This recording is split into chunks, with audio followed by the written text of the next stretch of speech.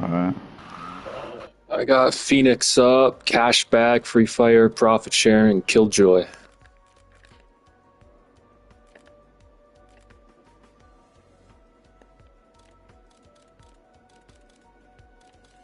I'll bring it double points too. I'll get rid of killjoy. Do it double points. Oh, I'm out of them. Never mind.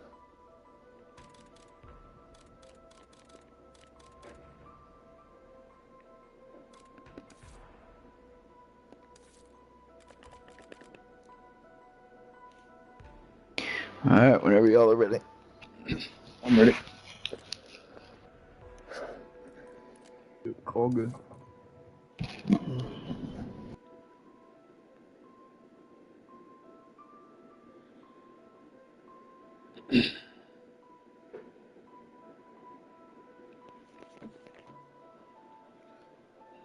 Let me plug this shit in through Ethernet real quick.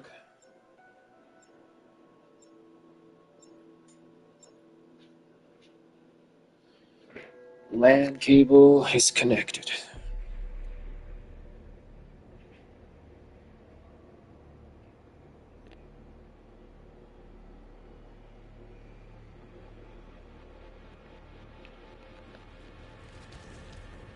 Sam, we have arrived. Let us put the Sentinel artifact to good use. Why is there only 3 of us? Oh, Jay Cook's up. Lost something. There he is. Shit always comes in late, bro. Yeah, mine does too. I was like, maybe it's me. That ancient artifact PS4 I get. Yeah. You gotta do what I do too. Hook it up through the LAN cable. Where exactly should we take the artifact? Oh yeah. Wireless, fucking stupid. Yeah, I got fiber optic internet too. My shit's fast. Yep, that's what I got. Nice.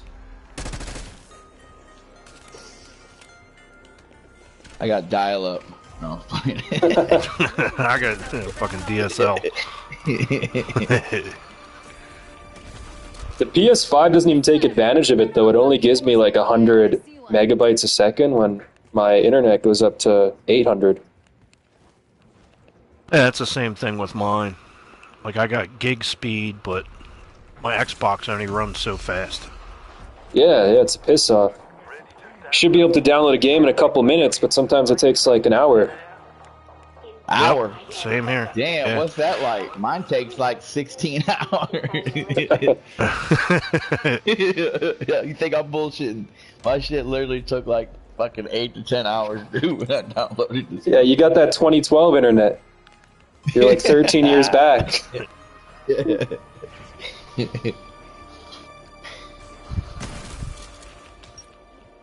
A lot of it has to do with, you know, how many people are downloaded it from that server, too. Yeah, I was that's all true. hyped up when I bought it. I was like, yeah, I'm gonna play this when I get home. Shit, it was like 2 days later. See, I'm like that with PC though. Had to download that. I torrent all my shit, so it's peer-to-peer. It's a lot slower. On PC, I don't pay for the games. I'll torrent that shit, and it takes days to download sometimes. But you get it for free. All right, let's see what happens. See if I get lucky here. Yo, can I kill the zombie? Yeah. Nice. So, All right. what'd you get? Mark II packed. No way. So we ain't gotta kill that stupid guy in the basement and fuck with the floppy disk. You No, popped I one of got- I those can- Wonder Bars, didn't you? Yeah, with the crate power, yeah. Oh, okay. Well, you know, in 7 days the new map comes out, so might want to start saving them. Yeah.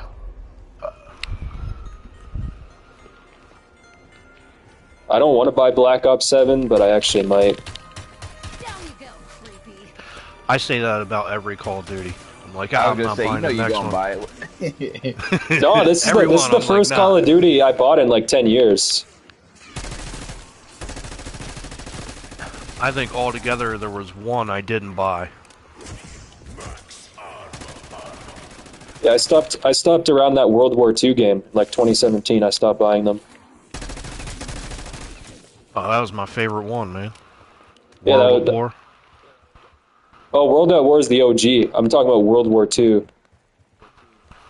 That one that came out in. Yeah, it starts with a V. That's the one I didn't buy either. Yeah, no, World at War was Vanguard. sweet.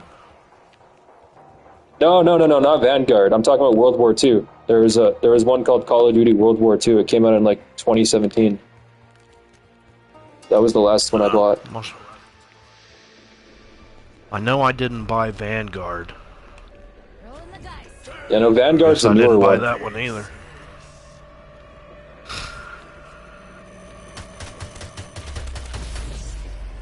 Alright, so, oh shit, I gotta get it out of the fucking thing. I know a fucking force multiplier when I see one. I'm gonna get the profit sharing and the double points and all that out of the gumball machine after this rounder. Well, I can hit the... I got a profit sharing on me. I could hit mine if you want to hit the temporal gift and double points. Oh shit, I dropped my starting weapon. Fuck. I forgot you got... Oh wait, no, I still got it. Never mind. Good. Okay. Anyone else got Free Fire on them? Gobbled up? No. Only a fool would pass this. Well, I was told that's the strategy. You gotta pop Free Fire and then use your launcher thing. Yep. I never tried that shit yet. Me and the one guy do it like every game. Makes the boss fight so much easier. Oh yeah. We yesterday we killed him. After like the second time he came down. He Sweet. hit him with the drill charge and then I hit him with the Wonder Waffle. He went up, came down, went up, and then died. See, every time I've done the Easter egg, I've done it with Jay Cook, and we die every time. Because we don't ever have any health. Not your bet. Yeah, that's true. Here, I'll try and take him. Got him. Alright.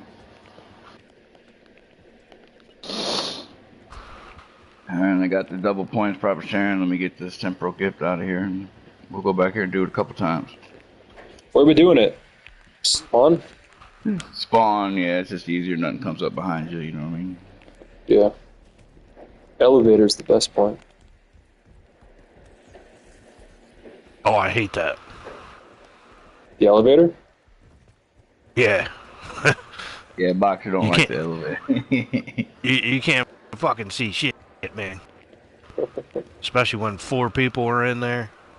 Alright, I'm ready to go whenever you guys are. We'll meet at spawn and we'll do this a couple times. You got one, I got one. Rack up some points real quick. You want to turn on the inducer? Yeah, we can. 4 of us, we know what we're doing. I think we can handle it. You want me to hit my profit sharing first? Yeah, we can. You want me to hit my temporal gift first, though? Go ahead. Yeah, I'll Well, hit that way my it works profit for me, sharing right? first. Alright, go ahead. Yeah, I'll hit mine first.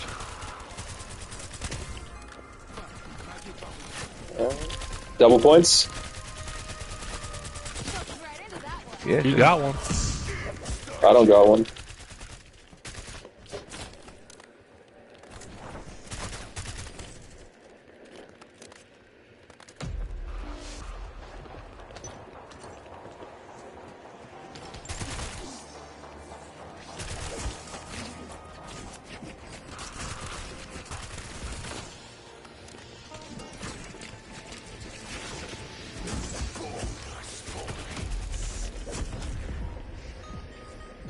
Oh, there's the double points.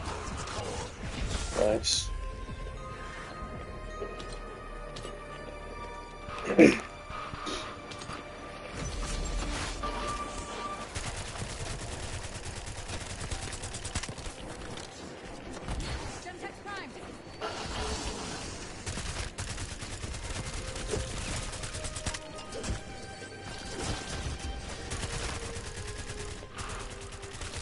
Don't hit that. No.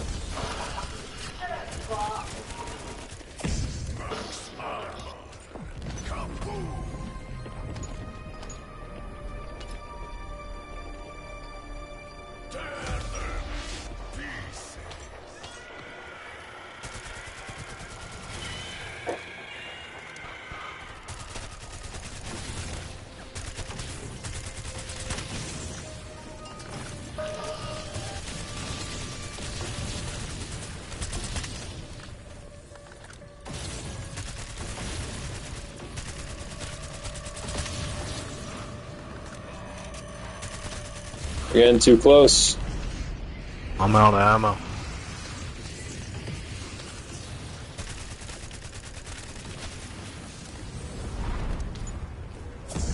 Alright, I'm fixing to hit mine. Alright.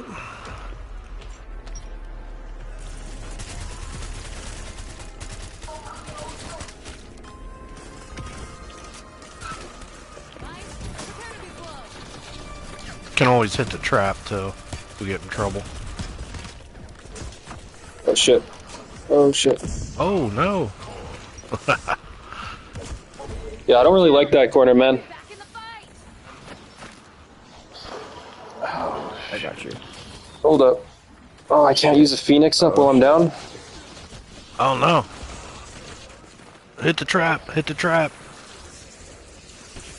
I thought you could use Phoenix up while you're down. Never mind. Nope. Too close for comfort. That was close. Yeah. Put some armor on here. Yeah, no, I don't really want to stay in that corner. Too risky. We gotta finish all this profit sharing now.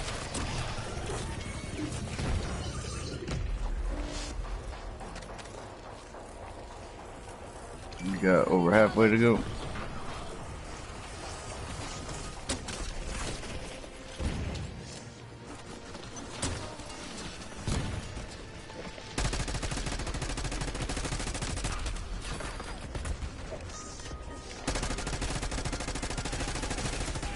Yo, Jay Cook, how doesn't your PS4 lag the fuck out? My PS5 is lagging right now. Yeah, mine's doing a little bit of it too. Not a lot, but a little bit.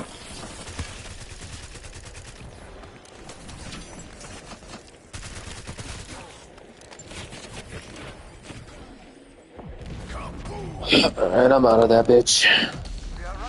Yeah, that's about it.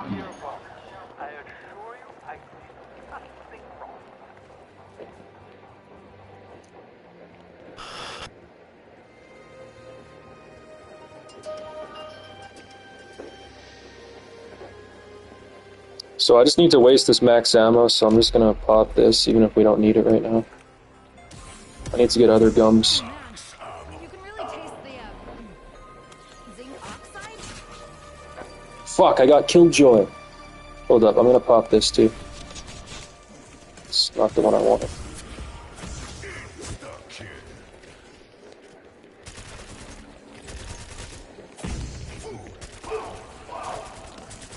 You say collateral damage, I say crowd control. Ugh, I heard that one.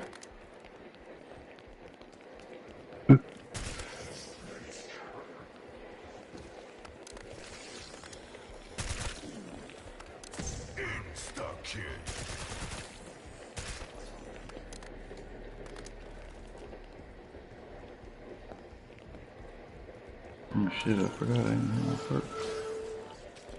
Alright, I got profit sharing too. And let's save it.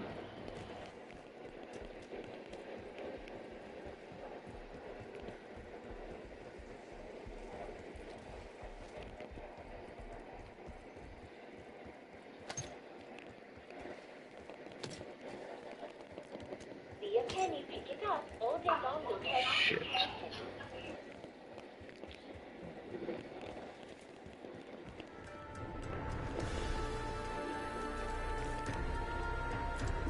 Damn. Anytime is the right time for a nog. My bad, I still haven't opened any doors. Do that soon. I am looking forward to meeting you, even though I am not too sure. Think I can guess the magic ingredient.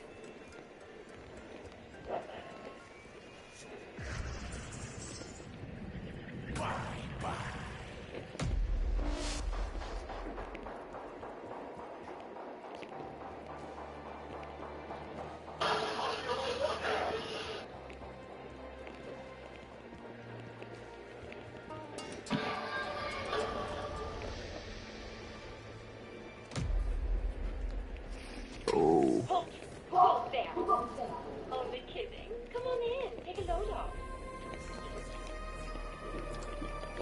Gotta be honest, with Flopper in the name, I didn't have high hopes.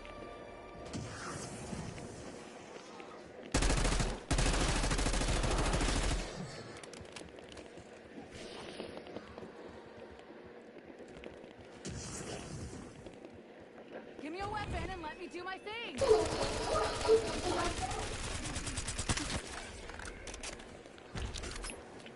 Hell yeah! I sure as shit know what to do with you. Fire sale. This thing could kill on safe. Yo, what the fuck, man?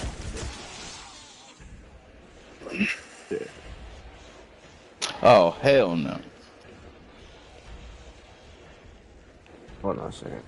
I'm doing trash this game. It's my second down. Manifesting. Ray gun. Oh, auto-shotting with incendiary ammo. I really hate leftovers.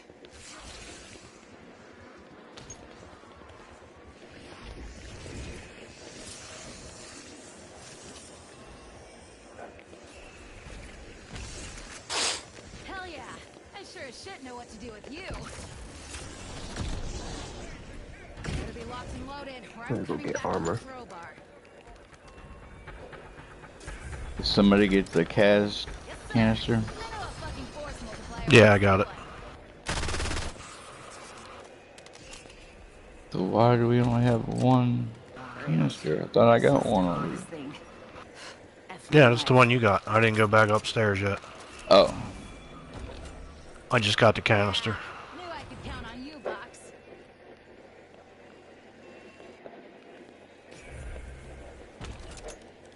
Where's the return hole? They go get Don't one waste. more axe. I don't waste all my points on this box. This thing could kill on safe. Oh, I forgot I gotta go microwave this little guy first.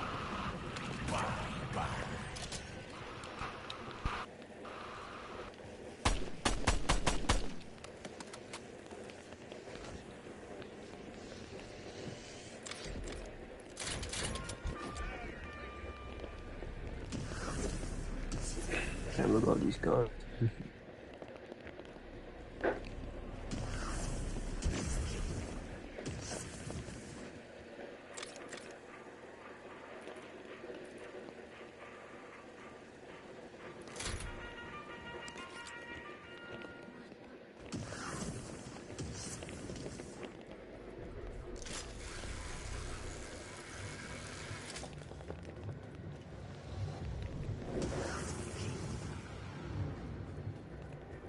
Goddamn Roomba, always knocking shit over.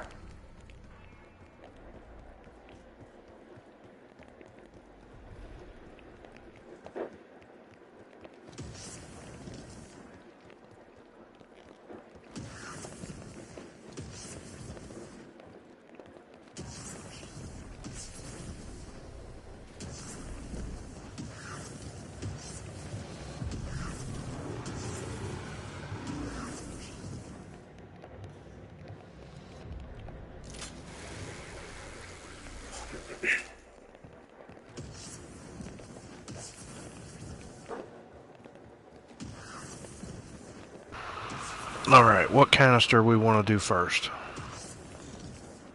Do we got them all? I'll go. No, I got two. We got two. Alright, I got the. I'm about to get the other one. Oh. I'll go start Toxic, I guess, since we're holding a zombie. That'll be easy. I'm downrange here. All right.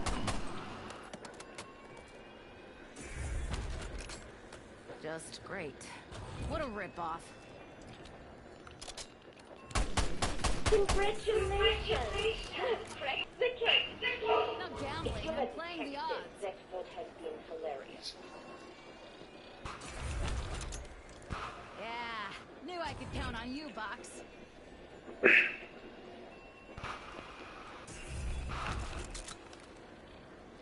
Weapon gachapon? Cool. I'm in.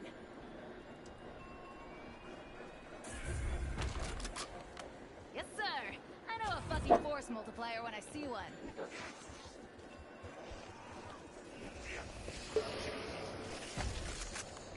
Hell yeah. I sure as shit know what to do with you.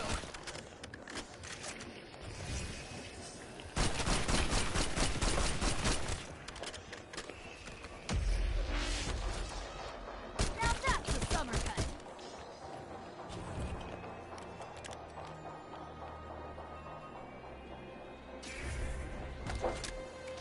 This thing could kill on safe.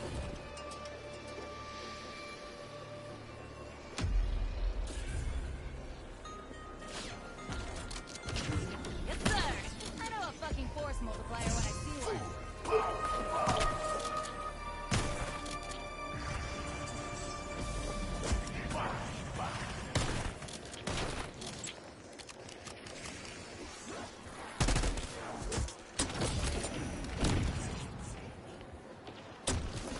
Hey, look out for that!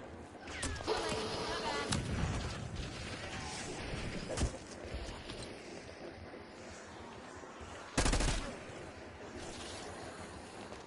I'd really like a fucking beer right now.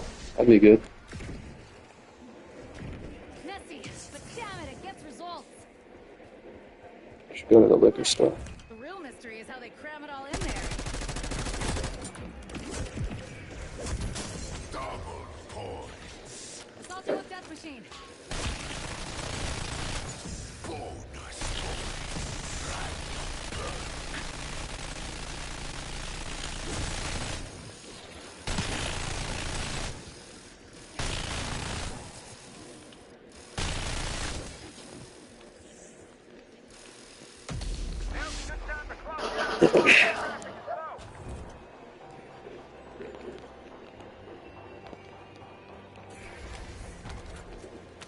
Yeah, this works.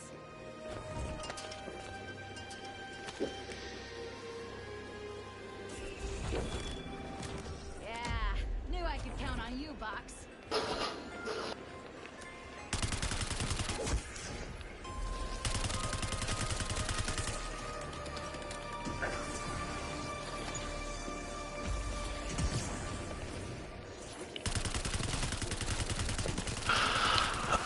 There's a disciple at the toxic canister, so I had to stop doing it. Is this box man down?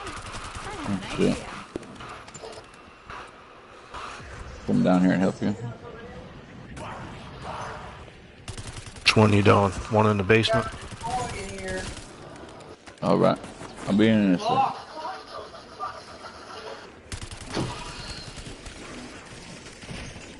What'd you say, Boxer?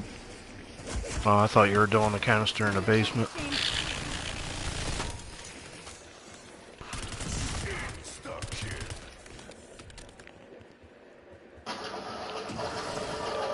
There you go. That thing's dead.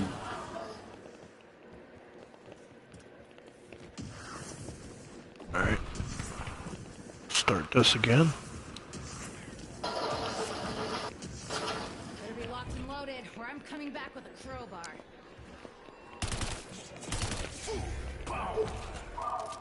Great. Guess I'm stuck with this thing. That's my life. This thing could kill on safe.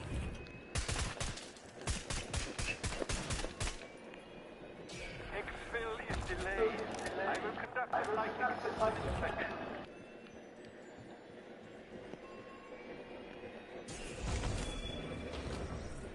Not gambling, I'm playing the odds. Finally. This isn't luck, this is destiny. Just look at this thing.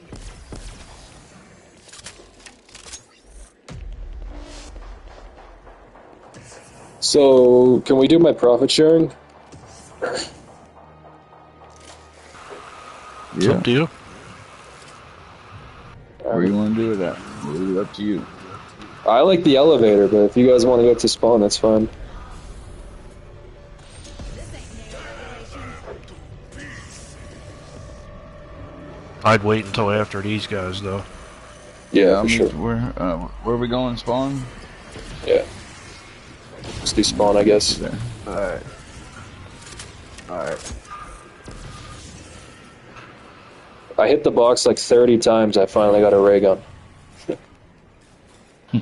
Not even the Mark II. Well, you know, we're gonna hopefully Say, reproduce I could have it. So. copied it for you, bro. Yeah. I always forget you can do that shit. I don't know how to do it.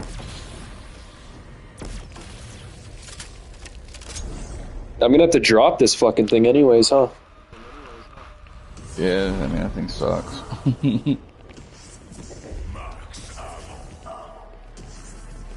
I just got to Yeah, I wouldn't even pack it. Already did. I was aiming for the Wonder Waffle, but... Alright, let me pop this.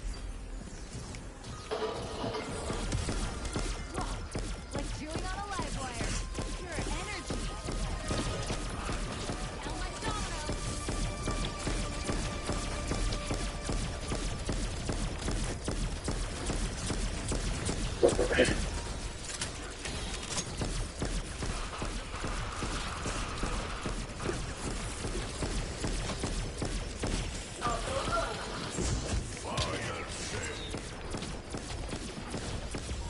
My shit is lagging.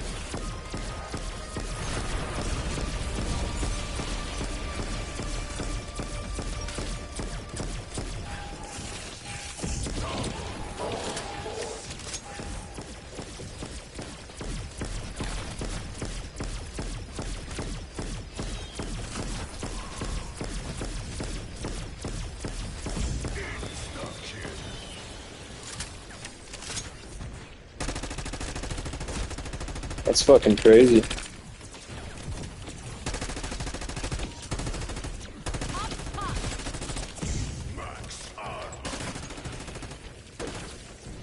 Alright, it's over.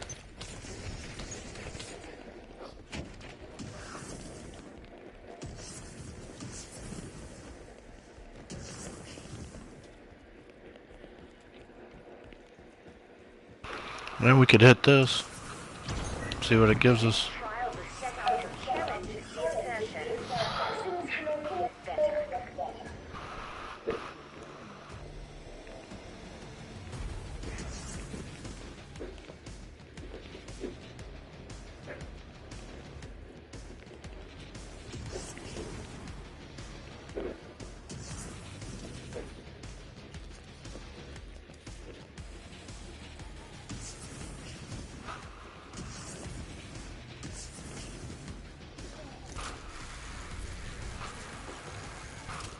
Oh no. Anybody got a full power?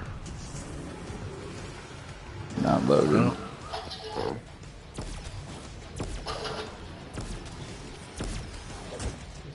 Oh, with the minefield? Hold up, let me crowd them up. I got a couple. Fuck, we need 100? Yeah. Prepare to be blown Mine only killed 9 and then disappeared.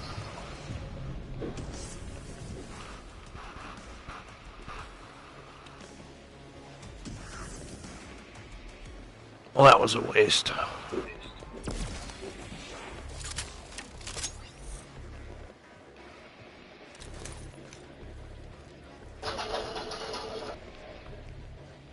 Come on. You're fucking kidding me.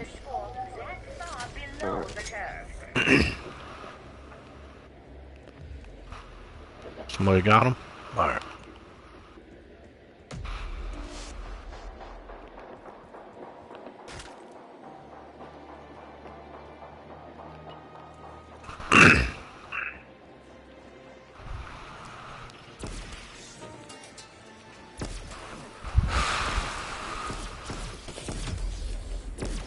I need somebody to do one of the paintings. I can't do shit. We gotta hold a zombie. I can't get shit done. There's a juggernaut in the armory if you want it.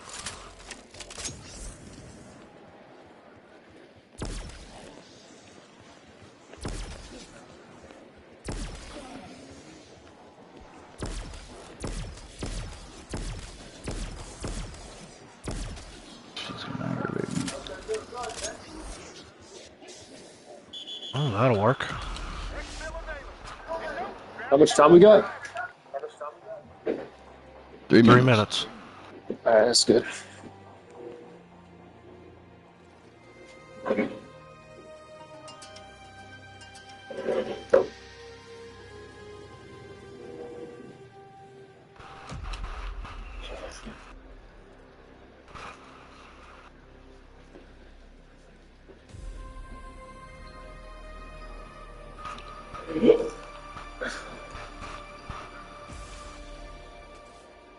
I'll go do abominations, I guess.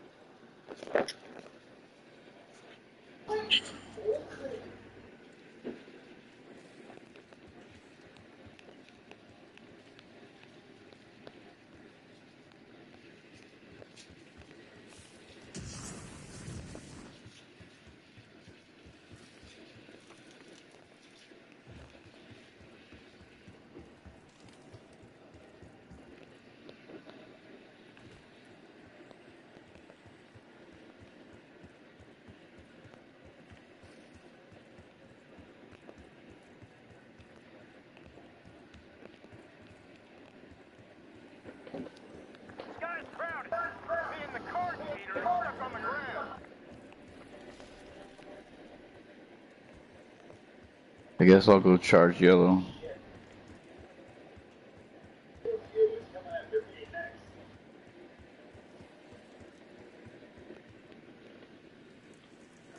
It's the worst one out of the way.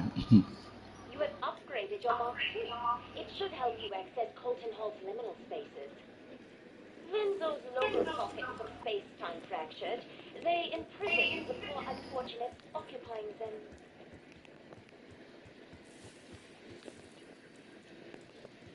Yeah, I guess I'm standing here. I'll help you with this real quick. Alright. It looks good.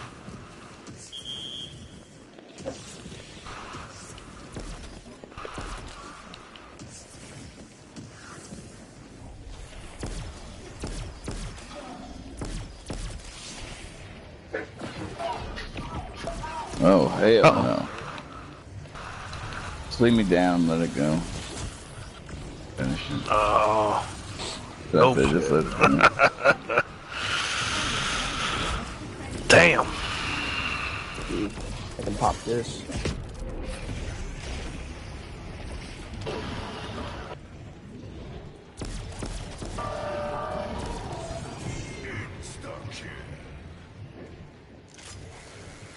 I don't got no fucking armor, that's what it is.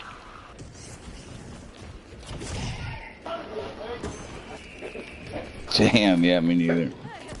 We're almost there. Let's let it go. There.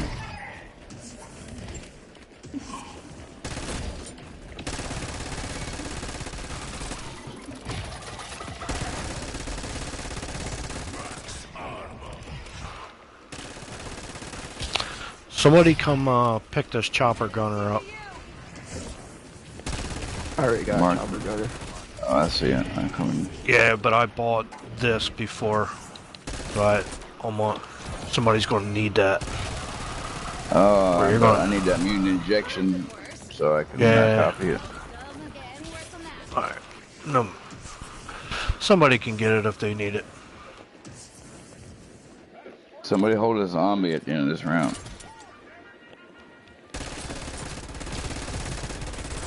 Brain scrambler.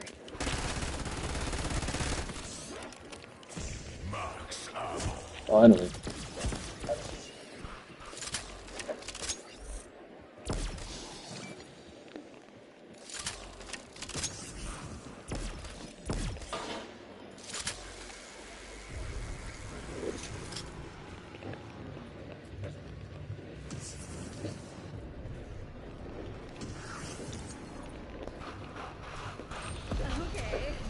Damn, it's already 21 and we ain't got none of the paintings done. This is crazy. I was waiting for one of them to get done so I can get the Wonder Waffle and do the fog. Let's hold a zombie and I'm doing it now.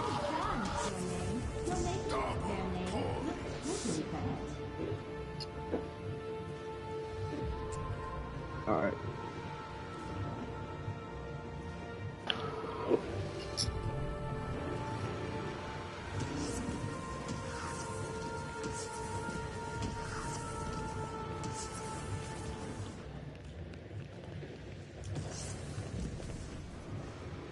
Alright. Yellow's done. Do we have all the... Now we need the items. Once we kill one of the dudes with the shield, I can get the Wonder Waffle. And then I'll do the fog. It's already half done. We can shoot the crystals and get some free shit.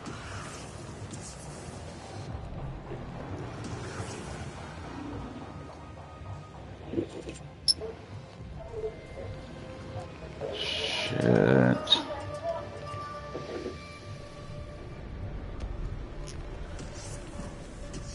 I got 2 items. Fuck, I ran out of fucking shroud.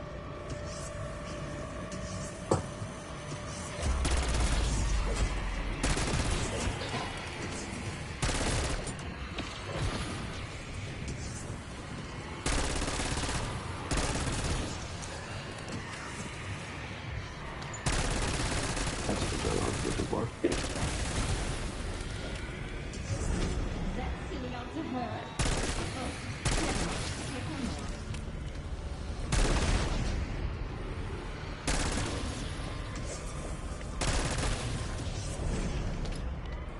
Anybody got a shroud? Can get the last item? I don't. I got shroud. Check the... I think the only place I didn't get to check was the fireplace.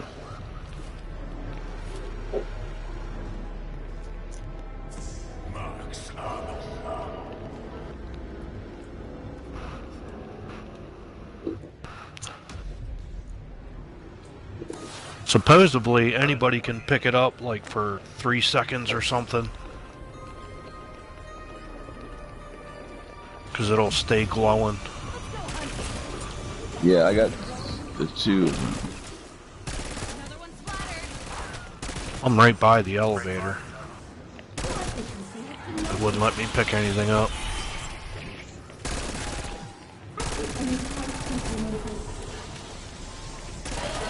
I gotta get out of here, I'm about to die.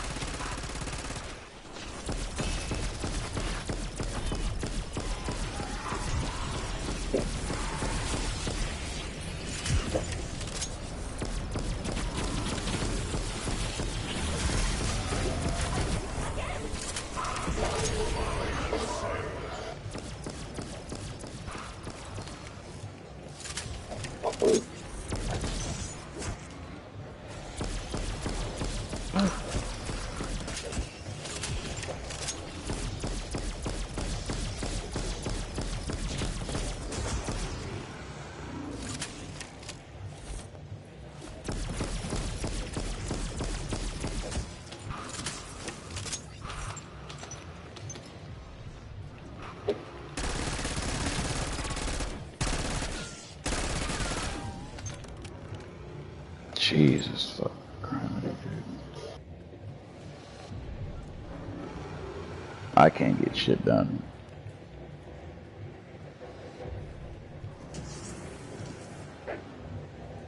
I got you.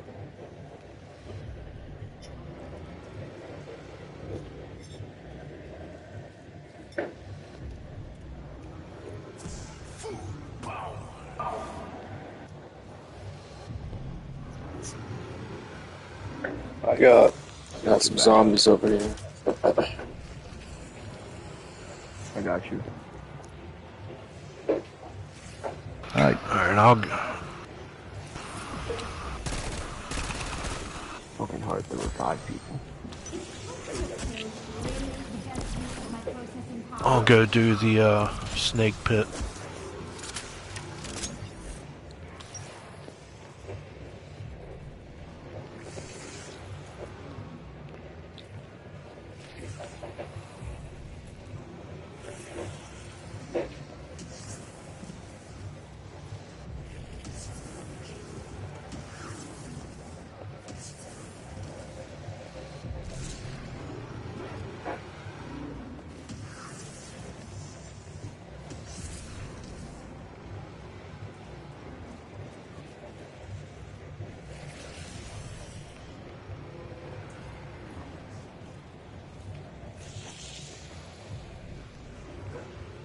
You can see why Samuel Colton hid his at inspection from his Pickens employees.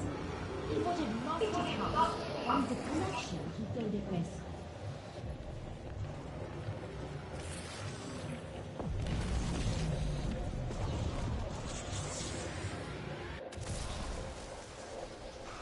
Sweet.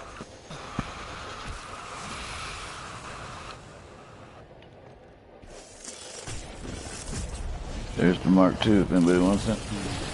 I want that shit. I'll take it. Oh, you can take it. I got the ray gun.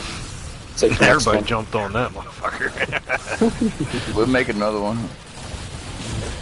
I'll take the next one. Fuck. Man down. Pick him up. Pick him up.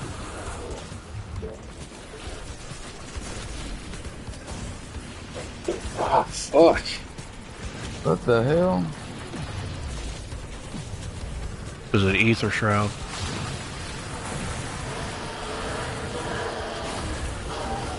Oh shit.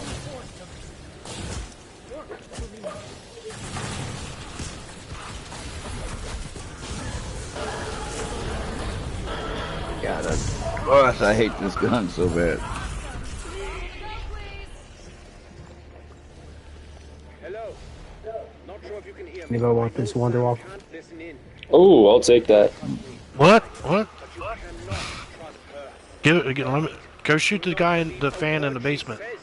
Who picked it up? Me. Come here. What do I gotta shoot?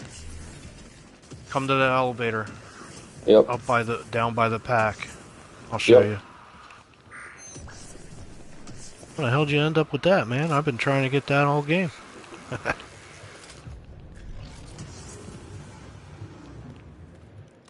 Shoot that fan.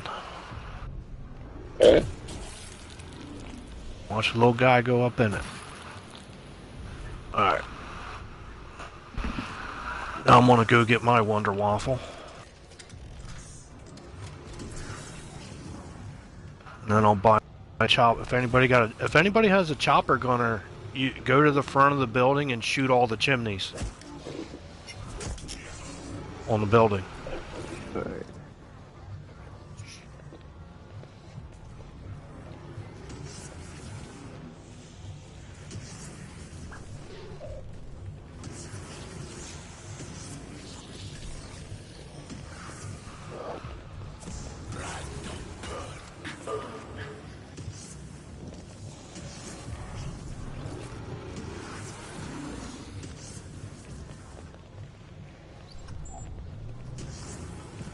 Alright. Don't start anything yet, because if he gets all the chimneys, it's gonna go all foggy, you know. Shoot the chimneys.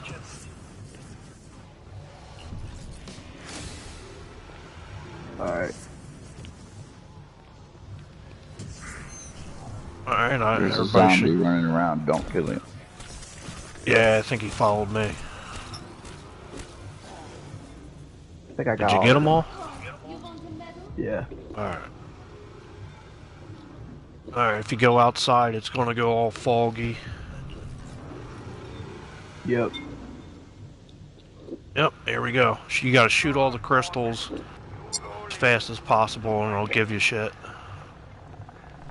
I should have stayed at my desk. We'll appear here in a second.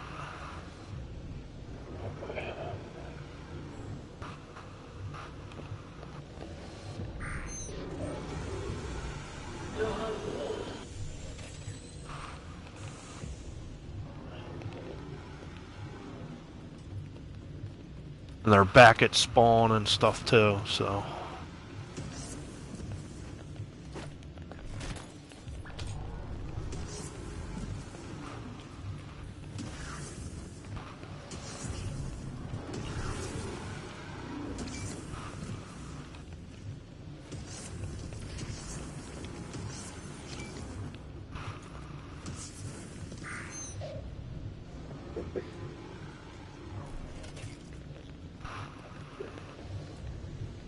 I ain't get shit. Yeah, I shot a couple and didn't get shit either. A stem shot. Triple pack that Wonder Waffle, or whatever crystal that is. And that's it. We are not in some folk parallel Is that all of them? just a regular sucky barn. And somebody got brain rot. Do the brain rot zombie. I do.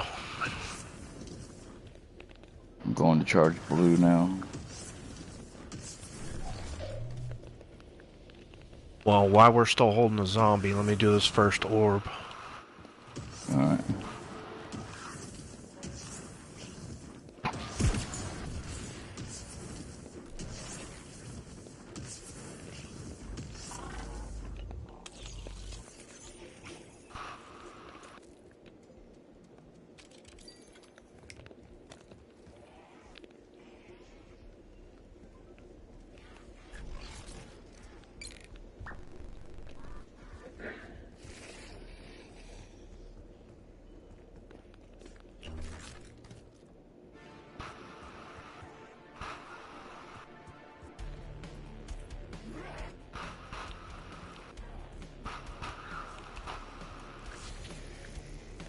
Oh, might as well do the second one.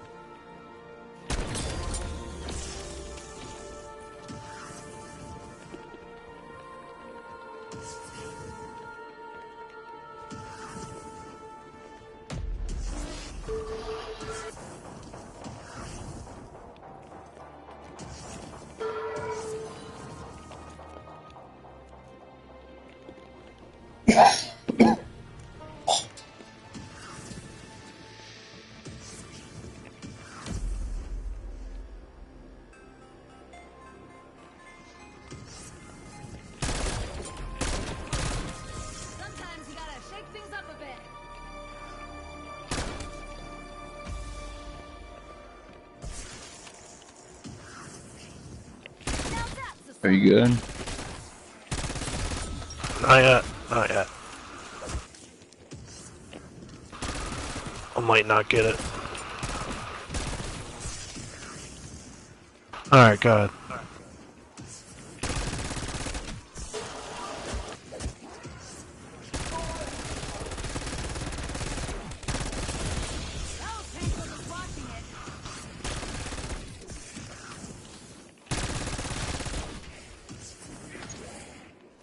Jan, what am I missing for blue?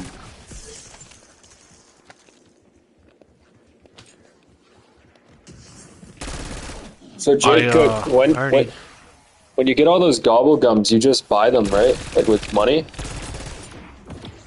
Yeah. Alright. How much do you spend on that shit? I don't know, $20, $25 a week or something. $20 maybe. Okay.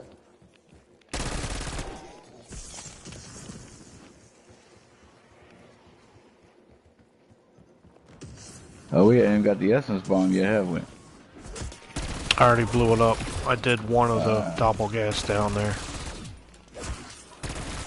Trying to brain rot one of these guys now. You say you did one of them down there, so it's not done? No, it's not done. Alright, I'm gonna go down there and do it.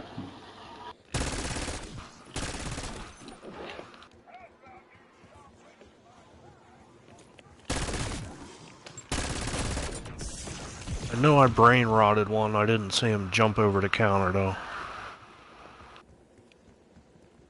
Oh, there we go. I got that.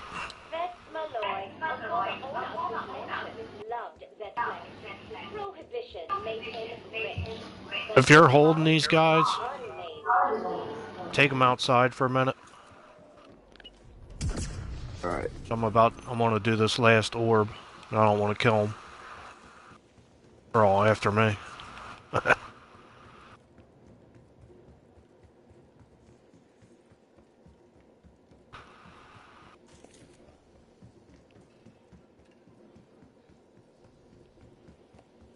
Alright, I'll start this.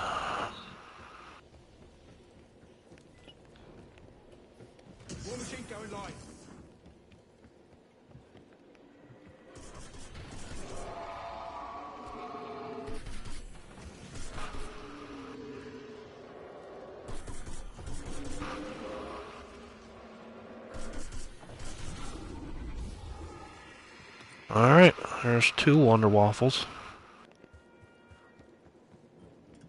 Cool.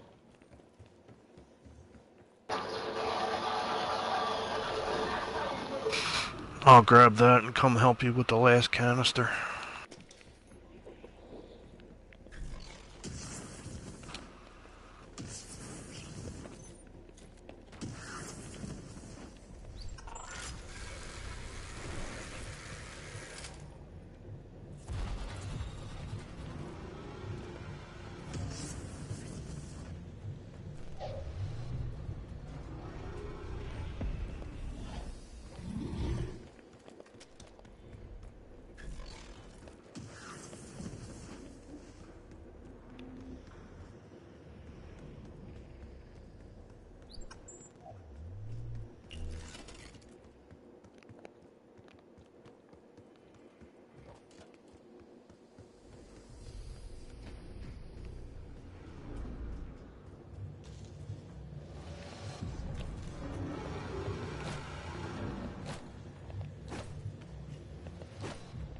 What the hell am I missing?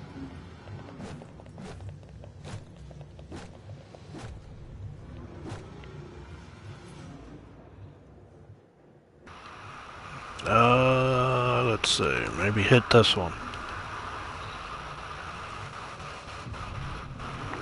That goes there.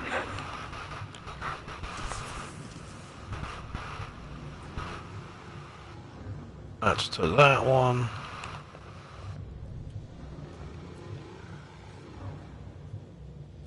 Gotta be this one. You gotta hit that one a couple times. What's that? Still no. What the fuck?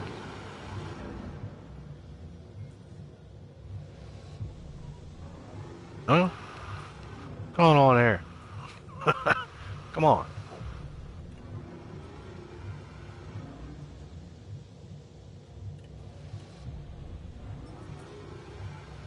We'll try this one. Let me go hit the one upstairs again. Well, the mirror's down. Yeah, put it up there and... I don't have it.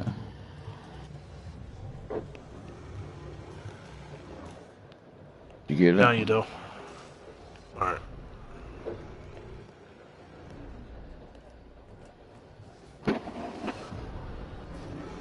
There it is. Alright.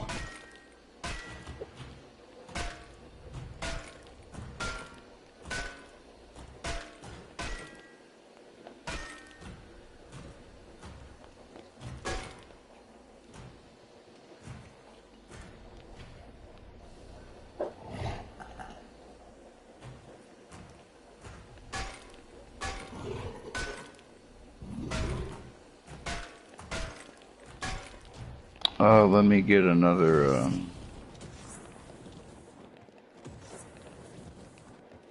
mutant injection.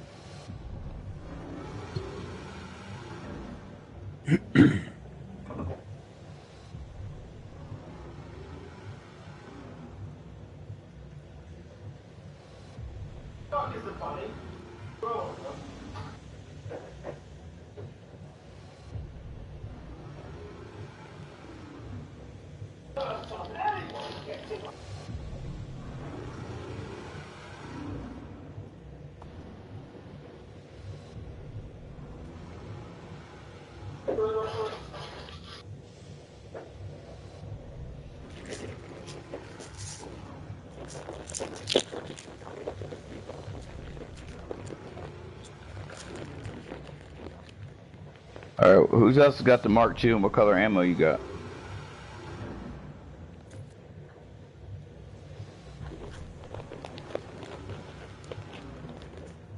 Yeah. Huh? You got it? What color ammo you got? Oh yeah, it's green. Okay. I'm charging purple, then I'm gonna jump in and do purple. Alright, I'm still holding this guy.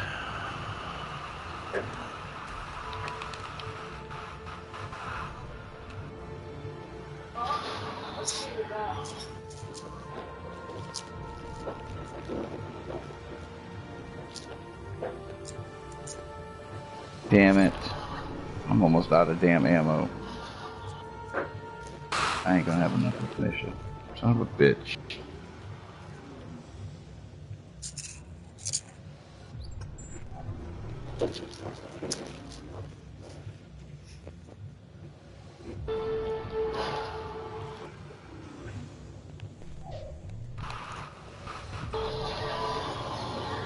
Alright, I got it.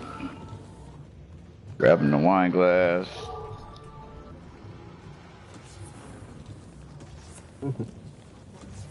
Alright, I'll go get the one at spawn. Oops. Come on, don't die. Fuck. My bad. He smacked me and died.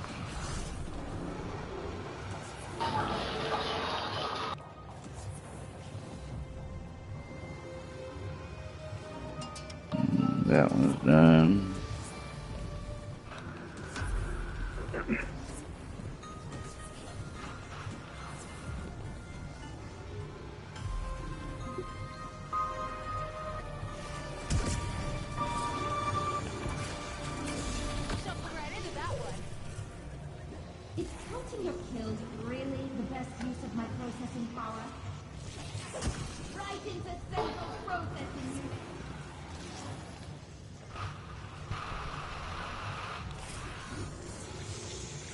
the hell? This one's done.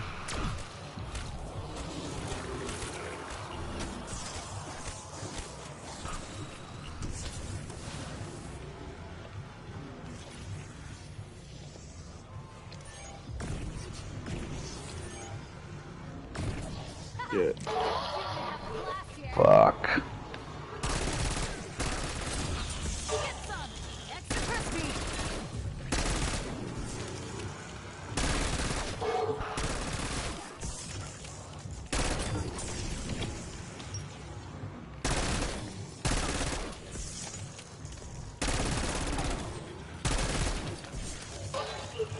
Oh shit. Oh no.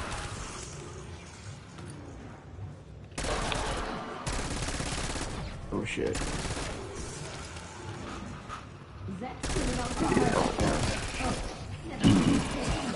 Hold on. Well, I got you. I got you. Okay. Alright, that one's done.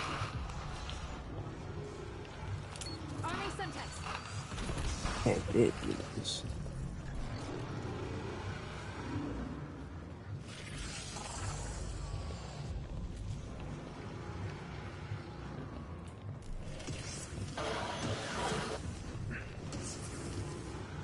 Good shit.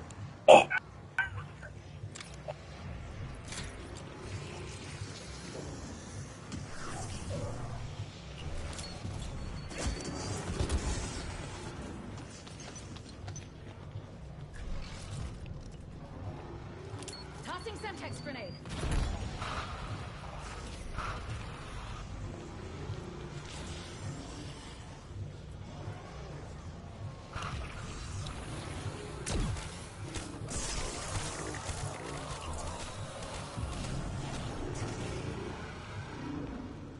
This is gonna be a pain in the ass because I ain't got no fucking perks, but you gonna try it anyway. You can always go a couple rounds. What the hell am I missing? What the fuck?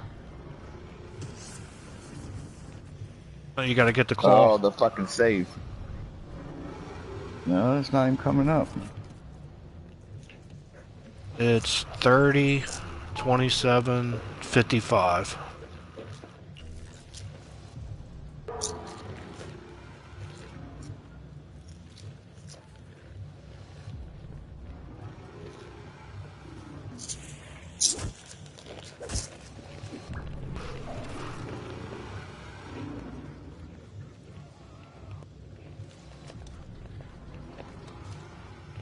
Shock out. 37.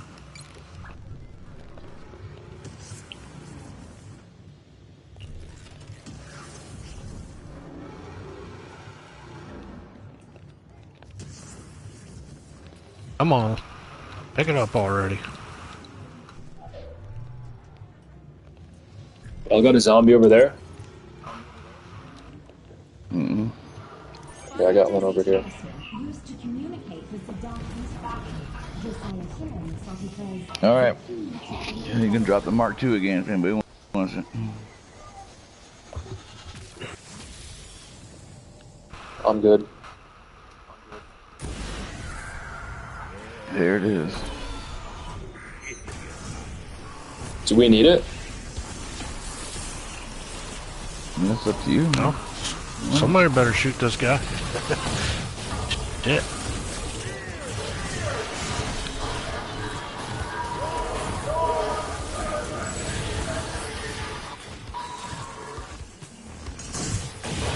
Fuck it. I'll take it, I guess. Then I gotta get rid of my starter weapon. I don't know.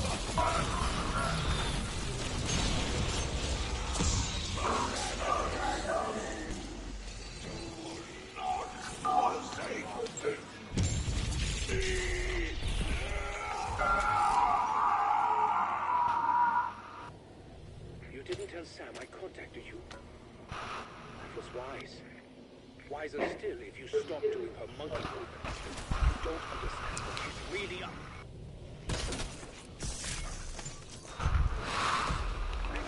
Alright, let me know when I can switch it to blue.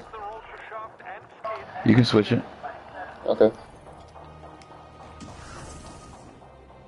Because, I mean, I don't think anybody else wants to Mark II, right? I don't. Gotcha. Yeah, so you can switch it. Sounds good.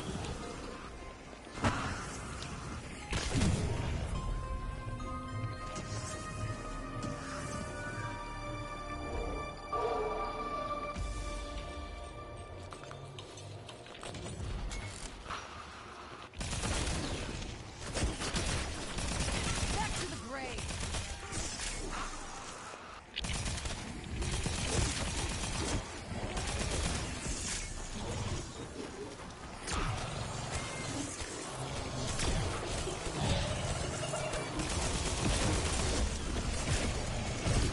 Look out for that. Too late. My bad.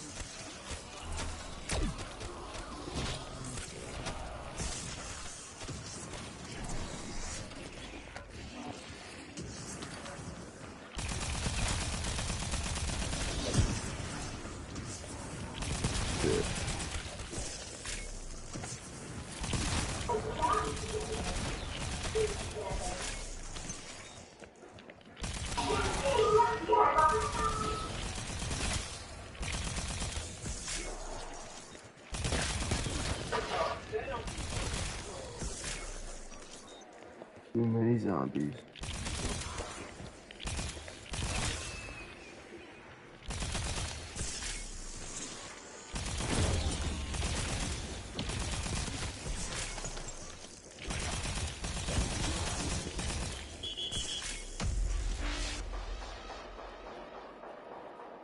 This is Charles. We are assessing a possible... Sorry, I needed a breather. Please, stand by. Did I sound like a pilot?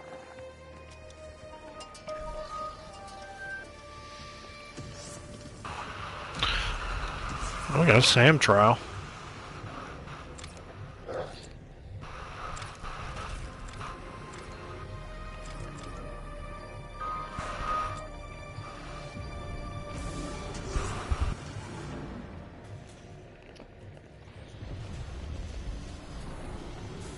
Oh, nice. I've been doing this the hard way.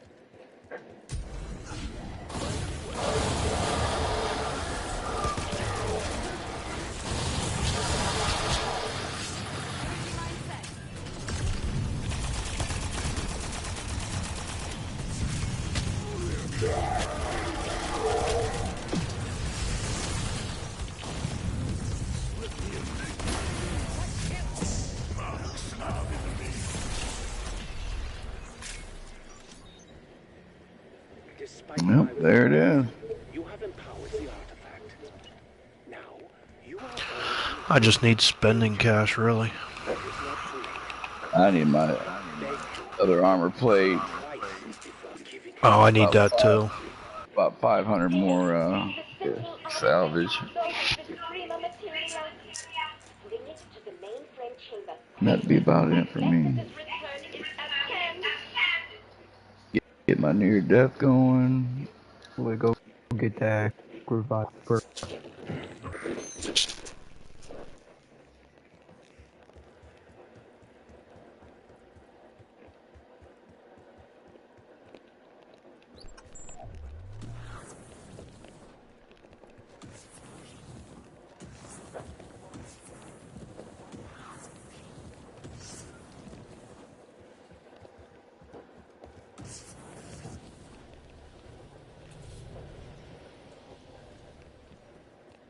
There it is.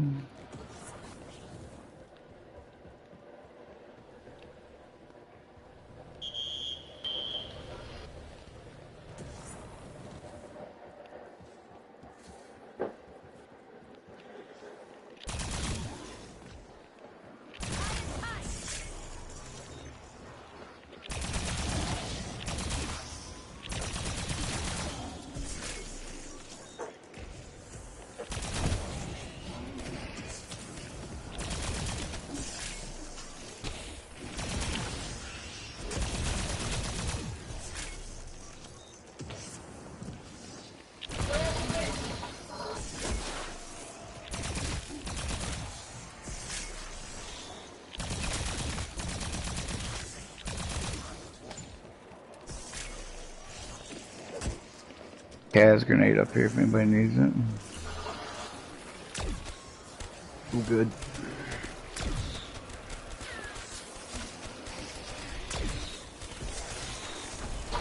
So done with target discrimination.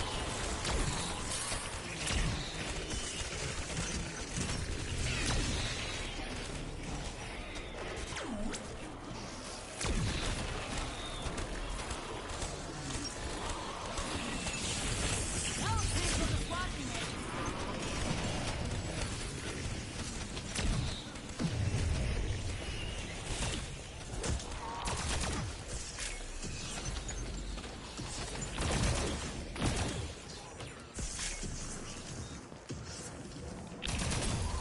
Sometimes we need a little help from our undead friends.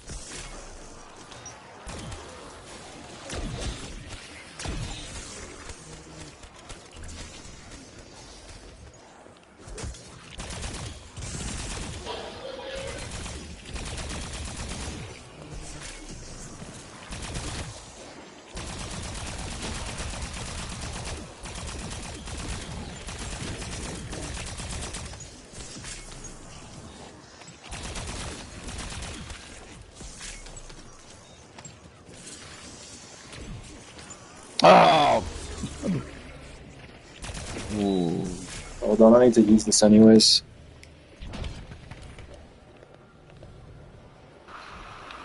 Sweet, at least I kept my perk.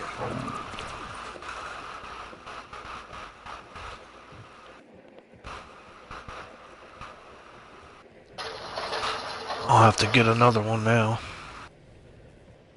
Oh, you used the Phoenix up? Yeah.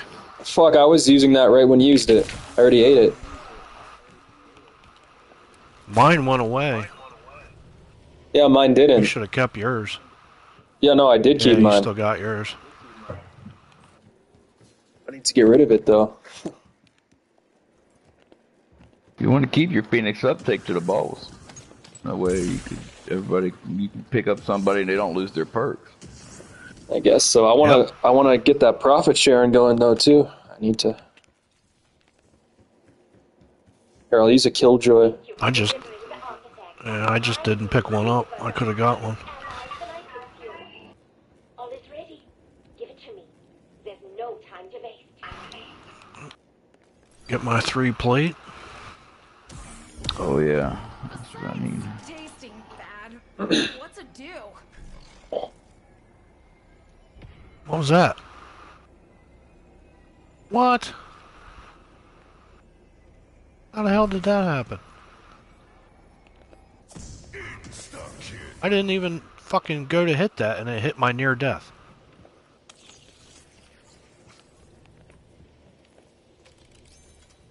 I got cash back. What's going on here? Idolize somebody. Yeah. Am I lagging out or something? It's hitting all my gobble gums. Dang. I'm not even That's pressing hazy. anything and I didn't press the damn button and it did 2 gobble gums. What the fuck?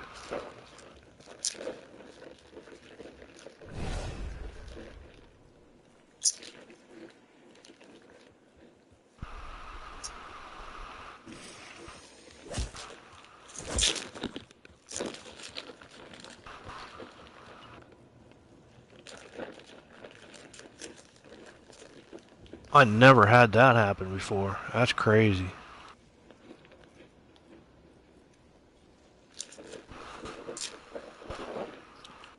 There, I got a profit sharing for you. Sweet, thanks.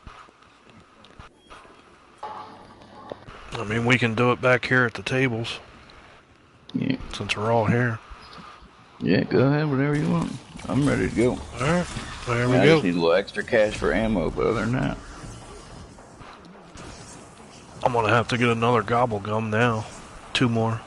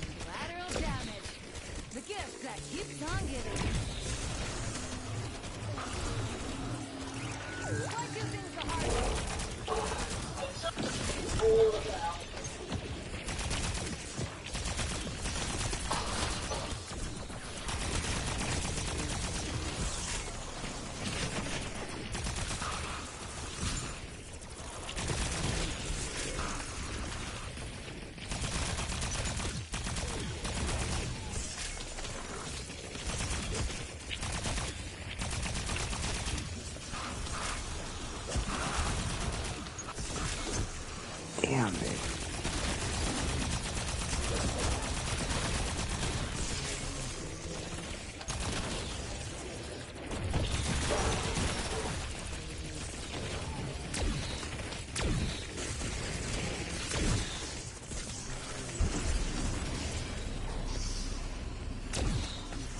Popping the max ammo. Oh, just bought it. I just bought it. Oh, Son of a bitch. I just bought it too, bro.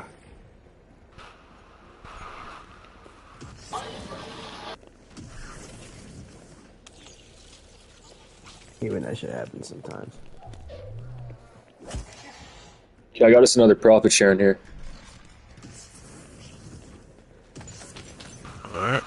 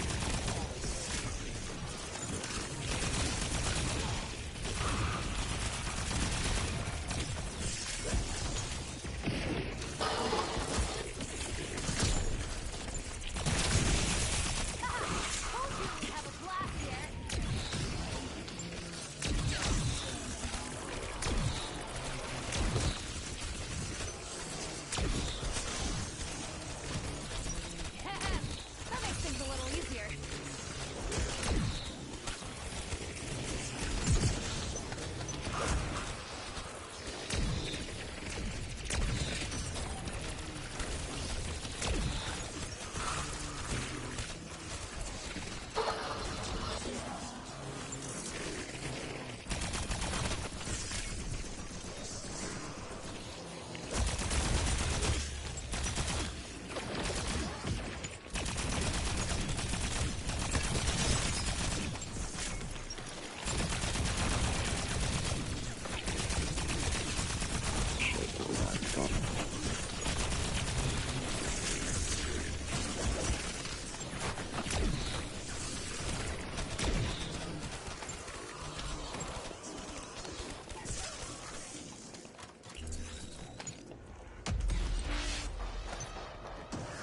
It works for me.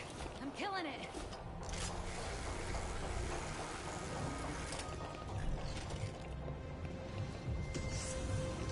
How much you got left of that profit sharing? Oh, it's over now. Alright.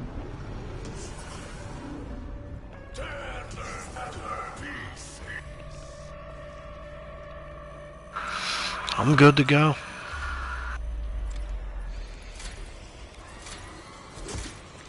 I don't even want to know about the law. Alright, Bailey, you ready to go? Yep. Just might as well get the max ammo and then Down you go. head in. I need to get a chopper gun or two, though, actually. The death machine's better.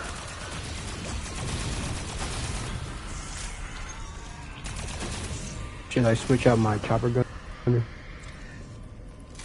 It's up to you, really, but death machine does more damage.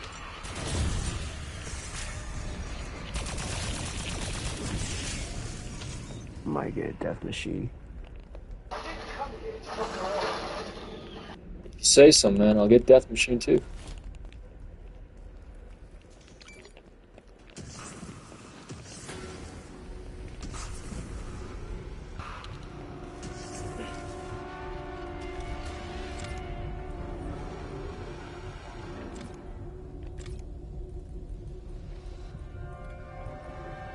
Alright, let me know. I'll kill this guy when everybody's ready. Oh, is my Yeah, Death I'm headed Machine down locked? now. It might not be a high enough rank yet. I'm like 137 or something. Do you got enough scrap? Yeah. Got like 6,000. It's only 1,700. I have no idea. Let me see if Alright, I'll get Chopper Gunner I'll then. grab it for you. I Okay, could I probably can grab buy. it. I'll Yeah, grab it I for could you, buy it. and then here you go. Oh, thank you. I got a chopper gunner. I could drop it right here and then just buy another. Why the fuck is it locked for me, though? Doesn't make any sense. I'm telling, brother. Seems like there's always one kind of glitch or another with this game every time I fucking play it. Yeah. Well, you seen what happened with me. It just did 2 gobblegums for no reason. Alright, hold on.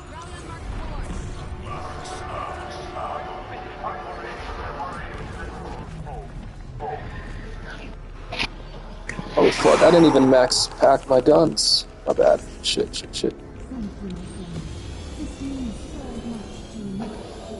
Alright. The Wonder Waffle will stay on 1. That you will not see the conclusion of our mission. I regret I could not tell you the whole truth. Please understand, humans is not been kind to me. But I wish you not well. So I am sending you somewhere safe, where you cannot interfere with what comes next.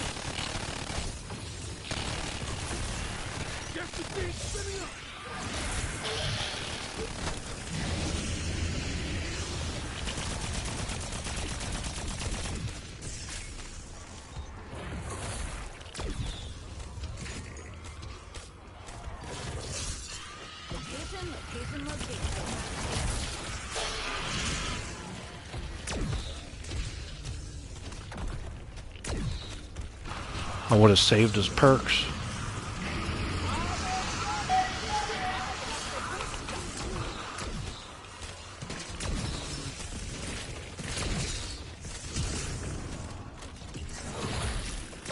Run!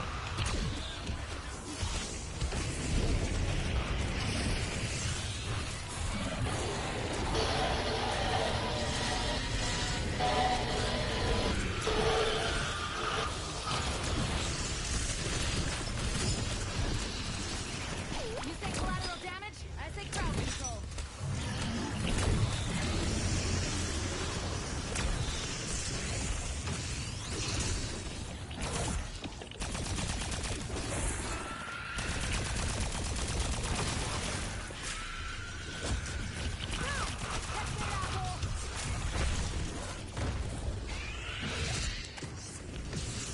Damn, that was close. I don't know why they made him so fast. It's a fucking zombie T-Rex. It should be slow.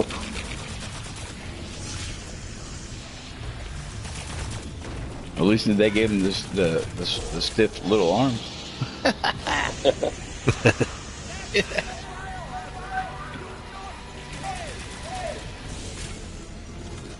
I'm gonna hit my chopper gunner when he comes back down first.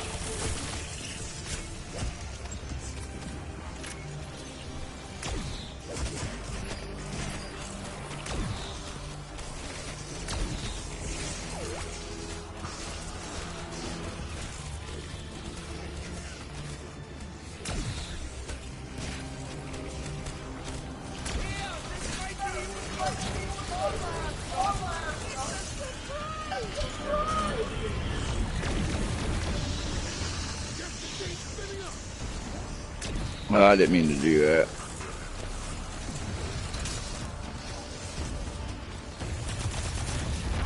Prepare to be blown.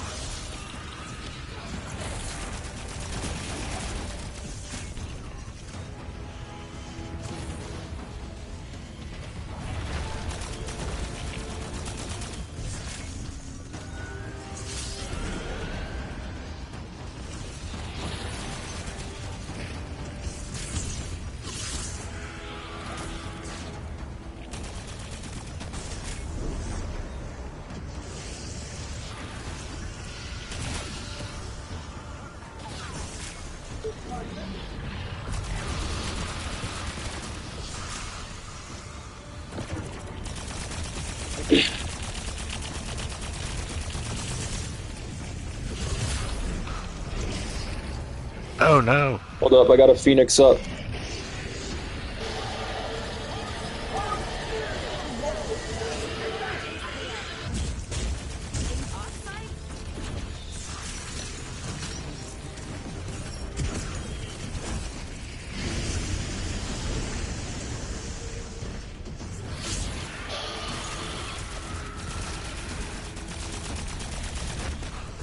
Nobody ran drill charges.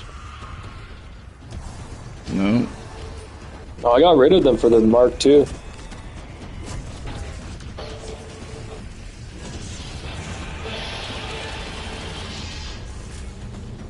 There, I got free fire though, this might help a bit. Oh, I can't even pop it. Motherfucker. Yeah, you can't do free fire with a wonder weapon. You do free fire with a drill charge. That's why just your secondary weapon should be a drill charge. Your first one should be Mark II. It was just too tempting. Unless you're running the Wonder Waffle. So this is why they need to add that 3 guns perk back. I'm sick of this 2-gun shit.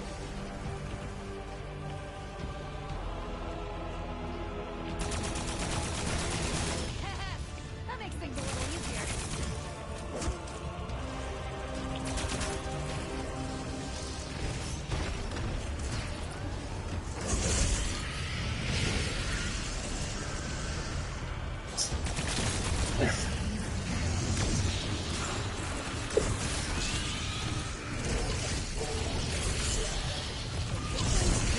Oh, God.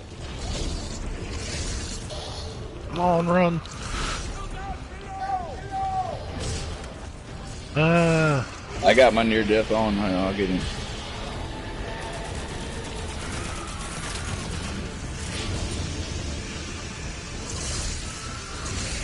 If I can get to him.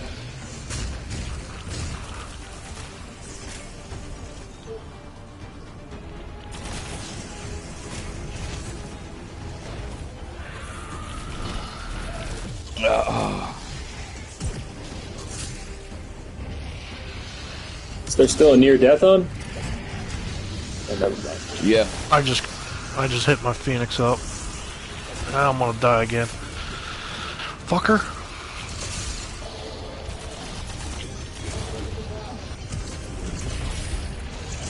Oh shit. If he can't get me, I gotta self-revive. Lose my shit. Hang on. Yo, thank you.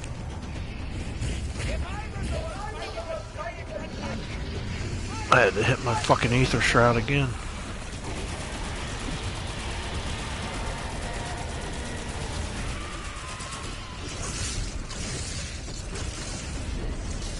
Anybody's got some... 3 y'all got death machines left, right? I already used mine. Well, I got you. Dang, I'm out of... my shit's empty as far as... Yeah, me too. No.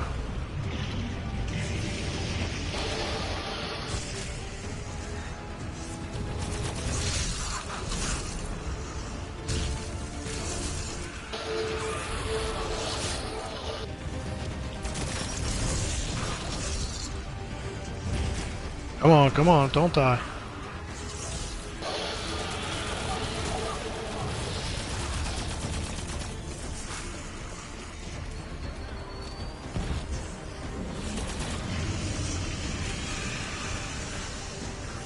So I hate the most when he jumps on you, it's like you get trapped under him.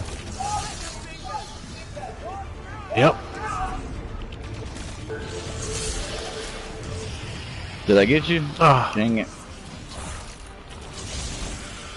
I got a self-revive. No, I'm gonna try. Here. Oh fuck, what was that? Thank you. That was me.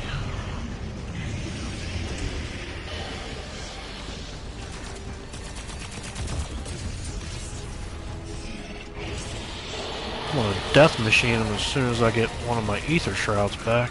Oh, there we go. Come on.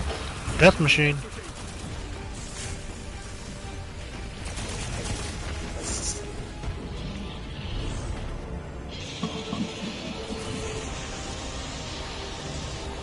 Alright, I got one chasm.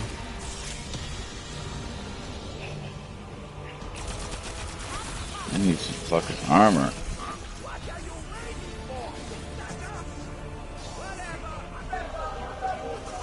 Usually it's always armor, not ammo, and that's all they're giving me now is ammo.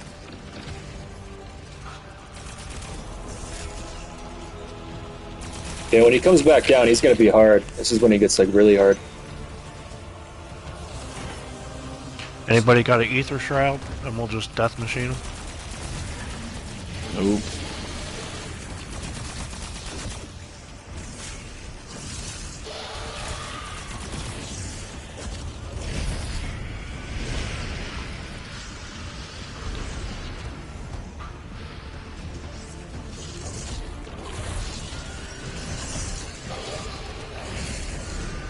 God. Come on.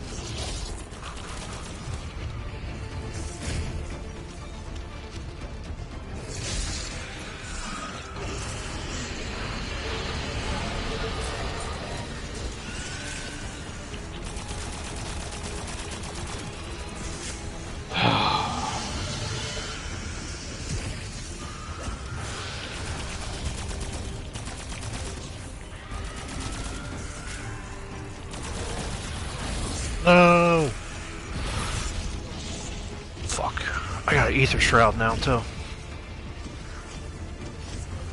Let me go around.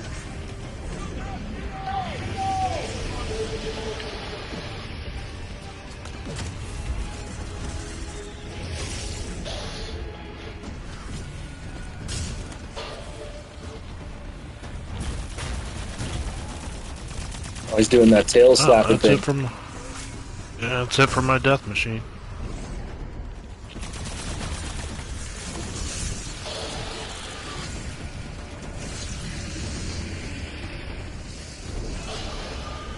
God dang, we almost got him, yo.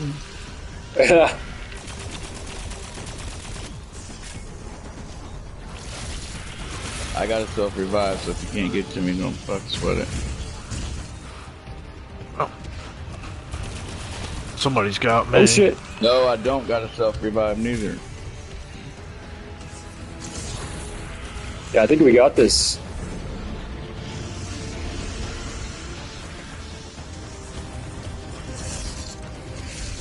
This is my first time beating this motherfucker if we get him. trying to get to you guys here. Shit. Yeah. I got him. I'm about to go down. Self-revive. Fuck this shit. I still got mine, so we're almost there. Oh no. Ah, come on. Give me some armor plates already. Oh shit. No, I'm gonna go down, man. I'm gonna go down. Keep shooting this motherfucker. He's almost there.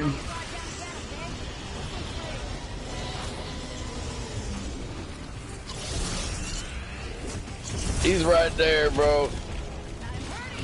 I keep shooting them. Shoot. That's it. I still had my self-revive, so... What the fuck? He's difficult. That was a close one. Yeah, dude. That was a hard one compared to a lot of them that we beat. Yep. I'm stuck back here now. I'm stuck.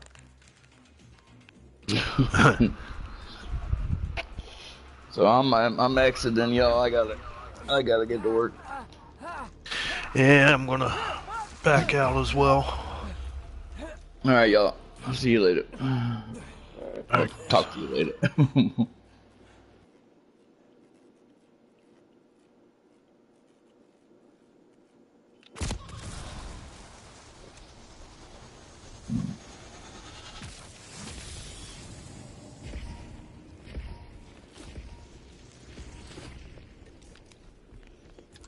Shit, I'm gonna keep going for the XP. Never get the foam right.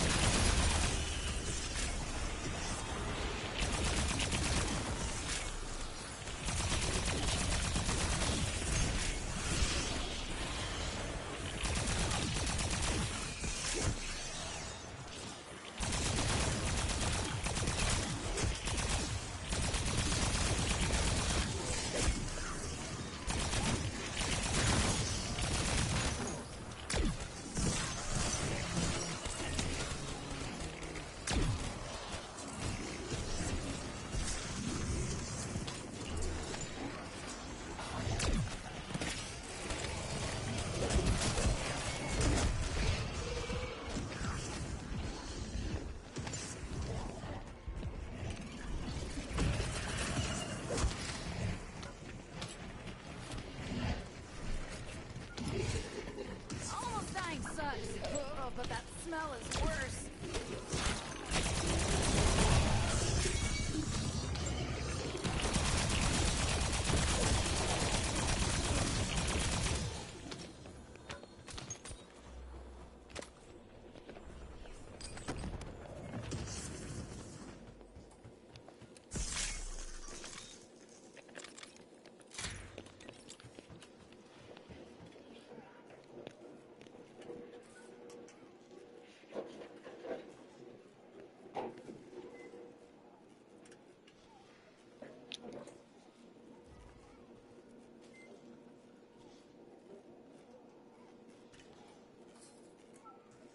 All right, bro. What's up? I'm about to head out. Alright, take care. I'm just farming for XP. You too, bro. Yeah, for sure, man. Have a good one. Alright, talk later, bye.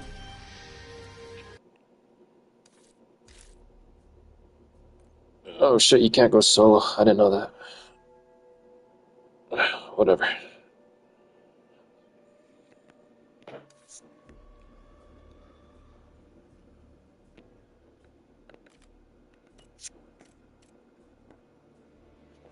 What the fuck is this?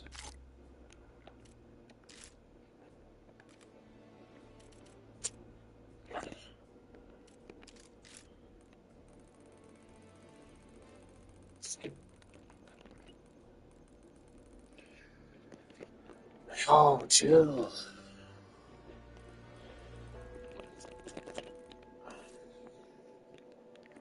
Oh, I got a couple levels from that.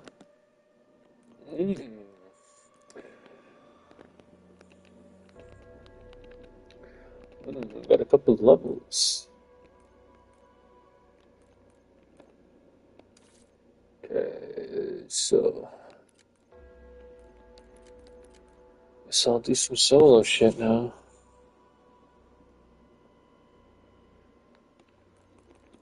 That sucks, bro. I had fucking everything set up there, but it doesn't let you play solo after that. It's fucked up.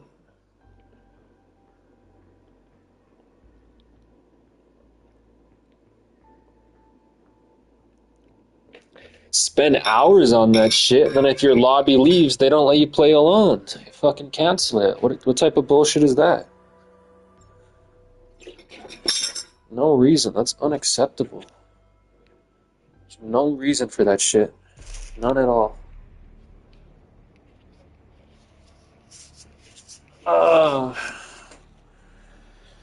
Probably should have chose a different map. I'm kind of sick of this map now. Oh well.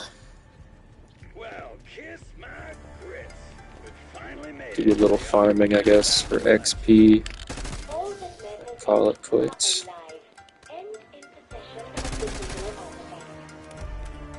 We're live for almost 2 hours.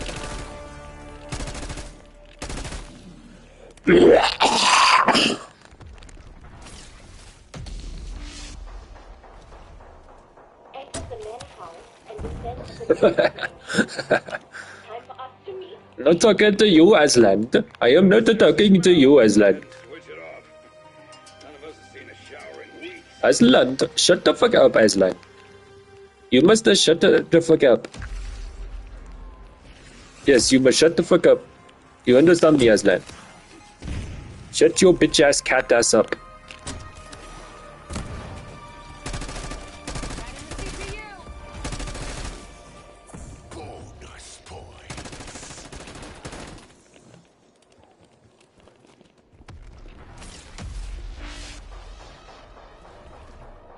Sen, is everything in place to deploy the Sentinel artifact?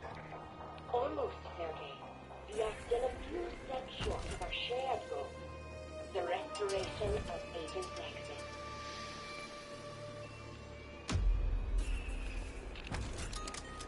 Yeah, knew I could count on you, boss.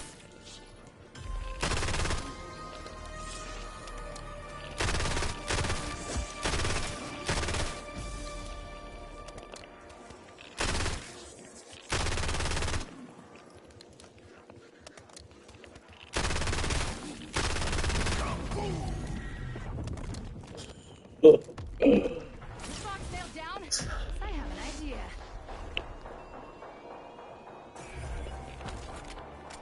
Hell yeah! I sure as shit know what to do with you.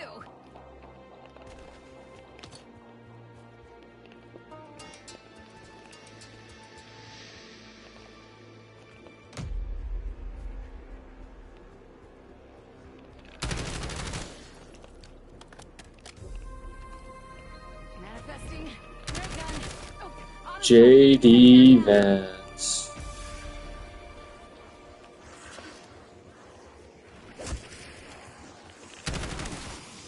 Stemtex primed. Holy shit, it still hit me. I got pretty far away from that fucker too, it still hit me.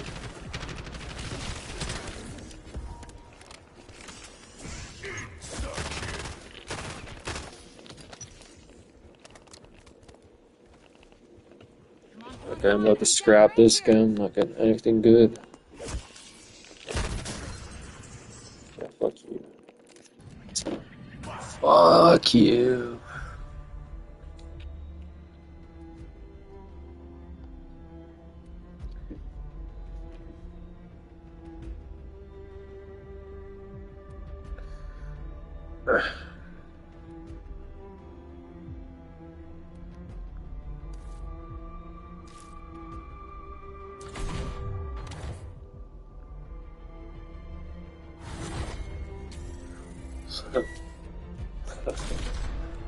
Oh, so long to get XP these days.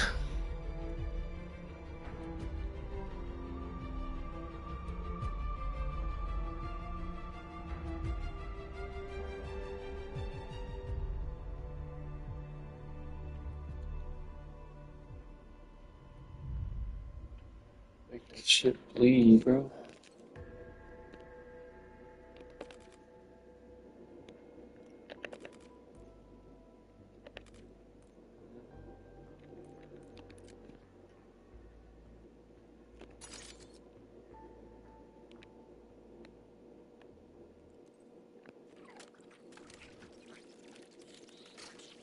Oh, the resolution on that looks terrible.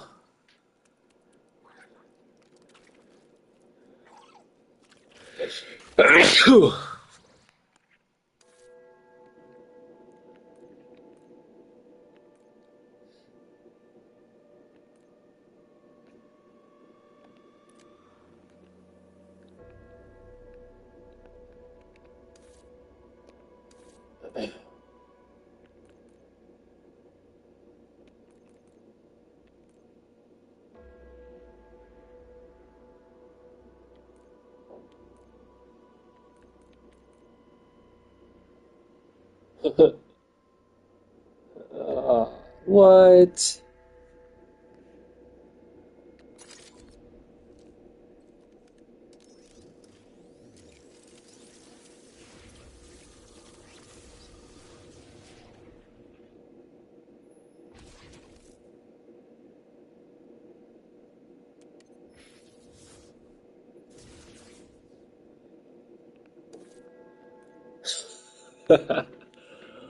What?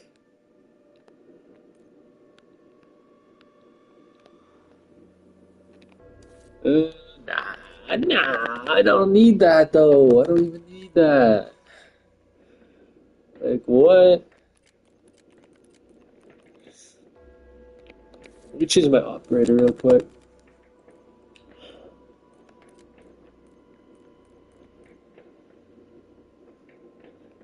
Undead? Oh, he's undead? Point me at the fight, compadre.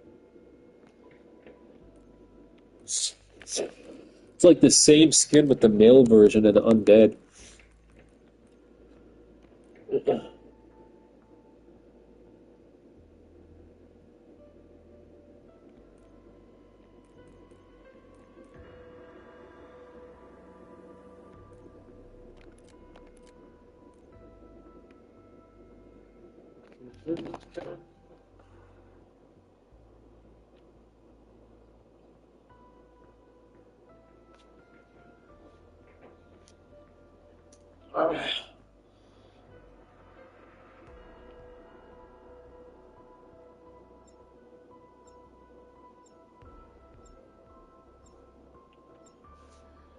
to share some more with you about what's going on with Korea and the U.S. trade deal.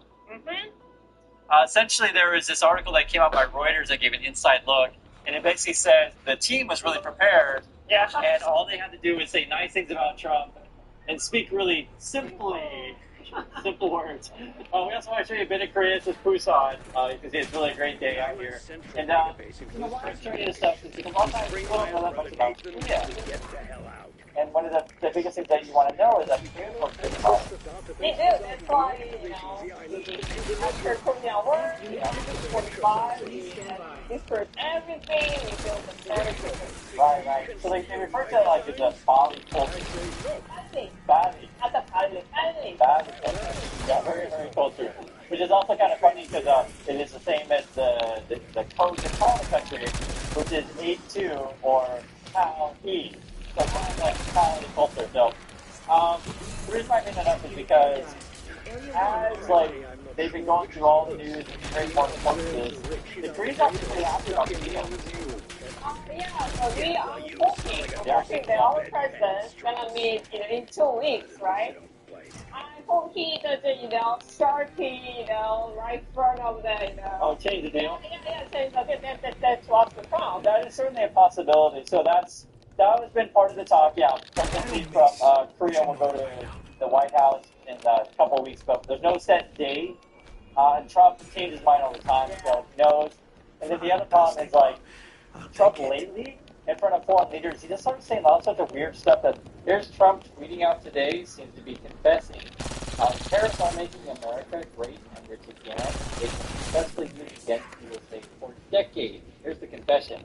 Coupled with really dumb, pathetic, and crooked politicians, we're having a devastating impact on the future and even the survival of our country. He's always confessing right stuff. He's really talking about himself.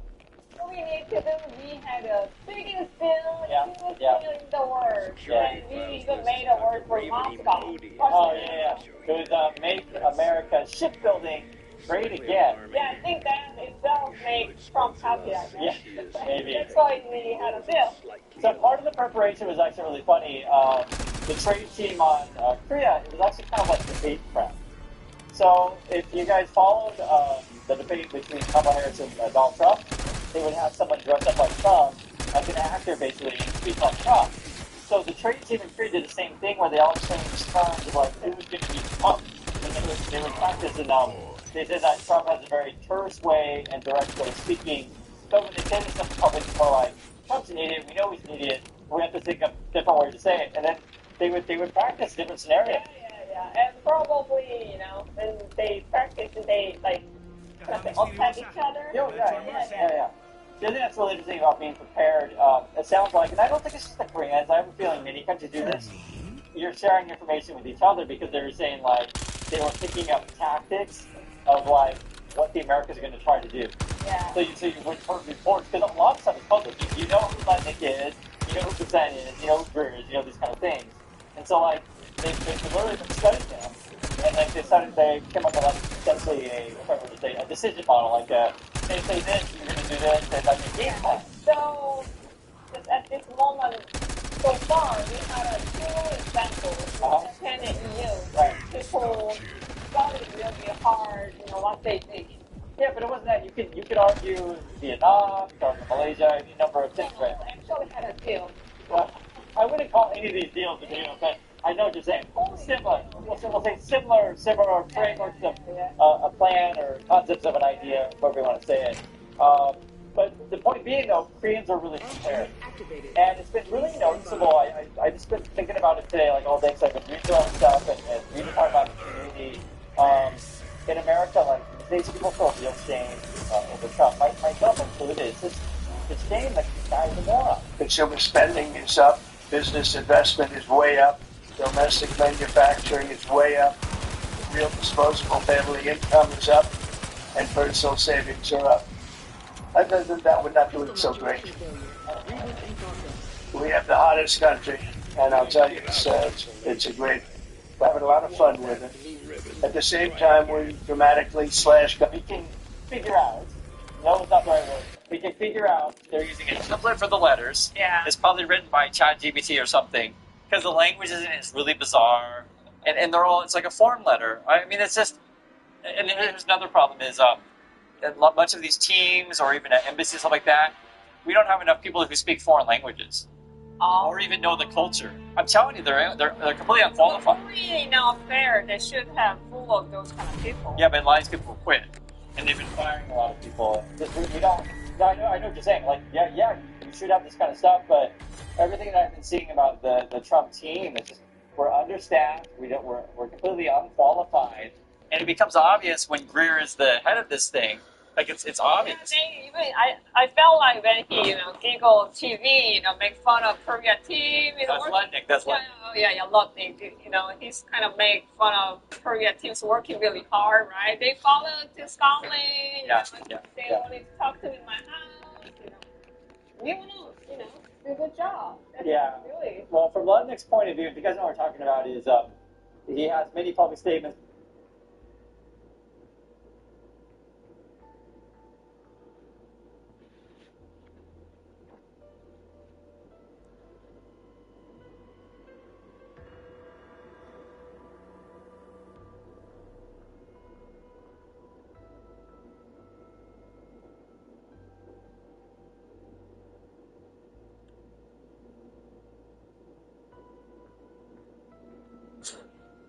Alright, boys, y'all have been hearing me talk about this. I've been excited for it. Y'all have been excited for it. Introducing my new $4 million Miami crib.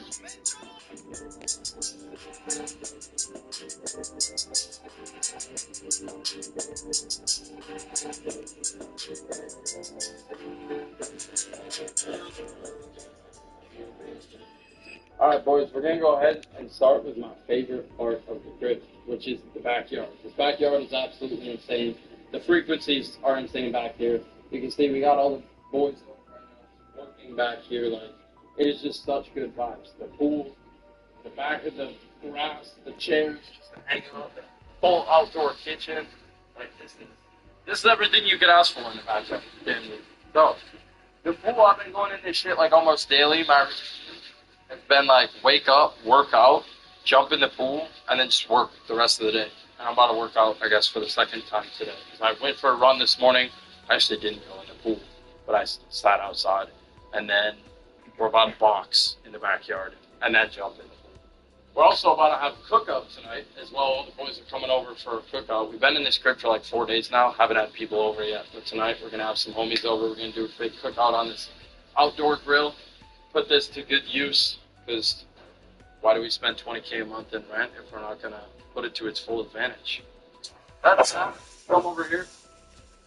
We just got some typical chairs, kind of hang out.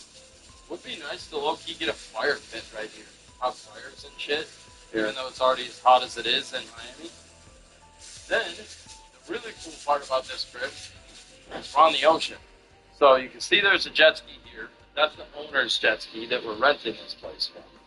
But if we come over here now, you can see there's a jet ski lift. So my idea with that is buy a jet ski. And Pierre wants to get a jet ski too. So I'm thinking like we both get jet skis, we finish work for the day, we hop on the jet skis, we go cruise out on the ocean as the sun sets. Like, it doesn't get better than that, bro. You can't beat that. Like, this so far, 4 days in, is 1,000 times better than the Miami apartment. I'm way more focused. I'm way more locked in. The frequencies are higher. It's just a healthier lifestyle overall.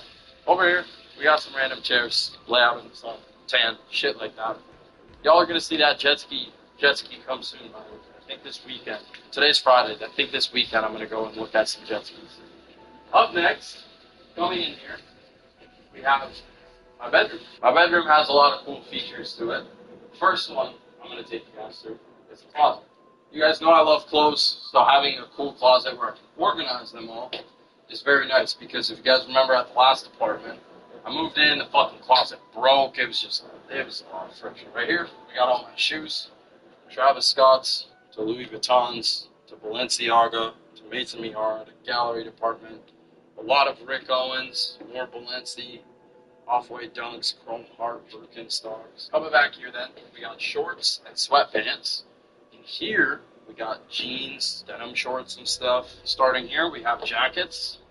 This is Who Decides War, ERD, Stone Island, Supreme, and back here we got some Arc'teryx. Even though I'm never going to wear that in Miami when I go on snowboarding trips or whatever.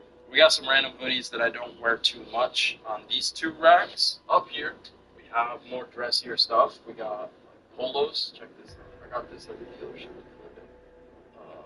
The dealership we actually went to in the last video when I went to pick up some dress shirts, some more fancy shit when I'm feeling like dressing up. We have all like my designer hoodies. We got a lot of fucking Chrome Hearts hoodies. Like 1, 2, 3, 4, 5, 6, 7, 8, 9, and I think one's 30. I think I got 10 total. Yeah, that's a lot of fucking Chrome artists. Kill Tech, shout out to Tyler. Carson. More non-hype t-shirts, gym shirts, stuff like that. Up here, we've got designer stuff, Chrome Hearts jersey, Balenciaga, more Kill Tech, Satoshi, just stuff I wear generally more. Let's see. Here, we've got like some little jewelry, glasses, over here, we've got belts. Okay, show the jewelry again.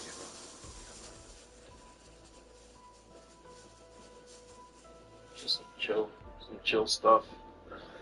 Got some watches, I didn't really have any watches. And some hats to cover my balding.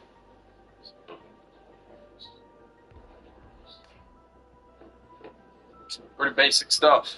Alright, on to the next. Obviously my bed. And of course, what do you need next to your bed? Number 1. And his friend. Number 2. America. This place, so it came fully furnished, right? And like super expensive furniture. Like this rug is like $15,000. 15,000? Yeah, that's crazy. Dead ass. And so is this mattress. This mattress is so nice. It's one of those ones that like moves up, like you can adjust it, and it massages. I don't have to plug it in, right? So I have to plug it in yet. I haven't done that. This is the really cool part. The bathroom. This is hard. This shower is insane. And the shower has LED lights. Turn on the lights, okay. Yeah. Boom. Boom. Damn. Yeah, it's got 2 big shower heads, bro. You could like oil up and slip and slide through this shit. And a bathtub that I'm probably never used. The cool part about this too is the vibe because these have lights in them. So this lights up. So when you're showering at night, it's a vibe, bro. You turn both these on and you just stand and you just think about business and you craft wizardry of business ideas in this bitch. It's just like a sanctuary in here. I believe it, bro. There's gonna be some legendary things that go down in the shower. 1 being business ideas, 2 being we don't want to talk about it. Then the sinks, bro. I love like the theme of this bathroom. It's all like black glass and shit. It's just like a vibe. And then the toilet, bro, too. Come in here. It's like a sanctuary, bro. It's like you're in this little black closet. Yo. This kind of sucks. In this little black closet, and it's just like, bro, it's really nice for taking poops and just like peacefulness while you poop, bro. Oh, speaking of peacefulness, also, I do have a roommate. You guys obviously know Pierre. Pierre and I live together. I didn't really want to live alone. This is a 4-bedroom house, and I really like the house. I'm like, I'm not going, what do I need 4 bedrooms myself for? So he decided to move in with me, and I was like, that's perfect. We each have our own office, we each have our own bedroom, but that's that. Coming in here, we got the living room and the kitchen. Pretty basic living room as far as that goes. Obviously, you get a whole view of the outside, which is super cool. Normal couch. I'm so happy this place came furnished, bro. I never want to have to deal with furnishing a house again until I end up buying one, because that shit was just ass. It was so nice to just move in and everything was already done. This here, little guest bathroom that goes outside as well with the shower, so that's cool. You like come out from the pool and go straight into the shower. Moving on this way, we got laundry room, pretty basic stuff. That's where I do laundry, I guess, but we hired a maid, so we're gonna have a maid who comes over once a week, do all our laundry, clean the whole house. I'm also in the process of hiring a personal assistant right now, so she's gonna do shit like that for me, which is super nice. And we're thinking about hiring a chef. We have like a meal prep guy, but I want to get like a full-on chef. Low-key. Pantry. Not much in here. Yeah, not much to talk about in this one. Kitchen. Now it is a little messy. We got all the boys over and shit. They're cooking up food. The kitchen's really nice though. Like I said, I don't really cook that much. Maybe I will a little bit, but bro, it's to the point where like I make enough money to where I could hire a chef and eat healthy and have a chef make it all for me, and then that way I can spend more time doing things that make me money. Right now we got meal prep. I got this guy who makes shit for me. Like today I had, what did I eat? Potatoes, buffalo chicken, and broccoli. But like he makes a whole bunch of different meals, and it's like $20 a meal. Steak, potatoes, green beans. Tell me that don't look good as well. I'll probably use that grill though. That's one thing when if I'm cooking, it's probably gonna be on that grill outside. We got wine cooler. Oh, they left some wine behind it. Ooh. Ooh. Interesting. Thanks for the free wine. Just kitchen island, little couch there. They left a bunch of artwork up too. Like that painting's a little sus. Well, one really cool part too is look at these lights that are like embedded into the ceiling all around here, and then they're also all around the living room too. And bro, like it was so nice that this place came furnished because the guy who owns it is like really rich. They bought it, like remodeled the whole thing. Like all the furniture is like super nice, super expensive Italian furniture, which we had to place an even extra security deposit for because of how expensive it is. Like that TV. So it's just like top of the line shit, which is super nice because if I moved in here myself, I'm not dropping that many bags off for food. Going this way though, got my office. This is where the magic happens. And I'm like, you know, I'm a man all about space. I'm a man all about the environment you surround yourself in. It reflects on the way you work. So I was like, I gotta make my office dope. And I did. I think I did. What do you think? It's fine. I like it. So I got my desk in the corner, my PC, my 2 monitors. Got some little albums on the wall. You'll probably remember those from the old crib. Travis Scott, Lucky. Got a little award on the wall. Some records up there. Signed Travis Scott. Shout out Walk. And then Ken Carson, T-Nex. And If Looks Could Kill, just for alone. Then in the corner, plant, light, our couch from the old crib. Because I had some of that furniture from the old crib. I'm like, I don't want to just like trash it. Like, spent that money on it. Like, I don't want to just throw it away. So I brought my couch here, my pillows here, this shelf, this mirror, these plants on the shelf. We got a lot of things going on here. This picture was from when Fredo and Pierre and I went to the WAP office a year ago. About a year ago. This has made it from the 2 cribs in Arizona to the first crib in Miami to now here. So it's made it all that way with some books, some candles, some little just plants. Shit like that. Nothing too special. This painting is kind of free picture, but at the same time, like it's kind of hard because it matches like the room. The room is very colorful. It like low-key matches. Oh, my YouTube plaque up there too. I need to get a gold one, and I need to get a second one on my second YouTube channel, Raw as Breads. If you haven't already, why the fuck have you not subscribed to this channel and my second channel? Because my second channel, I talk more about what I do for a living to be able to afford this house. So go check that out. Coming over here, we got Pierre's office. It's good, Danny. Boys are grinding. Boys are grinding. Pierre's office is basic. He's a man of simplicity. And then guest bathroom in here. Yeah, that's that end of the house. This is like the work end. We just be grinding in here. Pierre's closed. Has been sitting there for 2 days now. Pick up. Come on, Pierre, lock in, bro. Kitchen table, dining table, whatever you want to call it. Kind of work out here, some get out here, you know, typical shit you do. And then Pierre's been. It's like I said, Pierre's a man of just simplicity. He needs a bed, he needs a desk and a computer, and he's happy. So His room probably won't ever change. There will probably never be a TV hung in here, never be a piece of artwork hung in here besides the one Rolex clock on the wall that the owner left. And this is probably how you'll see Pierre's bedroom for the next year that we live here. I don't think there's too much I have to say here. This kind of fucking explains itself. The M3, the GT3 RS, they both got freshly detailed too. Look at the M3 wheels are finally clean. They haven't been that clean in a long time. And this M3 hasn't been this clean in a long time. I've been driving this a little bit since I moved in here, got it washed. This car's fun, but I am thinking about trading this in for something. I mean, we went car shopping in the last video. There's a couple things on my list here: truck, a Maybach, a Range Rover, a G-Wagon. I got a lot of options, bro. But I want like some. The thing is these are both sporty cars, right? They both have bucket seats. Neither one is comfortable. So I want something that's comfortable.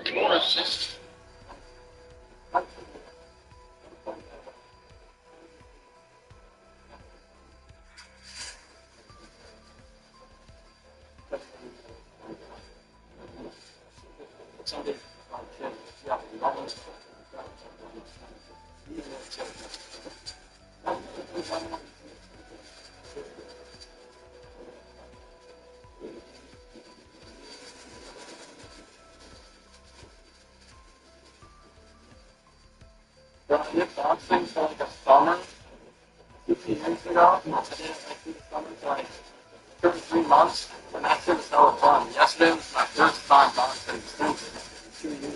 So I'm rusty. So I gotta get my flow back.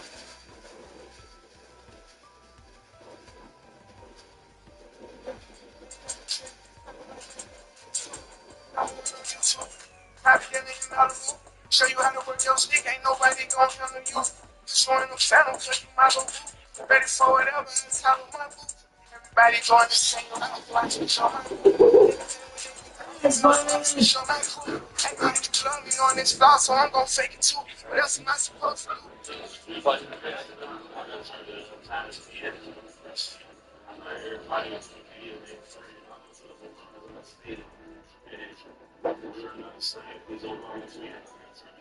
the fuck is this?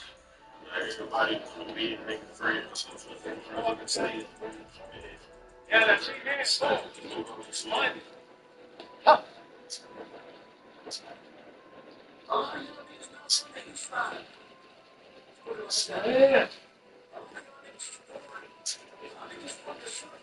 Just shut the fuck up and listen. So you can get this money. That's land.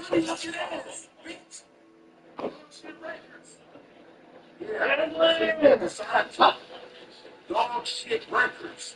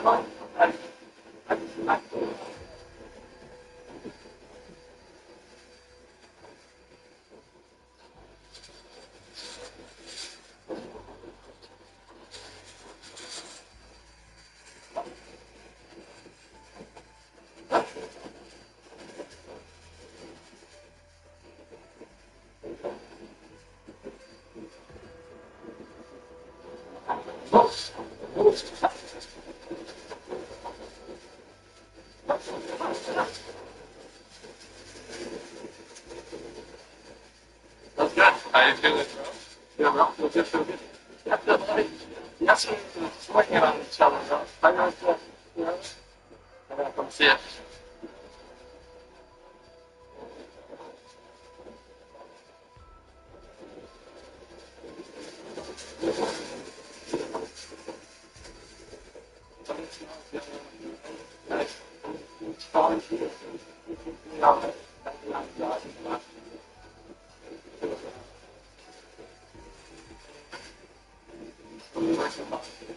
Yeah.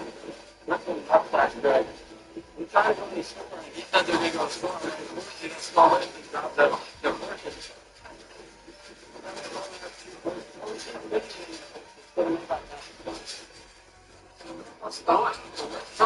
Alright, we have to go around. You guys want to drive? Yeah, we're going to drive with her.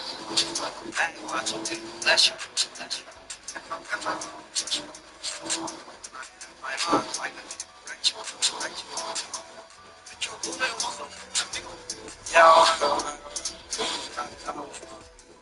Yeah, I should've never took on. Yeah, should've just won. Yeah, fantasy on the front. We were all the way up the escalator and I turned around, I'm like, where the fuck is Josh? And he's probably still getting B-roll, he's alright. Look at, I got a floaty. We're gonna float in the pool.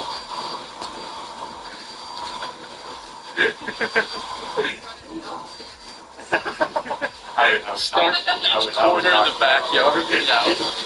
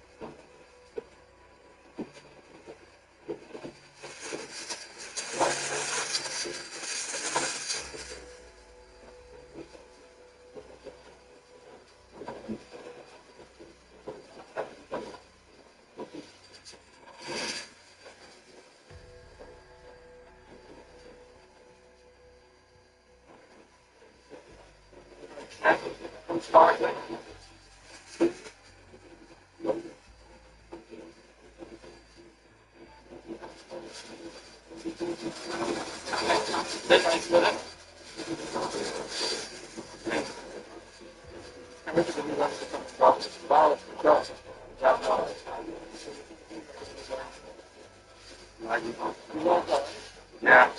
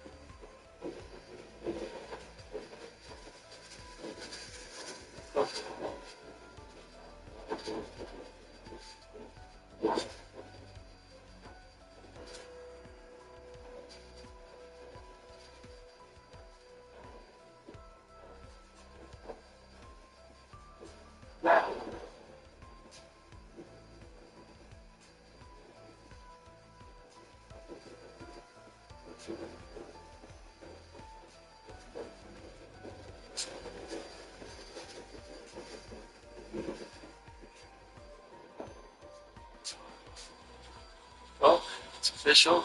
We are officially out of the Arizona penthouse. I believe we've got everything we need. Now we just gotta head to the airport. It's currently like 2:20. We have a flight in about an hour and 40 minutes to Miami. We're landing in Miami tonight, and then tomorrow morning moving into the new apartment. You ready, bro? Let's all take a picture. Alright, let's do it. Alright, boys. See you in Miami, bro. It's been real.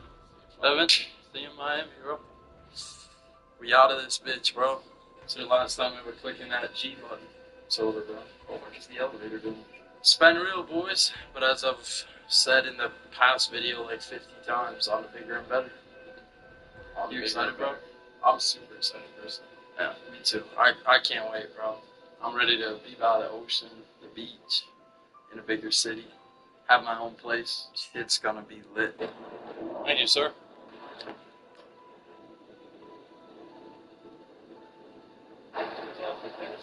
Thank you, sir. Have a great day.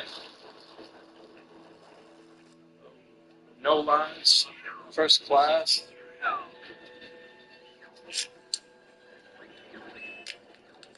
You on?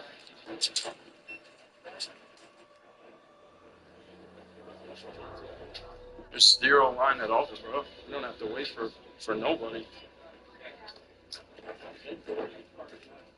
Really? Well, we're literally on an escalator right now. It's gonna get super fast. Oh, shit, bro.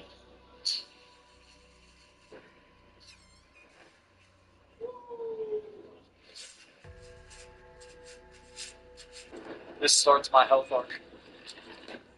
Water? It's not like normal to drink water? No. No more sugar. No more processed food. I'm locked in. Bro grabs a water instead of grabbing something else and thinks he's different. I'm telling you, bro, it's over. Swatch. Come back to this video in 3 months. And you're gonna check how I'm gonna look. I'm gonna look insane, bro. Alright, looking bad. Shaky, bro. Ready, bro?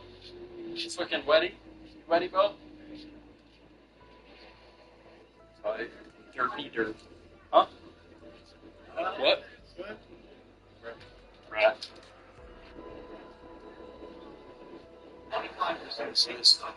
Hopefully y'all can hear me, but I'll edit this vlog that I filmed yesterday and the day before so I can get it out tomorrow for you guys. And then by the time you guys are seeing this vlog, obviously this one's already been out for like 5 days, but gotta get this edited. What are you working on, bro? Wi-Fi service. Can't show. Boys, we got some food. We got a little glass of champagne as well. Take a bite.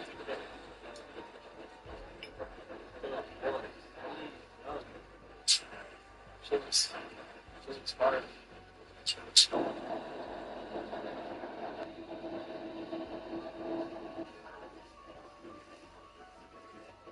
I'm in Miami.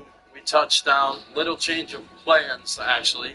I texted the apartment complex. Well, not the apartment complex, but the guy that I'm renting the apartment from.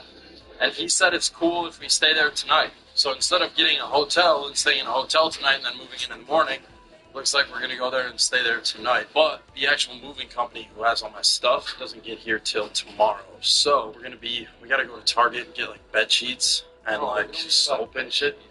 Bro, I mean, I guess we might as well. I need bed sheets. I'm going to sleep in the bed.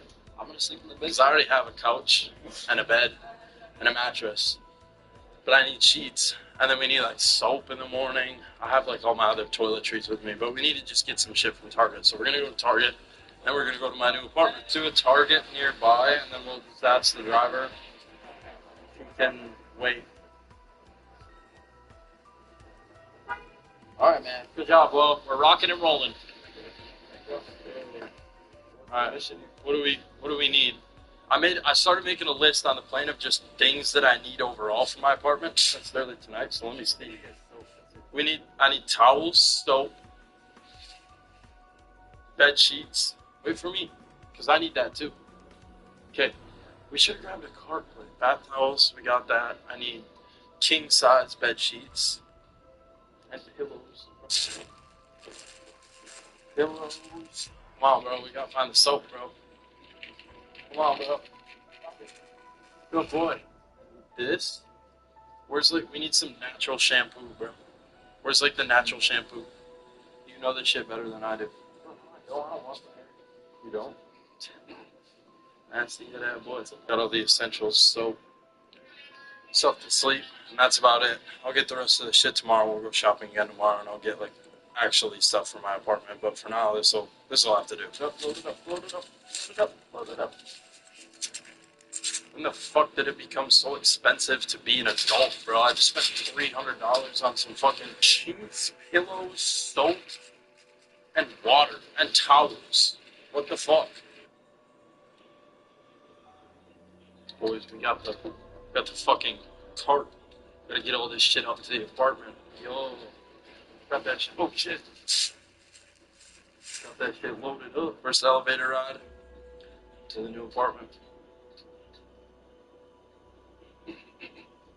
Get that bitch in here. Yo. Oh shit. Oh shit. Fucking running me over. This is fire. This is fire. Shall we take them through a tour? No. I want them to be able to see the progression of it come together and shit. Yeah, it's high as shit, bro. No, come on, we gotta show. Film for me. I'll walk them through. Alright, boys. This is the official tour. Not official. Really, bro. Not really official because there's nothing in here yet besides the stuff that I bought off the guy that I'm renting it from. All we have is like a couch, a bed, a TV. That's about it. But I want to show you guys this before we put it together, and I'll be vlogging while it's being put together, so then you guys can kind of see the process of like the whole place getting decorated and just piecing everything together. So first off, we have a kitchen, basic ass kitchen. I got this couch off of him. It's a pretty normal couch. It looks like we got a rug here, a TV. If we come in here, this is gonna be my office. What is it? There's no light in here. Alright, well, I'm going to need to get some lamps in here, but this is going to be my office. You see we have a beautiful view of the city and the ocean. Insane ass view. I'll probably put like my desk either here or here. I don't know, yeah, you put it right here first. Yeah, so you can look up. Maybe, we'll see. Then we got bathroom number 1. Just normal. It's like the guest bathroom, toilet, sink, shower, nothing special. This place isn't big. I mean, it's a Miami apartment. You don't really get a Miami apartment for it to be big. Mini fridge there. And then this is the bedroom. See, I already have a bed. I guess one chair. Yeah, that's the best part, bro, is the view. Like, this is like the best view you can get in Miami. Oh, it opened it off. Yeah. But yeah, we see it looks like Vegas, bro. Yeah. And then the water on that side, which is like, I'll show you guys tomorrow, obviously. That's the best part about this is the view itself, because I mean, if you look, we're higher than like every building in Miami. Like, there is not a building that's taller than us. I don't think. Maybe the Aston Martin. Even that, I think we're just as high. And every other building we're higher than. So, if we come in here then, looks like we got a closet. A normal closet. Let's see. Hopefully I can fit all my clothes. I have a lot of clothes. Then the bathroom. You got bathtub, shower, sinks, toilet. It's really nothing crazy, but you can't beat this view. Let's go on the balcony. Obviously, I'm living alone, so I would like rather have a small apartment than like a huge one by yourself. And then out here, he's coming to get that furniture tomorrow. I need to get some turf out here. But we got a nice big balcony, and then the beautiful view, obviously. But yeah, I'm gonna make this place super dope.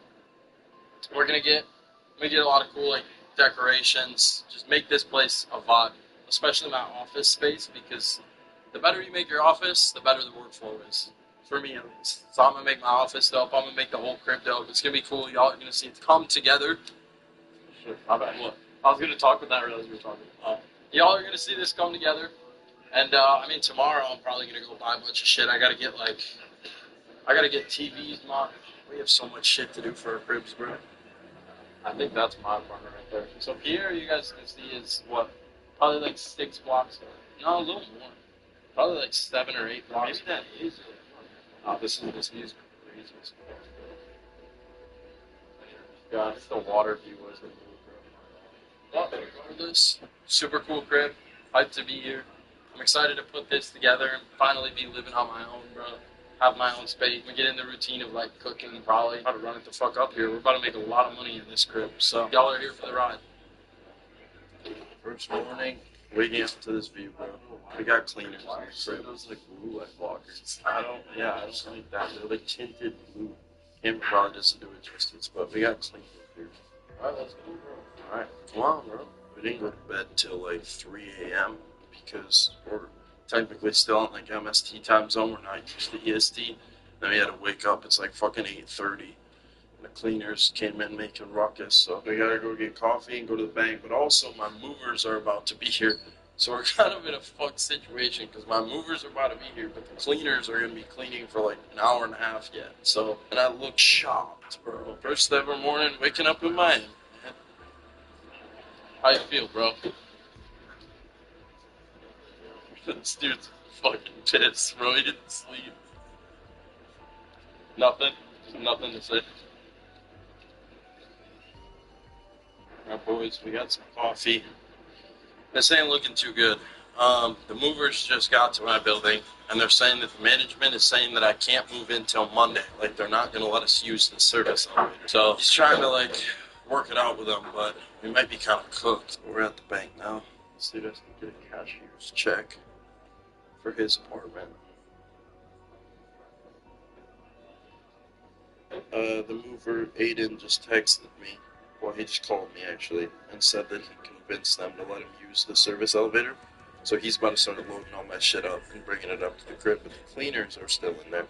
So he's going to have to just, like, leave it in the hallway till the cleaners are done, but I don't know. We're going to figure this out. But this is why moving is stressful, bro. Moving is stressful. I just need to get all this shit moved in, and then I can get new shit and then just chill. I just want to get all my shit set up so I can get back in my work routine and shit, but holy shit, I look like Chuz right now.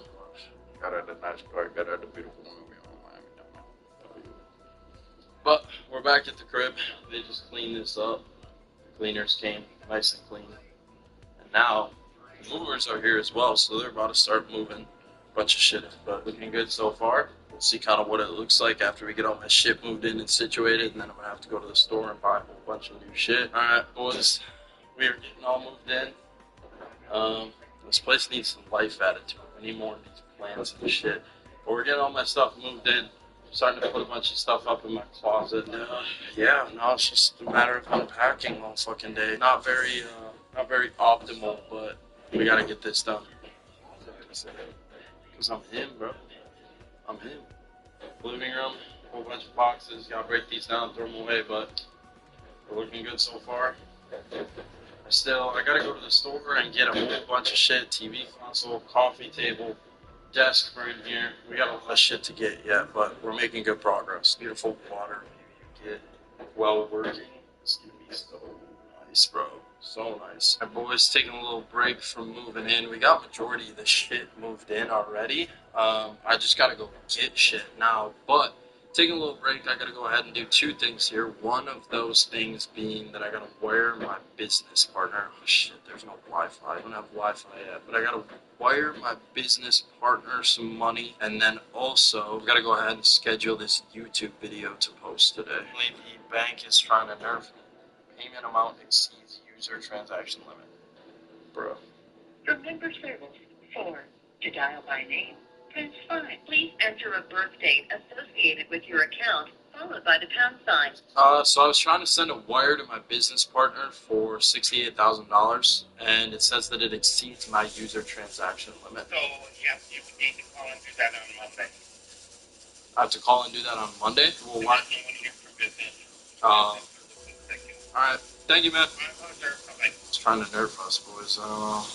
Now I gotta go ahead and try to get this YouTube video uploaded, but the problem is that I don't have Wi-Fi and we're running off a hotspot that is a shitty hotspot. So we're gonna try our best to get this uploaded as quick as possible. Hopefully it works, but... Alright boys, we got a little breakfast sandwich. Fuck me! No! Load it up, load it up, load it up! About to go to the store, about to go to the furniture store first, and then take Pierre to his apartment so he can start moving in. And then I gotta go to Target and Best Buy as well. So we got a lot of errands to run here, but we're gonna crank this shit out. We're gonna get this shit done. Good boys, Pierre. Good job, bro. Alright, boys, so we picked up this little Hercon rental for the day. Blood sitting on a suitcase. We made it to the furniture store, doing some shopping. Fortunately, though, I don't think we can get anything delivered today, which sucks, but we're gonna figure it out. The furniture store didn't have shit, and they couldn't deliver anything till next week anyway, so we're going to the next spot, which is IKEA. I found a TV console, and I found a nice, shelf so far. Now we're on the mission, on for a good desk. Oh, this is low-key fire. Standing desk, right? This goes up. Yeah. I kind of do want a standing desk. That would be fire. It is pretty big too. Yeah, it is pretty big. For my PC, monitors, everything. No way that whole thing is in that little ass box, too. Oh, yeah. We're making good progress though. Tokyo drip in this motherfucker.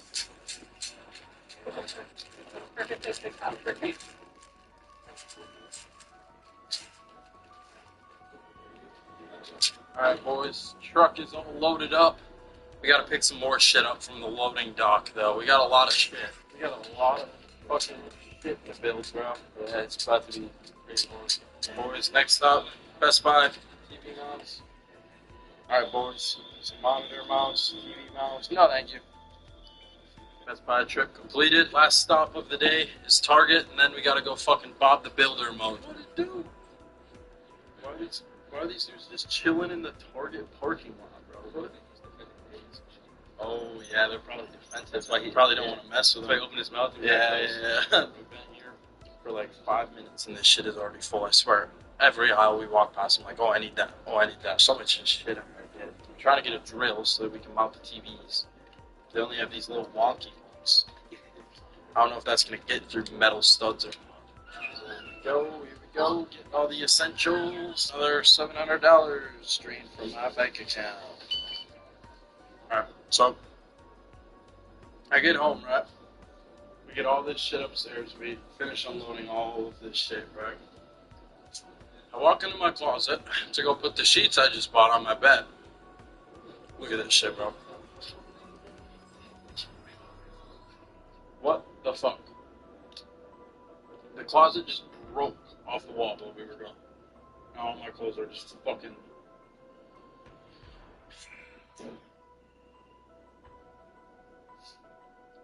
Really, bro? What the fuck? Where am I supposed to put my clothes now? All I have is this. I don't... Gosh, bro. I'm gonna crush up, bro. Alright, boys. Well, it is the next morning. We were up until 3 a.m. last night building shit, playing fucking Bob the Builder Simulator. We still aren't even really close to done. Look at how much garbage we have and shit to deal with. But we've been making really good progress. He's working on the TV console for right there right now. We got the coffee table built. Kitchen ain't looking too good. This ain't looking too good. We got this done. I'm proud of this, bro. I decorated this. This shit looks sick. It's like a little music corner. We got some albums. We got a bunch of decorations here. Pretty fire. Then, we got these posters hung on the wall. We got all Trav albums. We got a Clardy on that wall. Bedroom's still looking pretty bare. I gotta get a big painting or something there. Figure out kind of what to do with this corner, this wall. Closet, I got that cleaned up. I still don't really know where I'm going to put all my clothes. I have a bunch of extra clothes in there. I put them in the other closet, my office's closet, a lot of them, but I still have too many. I guess I just have too much clothes. But we got all my watches in here, Cartier AP, my brand that's releasing soon. bunch of shoes. Got all my pants on the floor there. There's like somebody's shorts up there, stuff like that. Socks, underwear in that drawer. Then in the bathroom, here's how we're looking. I don't know what I'm wearing with this plant yet, but got all my toiletries, little plants here. Rug on the floor, shower. So we've been making really good progress, but bro, this is so much work. I kid you not, we woke up at like 9 yesterday, started working on the apartment. We were up till 3 a.m. building shit. We come in the office then, we got some progress in the office going too. Whole desk put together, it's a mess in here. The guy that I leased this from has to come like get this poker table out of here. We got my office, we got my desk and chair set up. We got this big ass monitor. This is low key OD. I don't know if I need that tall of a monitor, but we'll have Discord here, and, like Ads Manager, Slack, all that stuff on here. And we'll have like the nice view in the background. I'll probably put my webcam here, so then the views like this. That's pretty fire. We've been making really good progress. I got some meetings and stuff today as well, so it's currently like, what time even is it? It's currently noon. So we're gonna keep cranking this out. I think I got my first meeting in like an hour here. I think I had like 3 or 4 today. But another beautiful day in Miami. Beautiful city. I got beautiful water over here. Look at how majestic that looks, bro. The water view just wins during the day. That shit just makes you happy, bro. Shit just like raises the frequency looking at that blue ass water. But yeah, that's kind of where we're at with things. We're gonna try to get like majority of this big shit cranked out today, even after we have that left to build, and then I think 2 nightstands for my bedroom, and I think that's all we have to build. And then I'm gonna have to get more shit though, because like my office is looking pretty bare. Once we get all this shit out, this will be bare. So I need like something to fill this wall here. I'm thinking like a big shelf, and then decorate the shelf or something. I don't know, this is a big wall, so I gotta figure out what I'm gonna do with it. That's kind of where we're at with things. And then this wall's bare. This is bare up here, and this is bare, so I'm gonna need like some paintings, some artwork and stuff to hang around here. But yeah, that's where we're at with things. We're gonna keep cranking this out, get this shit built.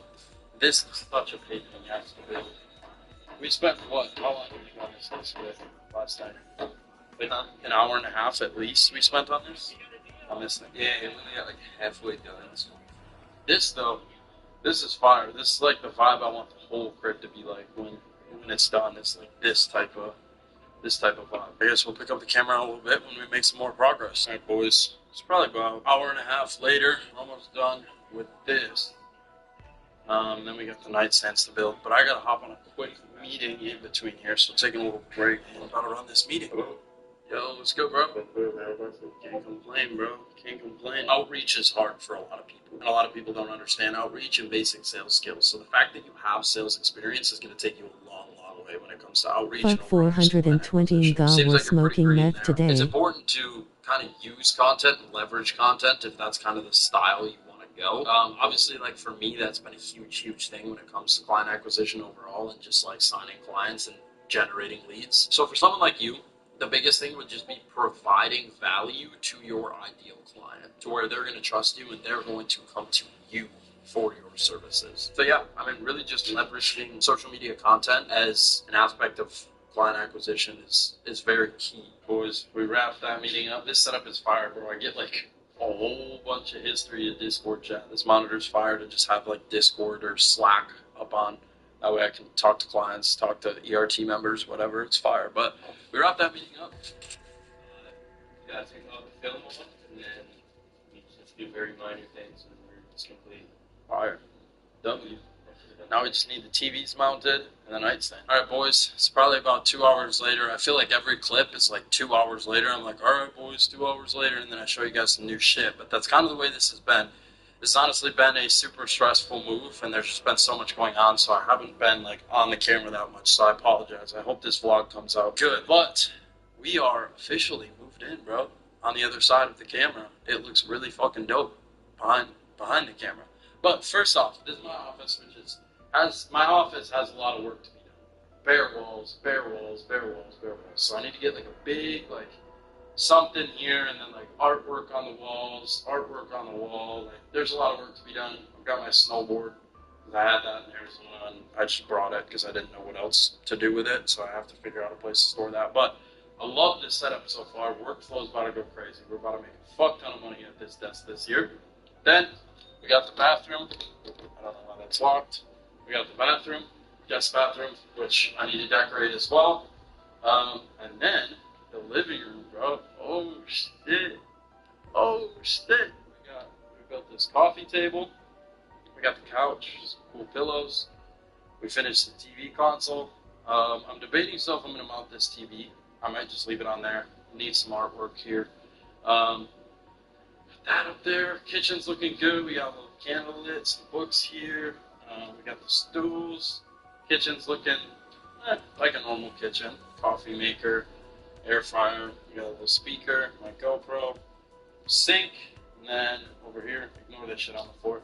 But over here, we got a bunch of decorations. This is like kind of the music corner.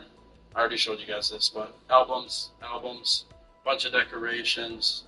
Over here, this is looking a little bare. I gotta figure some stuff out to kind of fill this space. But we got these two posters on the wall, a little lamp right here.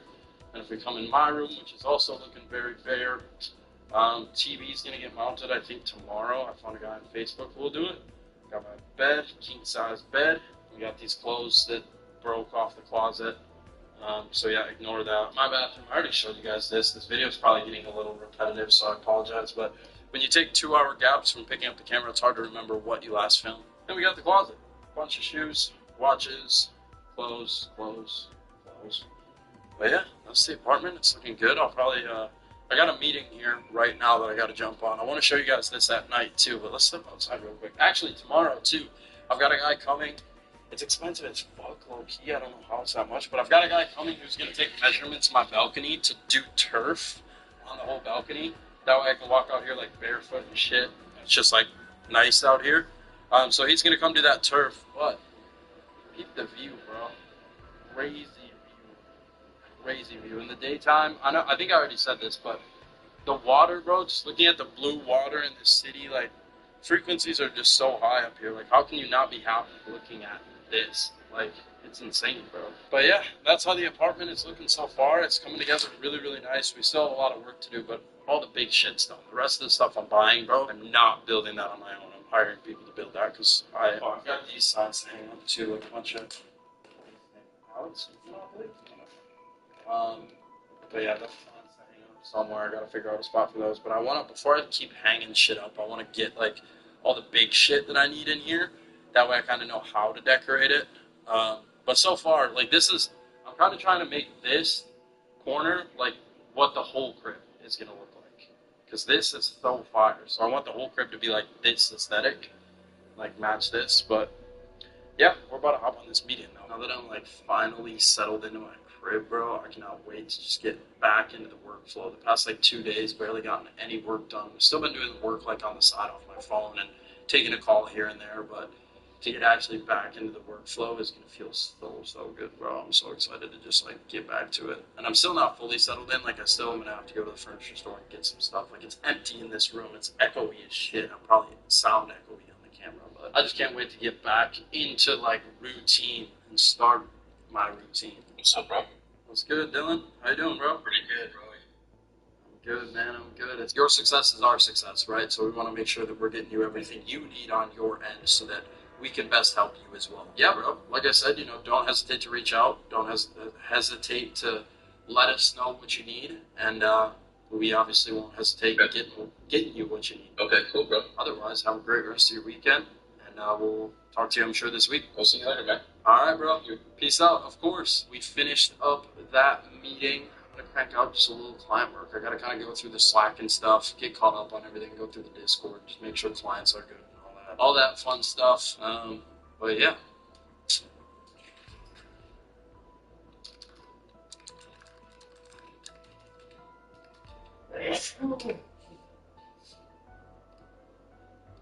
All right, boys.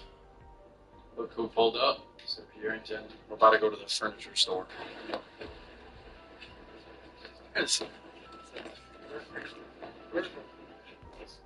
Yep, for a burger. Yeah. Yes, sir. Who's that? Yours is that? That's mine. Yours? Yes, sir. Nice to meet you. Nice to meet you. What's up, sir? What's good, bro? Exactly. Sure. It's good, bro. Let's go all together. Where you guys from? Russia. Oh, shit. They're Visiting? That's yeah. fire. Oh no, I was born here. I lived in Belarus, and then I came back again here. Oh, shit. So you bounce back and forth or what? Yes, sir. Oh, shit. No, you look Good so far. A lot of work getting it already, but it's good so far. It's good so far. I always watch it. Thank you, bro. I appreciate it. It's kind of like weird lighting. When's your event starts getting fixed? Bro, I'll have it here in like 2 months probably. 2 months. It's in Arizona still, but they'll ship it here. Yeah. But that's getting shipped here right now too, so I don't have that for like 2 or 3 days. I don't know, bro. I guess we'll have to see. Probably nothing for a while. Right in Miami. Yeah, downtown, Brickell. So I'm there now. Cars will get shipped out here. And then, yeah. Keep it up, man. Good Appreciate job. it, bro. Yes, sir. Nice to meet you. Yes, sir. Trying to find like some big ass plants, bro. I want hella greenery in my crib. Makes it a vibe. Full control panel on a couch? That's how you know you're a fucking degenerate. Trying to plan all this out in my head is so hard. Like, I have so much space to fill, and I don't know, like, what to do. I mean, I kind of guess I just gotta do it, like, piece by piece over a slow process, but I think for my bedroom, I'm gonna get 2 of these big-ass plants, 1 for each corner, like, on the side of each nightstand, so on the side of each bed.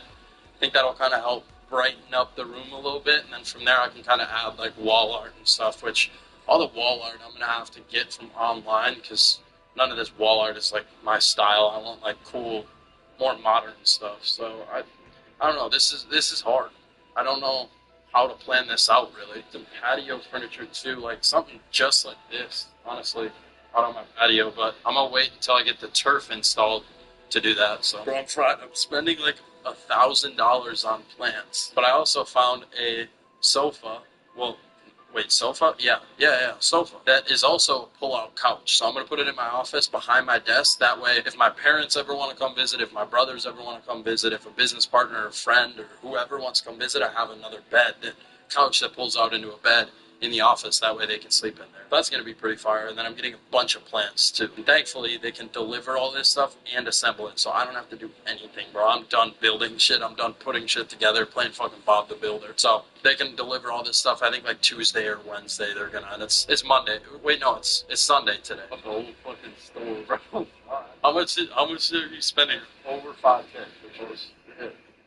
I mean, shit. You gotta do it. You gotta make your place nice. Otherwise, it's just like depressing. Still look like shit. I got this bed frame, bro. This bed is so fire. That shit looks so cozy for no reason. Pull that card out like a good boy. We picked up some essentials for the crib. Pierre got like so much shit: bed, couch, coffee table. He got like his crib literally consists of a mattress right now. So we had to buy like everything. And you're still going to have just a mattress for like 2 or 3 days. But I got a bunch of plants and a sofa for the office. Alright, quick little pit stop at the crib. Had to change real quick, put on a nice little fit. Pierre and I are about to just go get some food. Look at the vibes that night in here though, bro. This shit is fire. Super trim. Super duper trim. You ready? Yeah, bro. Yeah, bro. You're ready, bro. Oh, be careful, bro. I don't know. They have North Italia, just like in Arizona. Oh, we ate that a couple nights ago, bro. That's perfect. Wow. I'm in Miami. POV, bro, we're on a date for the last fucking for like the 10th time in the last month. Oh, look at you, man. Oh, yeah. Alright, rock, paper, scissors, loser has to pay. Okay, so. What? 3 out of 3. 1. Paper, scissors, shoot. Well, boys, I forgot to vlog, but we got some salads. Did you like it? I didn't really like it. It has goat cheese. I don't like that. I just figured that out. The dressing was like weird, but the steak was good. We're going to Pierre's crib, which is like, how far was it? 11-minute walk? 11-minute walk from my crib. Up there. Ooh, oh, this is like the exact one I toured, bro. It's laid out. Let me guess. Bathroom in this store. Told you so. That's a bathroom? Yeah, you didn't even know that? I have 3 bathrooms. Sounds like a half bath. What the fuck? I did not know that. Bro, this is fire. Yeah, this is hard. This is fucking dank, bro. Oh.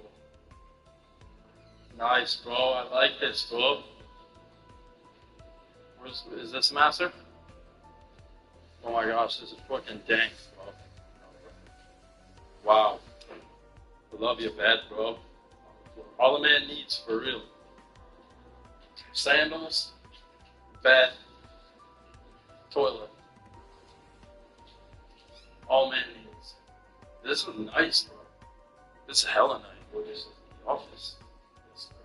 I wanted to put mine against the window, but I'm afraid then the lighting is going to be shit for meetings and vlogging. Oh, so maybe better. Yeah, but then it's going to be like overexposed, you know? I mean, if anything, you can just close the blinds. But, I don't know. Nice ass bathroom in here, too. I didn't know I had 3 bathrooms. I did not know that. I thought that was a closet. Bro, that's like my view. You don't even like notice it when you're laying in bed, you know? It's like off. Set so far to the side, you like don't notice it. You can see just like, yeah, a couple like tops of the building and then just like black because of the water. And then you're above like all the other buildings, so then you like see it. Look. Head out, bro. Probably catch you tomorrow. Hey, I'll let you know. Well, I have meetings all day. Okay. If you're still there at like 3 when I'm done with my meetings, I'd like 5. Sleep tight in your nice ass room. Alright boys, we are headed back to my crib. It's currently like 10 p.m. I'm gonna go home. Maybe get a little work done. I gotta do some shopping online too for some decorations for the crib. But bro, real shit, I'm so happy to be here, bro. I'm so happy to be moved here. This was dead ass like a dream of mine since I started the whole online business stuff. Like back when I was doing NFTs, which was one of the first business models I got into, I made a little bit of money, and I was like 16 at the time. My parents let me go on a trip here for an NFT event. It was NFT Miami. If any of you guys do crypto, you may know what it is. But I went to NFT Miami, and that just like changed my whole perspective on online business as a whole. Like ever since I went on that trip and came here, like this whole lifestyle, this whole like online business stuff was like my biggest dream. And now it's like I'm living literally like more than what I dreamed of. So I'm honestly just super, super grateful to be in this position and be here as well. Now living in Miami, like it's just super, super cool. And I'm stoked for this era of my life. I'm stoked to see what God has to offer for me and what blessings are yet to come. And obviously even the struggles yet to come too, because you learn from those and those build your character and build you as a person. But yeah, I mean, I'm just grateful to be here, bro. This is really cool. Even like now being here too, it's like surreal being here because like I said, this was such a big dream of mine that like felt tangible but not quite at the same time. So it's like, let's go, bro. Hey, send me that, man. Send you this? Brez Scales on YouTube. Brez Scales, yeah. B-R-E-Z and then S-C-A-L-E-S. Alright,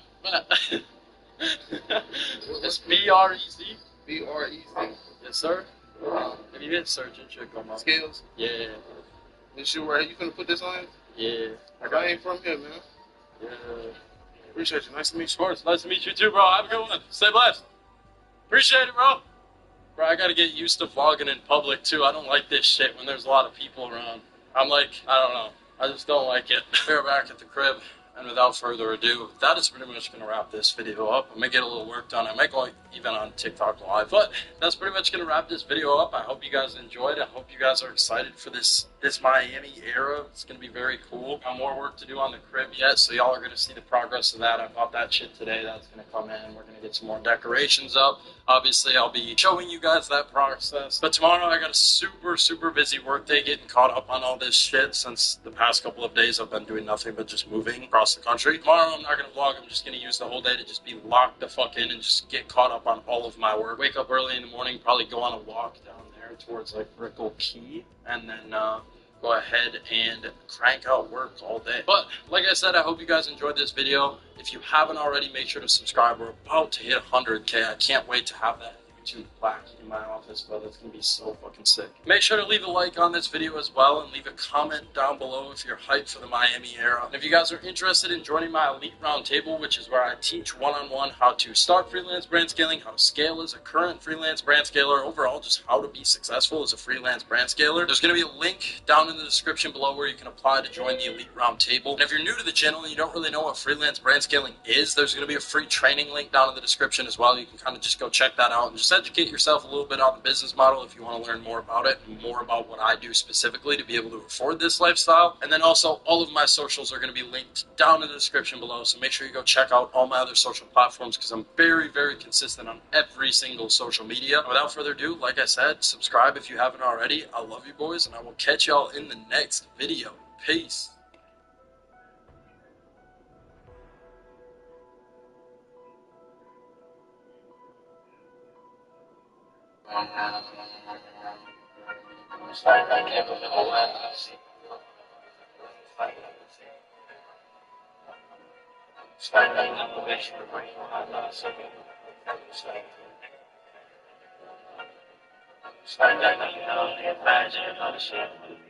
Alright. Come on, really, bro? Alright, boys. Good morning. Come on, bro. Alright, boys. Good morning. Good afternoon. We got the big three in the Uber right now. We're currently still in Miami. Bro, chill here, bro. Can you shut up? Anyways, we're still in Miami right now. Us we are headed to go tour some apartments in Brickell. Where are we going? Where's the tour? Exactly. Don't play dumb. No, I don't. I swear on my life I don't. It's no, I don't. You're so good. Burger. Bro's trying to play cute and innocent with the fog. Where we going? Anyways, yeah, we're going somewhere. I don't know where. I guess we'll find out when we get there, because I genuinely do not know where we're going. But then later today we have some other stuff planned. We're going on a yacht this evening, and then I think the club again tonight. But as of right now, here, can you tell them where we're going, bro? Bro, Riz, where else would we be going? Panorama. Yes, bro. Someone told me Brickell Heights. No one told you that. Who said that? Bro, you sent like the website link in our text message group chat yesterday. Burger. No Brickell Heights. Alright. Well, okay, so we're going to tour Panorama. And then, like I said, later tonight, yacht, and then I think the club. So, it should be a good vlog. Y'all make sure to stay tuned. And I guess I'll catch you guys when we get to Panorama. We made it. We've been here before. A couple of our homies live here, but we're gonna say something. Oh, yeah. I think there's a lot of people we know that live here low key, but it's a nice building, and it's got like a really good view. It's got like water view and city view, which is what we want. And it's like kind of in a good location. It's like the outskirts of Brickell, so it's not like center where it's as loud. It's a little more calm, but we'll see what they have available for units. Is the thing. Oh my gosh, you look like a little fish. Always nice. This isn't available. It's just this is.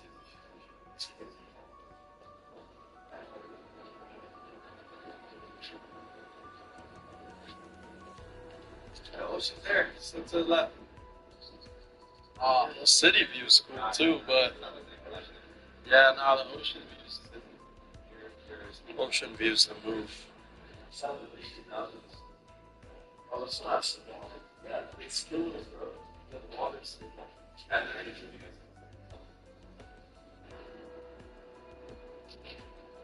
We have the cabana spaces, which are first come, first served. And then we'll check out a smaller pool over on the other side that's just for residents. look who it is. Yo, 1634. The guy so cares. Yo, pull up the comment on screen. What the fuck? Oh, 1634. Charismatic. And said you look like Ian. Stop commenting Ian on my Instagram post. Ian music. Bro, this hoodie's hard as fuck. How much? I'll buy that off you right now. For that? Really? You got taxed. No, this is Drake collab. Oh shit. Okay, maybe not. Certified level. But we just finished touring some apartments. We're going to get some lunch right now. There's not really any good units available at the building, so we might just have to wait until some open up. There's one that's like on the second from top floor, like the 84th, but it's got like a mid view. Really, bro? Really? So, I'm not too sure. Not too sure what the movie is gonna be. We might tour some other buildings too, but I guess we'll kind of have to just see. I'll keep y'all updated. There's a penthouse open too at another building that's like $15K a month. So I don't know. I don't know, boys. Fucking raining shit too. Could I get the steak tacos, please, and croissant, and then a water? Regular, please. Please. Okay, thank you.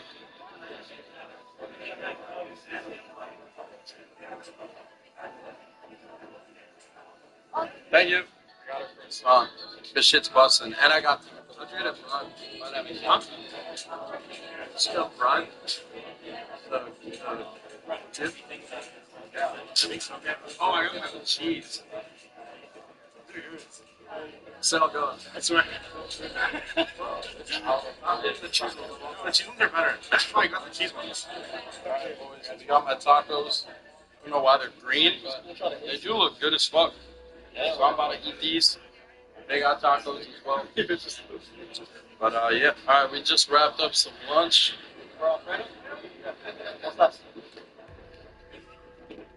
Gonna head back to the crib, get some work done. Alright, boys. We just wrapped up a bunch of work.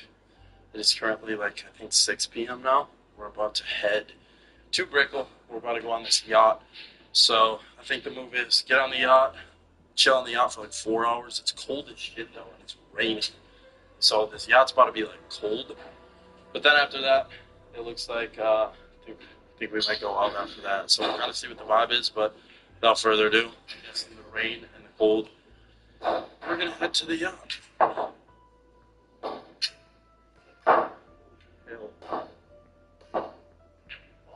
Not at all, oh my gosh, it's like pouring. Not at all optimal for a yacht day, bro. What are we doing?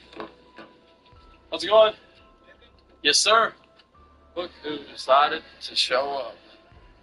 Bro, you guys have no alcohol?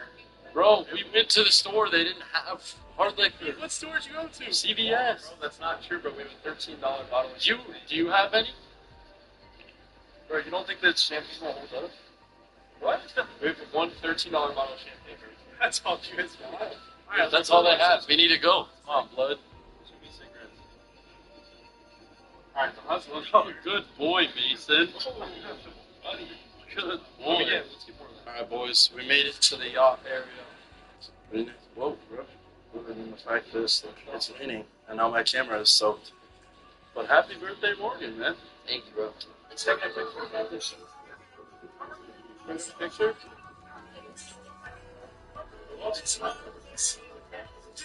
Alright, boys. I guess it's shot o'clock. I don't have a chaser. There's like 10 of them. I'm not testing that out. Pop around with like bumps on my lip. Alright. So Morgan's 22nd birthday. To hunk status. Bro. So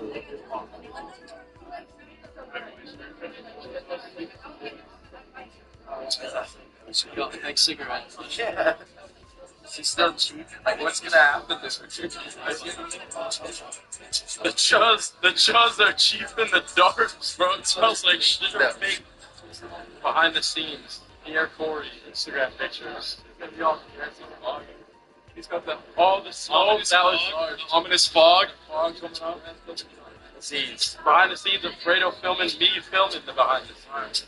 What about that? Pierre Corey trying to get flicks. They're all staged. They're all staged. No, it was nonchalant at first. It was all organic. Yeah, at first it was organic. Yeah.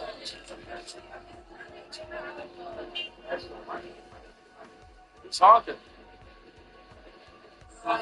Look at this dude yapping to the chub about business. I watched that shit when I was free. Look at that view, bro. That's where I'm maybe about to live. That blue little light. It's maybe where we're about to live. I already locked in the crib. You're too late. You did? No, I'm just kidding. Maybe. We'll see. We gotta wait for some units though, but like I said earlier, well boys, I'm about to get copyrighted for the music, but fuck it.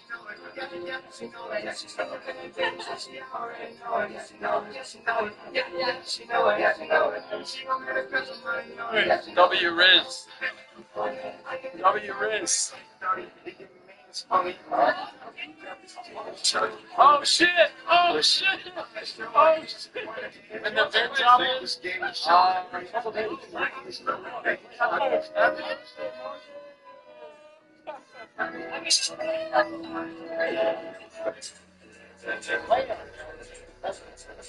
cake review. Cake review.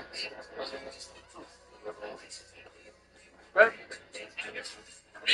Booms! Boom! Boom! Boom! How many booms do you get? Did your brother die? You have half of it on your face. Died? My brother? How many booms did you get?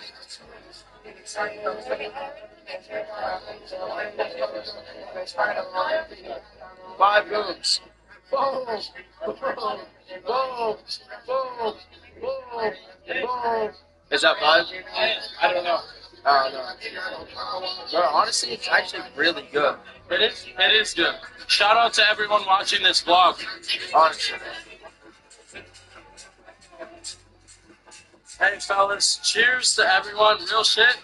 I'm a little buzzing right now, I'm not gonna lie, but cheers to everyone who watches and supports this channel. All this shit would not be possible without you guys. And I love and appreciate each and every one of y'all, real shit. So cheers to y'all. Damn,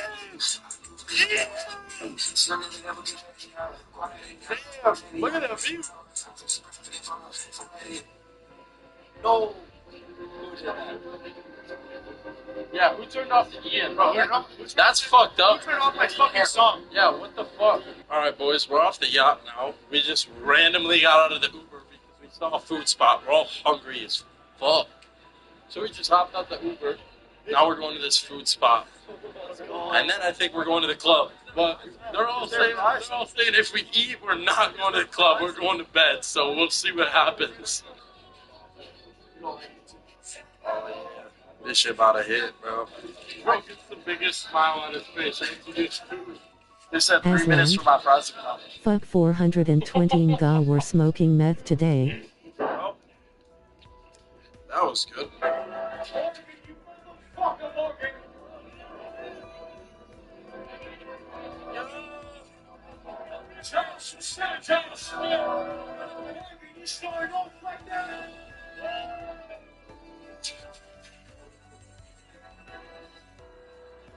So, post club, obviously, I know I didn't say that, but next clip just cut to the club. Now, Jason and I are going back to the crib. I got some meetings in the morning, so I'm just, we're headed back to the crib. I need to get some sleep before I got some meetings in the morning. We've honestly went to the club way too much, but at the same time, like, we're in Miami, we're having a little fun, but also at the same time, it's like, bro, we've went out too much. But then the other part of me says, like, okay, we're in Miami, we're having a little fun, like, we're still getting our work done in the mornings and shit, and then going out, so, like, we're managing it. I feel like as long as you balance it okay, and you manage it okay, like, it's okay, obviously not all the time, but, like, when you're on a trip like this, oh, look at this shit, somebody put their clothing brand in the fucking elevator. That's low-key smart. I don't think people are really gonna scan that, but it's low-key smart. But anyways, boys, Jason and I are gonna Uber back to the crib. I need to get to bed so I can wake up for my meetings in the morning. It was a fun night. Yacht, then club. Doesn't get much better than that, man. Doesn't get much better than that. Thank you, Freelance Brand Scale. Oh, shit. I was leaning on that shit. Alright, boys. I guess it's time for bed. I'm gonna wake up tomorrow, get to the money, because obviously we went out tonight, but no excuse to not get to the money tomorrow. Good morning, boys. It is the next morning. I'm still waking up a little bit. We're running a little low off sleep, but it's time to get up. It's time to get some work done. Got a meeting right now, so I'm about to hop on that wherever I can. Hop on that wherever in the crew is open. But yeah, I'm tired as fuck, boys. Yo, yo, hello. Alright, boys. It looks like our first meeting is a no-show. So it looks like we have a client for the agency who is in need of onboarding that we just closed and over and you guys through that process before. Alright boys, so basically we just got to create them their own Slack channel and then add all of my staff members to that channel, invite the client to that channel, and I'm probably going to have all this blurred out, but basically just send a message along the lines of welcome to the team, introducing him to the other team members, and then kind of sending him a link so that he can book an onboarding call to go ahead and get everything with his ad account and such set up on that call, and then we can actually start running ads for him. But now, looks like this person who I was supposed to meet with is ready now, so I am about to hop on this meeting. Yo, can you hear me? Yeah, I can hear you. What's up, man? What's good, Liam? How you doing, bro? Good, how are you? Good, I'm good, man. It's nice to meet you. Yeah, you too, bro. Seen a lot about you, so it's good finally to meet you, man. Hell yeah, bro. Hell yeah. Hyped to have you in here. Once you're through, all of that stuff, it's going to make a lot of sense to where you're going to feel pretty comfortable getting out there and kind of starting to do some of that work hands-on. Because as much as I wish there was some sort of way to, practice ads and, It's just trial and error. Yeah, it's really just trial and error and just testing stuff and seeing numbers and making calculated decisions based off of data. Boys, we just wrapped that meeting up. And, I think I got 2 more for the day. I'll go ahead and shower quick in between now and my next meeting.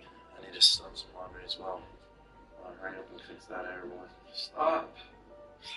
Today's just kind of looking like a little bit of a day, though, so I'd imagine kind of the move for today is that we just chill and just get a bunch of work done. I need to get some laundry done. I need to get some work done. And, yeah, I need some food, too. I'm about to order some healthy food, some little breakfast sandwich or some shit. Holy shit, I look chuzz as fuck right now. We got that laundry started. Now I'm gonna hop in the shower.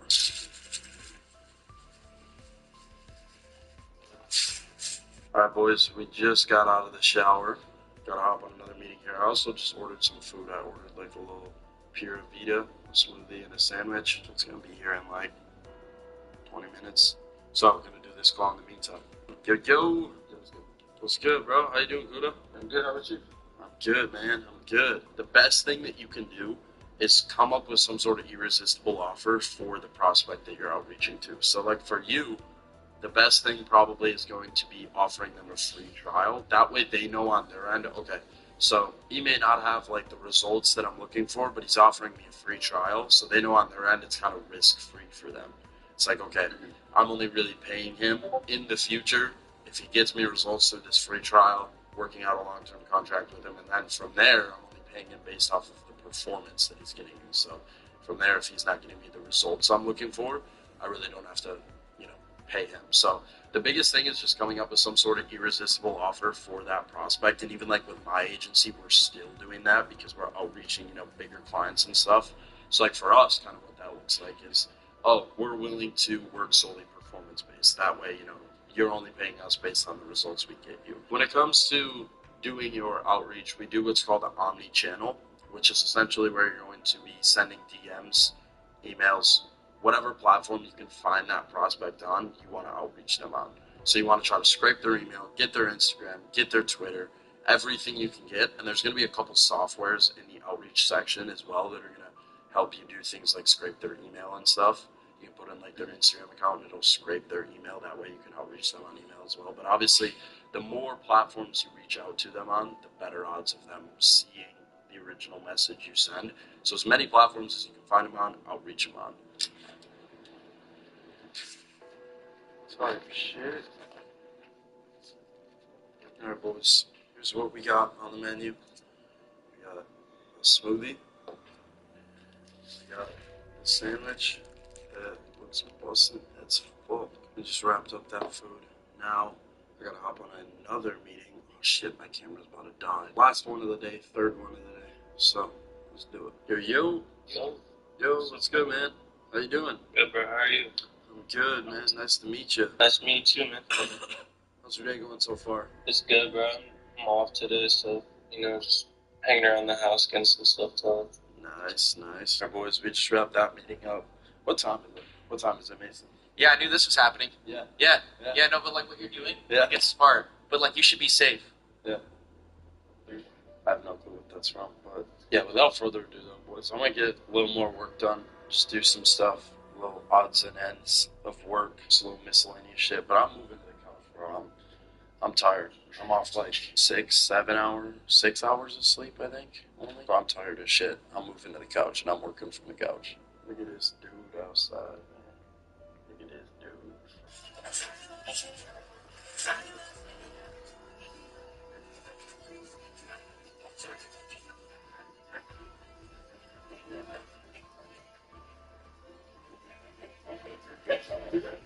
Much better and customize it to your particular issue, especially if it's a high-ticket product, right? That's when the government is paying attention and looking, and, you know, we want to make sure that you guys aren't doing anything unlawful. I've seen it all crash and burn, and someone come to me after the fact, and then I've seen people come to me before the fact and be protected for many, many years, you know? Yeah. I don't know how familiar you are with Luca Nets. He's a great example of someone that came to me early. I helped, you know, get him, you know, all together early with, you know, with Patty all the way to, you know, purchasing, obviously, Pudgy Penguins. That's fire, bro. Alright, good morning, boys. Not actually good morning, but I just woke up from like a fucking 3-hour nap. It's much needed this whole trip. We've been always just running low on sleep, bro. It's like we go out, stay out later. Even if we don't go out, we're still doing something late, and then we wake up early for meetings. How are you feeling, man? Like shit, bro. Yeah. I'm a little tired, but that nap was definitely much needed. Alright. Good morning, boys. It is the next morning. I just woke up a little bit ago. Hopped off a meeting. Right now, currently, I'm taking a look at some apartments that are available from that building that we toured earlier in this video. They just had a unit open up on the top floor, 85I. Ideally, I want a 2-bedroom, but I would honestly settle for something like this. It's like 6.5K a month, master bedroom, closet, bathroom, office room, and then like living, dining, balcony. It's a city view. I was hoping to kind of get one of the units that's available on the N line, which is city and water view. Unfortunately, though, this I line is only city view, and I think the water view buildings or the water view units are a little more rare. So, like, ideally, I would like to have a floor plan like this, where it's living and dining, bedroom, and a second bedroom. That way I can have an office. Because if you guys don't know already, I'm getting my own crib. I'm going to live alone in Miami. I think maybe just a 1-bedroom on the top floor is the move. It's 6.5K a month, so it's a little expensive, but for living on the 85th floor, which is the top floor of one of the tallest buildings in Miami, it's pretty worth it. So I haven't seen that specific unit in person, so I'm going to go ahead and text the lady that I have her number from the tour and see if she can maybe send me a video or something of it. There's also a different unit, 84, which is the floor below J. The floor plan looks like this.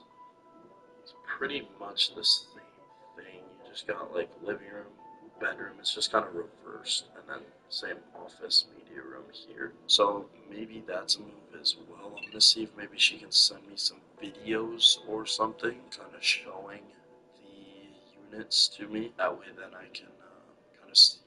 Because like I said, I haven't seen those ones in person. I've only been in a couple of them, and they were all like the water views, or like the water and city views, and all the ones that are available right now are on the other side of the building, which are all the city views. Alright, well, I just texted her, and she basically said in that message that anything showing on the 85th floor is inaccurate, as they're doing repairs to the roof, which are affecting those units. Unfortunately, there's no ETA on the completion, so it looks like they're doing some sort of repairs on them. So I asked her, what about the unit below that just opened, which is 84J? So we'll see what she ends up saying. For the rest of the day, though, I think we're just kind of chilling again today. I wish this vlog was a little better structured for you guys, but it's kind of a little bit all over the place. Last night, we literally did nothing. We just hung out, so I didn't even really pick up the camera. And today, I think kind of the same thing, just doing some work, just like getting some shit done. And who knows if we'll get into anything tonight or not, but we're kind of all just drained. We've been going out a lot, we've been doing a lot of stuff, so we've been taking it easy the past couple of days now. Just kind of getting caught back up on work and getting into a little bit of a team. But I guess we'll kind of just see where the day takes us. Probably get a little work done here. I gotta jump in the shower and stuff. I just ordered some coffee as well, though, so I'm waiting for that to get here.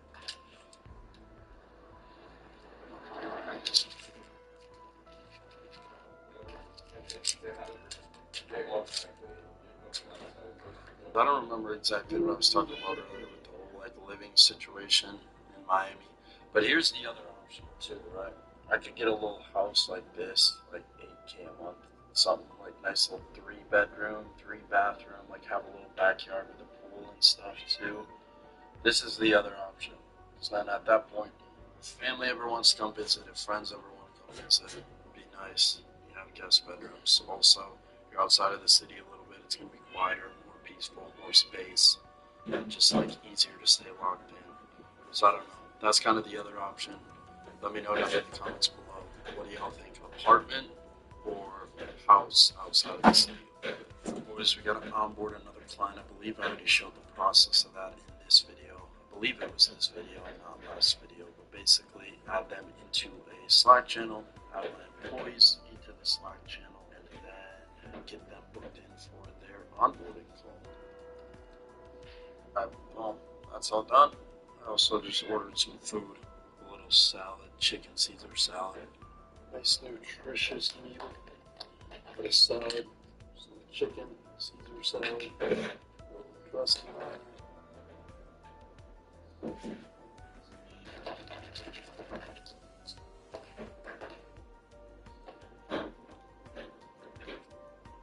Alright boys, today is indeed Friday, so y'all already know what that means. It is time for a call with the ERT. Got a little Q&A call today, so basically just answering any sort of questions for the ERT members. Our time going down. It was at most a 7, and now it's not going down. It's at 4.88 right now. And I'm just curious to know, like, since the daily budget increased so much, should I just run this CBO, like what you told me with the existing creatives? Yes, so you're saying as you increase the budget, the ROAS decreased? I mean, like, it's been at a 50 daily limit for the past, like, 4 or 5 days now, and it's just slowly starting to go down the ROAS. It's the same creatives. It's a budget of $50 because that was the max, and I never increased it anymore.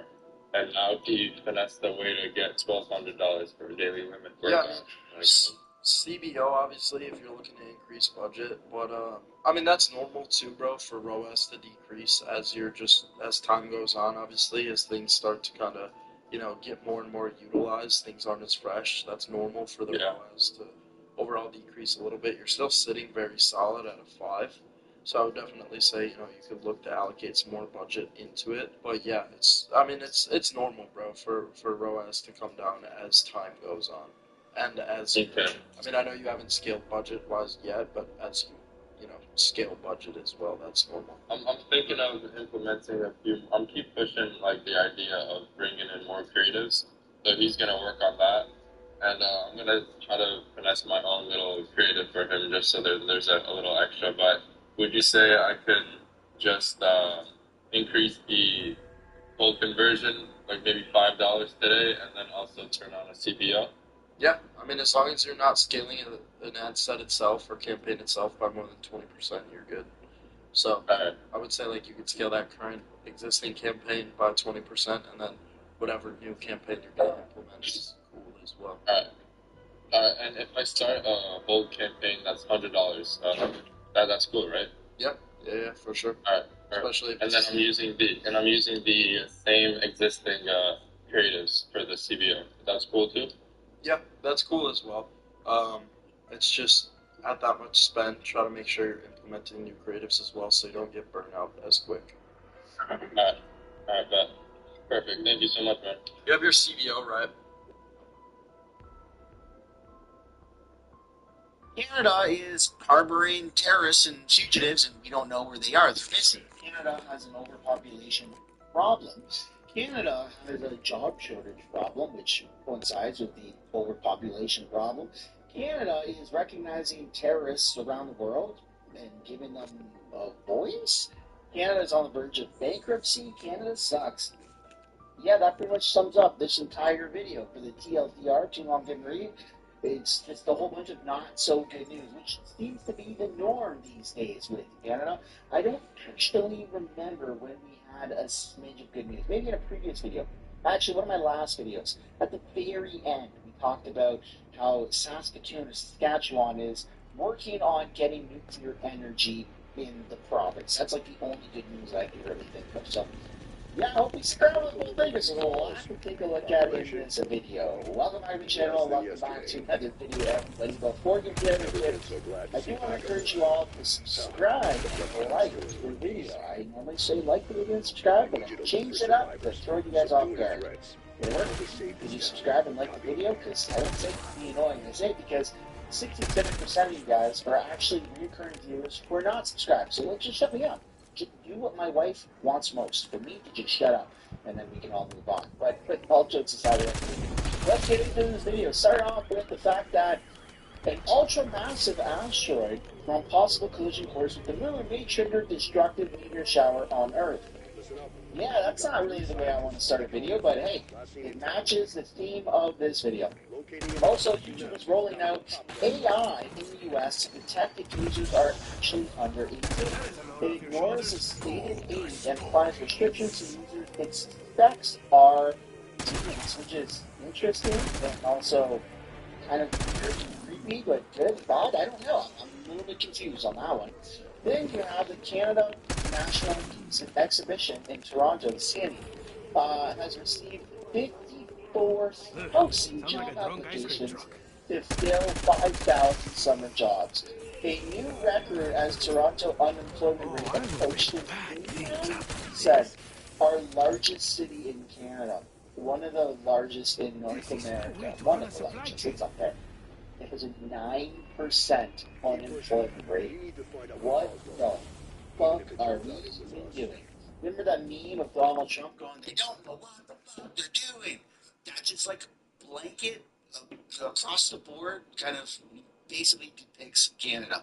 Then we got to talk about the Christian singer who came from America and is being canceled in Canada. But it's Uno reverse card. He's soaring in popularity.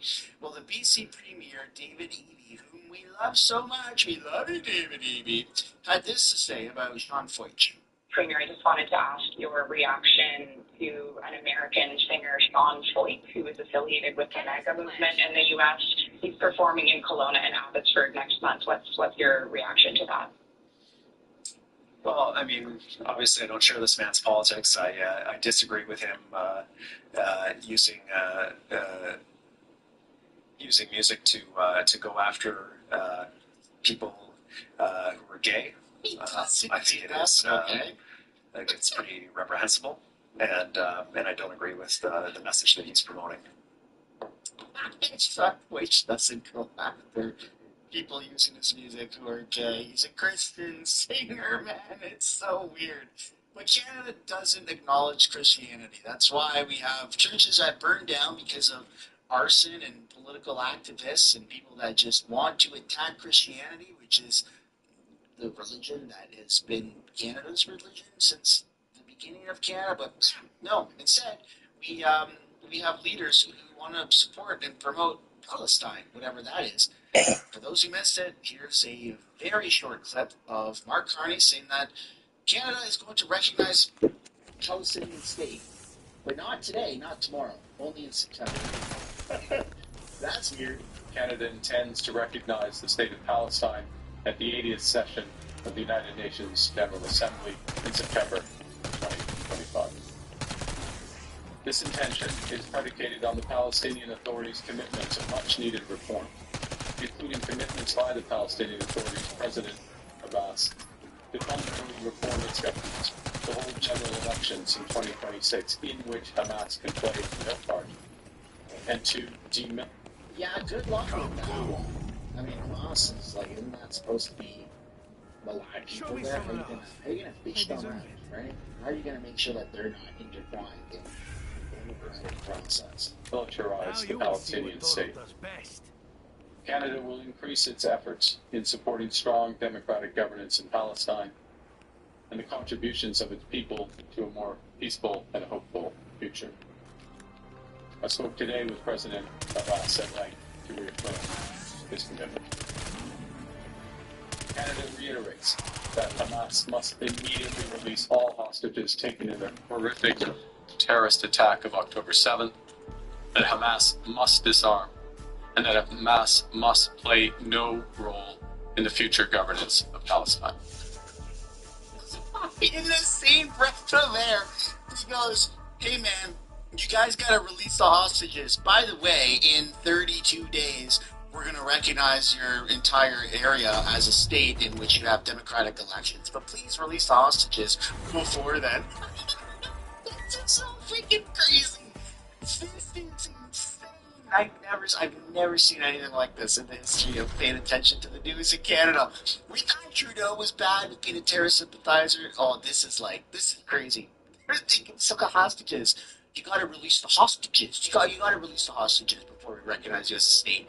But we're also not gonna wait to recognize you. We're just gonna do it anyways. But not right now. It's just weird. It's weird. Anyways, moving on away from that stuff, now gotta take a look at Ron Butler, who's like my go-to guy for finance. I highly recommend you guys go check him out. Ron Butler, the mortgage guy. Big, old, overly opinionated about mortgages. He made an appearance on CTV. Let's have a look. This is obviously the CTV lady, not Ron. For more on this is Ron Butler, mortgage broker. Ron, welcome. Thanks for being here. Thanks for having me. So, the Bank of Canada holding the line on interest rates at 2.75%. First off, your initial reaction to this announcement? Was totally expected. There was no expectation for anything but pause. Therefore, it has no effect on the marketplace. Ultimately, though, there's a lot of hopeful people out there who have mortgage renewals coming up that were looking for further relief. So that's bad news for them. Now, the interest rates remain too high for many potential home buyers. Even with this rate holding, is it still low enough for buyers to enter the market? Well, I think the results speak for themselves. We have an incredibly slow real estate sales environment. We have seen new construction of homes crater in Ontario and British Columbia. They're really lowest points in multiple decades for new construction of homes to buy. So obviously there's still an impediment to getting people into houses. Yeah, I mean, we have a huge housing crisis, and there's actually a reason to believe that just mass building houses in this country isn't even going to solve our problems, because we have so it's not that many entities.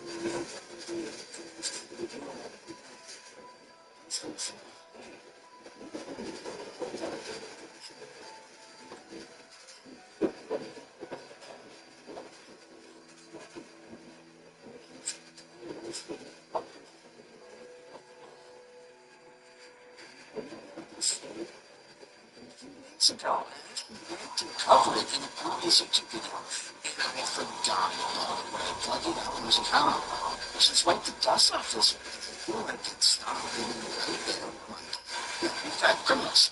Some streets that are supposed to be recorded, and it's not really right things.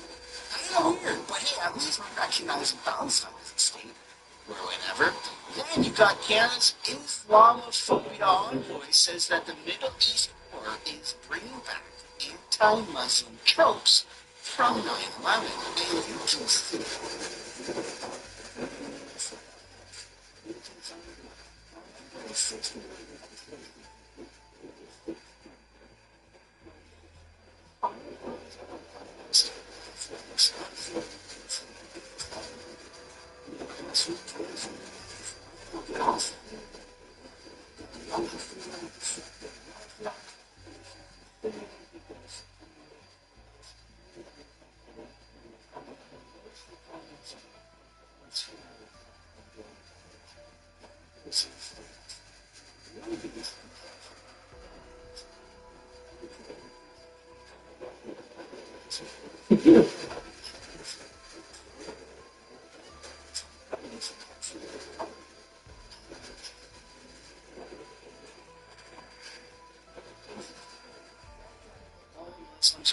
I get it. I mean, it's like now you get into like religious conflict, and I get it. And one of the beautiful things of Canada is the fact that people from different backgrounds, races, religions can come to Canada and feel welcome, and hopefully they assimilate, they partake in Canada's culture, which is now defined as multiculturalism. Kind of weird, but whatever. It is what it is. So, what do? Do you just ignore other cultures and focus on only white people? No, I don't think.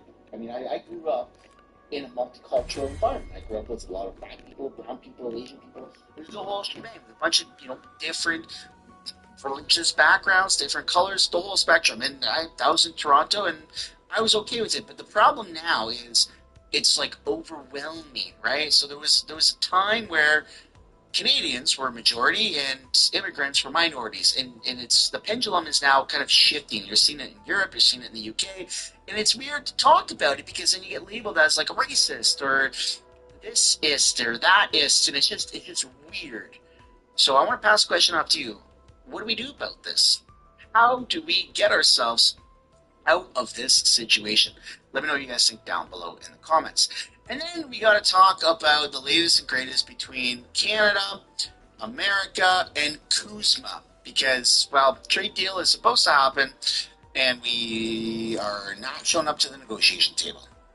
Canadian exports that comply with the free trade agreement get a carve-out from those border security tariffs. Right now they're set at 25%. But what is and what isn't compliant, that can lead to some big questions. Joining us from Washington with the answers is the wonderful Mike Crawley. Mike, walk us through the exemptions for CUSMA-compliant goods. We talk about that phrase so much, CUSMA-compliant, but walk us through the exemptions. Yeah, and Katie, I know that you know this stuff probably better than anybody else in Canada, but for all of us who haven't been following it quite so closely, let's do a quick breakdown, basically, of the different tariffs that are in place on Canadian exports to the U.S. right now. And we're going to start with the tariffs on certain sectors. So there's the steel and aluminum tariffs. That's the biggest number right now, 50%, and that's a global tariff, not just on Canada. There's also a tariff on the non-U.S. content of assembled automobiles. That's 25%. Now, unfortunately, for this category of tariffs, that exemption under the Canada-U.S.-Mexico agreement, or CUSMA, that exemption doesn't help, at least not as things stand right now. Then there's the tariff that applies to everything else. This is what you refer to as the border security tariff, sometimes you call it the fentanyl tariff. This is the one that Trump imposed back in March when he declared that fentanyl trafficking across the northern border was a national emergency. So it's 25% on products of Canada, and that's the rate that Trump is threatening to push up to 35% on his deadline of August 1st, which is Friday. The rate on energy, potash, and critical minerals is just 10%. But here's the thing, with all of this category of tariffs, products that comply with the CUSMA rules of origin are exempt. So that means that they can enter the U.S. with zero tariff. And according to an analysis by RBC Economics, you're talking nearly 90% of the value of Canadian exports to the U.S. can qualify for that exemption. So, look, the exporting companies, they've got to do some paperwork, they've got to jump through some hoops to get this exemption, but it is there for the taking, and it is a really big deal for Canada. All right, Mike, you mentioned this CUSMA exemption applies to the tariff that Trump is threatening to raise. It right now it's at 25%. On Friday, it could go up to 35% if there's no deal by then. So when you factor in the exemption, how does Canada's situation shape up against the tariff deals that Trump just reached with the European Union and Japan? Yeah, Katie, that's a really important question because although Canada and South Korea, we just signed a massive deal with South Korea for energy and for investments into America. It's huge. The only country that's failing at this on the global scale is Canada. Is facing the same deadline that the EU and Japan were facing, all these other countries were facing. Canada's actually not facing the same level of impact from the threat that's looming with this deadline. In fact, the impact is substantially lower. Look, Europe and Japan were staring down blanket tariffs across pretty much all of their exports. And in Canada's case, the vast majority of exports can enter the U.S. tariff-free because of CUSMA. So that's why you've got a lot of economic observers out there saying you can't look at these deals that the EU and Japan got with Trump and just look at the numbers, that they're 15% across-the-board tariffs. You can't compare that with Canada and say, hey, how come Europe and Japan got 15% and Canada's stuck with 25 and looking at possibly 35? You got to think of it this way. Would you rather have... It's weird to brag about the situation because of CUSMA, because CUSMA is under review, which is scheduled in 2026. It expires in 2036, but it's a joint review for Canada, US, and Mexico, that's what CUSMA is, in 2026. So again, can Trump change things next year, 2026? Probably. He'll probably find a loophole, he'll probably find something. National security threat, blah, blah, blah, blah, blah. I mean, I wouldn't throw it out of the norm. So this braggadocious kind of outlook that Canadian media and Canadian politicians have, that, oh, protected by CUSMA, yeah, but not for long, because it's under review in less than 12 months. Have 15% tariff on nearly all of your exports, or would you be okay with 25 or 35%, given that it applies to only a fraction of your exports? So it's these exemptions that matter, or the carve-outs. And Canada's CUSMA carve-out is a really big exemption that those other trading blocks don't have. So, whether Canada gets a deal by Friday to bring down that 25% to something that's comparable to the EU, or even if Trump goes ahead and he imposes that 35% on Friday, you got plenty of observers out there saying that this CUSMA exemption is giving Canada a big competitive advantage over these other countries. Tariff-free access to the U.S. for the vast bulk of our exports in a world where at least some level of tariffs on some products are the new reality, the new cost of doing business with Trump. And of course, that's the long as Trump leaves that exemption in place. Yeah, and that is the big question. So far, the White House is indicating that they are going to keep those exemptions in place. But then again, you have the tariffs on steel and aluminum and some for the auto sector. It makes everything so complicated and difficult. But that CUSMA compliant, those exemptions, they are the view from the White House is that they are quite significant and that Canada does have an advantage, and that is the view from the Trump administration. Canada, an advantage. Speaking in terms of America, that being in the same sentence it's not even appropriate to say that. Look, I think that Canada should be focusing on making a good deal, but this weird elitism that Canada is predicting, hey man, we're good, bro, we got CUSMA, it's okay, we're fine. But we're not, that's the thing. Trump can say do whatever he wants as president of the United States, the world superpower. He can absolutely reverse CUSMA at the joint review. Probably do it beforehand if he feels like it. that he's probably going to wait for that Trump review in 2026. And so I just don't want to pass the question off. Do you think that we're looking at a favorable trade deal within the next couple of days, shortly after the August 1st deadline this Friday, or do you think that we're in for a bit of a rough ride? Personally, I think we're in for a pretty rough ride through the awakening. You're seeing time and time again that Trump in America is not messing around. Let's go. I'm not saying that we can bend the knee at whatever the demands are, but I mean, for the first time ever, right, this go around where Trump in the past 12 months called our prime minister governor, did that with Trudeau. Governor Trudeau, absolutely hilarious. And then also annexation, 51st state, won't even require military intervention, all that stuff. Like, these are things that have never even been mentioned before by politicians, let alone the leaders of the freaking free world. So if there's ever been a time to worry, I would say it's now, because it's just so uncertain. But again, that's my opinion. I would love some of yours. Now we're going to talk about Mark Carney and his new outlook on public sector jobs. Even though he campaigned on the fact that he's not going to cut jobs, he's now cutting jobs. Cutting up to 60,000 jobs, which is interesting because those up voted for not getting job cuts, right? Here, Paula Bird was a big bad guy who was supposed to cut all the jobs, right? That's how they branded him. Now, to get cut, the guy they voted for, which is poetic. Prime Minister Mark Carney's planned public service cuts are raising new questions over how jobs and services are going to be affected across the country. And the essence of this is to spend less and invest more. That means reining in government spending so that Canada can invest more as a country. So that's the Prime Minister back in February of this year. Earlier this month, Finance Minister Francois-Philippe Champagne directed cabinet ministers to identify 15% in savings in their individual departments by the end of the summer. That would total $25 billion overall. So a new report from the Canadian Centre for Policy Alternatives estimates that by 2028, up to 67,000 public service jobs could be lost over the next 3 years. So for more this morning, we're joined from Ottawa by the report's author, David McDonald, senior economist at the Canadian Centre for Policy Alternatives. Good morning. Good morning. Your report outlines which department could bear the brunt of these cuts. We're going to outline those for people now. By 2028, you say more than 14,000 job losses at the CRA, Canada Revenue Agency, more than 4,000 at Employment and Social Development, and 4,000 at Citizenship and Immigration. Why would those agencies be most affected? They're service departments. They provide a lot of services to Canadians, and therefore they want to provide those services.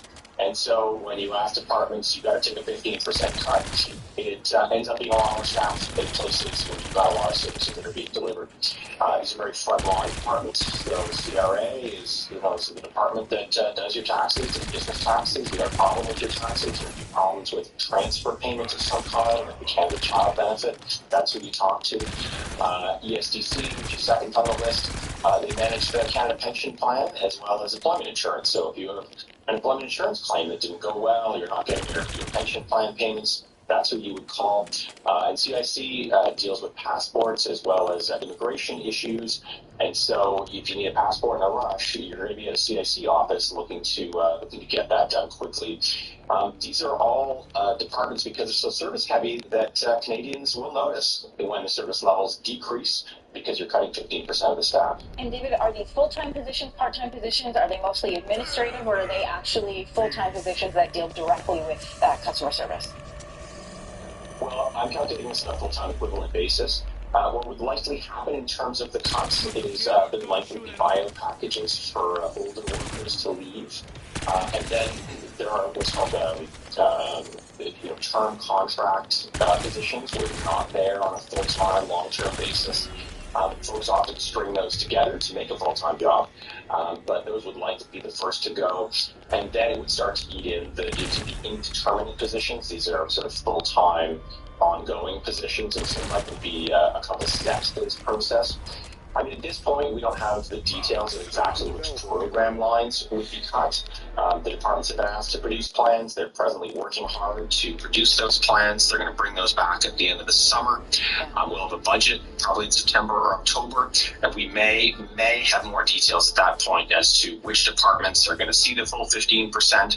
There are some departments that are protected, like defense and the RCMP, but we'll really have to see probably in the fall which departments are hit. We're going to get to how AI works into this in a moment, but first, your report breaks down where in Canada these job losses occur. No surprise, you're predicting 45% of job cuts would be in Ottawa and Gatineau. That's really the hub of where a lot of these government agencies reside, so they have more employees there.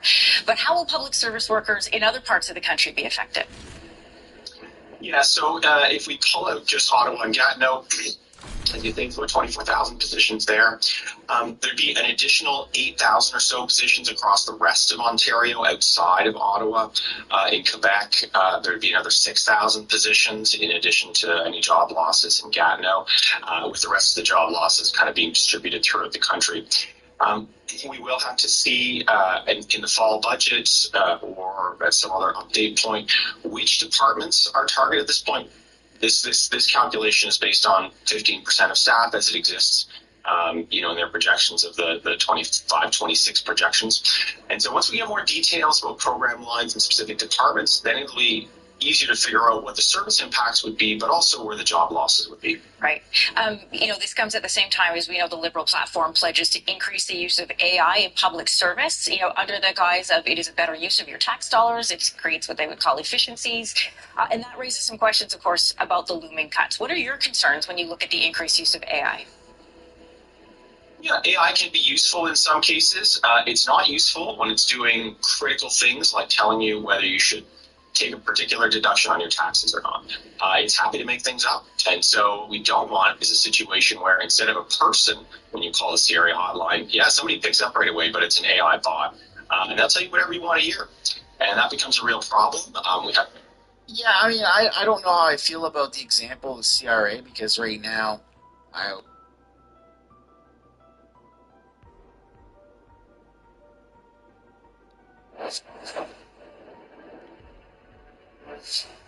It's like, why even say y'all are hiring in the first place if y'all won't even take a second to look at my application? You do not know how bad it is out here. The job market is rough. Gen Z is facing the worst unemployment rate in decades.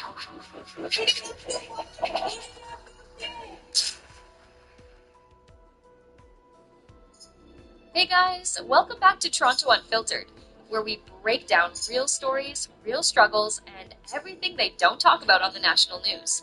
Today, we're talking about something every Canadian teen has felt this summer. And no, it's not that my Wi-Fi is too slow. It's, why can't I get an entry-level job?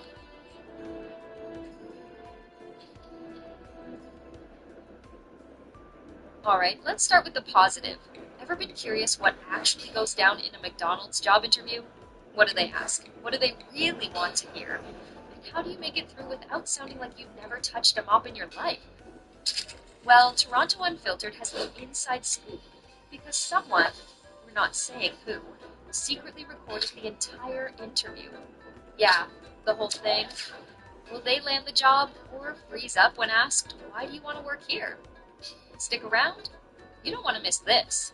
If you've ever wondered what it really takes to get hired, or why so many young Canadians are getting passed over, this next part is for you.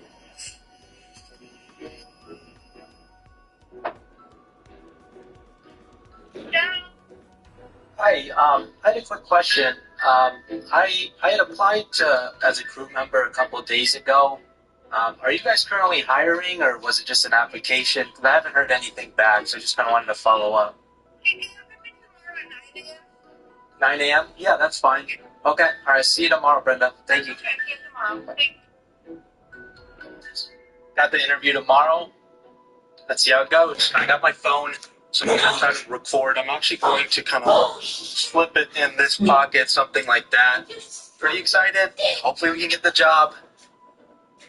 I have an interview. Yeah. How you doing?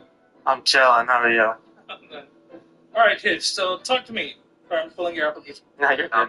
What is your job availability? Pretty much, I'm pretty flexible.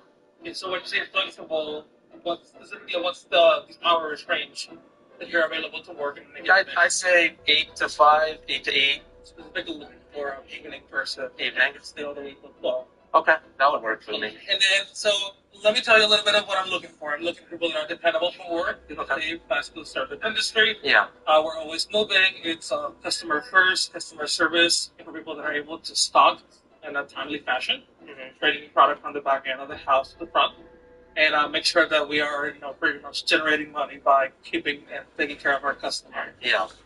Okay. I'm looking for people that are able to work in a team setting. Okay.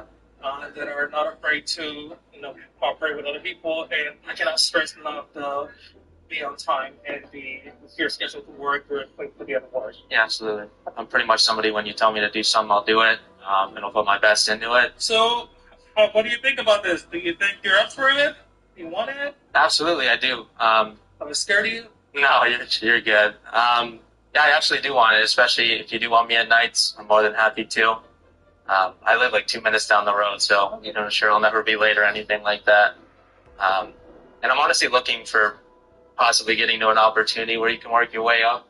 So we can explore the opportunities months or a year or two down the road. I would love to kind of be on that. McDonald's is pretty quick on that. It really all depends on the person. Okay. And their will and really their drive. Operational things, such as procedures and steps, they're pretty easy to learn. They're pretty basic. And it involves a lot of common sense, but that's something that you're looking for in a growth in the near future. Yeah. It's very attainable. Okay. All right, so I would like to extend the job offer to you. I appreciate that. Yeah. How about, would you be available, let's see, Monday? What time? For an orientation. 2 p.m. We'll need you to bring 2 forms of ID for E-Verify. Okay. And I will be sending you an onboarding email today. Okay. Probably within the next 20 minutes. Yeah. And we'll make sure that you complete that prior to attending orientation. All right? All right. Any questions for me? I think we got it all covered. Okay. All right. I got Thank it. you. I appreciate it, man. Thank you. See you then. I got it. Let's go.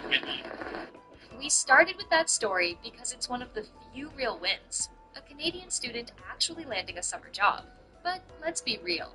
For most young people in this country, it's not that easy. In fact, the majority of Canadian students are struggling to find any kind of work this summer. And when you ask them why, they usually point fingers in 2 directions: the Canadian government or the rise in temporary foreign workers. All the young Canadians who are still unemployed, I just want you to know that it's not entirely your fault. There's not a lot of jobs for Canadians right now, especially for entry level. And if there is, they're being taken over by immigrants / foreign students.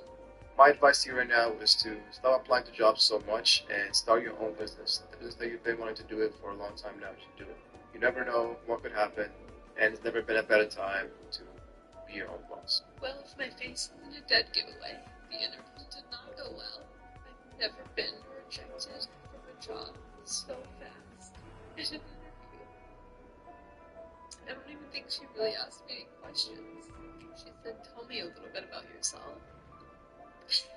I don't know why it's so hard to find a job. I'm not picky. I've applied to literally anything I can find. I've been applying for jobs since June of last year. And it has been absolutely soul-crushing. Getting rejected for 7 months in a row. My 4-year degree did nothing for me. Because I don't have enough experience. Where am I going to get experience? I don't know, because no one will hire me to give me any experience. I could rant about this for days. If you like to pray, please pray for me. Doug Ford, the Premier of Ontario, also known as Fat Justin Trudeau, has just announced that he's going to fast-track work visas for over 100,000 asylum claimees in the province of Ontario. And that 100,000 people are about to be released into the Ontario job market, despite the fact that Ontario has the worst unemployment in the entire country. There are 100,000 people who currently live in hostels, in hotels, in motels all over the province who don't have any status in this country because, well, they're claiming asylum. I understand that there's a moral and ethical dilemma around how to deal with people who are legitimately claiming asylum in a place. But I have to ask the question, how many of them are actually here legitimately? How many of them should be claiming asylum? And for God's sakes, is there something else that we could do to help them? Because it's fine. 100,000 people just being dropped into the job market's not a good thing. You have people waiting in lineups for hours just to get job interviews because the unemployment rate in Ontario is between 8 to 10%, yet you want to unleash 100,000 people into the job market? Just make it make sense. It's just like getting the first job that's so hard. I've tried to apply for jobs for like a year now, and just like most places like don't get back to me, or they just like say no. Mass immigration in Canada has reached a boiling point, sparking growing public outrage. 1 in 4 Canadian youth is currently unemployed. The National Citizens Coalition, NCC, has declared immigration remains out of control. So, what issues are being raised by the international student community? What are they advocating for? We came here with a dream of good life, but you cannot imagine a good life without permanent residency. Our message to public and to government is we will fight till their extensions, and we as an international student, as a workers, are exploited in every sector, from college to after that we got exploited by the government, we got exploited by the employers. Coming out on 60 Minutes. Women are only ever been sex workers. That's all women have ever done. The circle of toxic masculinity. It bears so many hallmarks of a cult. Andrew Tate says awful things about women. This works for free. It works for my love and attention. Very scary. So why do millions of young men believe him? Year 11, I was looking for something to click onto. He became your role model. Absolutely. That's next on 60 Minutes. Most people would rail against being called a misogynist, but not Andrew Tate. Not only does he embrace the label, he actively promotes his hateful views about women to his millions of social media followers. Hard as it is to fathom, Tate is in the business of monetizing misogyny, and it's made him rich beyond belief. His success is born from the fact he's tapped into a very impressionable constituency. Young men, including thousands from Australia, who've fallen under the spell of this very toxic icon. And a warning, this story, reported by Nine's Christina Hearn, is confronting and includes frequent coarse language.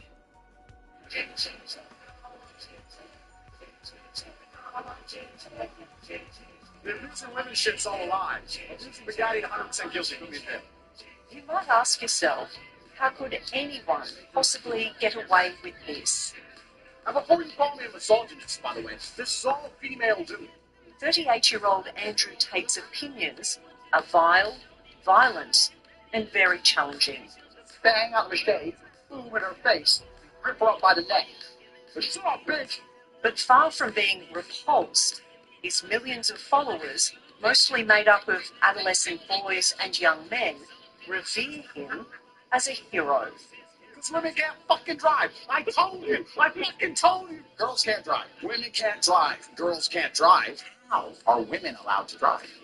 On social media, Tate's life in the fast lane, his partying ways, the private jets and expensive cars, is mixed in with frequent repugnant comments about women.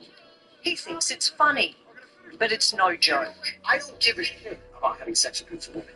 I fuck them so they listen to me. So I can get what I actually want. It's a means to an end.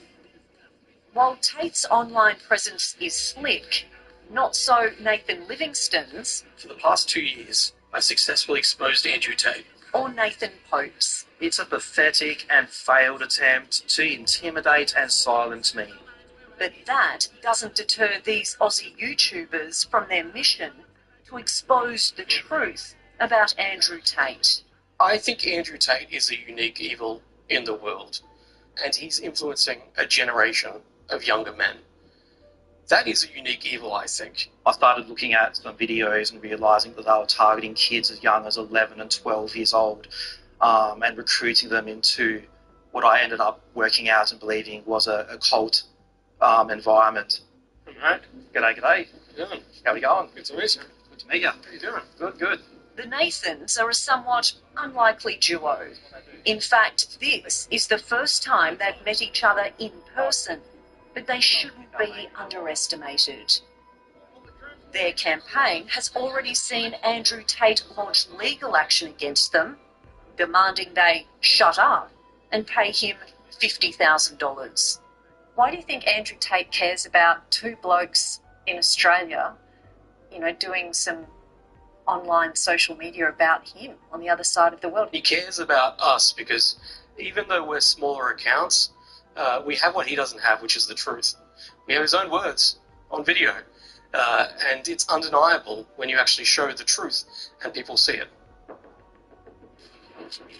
As you'll see, finding the truth about who is Andrew Tate involves unravelling a dark web of social media posts and criminal investigations into alleged sex crimes. Great performance by Andrew Tate. The once professional kickboxer first gained mass attention back in 2016 when he was voted off the UK's version of Big Brother. Due to events in the outside world, Andrew has had to leave the Big Brother house. The reason? This disturbing video emerged of him striking a woman. But far from being cancelled, Tate, with help from his younger brother Tristan, used the negative publicity to begin promoting the idea of toxic masculinity, and more specifically, that a woman is a man's property. If I have responsibility over her, then I must have a degree of authority. You can't be responsible for a dog if it doesn't obey you. Most people would be appalled. When's the last time you got free pajamas? Never. Sure, fuck up. But Tate's reputation grew online, and by 2022, he claimed he'd become the most Googled man in the world. His celebrity not only fueled his extremism, it ballooned his bank balance. He tells these kids how weak and pathetic they are, and then the only solution to this is to give Andrew Tate $50 a month, buy his crypto, continue giving him more money. So giving Tate money is the solution to these problems. And they will become rich and get lots of women. They'll get lots of women, they will drive a Bugatti. So that's where all the flashy videos of Tate bragging about his wealth and women and how great he is comes into it, because he ties that into his messaging towards these kids. Just ask any of his supporters. Andrew Tate has cleverly ported controversy to his advantage. But beneath the flashy social media facade, there are now serious allegations of assault and rape, and criminal investigations into alleged human trafficking spanning several countries. The very first time I spoke to Andrew Tate, he told me, I'm selling the James Bond lifestyle. And that was essentially what his initial marketing ploy to these young men was. He tried to cultivate envy in them. So he would use himself as the archetype of what an exciting manly life should be. Filmmaker Jamie Tarzan first met Andrew Tate in 2019 when he and journalist Matt Shea embarked on a documentary about Tate's life and flew to the influencer's base in Romania. Over the next 5 years, Jamie had unprecedented access to one of the world's most divisive figures. How dangerous do you think this man is? I think he's incredibly dangerous, not just because of the severity of what he says, but also the scale of his reach.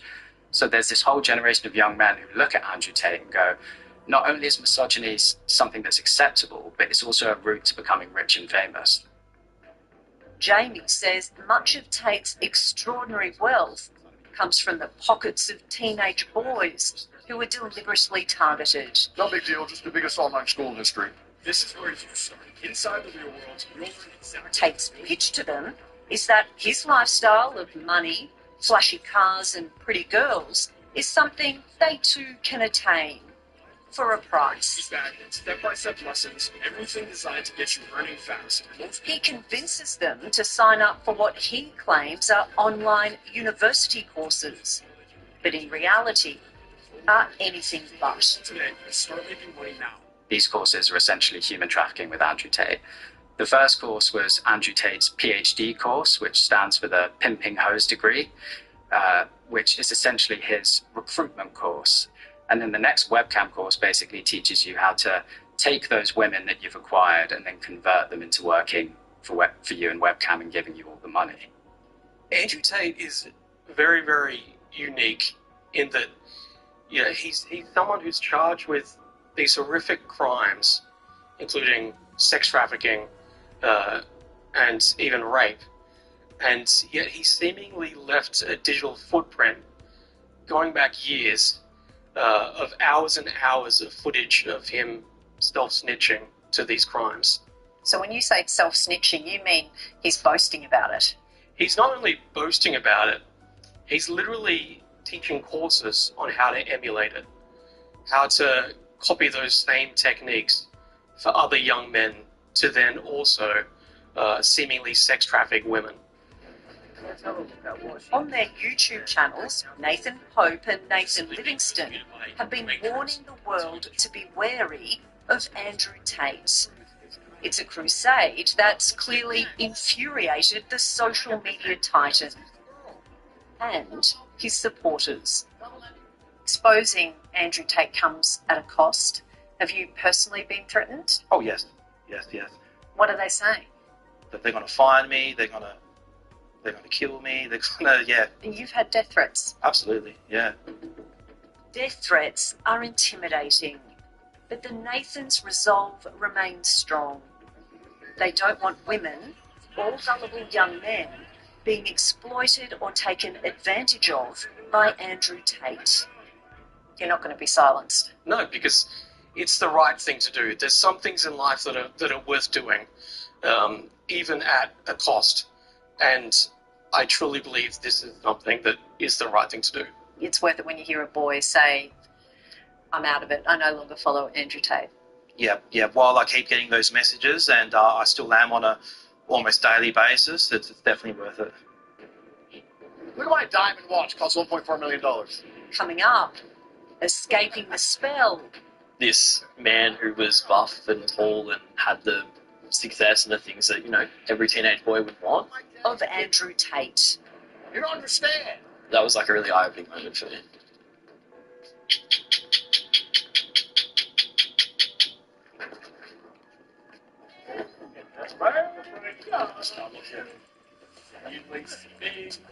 When he was a teenager in Melbourne, like millions of other boys around the world, Leeson Timms fell for the lies and the venom of social media star Andrew Tate.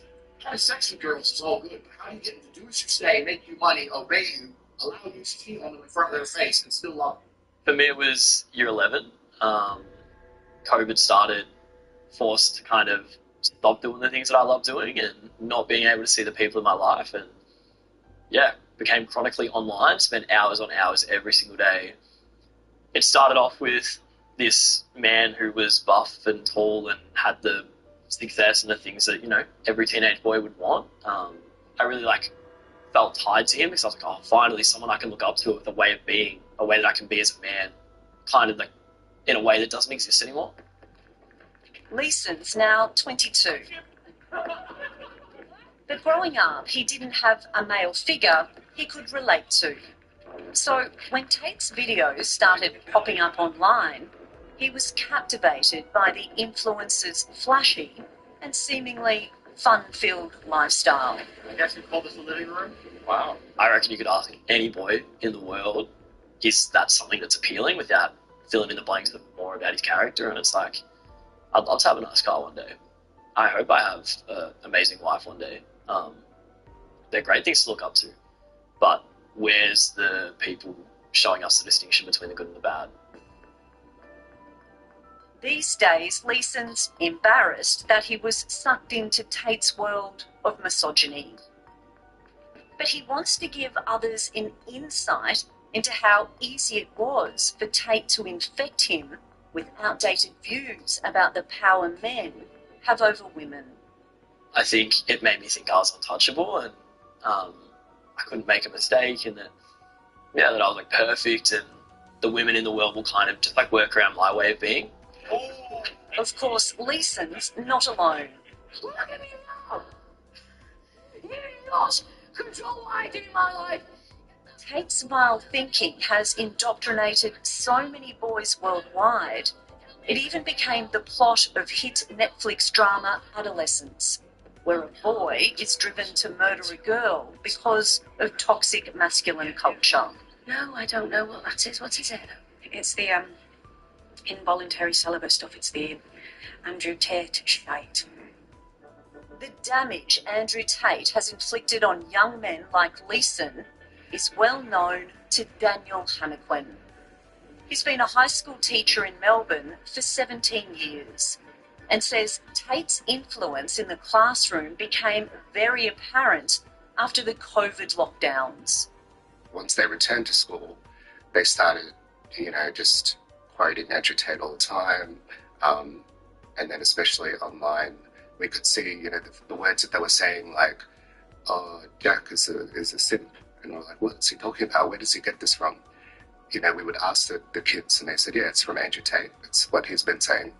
And so then we researched it more, and we saw that simp means a boy that respects girls. So, say, if a boy and a girl are getting along, they would get bullied and called a simp, for no reason. While the girls weren't watching Andrew Tate's content, Daniel noticed they were clearly affected by it. He says they were subjected to so much degrading chatter, they became desensitized to it. Now they sort of see it as that they're joking, or they see it as kind of just the way it is now. I mean, as a teacher, that must really worry you. Yeah, it's really, really hard, and it's another challenge for us to try to resolve and sort of teach girls that this kind of behavior is wrong. Women in your life care about you, but don't listen to their advice because they don't know what the fuck they're talking about. They don't know anything. As Andrew Tate is now being investigated for trafficking and rape, Daniel hopes the boys he teaches will unfollow and hopefully forget the influencer. But Jamie Tarzan, who spent months with Tate while filming a documentary about him, is not so hopeful Tate's popularity will wane.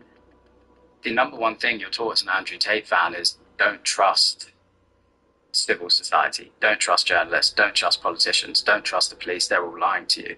So when someone like the BBC or Vice or 60 Minutes come out and say something about Andrew Tate, making allegations against him, for his followers, all that really does is double down in their view that Andrew Tate is right, because Andrew Tate's told them, the media are liars and they're going to lie about me. They're going to lie about me. So then when we publish stuff about them, whatever we publish, his followers immediately think it's a lie because that's the world he's created in their heads.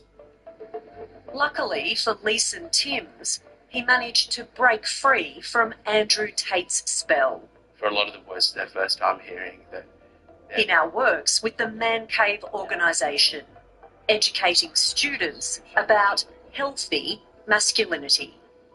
My personal experience has led me to where I can walk into a room of teenage boys and understand them. Because everything in my body at times wants to call them out and tell them what they're doing, what they've said is wrong or hurtful. But yeah, from my personal experience, I know that they need curiosity and they need compassion. It's something that they're missing. Boys can't be what they can't see. So if they don't have the right people in front of them, how are they supposed to act? Of course they're going to act out. I did. Him, mafia-associated criminal. Coming up, fighting for justice, the women who say they've been abused by Andrew Tate.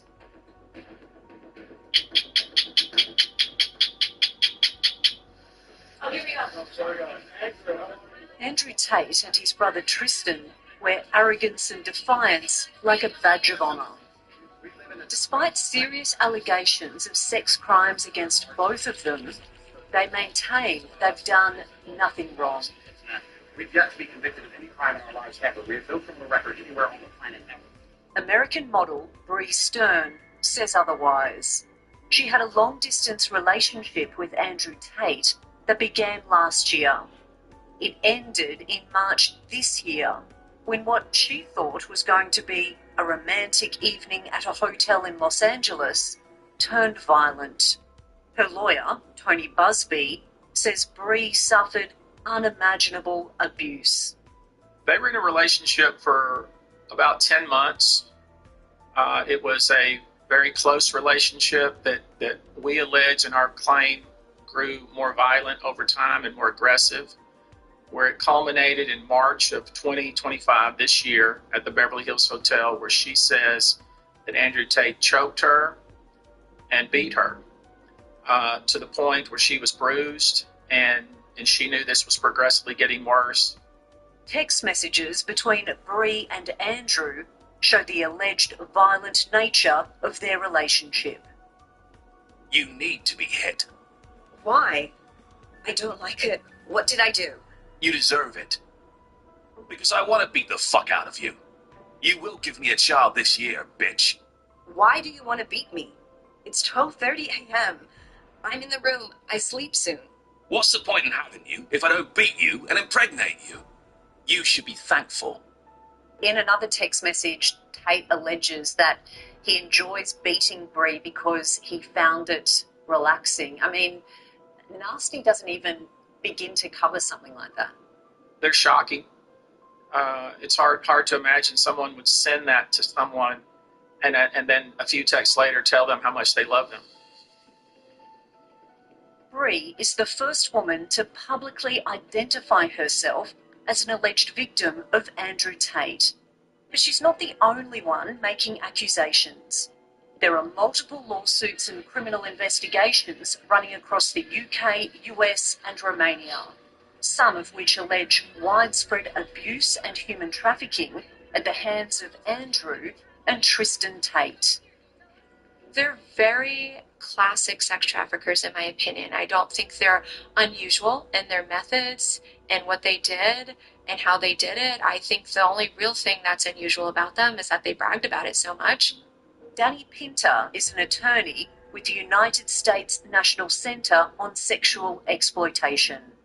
In 2022, her client, known as Jane Doe, flew to Romania, thinking she'd be travelling around Europe with her boyfriend, Tristan Tate. Instead, she found herself in the middle of an alleged sex trafficking operation. When she got to Romania, what happened? When she got there, she was quickly moved into a house with other women who appeared to all be working in webcam pornography, and she witnessed a lot of women in this house, surrounded by sex toys, going into their rooms ostensibly to perform on webcam for many hours at a time, late into the night. They didn't seem happy in her opinion. They didn't seem healthy in her opinion. They all seemed to be in romantic relationships with the brothers, which seemed odd. And there was this restriction of movement of all the women. Frightened and alone in a foreign country, Jane Doe raised the alarm and police raided the Tate compound. The brothers were taken into custody and eventually charged with trafficking and other offences. But frustratingly, justice moves slowly in Romania. No one knows when or if the case will go to trial. Filmmaker Jamie Tarzan says this legal hurdle is having little effect on Andrew Tate's influence over his young followers.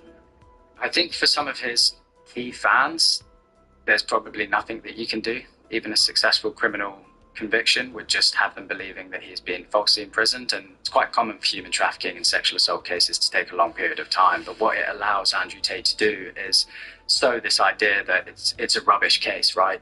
If they had an argument to make, I'd be in prison already, but I'm not. That's what he always says. So it really allows him to create himself as a kind of martyr if things don't go his way.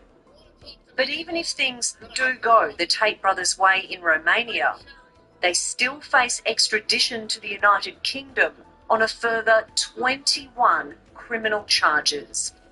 The Tates say they're innocent of all allegations, and remarkably, that they're in fact the victims of women making false claims. Women like Jane Doe, who's being sued for defamation by the Tates, despite never speaking with the media. She's been harassed. She's facing a smear campaign. She's been living in hiding for years, and she's defending against these lawsuits. And she could have crumbled, which I think they thought she would, but she isn't. She's sticking to her testimony because she knows it's true. Bree Stern is also not backing down.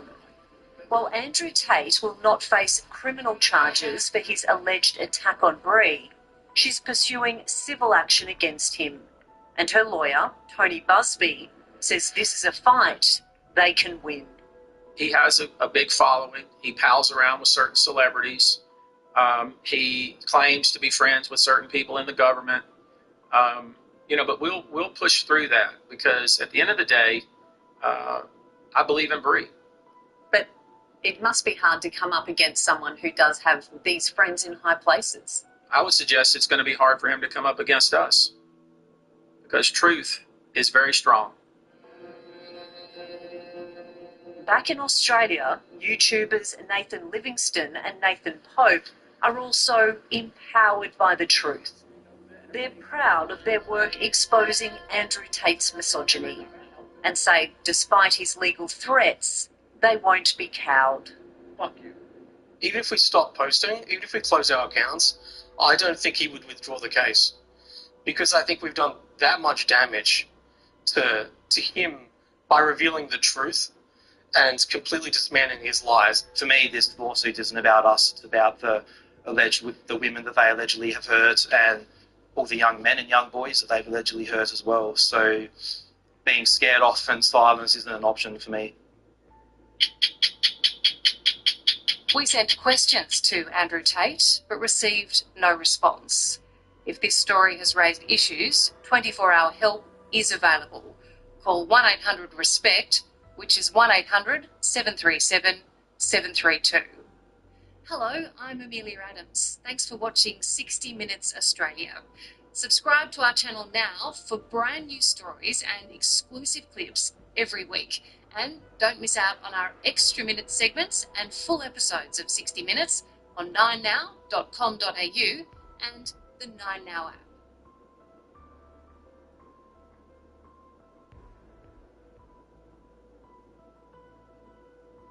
It's time for Lefties Losing It, and we've got a treat for you. The Mad, Bad, Chronically Sad Joy Reid was back on TV. No, not hosting her own show like she did for many years on MSNBC, the mental asylum masquerading as a news network. No, Joy was on Piers Morgan's show, and it didn't go well. I think you were fine because your show just got increasingly unpopular. It happens all the time in TV. That's why you got let go. Why play the race card? First of all, I love the fact that your play the race card is your version of the race card. You literally are so fixated on trying to racialize conversations with me, Pierce. I find it actually quite charming. You racialize more conversations in your tenure at MSNBC than any host in history. All right, Pierce. And of course, after being accused of playing the race card, Joy went about proving that's all she knows how to do. And it is so interesting to me that you, yourself, as a white European, find that when people of color talk about race, that you believe is racializing conversations. But when people like you fixate on, well, Barack Obama was a black president, why don't you object to that? That is racializing a conversation about the former president of the United States. But you can't put your, and I'm sure you find that charming and funny. I find it hilarious because you're the one. You're the one who said Donald Trump. You and your friend Donald Trump. You said Donald Trump is a white fascist. He is a, well, I agree with Mark. And Obama did the same thing. Last time I checked, I'm not allowed to mention his skin colour. No, Piers, you're not allowed to mention Obama's skin colour, even when it's Joy who introduced race into the debate, because that's all a race baiter knows how to do. Here, Joy proves she doesn't actually care about the issue. She just cares about attacking Trump. Do you know how many people Barack Obama deported in 8 years? I'm sure you're going to tell me. Well, why don't you guess?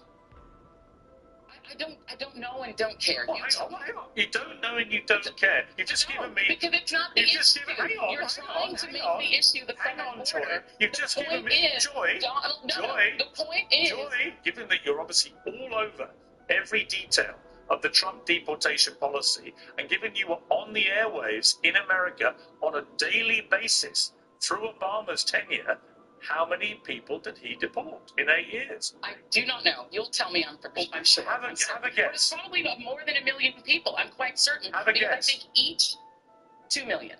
Right, it was 3 million. Okay. And your point being what? Your point being what? The point being you're an unprincipled hypocrite, Joy. I think that was Pierce's point. Now to another lefty, a far more sane one than Joy. Bill Maher has had a realisation. Turns out tariffs didn't tank the economy or the share market. They didn't cause a recession. In fact, they're doing precisely what Donald Trump said they would do. I remember along with probably most people, was saying at the beginning, oh, you know, by the 4th of July, somebody had to think how the the economy was going to be tanked by then. And I was kind of like, well, that seems right to me. But that didn't happen. Now, it could happen tomorrow. I'm just saying that's reality. So let's work first from the reality of that, not from I just hate Donald Trump. Because that's boring and doesn't get us anywhere and leads you to dishonesty. Because the truth is, I don't know what his strategy is. But look, the stock market is at record highs. I know not everybody lives by the stock market, but I also drive around. I don't see a country in a depression at all. Oh, Bill, if you want to know what Donald Trump's tariff strategy is, then just listen to what he's been saying for decades. He's spelled it out so many times, but sadly, despite Bill being much saner than the average lefty, he does still exist in somewhat of an echo chamber. Remember when Megyn Kelly schooled him over and over again? Maher was ignorant of the most basic facts, like this. Hillary Clinton, of course, is the original election denier. I'm sure you voted for her in 2016. Well, she's not an election denier. She absolutely was the OG election denier. She, first of all, she came out before the sun had risen to concede the election to Trump. And then spent the next 4 years saying he was illegitimate. He was an illegitimate president. Okay, first of all, she didn't say he was an illegitimate. Yes, she did. You tell me exactly what she said. She said those exact words repeatedly. I believe he knows he's an illegitimate president. You can run the best campaign. You can even become the nominee. And you can have the election stolen from you. Now, this next clip is delicious. Here is Steve Bannon calling out the activist journalists of PBS on PBS. And the rhetoric about the judge, because a lot of lawyers say, you know, all of the rhetoric, calling for impeachment, the radical left lunatic, that this rhetoric that's not the type of thing the president should say. He should appeal. He should abide by the court ruling and not. Listen, by the way, was there any complaint from PBS or was there any complaint by the Democrats on the rhetoric used against the judges when the Roe v. Wade decision came out and they had to have police protection at their houses? I don't remember anything about the rhetoric being too high. You guys are so phony on the face of it. This is why we're defeating the left. The American people, as they see this, they go, these guys are a bunch of lying scumbags, which you are a bunch of lying scumbags. You try to terrorize Supreme Court justices over a decision that didn't go your way. I told you it was delicious. And talking about scumbags, here is Democrat Congresswoman Rashida Tlaib. This might be a new low for the squad. Healthy people, this is all for you.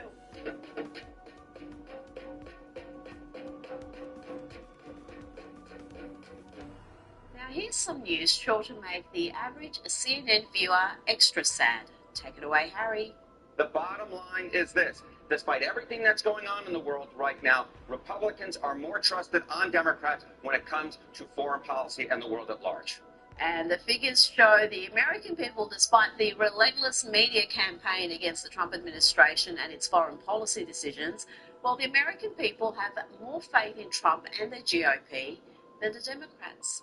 When it comes to the issue of foreign policy, again, what you see is in the American voters' minds, Democrats simply put can't hack it. More voters trust Republicans on foreign policy, very much like they did back during the 2024 campaign. What about the strikes on Iran? Because while they were being contemplated, they were not universally popular. No, they were not universally popular, and in the immediate aftermath, they were not universally popular. Look at this. Net approval rating, U.S. airstrikes in Iran. In late June, the net approval rating, look at that, -8 points underwater. But as the American people learned more and more about it, look at this.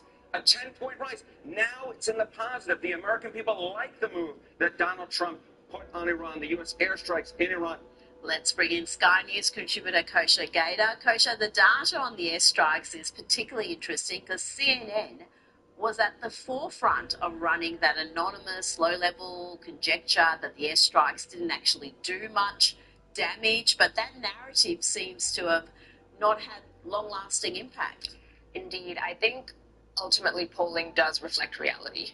It may be delayed because it's always swimming against the current of the mainstream media narrative engineering. Sometimes it may be delayed by years or even decades, sadly and frustratingly, but eventually truth does tend to prevail.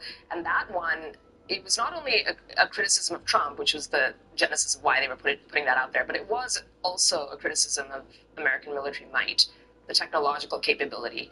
And that I don't think it sits very well with the American public because just the nature of those bunker busting bombs, it's technology nobody else has in the world. The visuals of how they're like rockets that go deep into the ground was quite amazing. And it just wasn't going to fly, I think, the way they were constructing that narrative. The polling also probably improved because it was a controversial move politically. In terms of foreign policy, that still remains about are we getting sucked into another forever war? Since we didn't, it was sort of an in and out. I think those concerns have been assuaged as well. I think that had a lot to do with it as well. I think a lot of people were very reluctant about America getting involved in another Middle Eastern conflict to that extent and were fearful this was going to be a war. When it was just a one-off strike, then I think they relaxed somewhat. Now, this is rather wonderful footage. Watch here as Keir Starmer squirms like the ineffectual faux leader that he is as Donald Trump talks about Europe's illegal immigration crisis and the rising crime. Europe is a much different place than it was just 5 years ago, 10 years ago. They've got to get their act together. If they don't, you're not going to have Europe anymore as you know it, and you can't do that. This is a magnificent part of the world, and you cannot ruin it. You cannot let people come in here illegally. And what happens is there'll be murderers, there'll be drug dealers, there'll be all sorts of things that other countries don't want. And they send them to you, they send them to us, and you've got to stop them.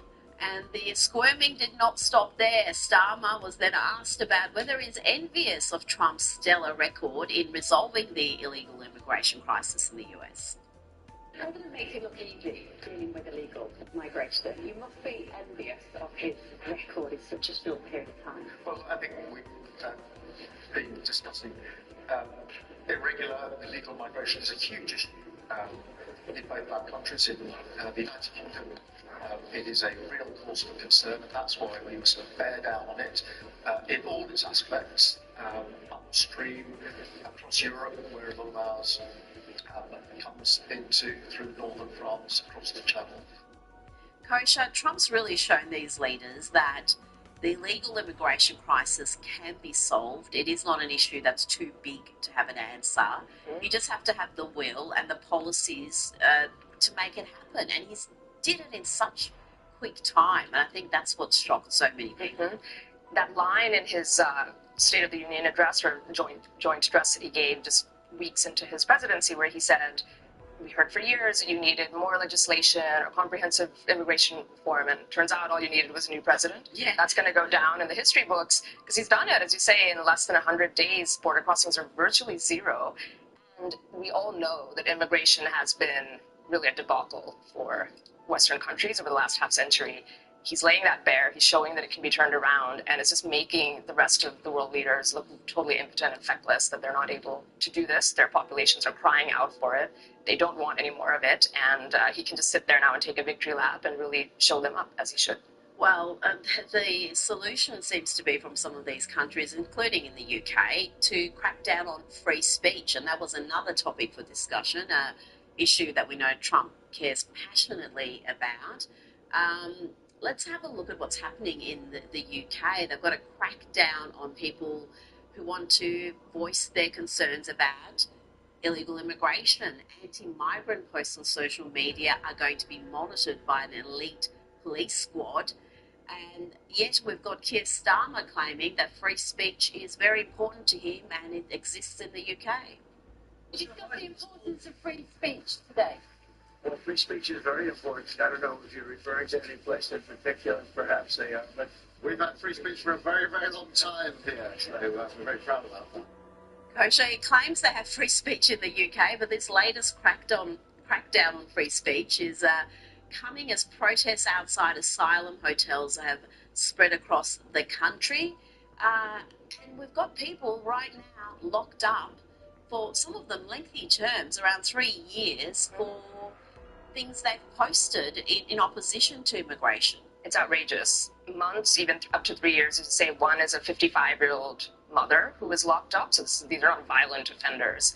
And this whole concept of hate speech or bigoted speech leading to these task forces for immigration. They also did it for COVID in 2020, 2021. They had a secret sort of investigative unit that was looking to combat disinformation around various COVID measures that potentially could lead to prosecutions or arrests, and I think did in some cases. So Keir Starmer is right in that there is a long history of free speech in the UK, going all the way back to the Magna Carta in 1215. That's where it all germinated out of. That's what makes it even more shameful and sad that they're doing this. It has to be defended, and this issue is only going to brew. It's headed towards a collision course because in addition to arresting their own citizens like they have, they're doing things like putting these huge fines against American big tech companies who are not without sin, those big tech players. However, they're appealing all of them, and these other governments coming in and trying to find 6, 8, 10% of global revenues is going to come into Trump trade deals and other negotiations as well. So this fight is just getting started. Crazy. I've been seeing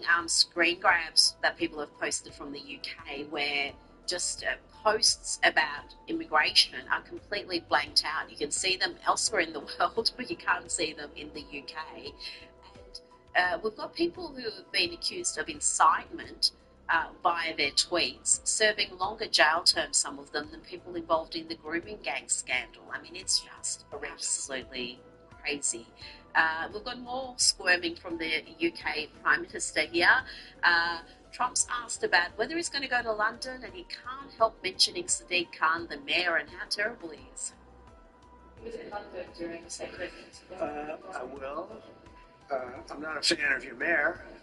I think he's done a terrible job. The mayor of London, but the nasty person. I think he's done.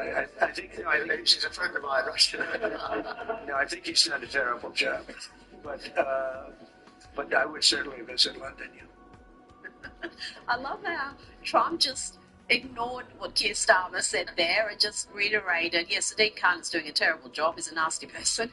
It's so funny because he says he's doing a terrible job, which is true if you want to defend that crime has been up. Basically knife crime, violent crime, sexual assault. They call it something like there's a rape reported per hour now in London, even shoplifting and all these things. And not all of that is at his feet. There are other upstream reasons for it, but that's not a good record, even though it does bear saying that he's the only mayor who's been reelected 3 times. So he does keep getting reelected despite that. That's true. But I love how Trump added that extra personal layer. That he's doing a terrible job as mayor and he's nasty. And that's when Keir Starmer felt the need to come in and defend him, and he just swatted it away. No, he's doing a bad job. Ignored it, just kept talking.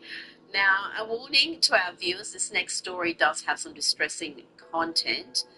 It's a horrible story. What looks like race-based violence from Cincinnati received scant coverage until the vice president talked about them. The scenes are horrific, but when I went to Google yesterday looking for news coverage, the mainstream media weren't missing in action. Indeed, the first news story that popped up was about Ice Cube's surprise appearance at the Cincinnati music festival. But that has all changed now because the Vice President was asked about this issue and he had this to say.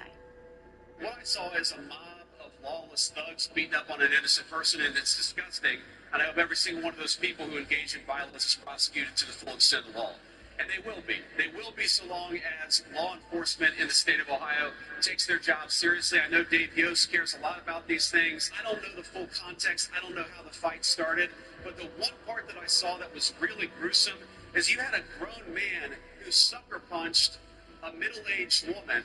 And where I come from, at least, when you have a grown man who sucker punches a middle-aged woman, that person ought to go to jail for a very long time. And frankly, he's lucky there weren't some better people around because they would have handled it themselves. But if they're not going to handle it, the cops in Cincinnati, the law enforcement, you've got to prosecute people. We've had way too much lawlessness on the streets of great American cities. We are now seeing some news coverage on this story, but Koshar can guarantee if the races of the victims were reversed, if the perpetrators were mainly white and the victims were black, let's face it, this would be front page on most newspapers across America, would be leading the news service, but it's taken the Vice President's intervention to actually put this even in the news cycle. The media, Asland, thankfully, is just getting more and more thought relevant, and there are these alternatives were with independent smoking media, meth and it's going today. viral online, as you said. But it is so frustrating because they don't cover it, they won't cover it. There's some rumors and rumblings that there was some kind of racial slur uttered. There's no evidence or reportable specificity around that. But if that emerges, that that's what instigated this, doesn't justify obviously being beaten down like that, then I suspect the media will cover it because it'll give them a little bit of a motivation that they'll zero in on. But it is frustrating. I think two things will force them to, either that, high-profile people like the Vice President speaking out about it, and then prosecutions, if they happen. Harmeet Dillon, who's the head of the civil rights group under Pam Bondi, under this administration, came out with a statement that federal statutes protect all Americans, regardless of color, and we will be watching the Cincinnati prosecutors closely to make sure that they bring charges against these people. That's what everybody's waiting to see. Absolutely, and yeah, she's a very good operator indeed. Vivek Ramaswamy has weighed in as well. He's running to be the governor of Ohio, and he posted this earlier today. He said he spoke to Holly, that's the woman who was knocked out, and she's a single working mum who went to a friend's birthday party. It's unconscionable that there were no police present in the area in Cincinnati on Friday night, or even an ambulance to take her to the hospital.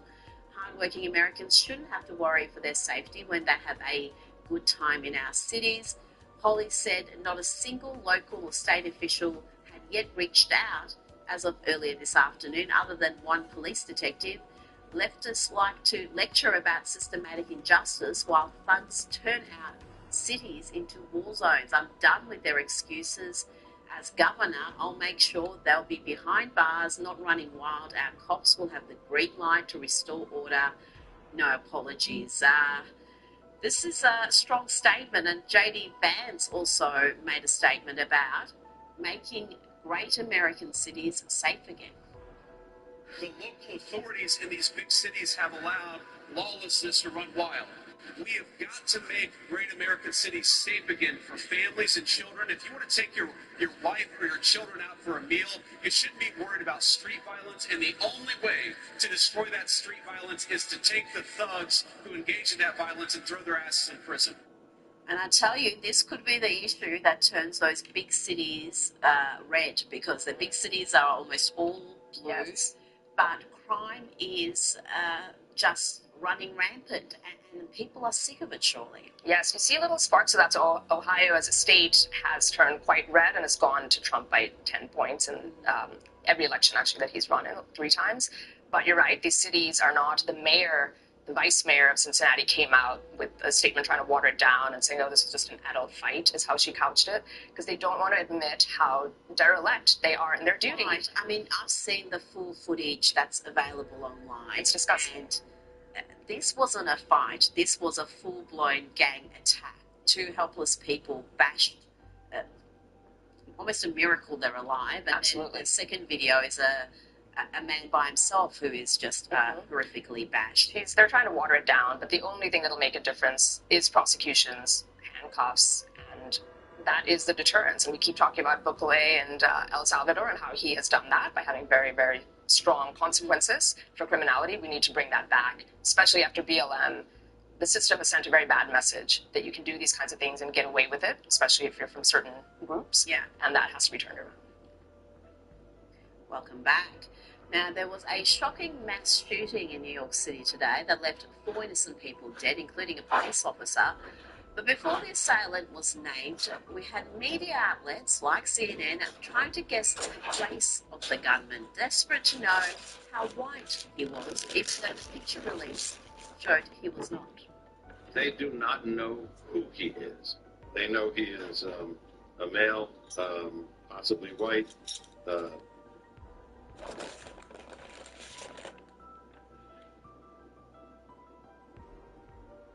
Okay, guys, check it out. I went back to that quesadilla place today and I spent $26. So let's see what I got.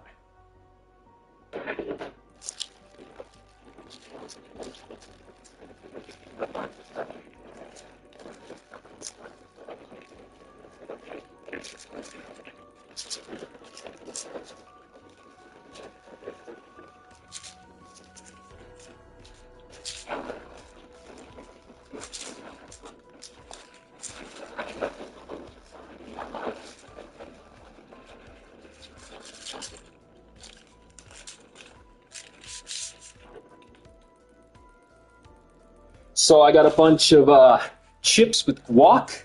Looks pretty good. Got 2 small churros with some caramel sauce.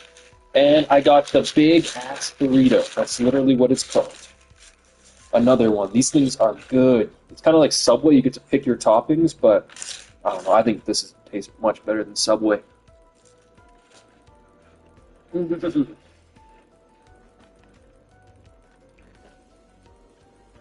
Wow. That is so delicious.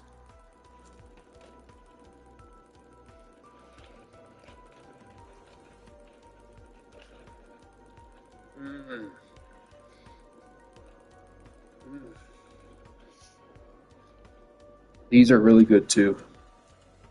Wow. Delicious.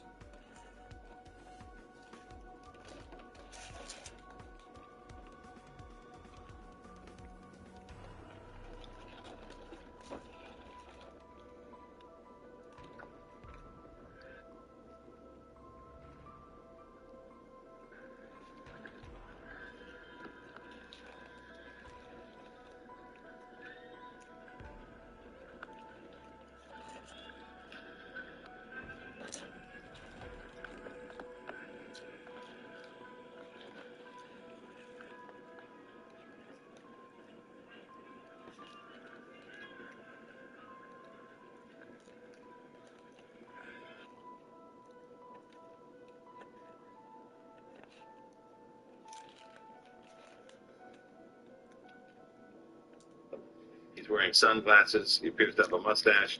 And that picture has been Becoming a credit card person, and you pay it off every time. Yeah, I told you I was a credit card person You in training. like it in training. Are you telling me this is a zero now, though? I hate them so much. I hope their whole business goes out. I'm down for that. Oh, this is an insane checking account to read. What the? I know. I don't. It's. What the? This is impossible. It has gone up because of car, and then I had to drain it again because of the car. Oh.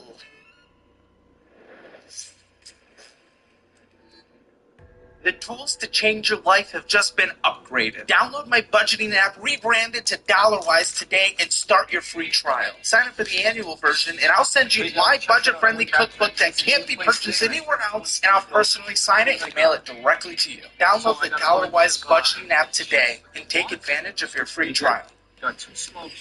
Sarah, welcome back to Financial Audit. Your second follow-up. Yeah. It was the most viewed follow-up on the channel. For real. It was. You're the most viewed, second viewed follow-up on the Financial Audit follow-up channel. Now, you're a program manager, 52,000 hours a year. Is that what you're still doing? Oh, I am still a program manager. I was trying to calculate out how much I make. Notes. Always got notes. Calculate how much you... Why? Okay. Oh, because... Why do you not know how much you make? Well, because I do it based on my monthly income, and so You don't know your salary. No. You are really? No. Salary. I'm pretty sure I'm salary, but You do not know your salary. because not without looking at it. I can't hold numbers in my brain like that. That's why I have my book. Okay. How much do you make? It is $3,262.26 every month. On a regular month, I have the bi-weekly in here somewhere. Well, okay. Well, I have your monthly. That's good enough. Yeah. And you're full-time. Mm-hmm. And then you're doing some side hustle of freelance writing, earning about 1,000 hours. Is that still the same? Less, more? Yeah, it definitely varies a lot depending. Yeah, we average 1,000 a month. But yeah, Is that what yeah, you're still around feeling? about. Okay, very cool. So talking 4,000. Let's just call that after you set a little bit aside the freelance for taxes. So 4,000 hours a month in that. Yeah. Let's call it that on average. Okay, good. In Wisconsin, very good. So listen. Versus the original follow-up, or the original financial audit, and then the follow-up. So we have the Discover card. Yes. And then the original balance was $5,133. Then this was paid off through a balance transfer to City Simplicity. And the goal is to pay that off before interest accrued, and the Discover was now 0. Yeah. Then City Simplicity did not exist in the first one, and it was unused and had a $0 balance, but an account that was still open at the time of the follow-up. Then Sam's card was previously $226, and you're still using it for work travel, but being paid off full in each month. And charges on there were being reimbursed by the employer. Yep. JCPenney, Ulta, Mark's card, previously paid off, and it remained at 0. Firestone CFNA card, open for car repairs to receive discounts. There's poor customer service and billing, and you pay that off and close the account. Yep. Commentity card, retail card occasionally used for discounts. Always paid in full, balance at 0. Overall credit card debt at the time of the follow-up was $0 on all accounts, which was amazing discipline shown. Then there were student loans. The original amount was $70,000, and the current balance at the time of the follow-up was $66,329, which is split between undergrad and grad loans. No current payment required due to deferment. Ends January 2025. That date has passed. And paying monthly interest manually to avoid interest increases. Estimating future payments at $324. So what's currently going on with that one in terms of payments and? Yeah, I think every time I've paid the interest, it's like scooched my due date up more. It says 0 every time I look at it, but I still... Are you on, is it deferred or are you on income driven? I'm on an income driven, but... Oh, well, it's probably that. Your income driven is probably a relatively low balance, or a relatively low minimum monthly payment required, and you pay your interest, and that probably sufficiently covers that. Probably. Okay. Yes. Yeah. And some of the high rates are around 6.8%, which for federal, they can be kind of high. And then one loan was at 5.8, and then the other one were 2 to 4, and those are pretty chill. Yep. Now, a private loan, original balance $74,000, and that had a current balance of $69,700 at the time of the follow-up. With a fixed interest rate at 6.25, glad it's fixed, doesn't have the forgiveness elements and the flexibility that a federal loan does, and required minimum payment is $529. Then other debts and expenses, car repairs, 2013 Hyundai Elantra required 5,000 hours in repairs throughout the year. You're using emergency savings and some temporary financing with no current auto loan. The medical debt, $1,259 on a $100 month repayment plan. Savings in emergency fund. Emergency fund was built up to 3,000 hours earlier in the year, but had to drain it twice due to car issues. Current emergency fund was 2,000 hours in a SoFi checking. A goal was to build 10,000 to 12,000 hours to cover future vehicle expenses. Did the vehicle expenses happen? So I had a good year for my car this year. Basically just maintenance stuff. Knock on wood. But yeah, I wanted the emergency fund with the $3,000, and then to get $7,000 in a separate car fund. Car fund for a new car? No, or for car repairs? For car repairs. Oh, then that's an emergency fund. Yeah, but it's an emergency fund, but it was just because SoFi has those vaults. Yeah. It just for my brain. This one is for like just car stuff, and then the 3,000 is for other stuff as well. But over the course of the year, because stuff happened, I've got $8,000 across the SoFi, and then I put some stuff. I put some stuff in Moomoo before you transferred stuff. It's a good platform. It was just I prefer the other one. Yeah. So I do have Mostly the $2,000 is just in that cash sweep, and then I just have a very little amount of like investment stuff, nothing really huge. Basically just investing the interest that rolls into Exactly. Exactly. And I guess once you reap the rewards of that one, you can switch it over to Weeble and get the all the rewards from that one. So you're just getting all those bonuses. We like bonuses. You guys are destroying your financial future, spending like. That's what he said. He said, "Do you know what manifest destiny is? It's that when you take what you can when you can't." You see what I'm saying? That's the point. I mean, you don't not seem to get it. I'm taking whatever I want. I'm not asking. You understand? Like, I'm the real deal. There's nothing fake about me. So that's why, we put on the cute act when we need to, and we keep it pushing. Like, oh, I'm a great actor. Yeah, I'm a great actor, and I'm genuine with people, but don't get it twisted and confused and think that I'm going to let anybody sit there and pretend with me. Like, nah, people all know about me. They know how I get down. Right? They know what I'm about. And I was meant to do this, man. I was meant to do this. This is my purpose. And like I said again, everything is in perfect position for the way that it's supposed to be. And like I said, this is going to help me tremendously when I'm unideable and I have all new suits that are like completely bulletproof and protected the right way.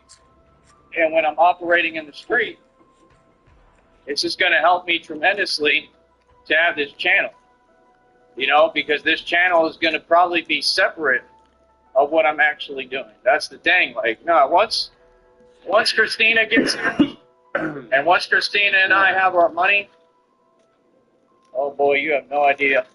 Let the games begin. And I'm talking about the real games begin. I mean, you're talking about a guy that's going to construct wings and try to learn how to fly. Learn how to glide at least 100%. And I really believe I can do it. I'm going to have a longer cape. I'll get me a new cape. But the cape that I'm going to be getting, we're going to be looking into like carbon fiber, because that protects against what firemen use, right? And, and then you have Kevlar. And I'm probably, what I'm thinking, because I'm sure Kevlar helps with that element too, but Kevlar is like resistant. Nothing is technically proof.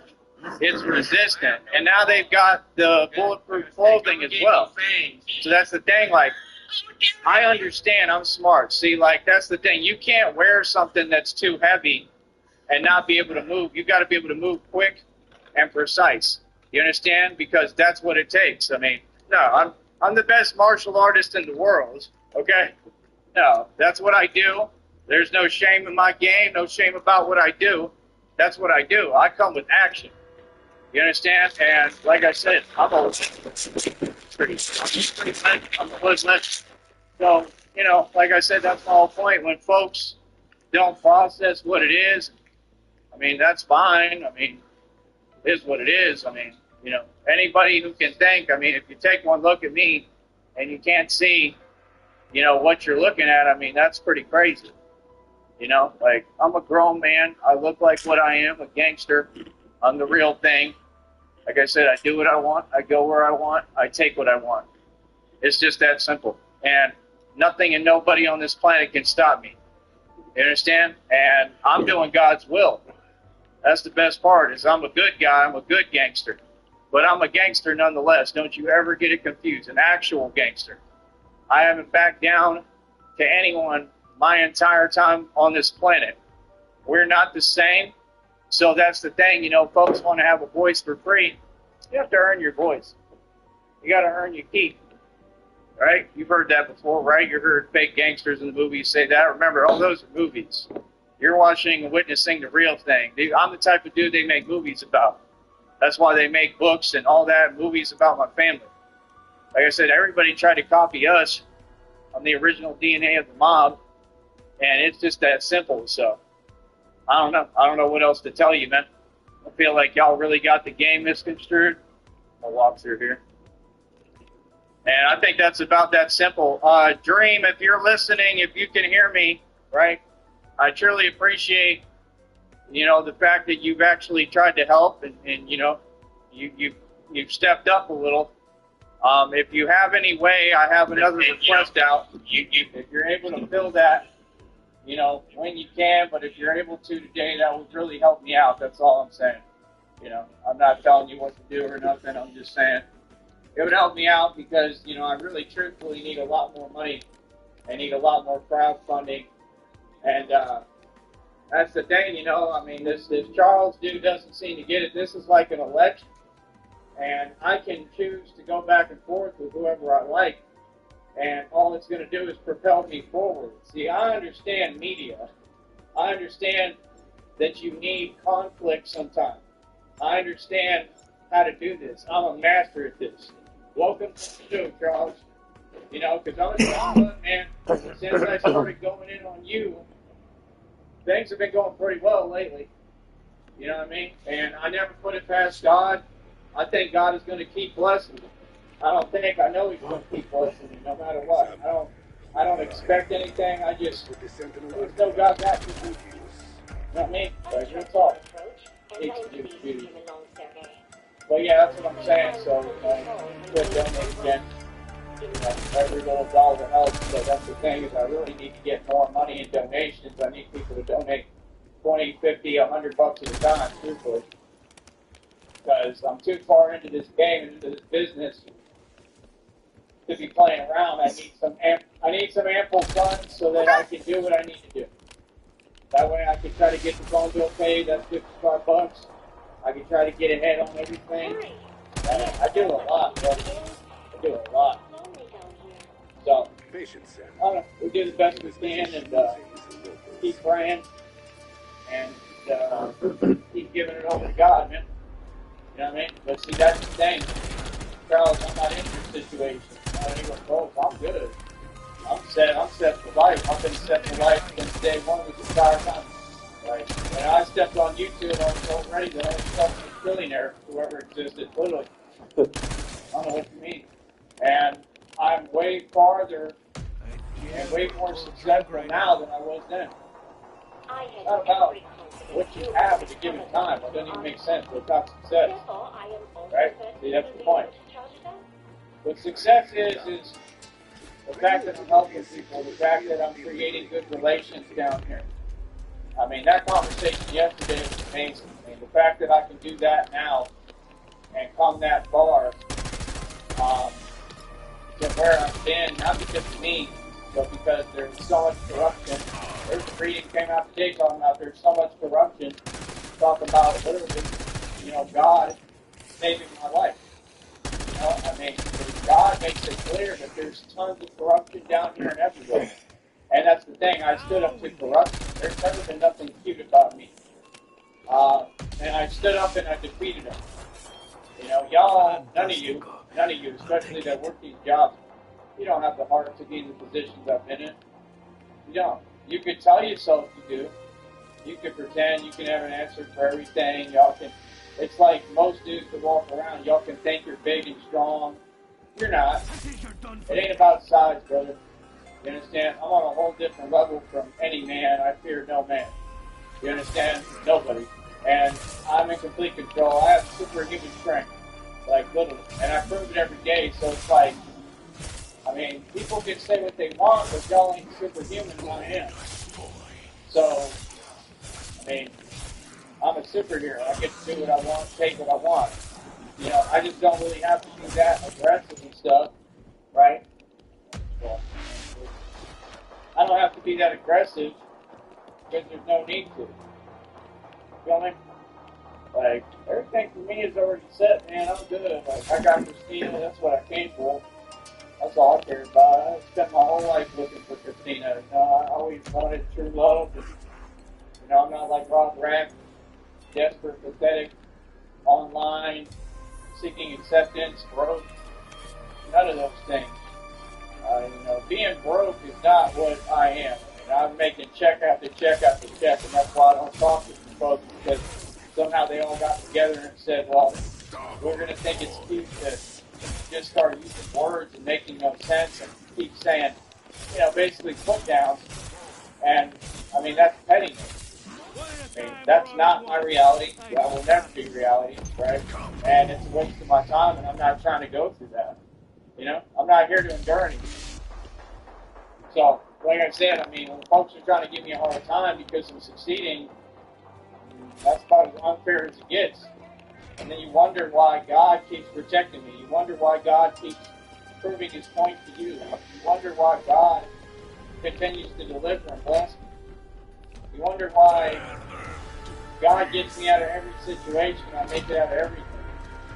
I mean, I'm a righteous man. There's nothing anybody can say about me. You know what I mean?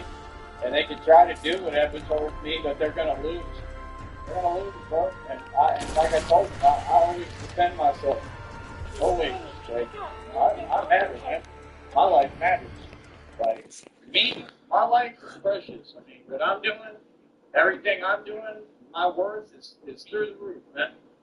Like, I'm always protect my life. I only got one. You know what I mean? Real talk. Like, that's the thing people don't get, and that becomes the game, right? Hold up. Oh, what this thing is doing. Come on, dude. All right. Yeah, I mean, that becomes the game basically of, you know, you're trying to protect yourself, and then folks want to pretend and play games and this and that. Well, they, you know, a lot of people, a lot of these corrupt or criminal individuals, they basically hide behind the system, and that's all. They want to play basically Russian roulette, you know, with what? What I'm telling you. So it's like, I mean, I don't play like that. You know what I'm saying? And, you know, like I said, I mean, you want me to be half something else, you know, and it's just a difficult thing to do. So it's like, and you have to do it, though. You have to learn how to be patient. It's taught me patience. It's taught me incredible self-restraint, self-control, everything that I need to know about. I am looking forward to meeting you in person, even though I am not actually a person. Go ahead, no problem.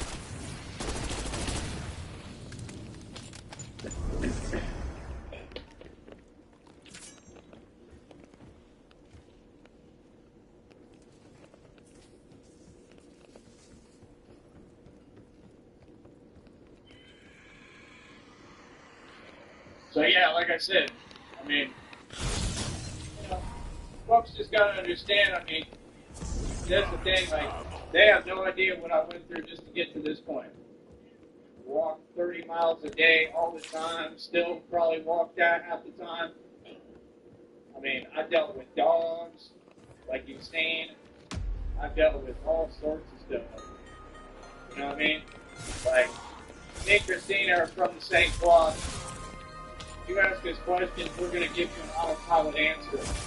That ain't real every time. I mean, that's common sense, bro. That's what smart folks do. You know what I mean? Loose lips, think shits. You ask me a question, I'm going to tell you what you want to hear. That's just the truth. I know who I am. You know what I mean? I know what I've done. I know what I've accomplished, and I'm proud of all of it. Everything I've done has been the right thing and the right way. Truthfully. But I'm a gangster. So, I mean, that's the thing. It's like folks want to false judge you and have an opinion. You're not a gangster. So the gangster is doing exactly what the gangster is supposed to do. I mean, if I sign up to be, you know, a seed basket weaver, well, then I got to do a good job doing that. But I'm a gangster, you know. So I mean, you know, it is what it is. So I feel like a lot of people want to act like it's confusing. I'm a gangster and I'm more an outstanding member of society than all of you. All of you. You know, and that's why I just don't get it. I mean, folks want to talk about money. Y'all are weird. Y'all dictate your self-value of currency and money. And you're not how much money you have in the bank. All the dirt is about that in the movie. That's it. So, I just don't get it. I don't get how y'all see things because it's jaded and diluted and it doesn't exist. So, I'm the one who made it spent so much money you could never imagine. It wasn't a one-time thing. I've been doing this my entire life. Millions upon multi-millions upon millions of dollars. Over and over and over again. So it is what it is. And we're going to keep on winning. We're going to keep on looking straight at y'all, right?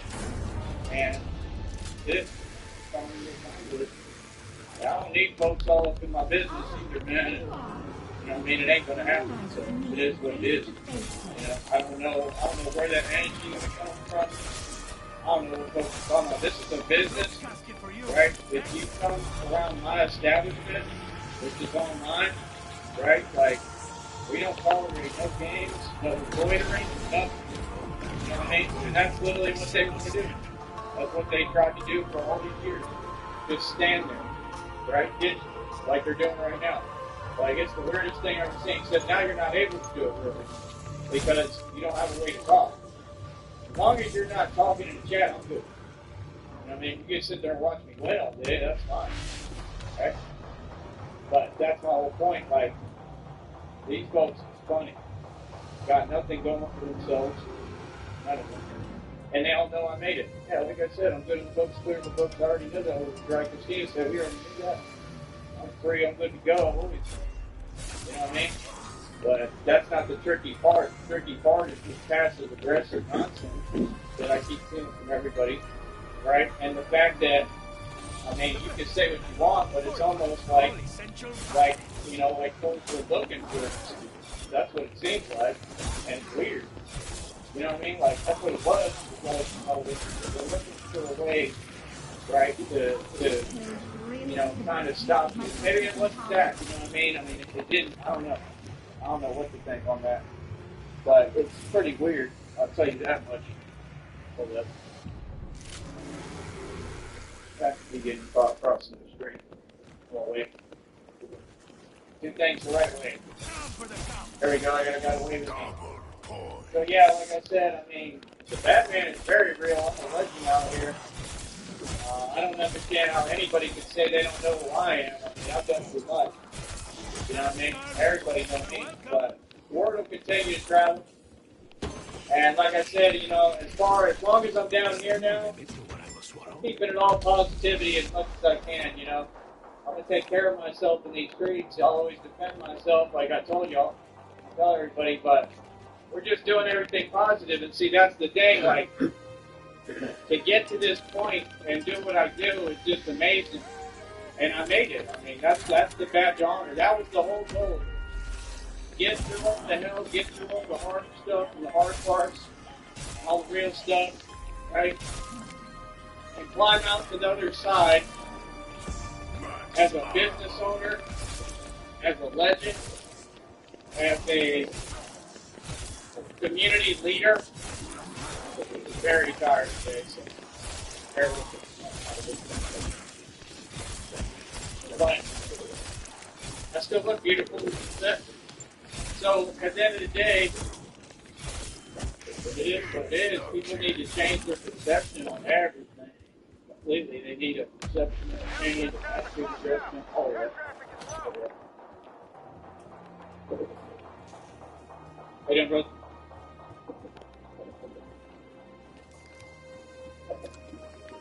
No stopping me now. Not that there ever was.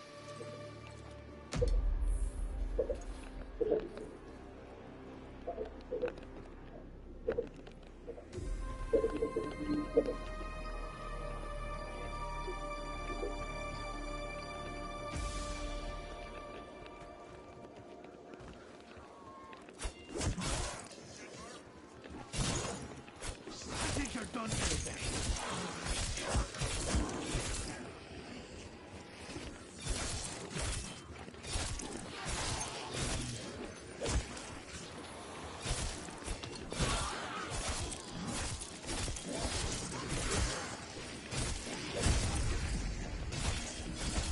One at a time or all at once. I do fine either way.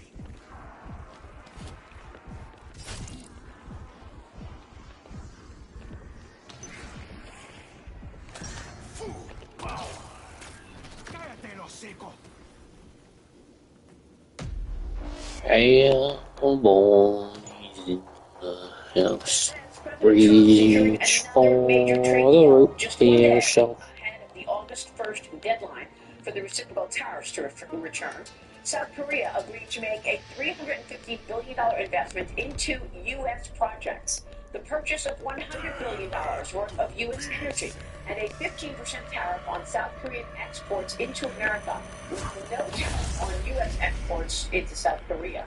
The U.S. striking a second deal with Pakistan yesterday to help develop its oil reserves, as the president imposed a 50% tariff on most Muslim goods. The U.S. made a deal so far with the EU, Japan, Indonesia, South Korea, UK, Vietnam, and the Philippines, while talks with China are ongoing. Joining me now is the White House Senior Counsel for Trade and Manufacturing, Peter Navarro. Peter, great to see you. Thank you so much for being here.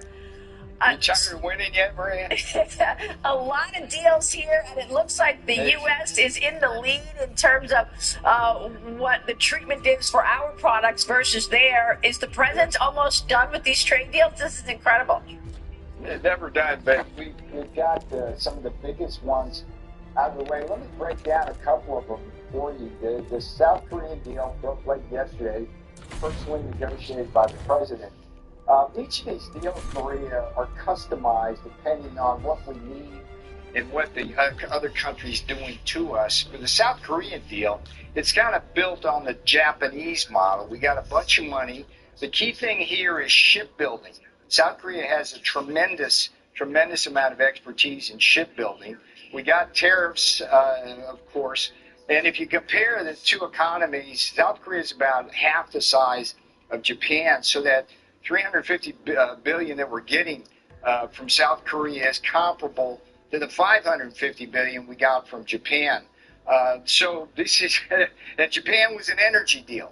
Pakistan, interesting, Maria. They just discovered a bunch of new oil and natural gas reserves. The natural gas reserves are particularly massive. So that deal kind of hinged on that as well. So all of these things are working really, really well. A lot of people, Maria, talk about Donald Trump for the Peace Prize, the Nobel Peace Prize. I'm thinking that since he's basically taught the world trade economics, he might be up for the Nobel on economics, because this is a fundamental restructuring of the international trade environment in a way where the biggest market in the world has said, you're not going to cheat us anymore. We're going to have fair deals.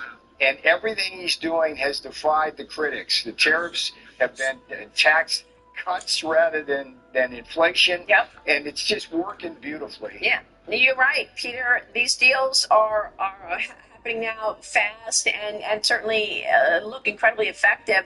The EU deal was one we should talk about, because this is such an enormous block of countries, and the president negotiated that the EU will purchase $750 billion in U.S. energy and make new investments of $600 billion into the United States by 2028.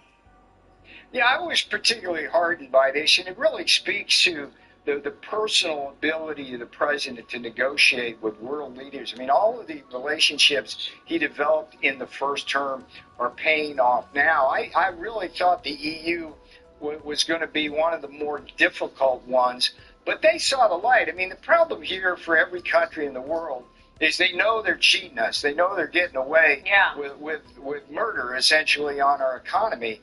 And so reason prevailed here, and this is a case where everybody's going to win. Now, we were able to keep, and this is very important to the president, the steel and aluminum tariffs at 50%. What the EU got was a discount on the auto tariffs comparable to what Japan got, so everything's kind of competitively well. But still, Ford, GM, and the local our companies are better off relative to when the president took office by a long shot. Yeah. So it's all synergistic and working together. And when we make one deal here, it helps to make the next deal here. India is the big holdout. But look, they're the Maharaja tariffs. We don't sell them much, and their tariffs are unbelievably high. So that one we're going to keep working on. Yeah, I mean, the president has imposed or is talking about imposing a 25% tariffs on goods from India. Plus an additional import tax due to India's purchasing of Russian oil. I thought that was really interesting. He wrote on Truth Social, I don't care what India does with Russia. They can take their dead economies down together for all I care. We have done very little business with India. Their tariffs are too high, among the highest in the world. Likewise, Russia and the USA do almost no business together. White House National Economic Council Director Kevin Hassett talked about the president's decision yesterday. Here's what he said, Peter. Watch. India's had a market that's been pretty much closed to American products, and we've been wide open to theirs. And I think President Trump is frustrated with the progress we've made with India, but feels that a 25% tariff will address and remedy the situation in a way that's good for the American people. I guess some of this is the non-tariff barriers, Peter, that you've spoken about so many times. So whether it's India or also what the president said about Brazil, right? I mean, he signed an executive order implementing an additional 40% tariff on Brazil, bringing that total tariff to 50% to deal with recent policies, practices, and actions by the government Brazil against the former president Bolsonaro. Yeah, let me give you a little background. Let's do India first. Historically, India has followed this non-aligned policy, and they were really tight with the Soviet Union decades back. And one of the things that frosts us is a lot of the arms sales that India is engaged in is they buy the stuff from Russia, not us. So that's another area where we could balance our. Remember, this is a national emergency, a trade deficit, and that would be a good way to do that. With respect to Brazil, this one hits really close to home for me. It's no surprise to anyone that professional fighters tend to be strange. Almost never does someone choose to make a living out of pummeling other human beings if they're normal and well-adjusted. To go through the history of elite fighters is to look at a long list of damaged people. Everyone struggles with something, whether it be addiction, violent outbursts, infidelity, or even outright criminal activity. However, some fighters have the misfortune of struggling against all of the above, and no matter how good they are in the ring or the octagon, it doesn't help much when it comes to handling their personal issues. This is the story of John Jones, the self-described bad guy trying to be a good guy. Born on the 19th of July, 1987, John had a rough upbringing. His father, Arthur Jones Jr., was an assistant pastor at a Pentecostal church where the family lived in Endicott, New York. His mother, Camille Jones, was also an active church member, besides being a nurse who cared for intellectually disabled people. As you can imagine, all of their kids were raised attending church every Sunday. John was the third of 4 children, his younger brother being Chandler Jones, who grew up to be a Super Bowl winning defensive end for the Las Vegas Raiders in the NFL, and his big brother being Arthur Jones III, a now retired defensive end who was also in the NFL. It is a massive understatement to say that their family's genetics are favorable for athleticism. One glaring omission from the Jones family lineup is their sister, Carmen Jones, who tragically passed at 17 years old after a 2-year-long fight with brain cancer. The siblings were all very close, and her passing only brought the brothers closer. According to John's brother, Chandler, the 3 brothers slept in the same bedroom, which resulted in the much too frequent occasion of a piece of furniture being broken due to them fighting each other. In somewhat of a genius move, their father solved this by buying a wrestling mat and putting it in their basement. Every day, the brothers would wrestle with each other for hours, which created a hyper-competitive environment in their household, with them competing to see who would do even menial things like drinking the most milk or opening the refrigerator the fastest. This led to John joining the wrestling team in the 7th grade, and ultimately becoming a wrestling champion at a very young age, along with his brother Arthur. But this prowess had its costs. John claims he was very sheltered by his parents and was never allowed to go over to any of his friends' houses. Not even once. This made him hyper-focused on wrestling since it was pretty much the only thing he was allowed to do. And he never took time off from it, getting 3 seasons in a year, whereas other wrestlers would only get 1. John's exceptional comfort with the hazards that come with combat sports isn't surprising, considering that he actually had a history of going out of his way to expose himself to danger, even as a kid. This proclivity led to a near-death experience when John was just 6 years old, when he decided to swim out beyond the point his parents had allowed him to. This resulted in him losing his footing and beginning to drown, only to be saved at the very last moment by someone who was going by on a boat and happened to notice him struggling to come back to the surface. But before I go any further, this video is brought to you by today's sponsor, Bespoke. John also got into football, and much like his brothers, played defense. It was during his stint as a football player that a coach gave him his nickname, Bones, after his slender frame, but despite being good at football, his passion was still in wrestling. By his senior year, he finally achieved his longtime goal of being the state champion of New York, which culminated in him being invited to the national championship. He finished in 4th place and attracted the attention of many colleges. However, due to his grades not being good enough for more prestigious schools, he was kept on as a wrestler for Iowa Central Community College. Eventually, he decided to transfer to Morrisville State College to study criminal justice. When asked about this decision, John said, "I was studying criminal justice and I wanted to be a law enforcement officer in my hometown, Endicott, New York, man. I thought it would be so cool to be a hometown police officer. I've always been a person who tries to do the right thing in life, for the most part. I'm no angel, but I was always the kid who snitched on the kids who had pot. I don't want to offend the pot smokers out there, but I was just kind of a snitch. I was just down for people doing the right thing. My parents kind of raised me to be a good guy. I've always been down with the good side, I guess." During his time at college, he was roommates with another student named Joe Soto, who actually went on to be a featherweight MMA champion. This is relevant because Soto dreamed of being an MMA fighter and would constantly watch YouTube videos of fights. Initially, Jones was put off by the prospect of being involved in an actual fight like that, thinking Joe to be crazy for being brave enough to want to do that. However, despite his hesitant attitude toward it, Jones began being drawn to MMA like a moth to a flame. And after absorbing Soto's obsession with watching fighting videos to the point of falling asleep to them, just 2 years after excelling at the national level as a wrestler, John made his professional MMA debut. Jones's sudden decision to start competing in MMA wasn't done on a whim. In 2007, his girlfriend Jessie Moses, whom he had met in high school 4 years prior, had become pregnant. Because of this, John said he was determined to do his best to already be an established fighter by the time his first child was born. Though his trainers tried to shoot down the notion that he would quickly find a footing when it came to making a career out of fighting, saying that it could take a long time before he became successful, Jones refused to listen, believing instead that he could make it into the UFC with just a few solid wins under his belt. Later on, history would prove Jones not just correct, but deadly accurate. Within 9 months of MMA training, John goes through his first 6 fights effortlessly, defeating all of his opponents with dominance. However, even this early on in his career, we can see certain behavior patterns rear their head that John would later become infamous for. His second fight, which was against Brazilian fighter Carlos Eduardo, and the longest out of his first 6, saw John initially getting frustrated with Carlos' ability to keep hold of his leg. While it's completely debatable if it was intentional or not, as soon as the hold was dissolved, John launched what seemed to be a deliberate knee to Carlos' balls. While it would take a long time for his reputation as a dirty fighter to solidify, the reasons for it were always around. His 6-fight run concluded with a bout against Moises Gavin that won Jones the USKBA Light Heavyweight Championship, and it attracted the attention of the UFC. Within just a month, he was slated to fight Andre Guzmão, a fight he took on only 2 weeks' notice after Andre's original opponent, Tomas Grahl, dropped out. Short black trunks for Jones, white trunks for Guzmão.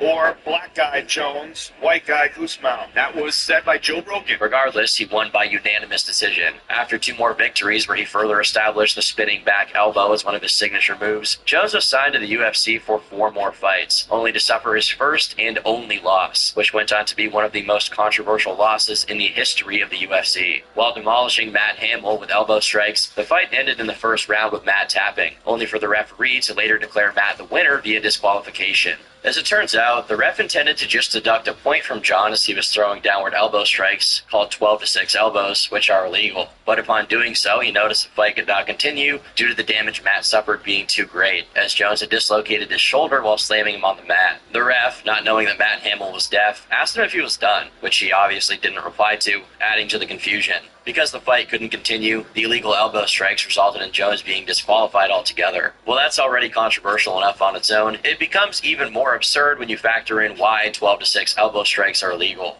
When the UFC rules were being settled, the representatives present had seen videos of people breaking bricks and blocks of ice with 12-6 elbow strikes, which scared them into thinking that particular strike was lethal. Not only was this disputed due to the multitude of videos of people breaking ice and bricks with kicks or even punches that are completely legal, but the 12-6 elbow strikes that John was dealing were also striking Matt's face and not the top of his head, which was what the rule initially concerned. Regardless of the debate surrounding this moment, Jones went on to win another 3 fights, including one in which he broke his opponent's face in 3 places with an elbow strike. After his last fight, Jones was considering what was next for him. Already at this point, he saw a move to the heavyweight division as a possibility, since he'd frequently dwarf his opponents in the light heavyweight division with his 6'4" height. But that was still a distant prospect for him, as he was more interested in fighting the top 3 in light heavyweight, which included the champion at the time, Mauricio Shogun Rua. By a fateful accident, Rashad Evans, John's training partner, who was slated to fight Rua for the title, suffered a knee injury during training, meaning John on would be streamlined into the exact title fight he was looking for. By March 19th, 2011, Jon Jones made history, defeating Rua by TKO and becoming the youngest UFC champion ever. Just hours before the fight, Jones and 2 of his coaches were headed for the Great Falls Historic Park, where Jon intended to meditate. As soon as they were dropped off by the river, however, their plans changed, as they noticed an elderly couple screaming for help. According to Jon's retelling, a drug addict had smashed their car's window and stolen their GPS. Jon's coaches immediately took off after the man, and Jon followed suit, culminating in the 3 successfully apprehending him and returning the couple's GPS. There's actually a video of Dana White sharing the story with Joe Rogan. But me and you guys talked about this in a thing. I went to meditate at the park. So lady yells, "Help, I've been robbed." Chases the guy a mile. And lead kicks him from behind, gets on top, figure fours until the police come. When? What? In 15 minutes of comics?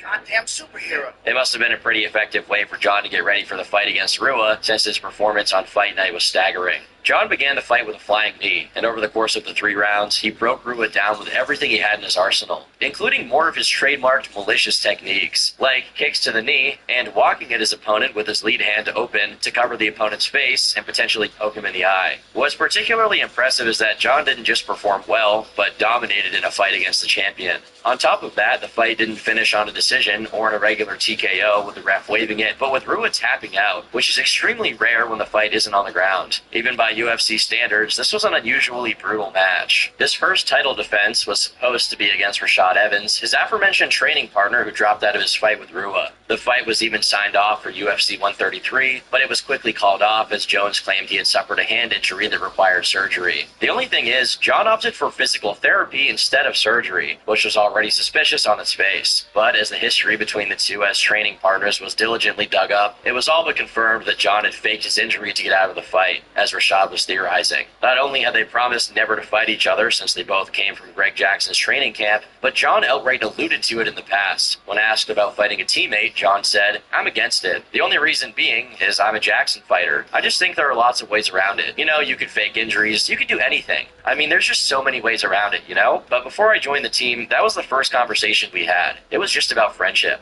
Whether this was about friendship or just Jones being hesitant about fighting someone who not only had already defeated some stellar opponents, but knew the ins and outs of Jon's training was called into question. Meanwhile, Rashad himself was very upset the fight had been signed off on by Jon in the first place in contradiction to his previous statements. Even more, he was angry at their coach, Greg Jackson, who gave Jon the okay, and then decided not to have anything to do with coaching either fighter, saying, "You can't say you're not going to have anything to do with it when you're a big part of the reason why the situation originated. That's like spilling a glass of milk and then walking away and saying you don't want to have anything to do with it. You spill the milk, so you're at least going to help clean it up, right?" When Jon Jones came to the gym over a year ago, Greg Jackson came to me and said, "Listen, what do you feel about having this kid on the team?" I told him straight up that I didn't like it. I told him that the kid was talented and that the sky was the limit with him, but that was the type of guy I wanted to fight, not train with. Greg came back saying, "He will be just like a brother." I still told him that I didn't want to do that. Then Greg said if that situation ever did arise between Jones and me, he would have to turn the fight down because that's how it works. He would have to turn down the fight with me so that way I wouldn't be put in a position where I looked like a punk. That's how it works in the Greg Jackson system. After a while, Greg was so high on this kid coming in, and I met Jon Jones, and he was a very nice and very sweet kid, so eventually I said screw it, let's bring him in. Jon and I were clicking on another level, almost like I did with my first training partner. We would share ideas, and I wasn't holding back on him,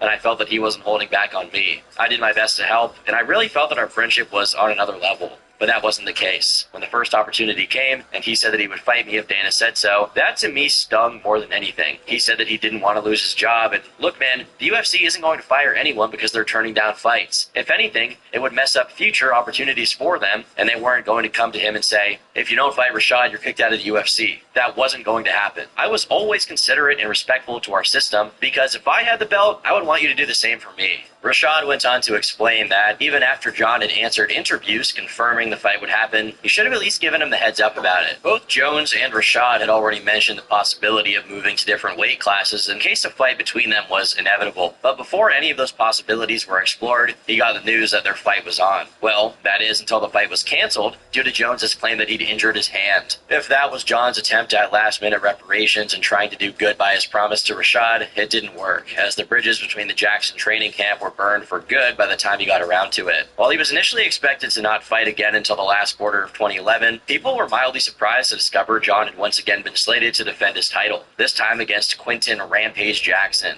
Unlike Jones, Rampage had multiple losses on his record, the most recent one dealt by John's ex-training partner, Evans. But this fact made him no less terrifying of an opponent. According to John himself, throughout his entire career as an MMA fighter, the only person he ever faced that genuinely intimidated him was Rampage. Partly because, when John was younger, he looked up to Rampage like a big brother. One noticeable sign of this is that during stare-downs, John usually looks right past his opponent. He tried to do that with Rampage, only to immediately avert his eyes back to him when they got close. In the lead up to the fight, John had recurring nightmares that Rampage knocked him out cold in the first round, no matter how many different strategies he tried. The solution he and his team came up with to counter this was for John to start the fight in a way he never did in his dreams. Right before going out to the octagon on fight night, John had a deep meditative prayer, which culminated in him having something akin to a hallucination, wherein he was covered in feathers, and for some reason, he felt he became much faster. When the fight began, Jones followed his plan and opened by crawling toward Rampage, which disturbed both him and everyone watching the fight. But regardless of how odd of a way to begin a fight that was, it ultimately earned him the win, as he submitted Rampage with a rear naked choke in the 4th round. The first time a John Jones fight ever made it to the 4th round, as well as the first time Rampage had ever lost a fight via submission. Regardless of having won the fight, however, it once again attracted negative attention for the techniques he liked to use. Years later, Rampage commented on John's style, saying specifically that whenever someone did something effective against John, the response was usually an eye poke, a kick to the knee with the intention to hyperextend and injure the person he was fighting, or a spinning back elbow that tended to land on the back of the head, which, though illegal in the UFC, rarely results in a point deduction unless done excessively.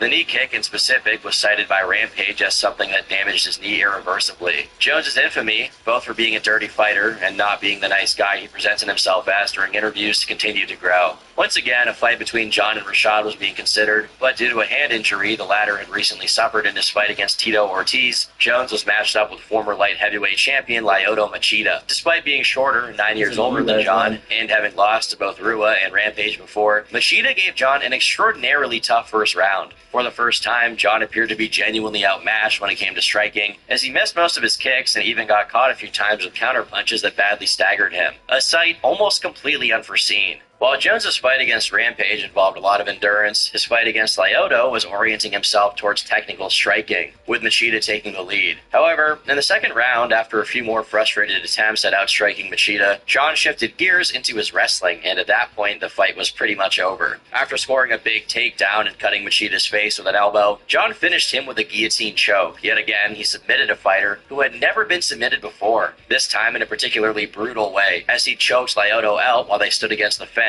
and then dropped his unconscious body on the mat. Following another successful title defense, John and Rashad Evans were finally forced to meet each other in the octagon. At this point, Rashad had already been instigating conflict with John for the better part of a year due to his perceived betrayal, which culminated in Evans switching his training camp. Evans' provocations typically revolved around the time they spent training together, with Rashad claiming to know the secret to beating Jones due to how many times he dominated John during training, with particular emphasis on one occasion in which he held Jones down while they wrestled. When asked about Rashad's claims, John said, "We first met in 2009, and I don't even remember when we started training together. We stopped by the beginning of 2011. I wouldn't even say we were never friends. We went to dinner once and probably trained with each other 8 or 9 times. It's really overblown. People are acting like he taught me to fight and that we had friendship bracelets. Some days he would get me, some days I'd get him. We shared little psychological tips. At the time, he was the number 2 contender and I wasn't even a contender. The one day he dominated me, it wasn't like I was thinking, this is defining who I am. He was on top of me. I never thought it'd come back and be used against me. I'm glad he talks about the time he kept me down, but I've totally eliminated through hours and hours of work his ability to ever do that again. My game face is a lot different than my practice face. I've never intended to hurt a teammate and I've only knocked out one of them. He held me down. That's not knocking me out. It's not a test of my cardio. It just affects the time clock. Yeah, you got me. You won't do it again." Rashad says these things hoping I'll focus on the pre-fight hype rather than tactics, but my mind, body, and spirit are all in the gym. Said and done, their fight wasn't particularly eventful. John proceeded to wobble and beat Rashad over the course of 5 rounds, winning by unanimous decision. Having defended his belt against pretty much every significant challenger in his division, some of John's past opponents were being considered for a rematch. Lyoto Machida was ruled the #1 contender at the time, because right after his fight against John, he knocked out Ryan Bader in the 2nd round. John was asked about potentially revisiting their fight, to which he replied, "He was my lowest pay-per-view draw of last year. No one wants to see me fight Lyoto Machida. Lyoto is a high risk and low reward. He's a tough fighter, but no one wants to buy that fight. Between Shogun, Rampage, and Rashad, Lyoto was my lowest draw. Why would I want to fight someone where it's a lose-lose situation? I won't make money on it, and he's a tricky fighter." Some people saw this quote from Jones as a violation of the unspoken rules of the UFC, not only admitting that the money is what makes the fight, but that he outright doesn't want to fight against someone who, by his own judgment, could potentially win, or at least make John struggle to win. This is at a time when the UFC was suffering from the absence of their 2 biggest fighters. George St. Pierre had sustained a knee injury and went on a hiatus to heal, and Brock Lesnar had gone back to WWE. Ideally, Jones would step up to play the role of the fearless undefeated champion, but it seems he didn't care at all how his straightforward attitude regarding how he picked fights could be counterproductive PR-wise. This is important because the UFC wasn't the only thing struggling with its PR. Jones was as well. After continuous growth of his reputation as someone who only pretended to be nice and well-adjusted, Jones was arrested for a DUI after he totaled his Bentley by crashing into a pole, getting his driver's license suspended for 6 months. This was just the first of many of John's run-ins with the law.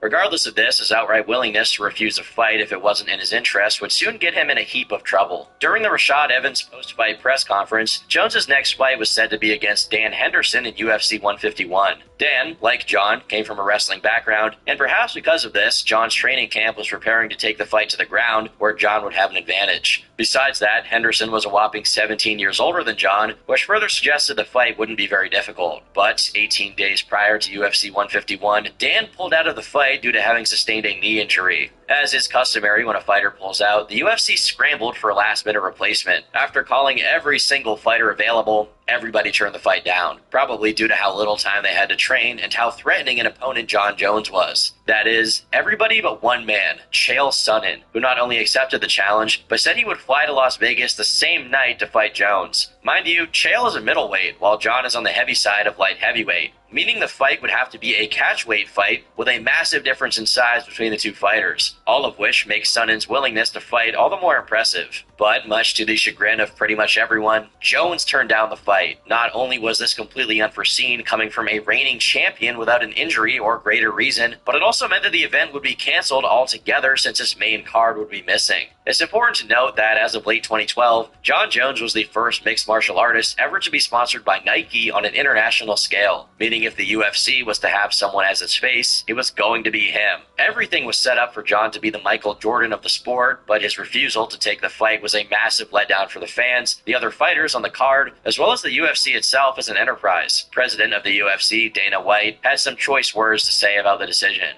This is probably one of my all-time lows as being president of the UFC over the last 11 years. For the first time in 11 years, we're going to cancel an event. One of the things that you guys have heard me brag about a million times is how UFC doesn't have to cancel events. We can always find a replacement. For somebody to fight John Jones on 8 days' notice is tough to do. But to be totally honest with you guys, one guy did.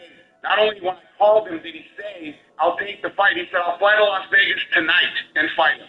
And that was Chael Sonnen. Chael Sonnen accepted the fight with John Jones, wanted the fight back.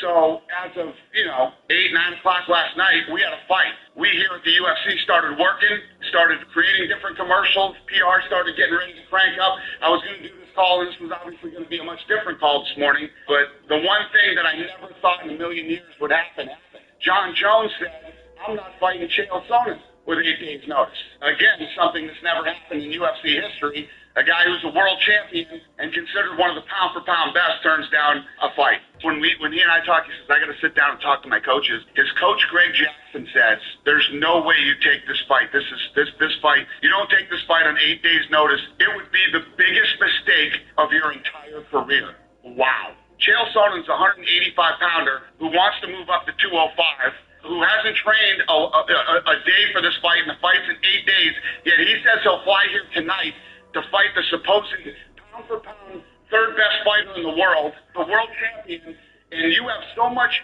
I mean, how much faith do you have in your champion and your guy? Now, I literally just bumped into Greg Jackson the other day, and I was kind of joking around about some of the things I said. I'll tell you what, I'll go on the record saying, this guy is a sport killer, okay? This guy's from another planet. I don't give a what Greg Jackson thinks. Guy's a weirdo, man. Are you kidding me? If he takes the fight with Chael Sonnen, it'd be the biggest mistake of his entire career because he's not ready for that guy. Greg Jackson should never be interviewed by anybody ever again except for a psychiatrist. So right now what's happening is this fight is canceled. It'll be John Jones versus Lyoto Machida Saturday, September 22nd on the Toronto, Canada card at UFC 152. I can tell you this right now, he ain't turning down the Machida fight. If I get a call today that says he doesn't want to fight Machida, I'll have another media call, and it won't be good. All in all, this was an extremely controversial moment for John. To this day, it's not exactly clear why he pulled out. When asked about it, he said, "I don't regret the decision. I pretty much had everything to lose in that situation. Chael Sonnen is a guy whose record is, I think, 6-5, which isn't a very good record to even fight for a world title. I just thought it would be a bad decision to give a guy the opportunity of a lifetime like that. It all seemed too suspicious that he was calling me out way before I had a clue my opponent was hurt. People don't realize Chael Sonnen and Dan Henderson are actually best friends. Chael Sonnen knew his teammate was hurt. He had prepared up to 3 weeks for me. That would give me 8 days when he had 3 weeks. It's odd that John simultaneously downplays how much of a threat Chael was, while theorizing that Chael knew about the injury and had 3 weeks of training as if it were a threatening advantage. Presuming John had also been training, this really shouldn't be the case. However, just a year prior, Chael had fought a very close fight against Anderson Silva, a legend of the sport that held John's admiration. So it's not entirely out of the question that he did indeed see Chael in the same way he saw Lyoto. Someone who, even if most likely was going to lose, could give him significant trouble. Speaking of Lyoto, by trying to avoid Chael, John landed himself right in a rematch against him in UFC 152, which was slated to take place in September and thus would give John Jones plenty of time to train. However, the fight was set up without Lyoto's consent, and upon finding out that the fight was already being promoted, he declined it. As a replacement, John was slated to defend his title against Vitor Belfort. Vitor was 10 years older than John and had a background in boxing and Brazilian Jiu-Jitsu. And this was such a good matchup against John's unorthodox striking and wrestling that many people were happy that this fight happened instead of John versus Lyoto or Sonnen. Still, the odds were heavily in the favor of John, as people didn't think Vitor had much of a chance. Much to their surprise, he came very close to either getting John to submit or breaking his arm right in the first round, as he managed to get him in an armbar. But with some grueling effort, John managed to get out of it, and after 3 more rounds, punctuated by John's vicious knee kicks and one almost successful attempt at a triangle against John, he managed to submit Vitor. This marks John's 4th consecutive title defense, and not against random contenders, but only the very best people in his division at the time.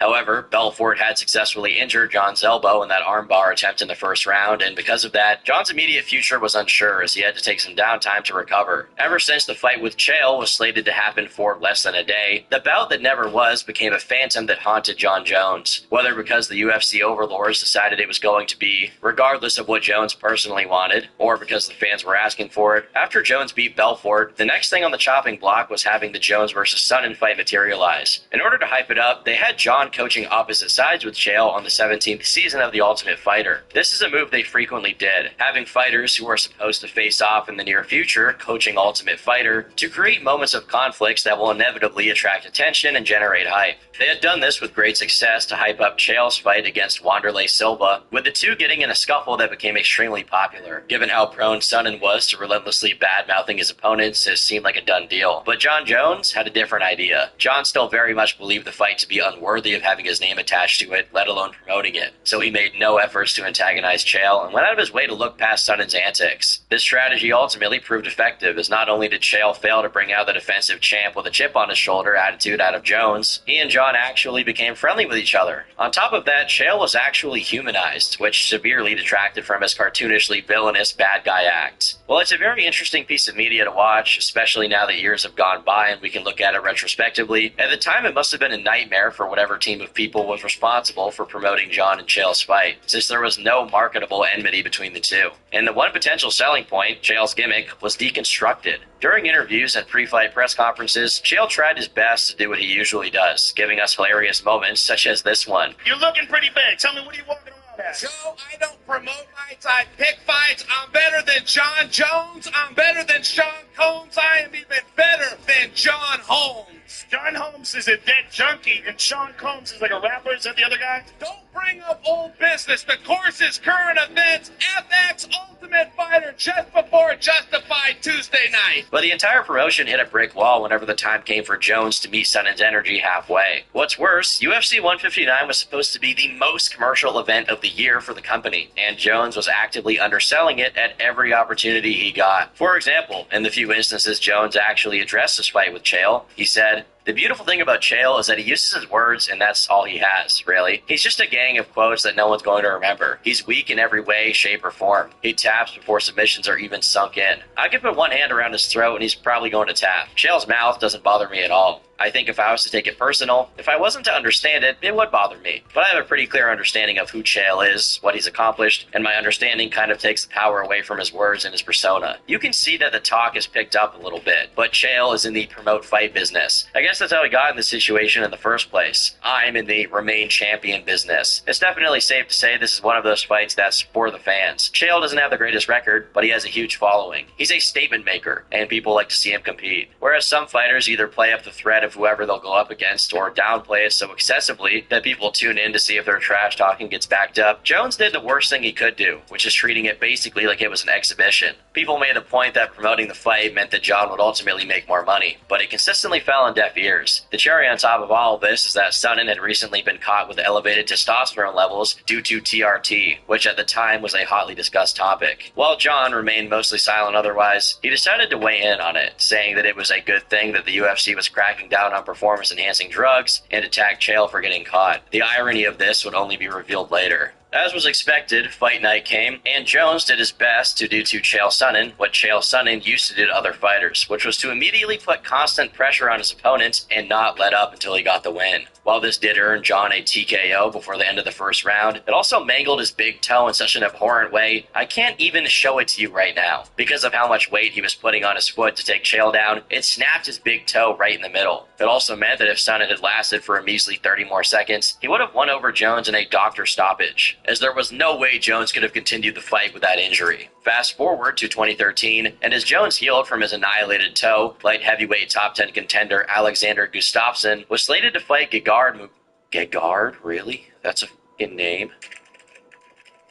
That is a name. Holy shit. Alexander Gustafsson was slated to fight Gegard Mousasi, but Gegard wasn't medically cleared, which landed Gustafsson in a bout against Jones for September. After a completely uneventful lead-up with a mostly friendly approach to the battle from both sides, with one glaring exception being when Alexander called John a brat in a Swedish interview, this fight was proven to be one of the most dramatically undersold fights of all time. The promotion found nothing to market it on besides the fact that Alexander, unlike many of John's opponents up to this point, was as young and as tall as John is. The fight went the distance, which was a rarity for both fighters. Throughout its 5 rounds, John found himself consistently not just outboxed, but unable to use his wrestling as much as he'd like, which was something completely novel. Right in the first round, Alexander cut John right above the eyebrow, and over the course of the fight, the cut got so bad that the ringside doctor was looking to end it. Luckily for John, that didn't happen, and after having to depend solely on his kicking prowess, he finally got his trademark spinning back elbow in and scored his one and only takedown against Alexander, but only after Alexander had beat him to the punch, getting Jones down for the first time in his entire career. By the end of it, both fighters were absolutely demolished and immediately had to be taken to the hospital. But John won his toughest fight ever by unanimous decision. It was ruled not only fight of the night, but fight of the year. This came timely as John had just gotten sponsored by Gatorade and MuscleTech, 2 of the biggest sports-adjacent brands. John had just broken the record of light heavyweight title defenses, but a rematch was already being forced by the UFC. This is when Jones's fight-picking tendencies rear their head again, as he chose to postpone the rematch, which would have easily been a million pay-per-view bout, to instead fight Glover Teixeira. To say fans were disappointed is an understatement, but because John held so much weight in his division, he had enough leverage to pick who he fought. Many people speculated his decision to avoid an immediate revisitation of his fight against Gustafsson was due to how uncomfortable it made him to look vulnerable in the octagon. Another reason for the disappointment was that, though Glover was certainly no pushover, he was yet another fighter that was significantly older than John. In one instance, a fan began tagging Jones, claiming he was ducking Alexander, only for John to go on said fan's profile profile and start commenting on every post of his, accusing him of being gay. Of course, following some thorough backlash, John and his manager claimed the account had been hacked and that Jones had lost his phone. This is odd since a picture was uploaded to John's Instagram during the time. He supposedly didn't have his phone with him, but despite this, the controversy was laid to rest and the focus was back on John's match with Texera.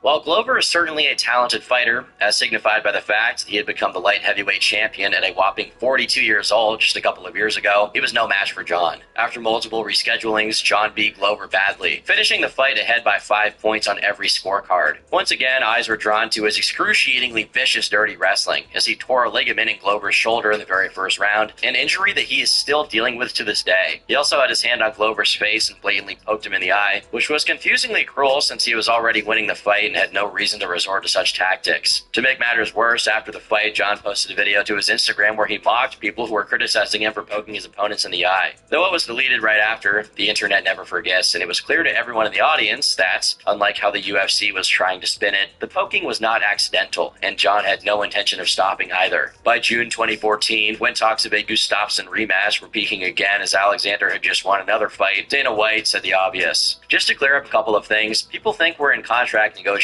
with John Jones. We're not. What we're doing right now is trying to get him to sign the bout agreement for Gustafsson. He doesn't want to fight Gustafsson. Lorenzo and I have a meeting with Jones on Thursday to get him to sign the bout agreement, and he's asking to fight Cormier instead. So there it is, as explicitly put as could be. Daniel Cormier weighed in on this pivot of Jones to a fight against him. So obviously this might benefit me in the long run, and if Jones really believes that I would be the tougher fight, then he would be doing it for the right reason. But if he's saying he wants to fight me because he believes I'd be an easier guy, man, I don't know. That's not good. There's good reason to think John preferred Daniel over Alexander because he'd be the easier one to fight. Daniel was 5 inches shorter, 9 years older, and he used to fight in the heavyweight division, which meant he was probably not going to be able to match John's speed. Although he did have a stellar background in wrestling, he wasn't as proficient in striking as Gustafsson, meaning he certainly wouldn't give John as much trouble. Ultimately, despite the UFC's best efforts to have Jones versus Gustafsson 2 take place, Alexander sustained a knee injury, which meant John would get the fight he wanted against Cormier. Despite me just mentioning how DC would have been the easier fight for John, I mean in no way to downplay how much of an excellent fighter he is. Prior to his fight against Jones, Daniel Cormier fought Dan Henderson, a match he didn't just win, but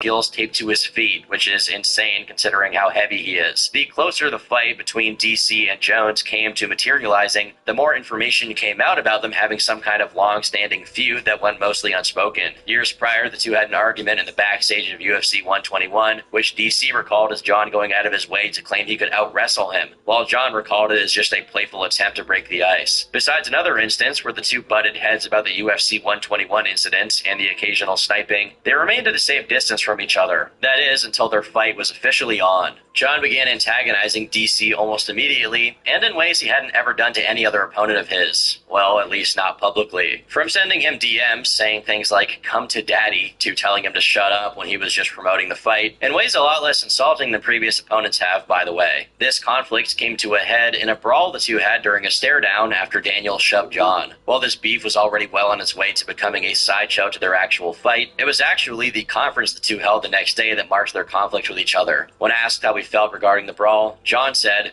"You know what, first of all, I'd like to give an apology to the MGM Grand and all the fans, all the kids who saw that. So fake. It's so fake. Definitely not proud of what happened today, but what happened was we had a face-off, and in the UFC it's very common to see two athletes get very close in their face-offs.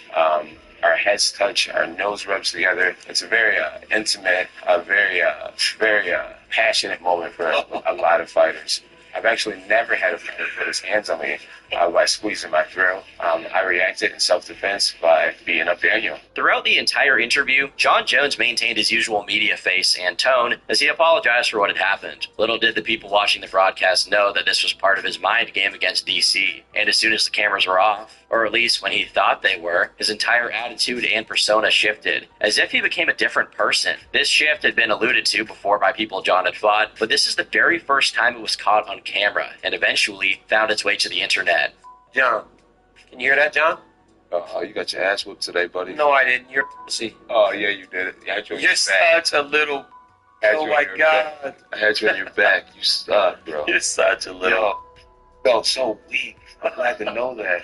You're tiny. I'm like, this dude sucks. Everybody say you're so strong. You're weak. Okay. You're a little fat. You're John. Oh my God, you're so weak. First off, you hit like a. If you even hit you. Yeah. I hit like a. But I didn't hit you. You didn't. You didn't, because I didn't even feel it. Oh, man. I felt Melky's punch more than yours, you little fucking punk. Oh, yeah, you're so mad. I can hear it in your voice. When UFC fans saw this, it was like seeing a cryptid. The fact that even his voice changed added a lot of weight to the theory that John's public image was a complete front. Though he continued to try and keep up his act, for whatever reason, DC kept bringing that side of John out. You said you could take me down 100 times out of 100 times, right? And that's what you're going to do, right? I challenge you to get me down 5 times in that 5-round fight. You won't be able to do that. Maybe you will get me down once. I believe in my whole heart that I'll get you down too. But the difference is, when I get you down, your face will open up. There is nothing you can do to stop me from coming at you round after round with the most malicious techniques I know. You will lose this fight, Daniel Cormier. I want you to believe it. Every ounce of training you put in leading up to this fight will be a waste of your life. In the meantime, both fighters were issued fines and community service as a punishment for their scuffle during the stare down. And after John's sponsorship deal with Nike came to an end, he signed another one, this time with Reebok. Finally, the time came for the two to meet each other in the octagon, and though the lead up to the fight was extremely entertaining, the fight went as expected, with Jones winning by unanimous decision. The fight was far from the domination we've come to expect from Jones fights, but more of a long-winded wrestling match, with John consistently at a slight but noticeable advantage. Initially, Daniel Cormier was getting somewhere with his boxing, which is pretty impressive considering how much shorter his reach is compared to John's. However, John eventually adjusted, and by the third round, the fight slowed down as the two got tired and wrestled more than anything else. This was a desirable outcome for John, who presumably focused his training on wrestling to prove a point to DC. That, despite him being an Olympian gold medalist, John could indeed out-wrestle him, as he jokingly said back in 2010. John was the first fighter to ever take DC down, and though DC did manage to take him down in the 5th round, it was too little too late. The fight was over, but the feud between the two was far from it. Daniel disliked Jones for being fake, while Jones resented DC for breaking his nice guy image almost without trying. In a way, they mirrored each other. Jones bent over backward to act normal and conceal his more vicious tendencies, but he constantly failed to do so, while Daniel Cormier tried his best to meet John's energy and meanness, only to repeatedly reveal how much of a plain, regular guy he was. Part of why this rivalry is iconic is how mismatched the two are with their respective energies. I wish they would let me next door so I could spit in your face. You know I would absolutely kill you if you ever did something like that, You right? could never kill me. Oh, I bet you I could. Then you should try, John. You really should try, John. No, I would literally kill you if you spit in my face. Yeah, let's try that, John. Literally kill you. Let's try that, John. I'm not saying I would fight you. I said I would kill you. John, do you think I'm just gonna sit there and let you kill me, John? I mean, really?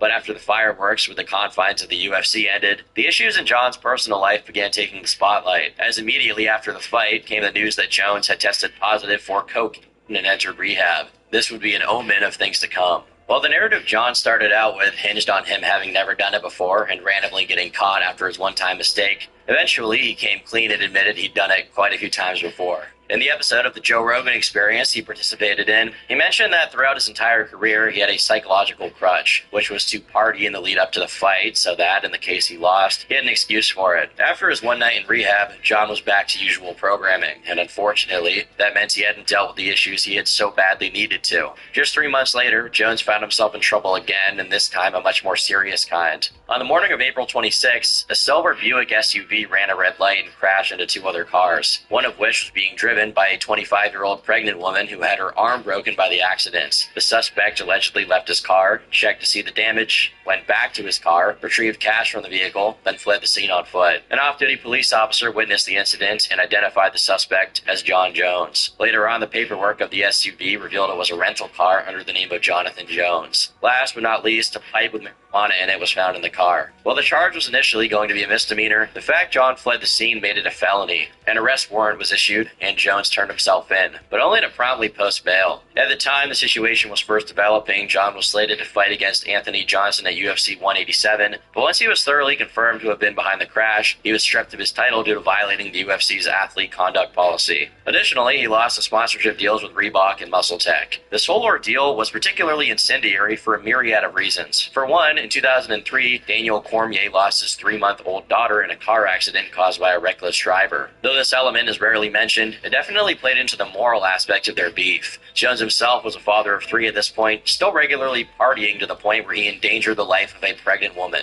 Thankfully, the woman who was injured suffered no complications, and after pleading guilty, John was sentenced to up to 18 months of probation and 72 appearances for charity and youth outreach in order to not get a felony on his record. During his time away from the UFC, John seemed to be truly dedicated to getting his act together, but his problems weren't limited to outside the octagon. In the same test that discovered the coke in the system, his testosterone was found to be unusually low, which could be consistent with someone who was cycling steroids. However, at the time it didn't get much attention, and ultimately nothing came of it. As John's fighting career resumed in late 2015, he was initially supposed to have a rematch with DC in April 2016.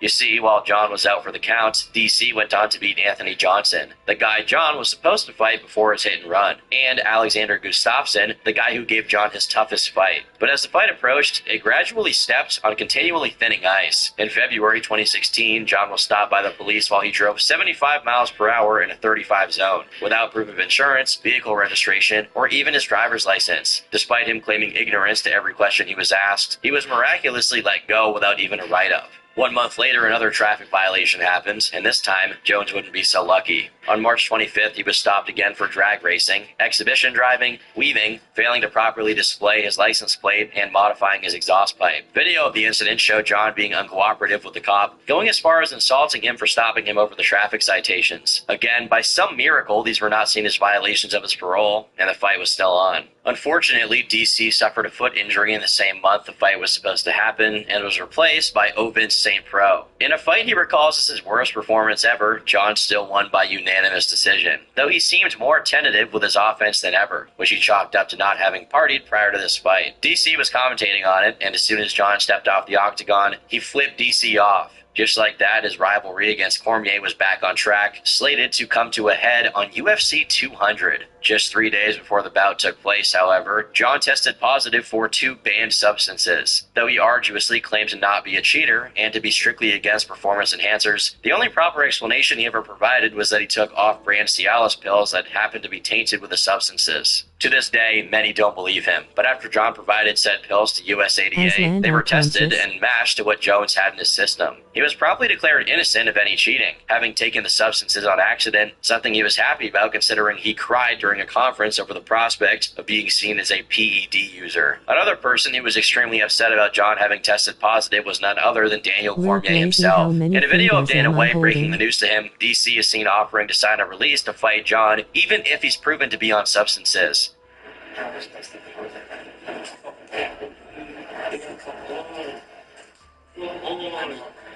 I'm so sorry.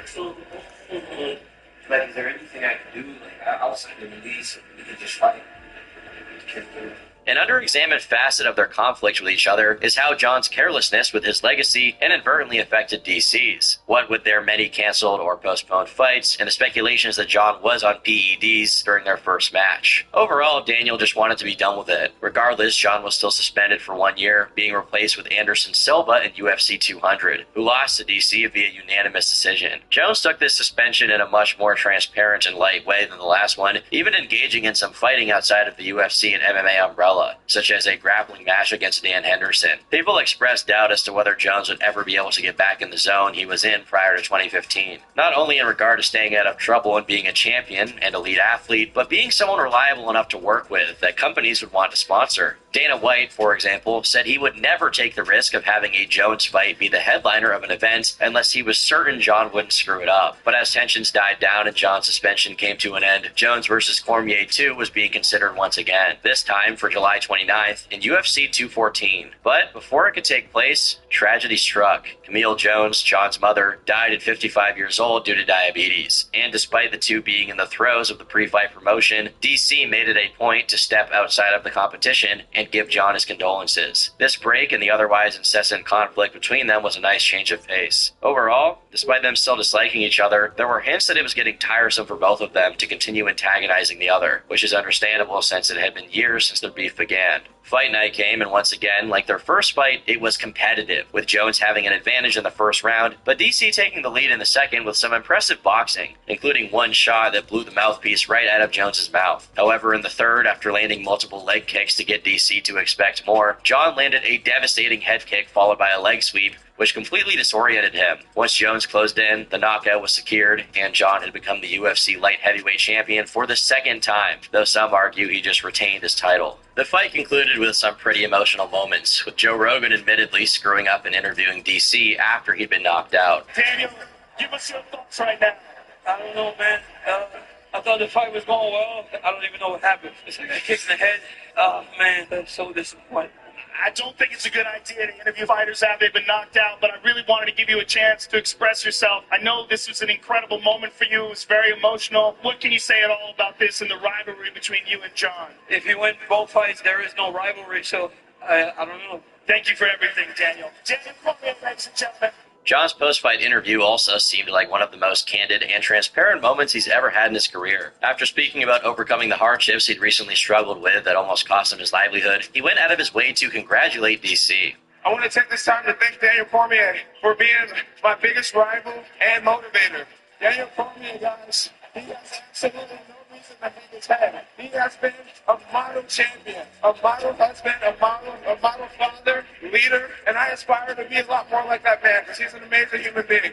Some people say this was John feigning sympathy and pity to get back in people's good graces, especially since, long after his fight, he still makes the odd offhand remark belittling Daniel Cormier. However, I doubt that this was the case, as at least during the moment, he seemed very genuine, and thus, John was the champion for 1 month. In late August, it was revealed that John had failed a drug test he did one day prior to his match, and this time, there was no excuse. Unlike the last time when Jones just tested positive for a banned substance, this time he tested positive for a steroid, Turinabol. In September of the same year, his fight against DC was ruled a no contest, and he was, for the third time, stripped of his title, with it being returned to Daniel. While he initially faced a 4-year-long suspension if found guilty, he got it down to 15 months of suspension and 3 of community service after providing substantial assistance to USADA. In other words, he snitched on other fighters who were using performance-enhancing drugs. That talk of his from a decade ago, talking about how we like to tell on other people, really stayed true. Regardless, the trust he had been working to build since his 2015 hit and run evaporated, with DC saying he made a mockery of the sport and Dana White referring to him as unfixable, saying, "I just think that John likes to party and he's a guy that likes to go out and have fun and do whatever it is that he does, and I think the money and the fame made it 1,000 times worse. I'm not sitting here acting like Mr. Holier than thou. We've all gone and had fun and probably partied a little too much here and there, but he consistently kept doing it, even when he would completely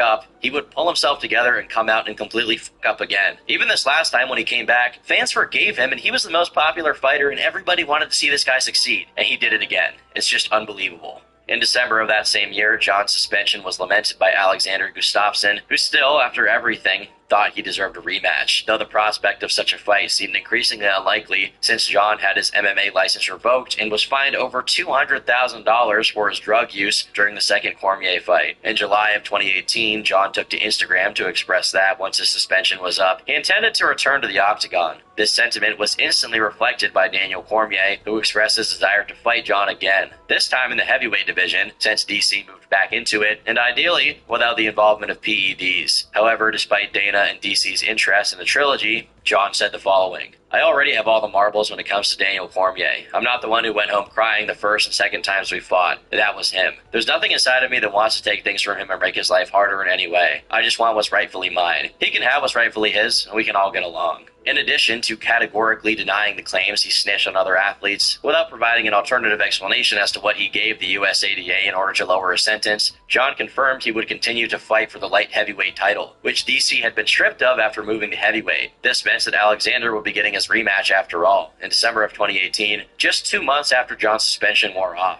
But John wasn't satisfied with being allowed to once again go straight back to a title fight and complained that he wasn't immediately ruled the champion by USADA, saying, "A part of me feels like I shouldn't even have to fight for the belt against Alexander Gustafsson because I was proven innocent. In a way, the belt was never his in the first place. He was given the belt." John and his team, after all of the rulings, remained steadfast in the defense of his innocence, that the Turinabol was taken on accidents, and that some malicious third-party intent on sabotaging John's career dosed him. Supposedly, John was paranoid about going to restaurants and feared fear that an unhinged waiter would give him steroids, an idea that was widely mocked by other MMA fighters like Colby Covington, who pointed out the unlikeliness of a restaurant having steroids at hand just to give to John. Nevertheless, as the PED controversy died down and the fight approached, the attention was solely on whether John would perform or not. To say that this fight was very different from the last one would be an understatement. Whether because John was partying a week prior to the first fight and didn't properly prepare, or because his ego got in the way of preparation and made him believe he would win no matter what, or because he was on PEDs and trusted that his raw strength and energy would win him the bout. In the first fight, John seemed careless about playing to his strengths, resulting in an excruciating war. The second fight, however, was a much different story. John never allowed Alexander to get in the distance and rhythm of the boxing that dealt so much damage to him in the first fight. Instead, the fight was taken further and further into the umbrella of wrestling, with strategically placed strikes to weaken Gustafsson's takedown defense, culminating in total domination by Jones and a ground and pound technical knockout in the third round. While drug tests did still find trace amounts of the same drug that got Jones suspended in the first place, it was determined to be the result of a long-term pulsing effect and not due to continued use, so Jones was allowed to keep his belt. For a while, Jones's fighting was the only thing that captured the people's attention, as he went on to prove that PEDs weren't what made him a champion. In 2019, he defended his title against contender Anthony Smith, who had been promising he'd found the holes in Jones's game and planned on capitalizing on them. Initially, this was a very interesting matchup, since in his professional career alone, Smith had a total of 40 fights, of which he won 27. A very impressive feat for someone a year younger than John. However, when it came to the actual fight, it was a brutal display of Jones's superiority in the octagon. Over the course of 5 rounds, of which John won all 5, Anthony was outclassed by Jones's striking, with no need to rely on his wrestling. While it was surprising to see someone as tough as Anthony be beaten this badly with such ease, it looked like Jones had found his groove and went back to looking superhuman during his fights. With the exception of an illegal knee late into the fight, which got 2 points deducted from his score, it was an impeccable performance for John. However, his reputation as an unstoppable fighting machine was only temporarily restored, as a few months later, a much tougher fight awaited him. In UFC 239, Jones was slated to face off against Thiago Santos, a Brazilian former paratrooper nicknamed Mareta, which is Portuguese for the sledgehammer. Their fight was very kick-heavy due to Thiago having a background in Muay Thai. Much to the surprise of the audience, and probably Thiago himself, John didn't attempt a single takedown, and in trying to compete against Thiago solely in the striking realm, he absorbed a lot of very hard shots, with John saying he was the most powerful guy he ever fought. Though he ultimately won, it was incredibly close, as one of the judges scored it for Thiago, resulting in John winning by split decision. It's worth noting that Thiago suffered a leg injury in the first round, leaving many to wonder how the fight would have gone if he hadn't injured it. While things continued to be relatively calm in general in John's life, one glaring exception came right after the Santos fight. In the month of July, John was charged with battery for an event that allegedly happened months prior in April. Supposedly, John was in a strip club and had slapped a waitress, proceeding to put her in a chokehold and kissing her on the neck against her will. The trial was scheduled for September of that same year, and when the time came, John pleaded no contest, getting a 90-day-long probation where he was prohibited from drinking alcohol or doing any kind of drugs, along with having to pay court fees. Compared to his other run-ins with the law so far, this one was easygoing, and John didn't have to take any time away or focus from fighting. A month after his fight with Thiago, John reciprocated the condolences for his mother he received from DC, as when DC's stepfather, Percy Benoit, passed away due to cancer. John tweeted at him saying, "All beef aside, I'm really sorry about your loss, DC. Know that he's in heaven with the opportunity to watch you front row and center for the rest of your life. Continue living a life that makes him proud.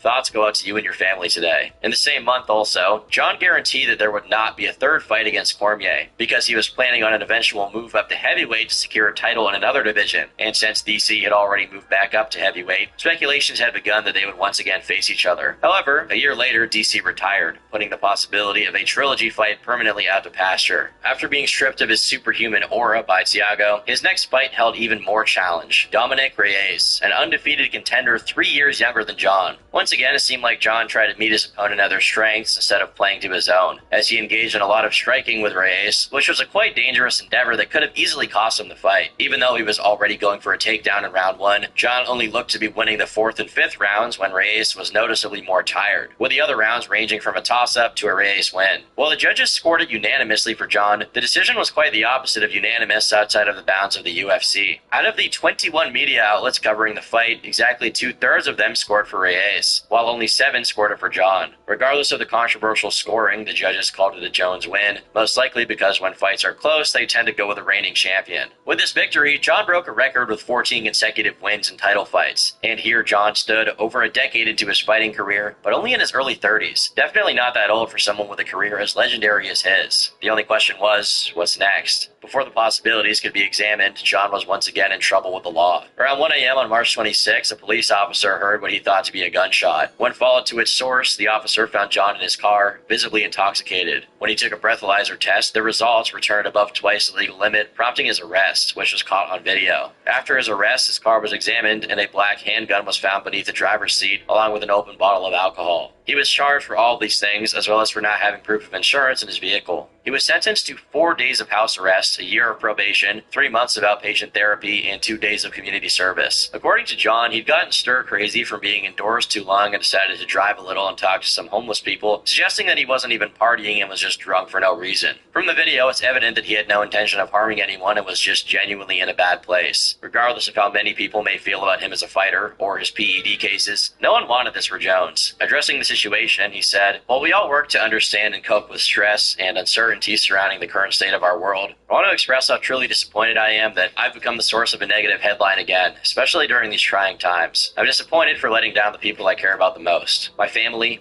friends, and my fans. This morning I entered into a plea deal with the Albuquerque DA's office. I accept full responsibility for my actions, and I know that I have some personal work to do, which involves the unhealthy relationship I have with alcohol." Meanwhile, over in the MMA side of Jones's life, things seem uncertain. He had no interest in fighting Reyes or any other contender for light heavyweight, and though he played around with the idea of a fight against Israel Adesanya, it wasn't solid. By May 2020, it was made clear that John was in the mire of negotiations with the UFC for the money he'd make if he were to move to heavyweight to fight Francis Ngannou. Allegedly, John wanted the kind of money boxer Deontay Wilder was making, which was in the realm of tens of millions of dollars per fight. Whether or not that's true, it's been confirmed by John himself that he was dissatisfied with his pay. Dana and John went back and forth, and when no satisfying solution to the issue was found, John relinquished the light heavyweight title and announced he was taking a hiatus from the UFC. After the Reyes fight, John spent the rest of 2020 outside of the octagon because, as he said, he was willing to sit it out and weather the storm in order to get the contract he wanted. As you can imagine, Dana White was livid that his biggest draw in the light heavyweight division had left the building that unceremoniously, saying that John was the biggest waste of talent in all of sports ever.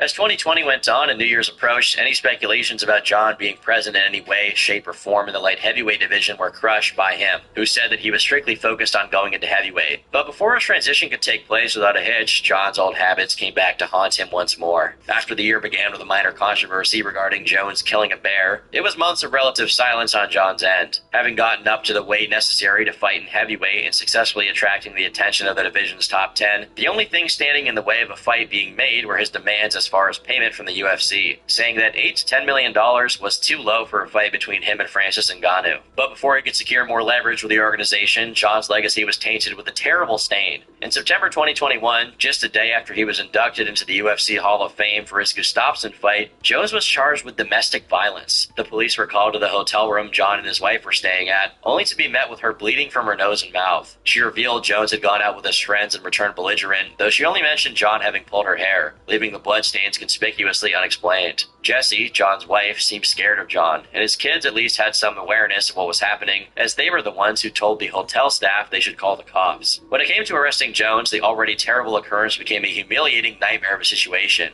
Video of the arrest shows Jones rapidly oscillating between being obedient to the cops' demands while crying and aggressively threatening them with lawsuits and violence while complaining that they're doing this to him on the most important night of his life, referring to his Hall of Fame induction. John told the police that he told Jessie he was taking $10,000 and going to a local strip club. Then he jokingly said he could escape the handcuffs, but apologized once the officers said they would tase him if he did so. The moment culminated in John proclaiming his hatred for the cops for doing this to him, followed by him headbutting their car. Officers, I hate you. I hate you. While it's difficult to empathize with a father of 4 who's being arrested for domestic violence, and worse, the fact that their kids definitely witnessed it to some extent, it's not hard to feel bad for how damaged a person John was. Besides the misdemeanor battery domestic, John got a felony charge for the damage he did to the police car, with his bail set at $16,000, which was promptly posted. 4 days after the incident, John took to Instagram to promise he would stay away from alcohol forever due to his brain no longer being able to handle it. After being banned from the training camp he'd been at since 2009, John briefly took to Twitter to mention that he had things to deal with, including having been molested in his childhood, something he had never mentioned before. However, he quickly deleted the post. His wife ultimately dropped the domestic battery charge against him, and after paying $750 in damages and attending anger management therapy, his life resumed, though in a diminished state. According to a tweet of his from early 2022, she had left him a couple of months ago and was not coming back. His training continued, and though he initially was aiming at either fighting Ngannou or Miocic in UFC 282 in December 2022, the event he actually landed was 285 in March 2023. His opponent for it was revealed to be Cyril Gane, a top 10 contender. After a contract dispute between Ngannou and the UFC, he was stripped of his title, which meant if Jones beat Gane, he would become heavyweight champion. Said and done, he took Gane out in the first round via a guillotine submission after a 3-year break from MMA. Despite how significant of a victory this was, it probably didn't mean as much to John as being able to walk in with his wife, with whom he had reconciled. I say that not only because his family definitely meant more for him than the title, but because Jones himself knew Gane wasn't the real champion, and Ngannou was only stripped due to a technicality, evident in the fact that Jones was still looking for a fight against Francis. Interestingly enough, Francis was in a similar position as Jones in regards to payment, as he was in talks to fight Tyson Fury in a boxing match. For no particular reason, Joe Rogan had one of the most brilliant moments of inadvertent fight promotion when he hypothesized a fight between Fury and Jones, and without specifying if it'd be boxing or MMA, claimed he would bet on Jones to win. This irritated Tyson Fury greatly, while giving John a wide berth to pivot into chasing after potentially the most profitable fight of his life, a hybrid match against Tyson Fury, which Dana White said he would make happen if Tyson was willing. Oh boy, Tyson Fury out there claiming he gonna beat me up. I better back off. Even after qualifying his reign as champion with the most wins, the most title defenses, and the longest winning streak of 4 years somehow, it still seemed that the brightest and most rewarding moments of his career were yet to come. As far as comeback stories go, few have more stellar ups and shocking downs than that of John Jones. Then again, few people have better takedown defense than John, so hopefully he keeps this momentum and can keep his nose and his veins clean. I've been Turkey Tom, thanks for watching, and until next time, leave me alone.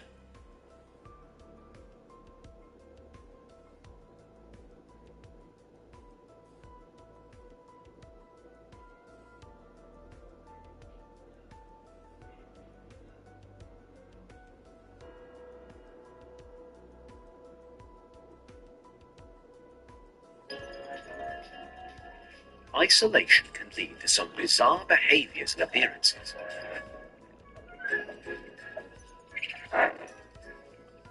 When an island is set adrift for millions of years, an odd array of adaptations help its animals thrive.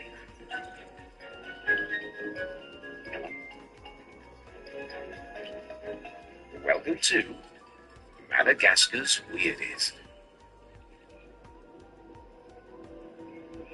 Along the eastern side of it, the 4th largest island on Earth, lies one of Madagascar's most beautiful, mysterious regions.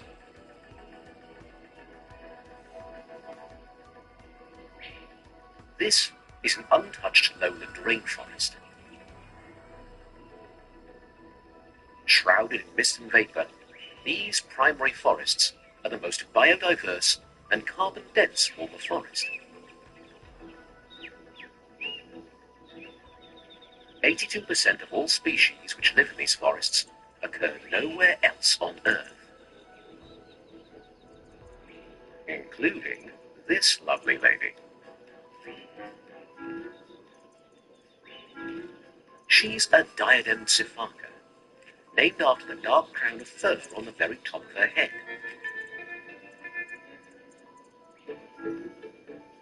As far as leaping from tree to tree goes, her and her small family are some of the best in the business. Each leap can be as long as 10 meters on their search for the most nutritious plants that power their athletic lifestyles.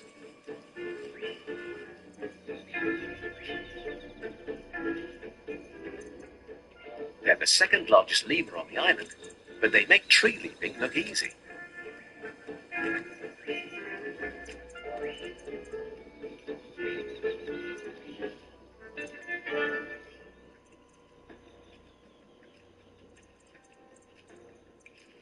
Very long legs and short arms make running on all fours impossible.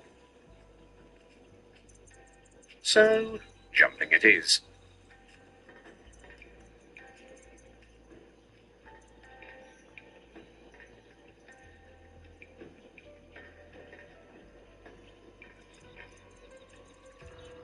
Without the tree trunks to cling to and push off from, their leaps are much less impressive and slower.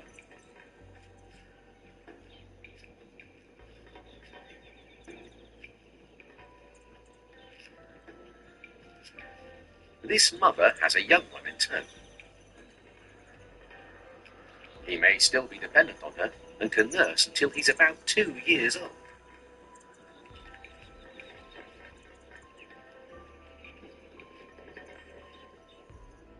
She must lead him back to the treetops as quickly as possible.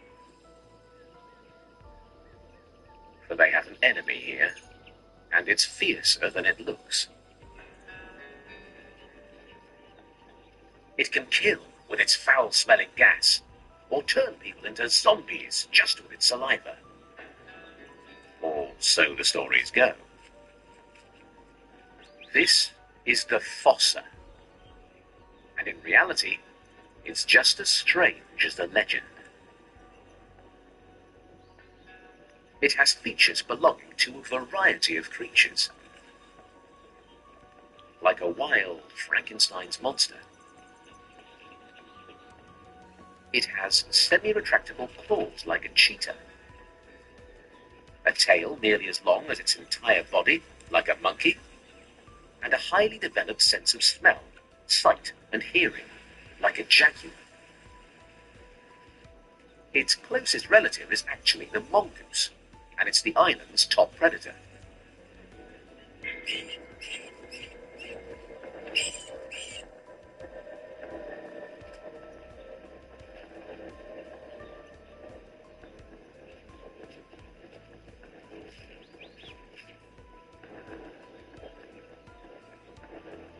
On today's menu, rodent. An easy meal for a skilled hunter.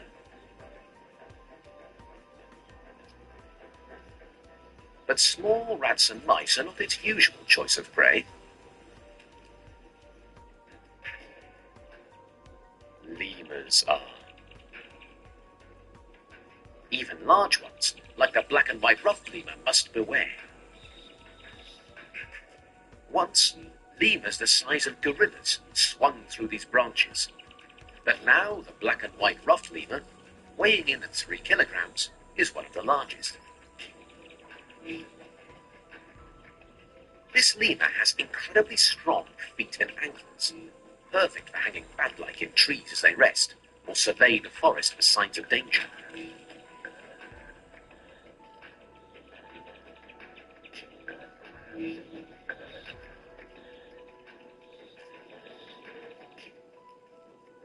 This female has her own special way of laying claim to this patch of territory.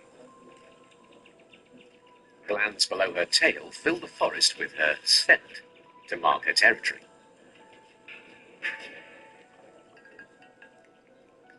She has left her babies behind while she forages.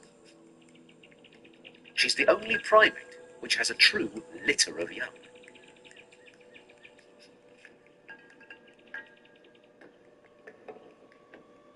As they make their way through the forest canopy, they are unknowingly keeping their home alive. Pollen collects on their furry faces as they pick through the treetops looking for food.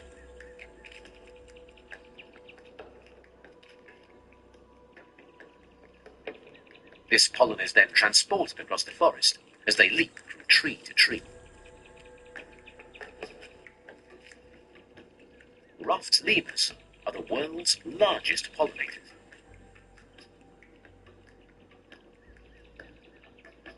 This male and female pair rarely stray far from each other's side. And in the early morning sun, they take a moment to play and bond. But they can't let their guard down.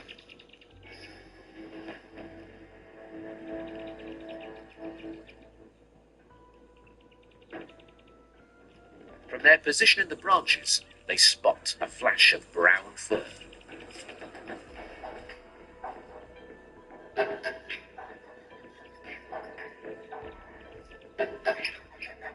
They sound the alarm.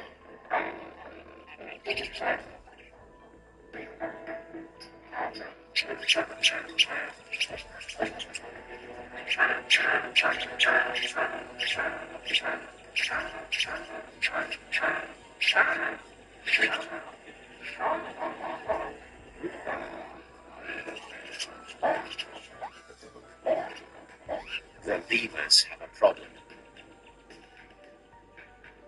The fossa is just as fast as they are through the trees.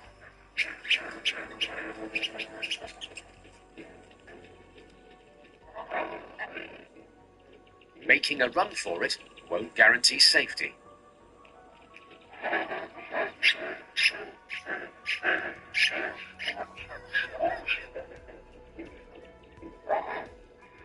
As the second loudest primate on Earth, their harsh alarm calls are nearly deafening.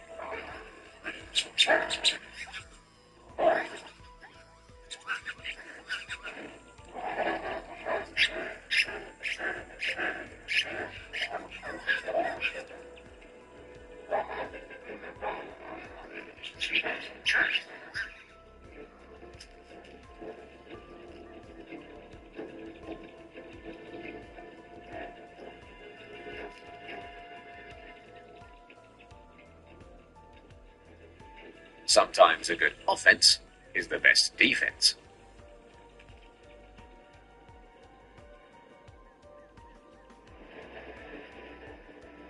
The creatures of Madagascar are the stuff of myth.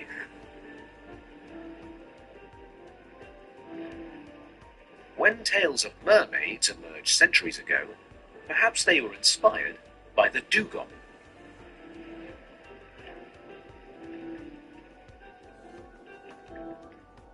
A graceful, gentle, and vegetarian giant.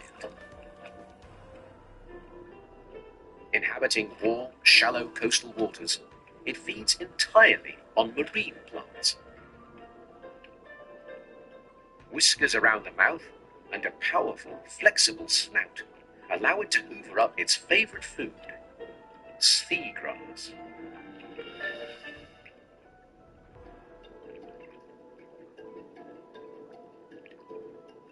It can hold its breath for 6 minutes, but as it surfaces for air, some of the densest bones of any mammal help to ballast its 3-meter-long body.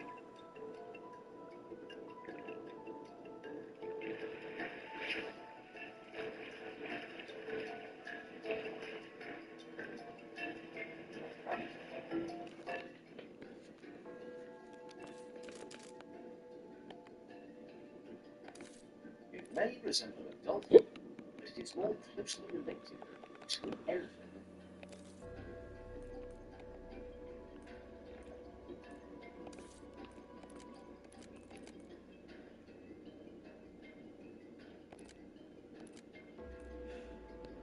These big mammals consume up to 40 kilos of seagrass a day.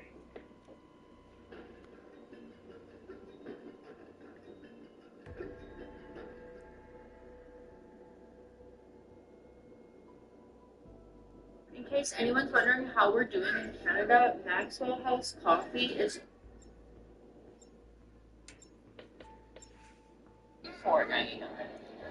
You know what really is alarming about living in Canada is that the two things people need the most to survive are the things that are going up in price the most, as food and shelter. And today we're going to be talking about food. We're going to be talking about grocery prices here in Canada and how much they've risen. We're going to also react to a bunch of grocery hauls with some of these individuals claiming that the main reason why they want to leave Canada is because of grocery prices. With that being said, let's dive straight into videos today. So we moved from Toronto, Canada to South Florida almost 4 years ago, and we're back visiting now. And guys, the prices here, we're in the GTA, so that's the Greater Toronto area.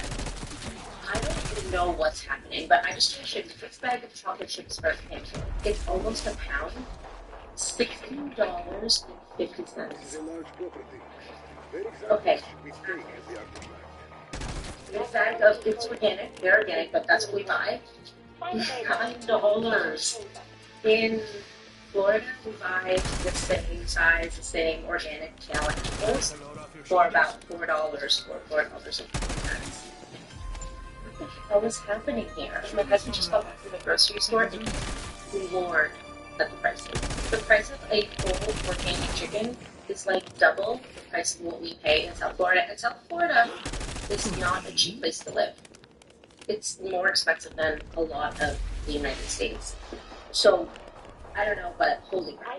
That is shocking prices. $16 for chocolate chips and a bag of apples $9. Do you know how many farms there are for apples in Ontario? GTA is in Ontario, so you think that you'd be getting a lot of organic apples there. You should be paying a pretty good price for them, not $9. In case anyone's wondering how we're doing in Canada, Maxwell House coffee is $24.99, and McDonald's coffee is $34.99. $35 for coffee. That's the grocery store for a bucket of coffee. That is insane. Honestly, still probably a better deal than going to McDonald's every day or working every day to actually buy your coffees there. It's probably still cheaper to make coffee, but that is still a shocking price for coffee at a grocery store. Those used to be half the price just 4 or 5 years ago. Now Let's see $41 so that was some favorite shop in Toronto. The price of groceries in Toronto is absolutely through the roof at the moment. We really do have to keep an eye on the bargains and deals around each week. This week we have to top up on our gate bread, beach dog, volleyball, our washing detergents, and the shopping was that little bit. Regardless of getting off section food, we can start shopping there and close to $100. They drive us around crazy because the business food is living here. I usually like to go to shopping at Walmart just because it is that little bit cheaper. The good thing about Walmart is that they do have coupons that you can use, so I ended up getting $20 off my total bill, which brought it down to $121. That is crazy because a lot of the stuff that she did get was like the great value stuff, the no-name brand stuff that she liked, like Mr. Noodle, and she still spent over $100. That's Canada, right? And now we're going to take a look at orange juice prices on sale for $8.50. Do you remember when orange juice used to be like what, $3-4 tops? Now you have to spend $8.50 apparently on some orange juice at the grocery store. Why? I have no clue. Maybe tariffs, inflation for sure. But tariffs? Is that really why? Let me know down below in the comment section. Come to the store and you're like, oh, they have crushed pineapple. Well, that's cool. And then you see the price and you're like, are you serious? Is this a joke? This isn't Sobeys. $20 roughly there. $20 for 12 cans of crushed pineapple.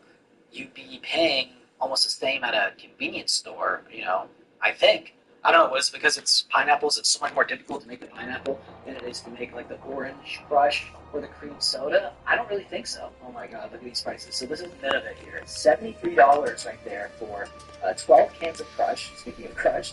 And then we also have Cheerios for $27. This is Nunavut, Canada. And then you have paper towel there for, oh my god, what is going on?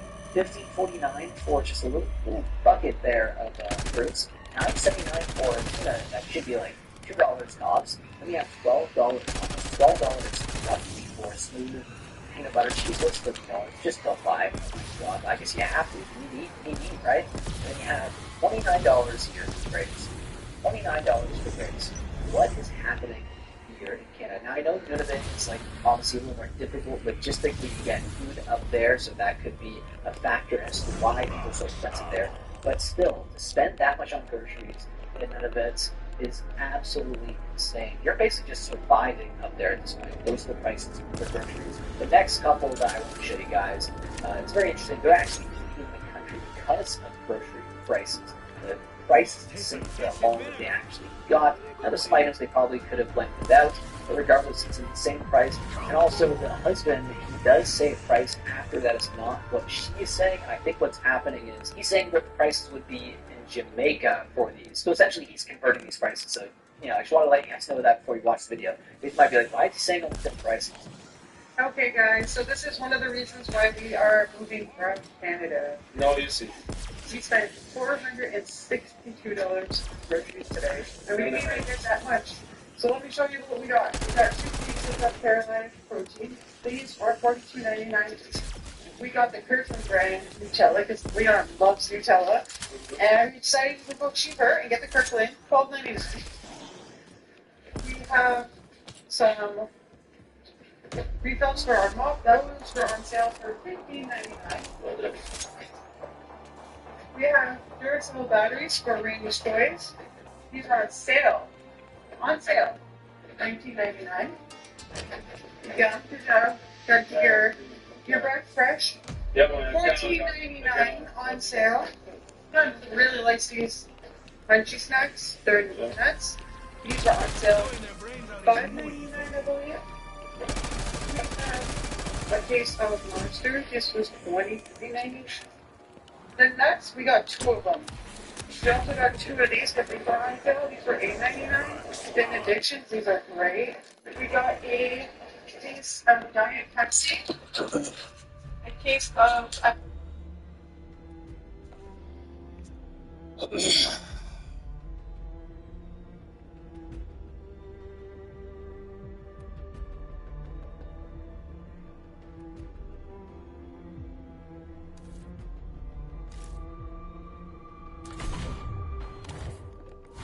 Hello.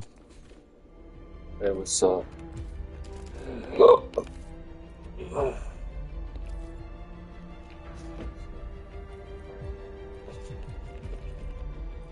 How are you, Blazy?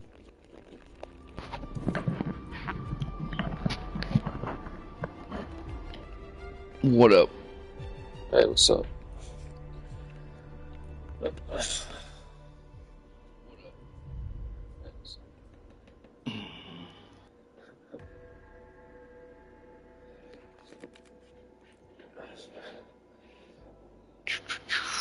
See if anybody else is gonna join us. I'm good.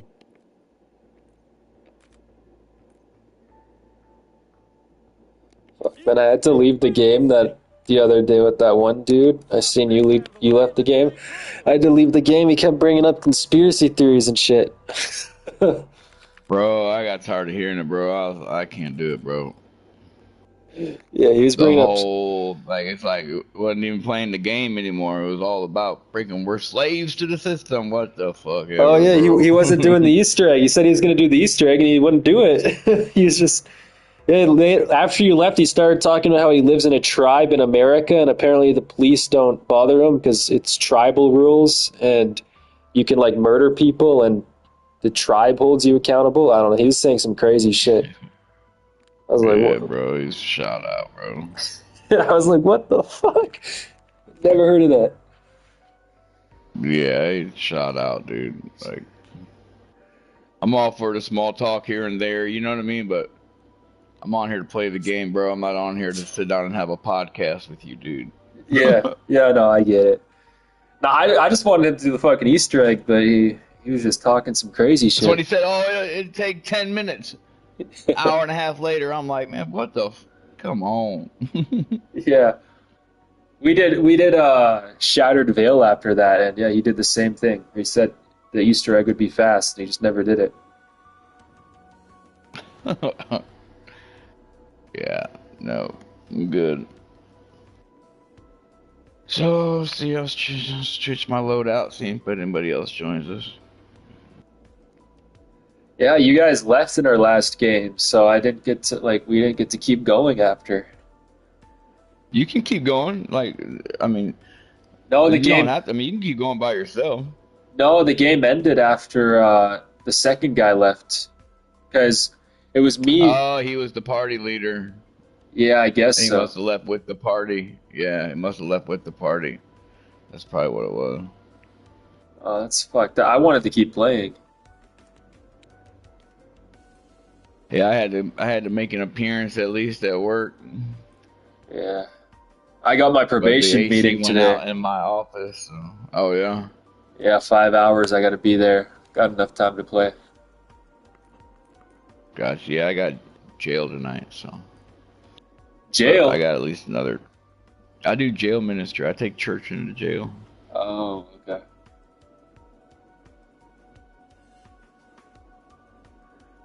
Oh, let's see. Was that you that just sent me that? Or no, that's. Let me see what he's going. Yeah, so give him a couple minutes. Tyler will join us. They give him a couple minutes, but it's gonna take me a couple minutes to get this ready anyway. So at least we'll have three, everybody on the same page. He's pretty good too. He's level, whatever, 100 something, whatever.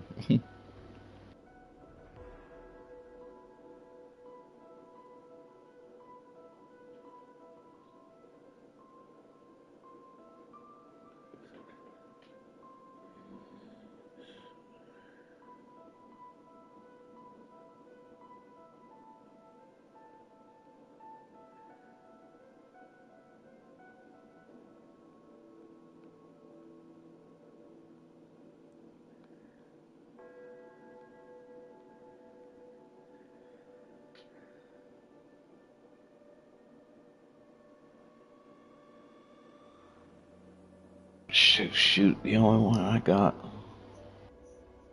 gonna have to be.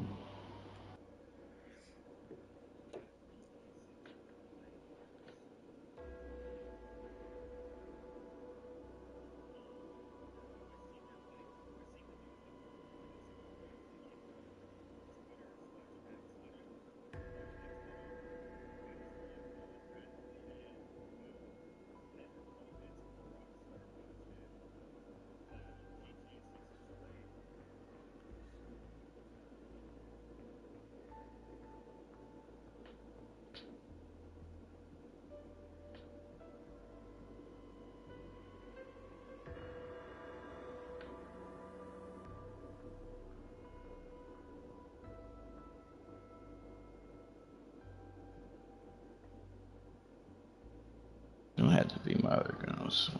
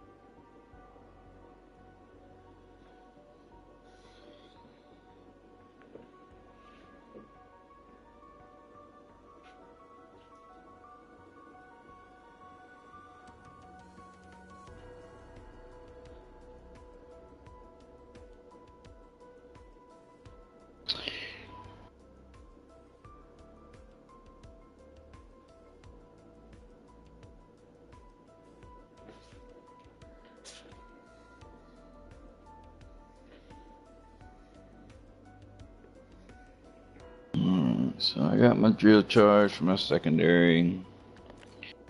Let's see what.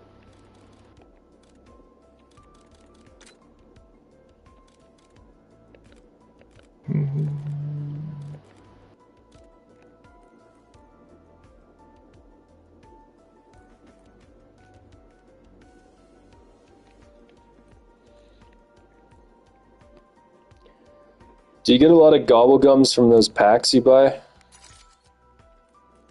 Yeah, so if you spend, let's see, I think it's $20. You get 3 of each.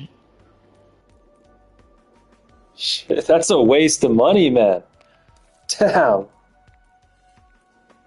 Bro, you realize how much money I fucking spend on bullshit, bro? You can't even go to McDonald's without spending $20 on a damn fucking nasty ass greasy burger, bro. $20 ain't shit anymore, man. Like 13. I don't know what 13, $20 gets you in 14. Canada, but it don't get you nothing in fucking Florida. Shit, it gets you less here, man. The US dollar is worth more than the Canadian dollar. I just fucking spent shit here, bro. I just spent fucking $26 at the quesadilla place. It's pretty much like Chipotle, but see, that's food. I'm okay with wasting money on food. I buy fast food every day, but when it comes to video games and bullshit, it's like To me, that's a waste of money to me, dude. It's just all the way you look at things. Fast food's a waste of money to me. it's food. You gotta eat, man. You gotta eat. You don't gotta buy gobble gums on Call of Duty. Buddy, let me tell you something. I work my ass off every day. I will spend my money on whatever the hell I see fit. Yeah, you can spend it what you want. I'm just not gonna do that shit. I give away more money than I keep. Really? That's what happens when you're a grandpa, dude.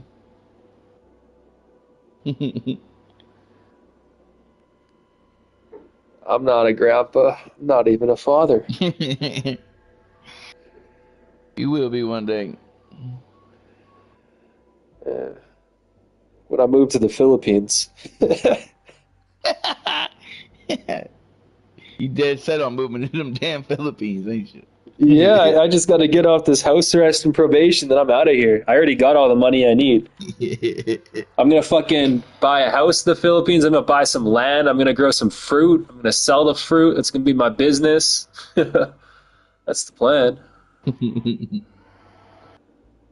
Hey, man, I hope it works, bro. Yeah, thanks. Me too. I definitely hope it works, bro. I'd always would love to go to another country. I'm just too scared, bro. They're trying to kidnap a motherfucker. That's true. You need a gun. That's why you need a gun. I can't even get a gun in Canada. They'll kidnap me here. I can't do shit about You it. can't have a gun in any other country neither, bro. Yeah, not the Philippines, but Thailand. Thailand's like the Philippines. You can go to Thailand and get a gun. Oh, they let you have it in Thailand? Yeah. Yeah, I'm deciding either Thailand or Philippines. Thailand is the one with all the ladyboys, though. Yeah, that's so you don't Yeah. fuck with. You better be careful.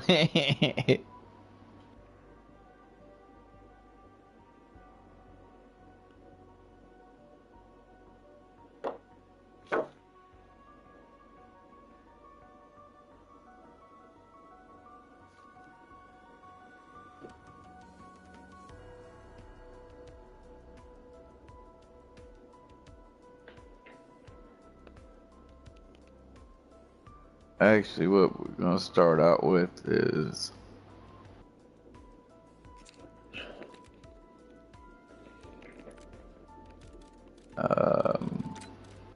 that, and well, I don't need it. I'm gonna go with Ether Shroud this time. I usually go with Energy Mines. Yeah, well, I mean, if you're really wanting to do the eggs and stuff, I mean, I just think Ether Shroud's better, dude. You know what I mean? Because you gotta have it to do half of the freaking Easter egg.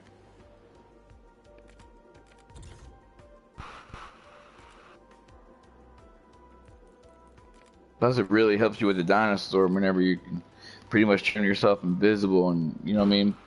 No, it pull doesn't. out that. You lying. Pull out that. What's up, Box? What's up? We just beat him. So what?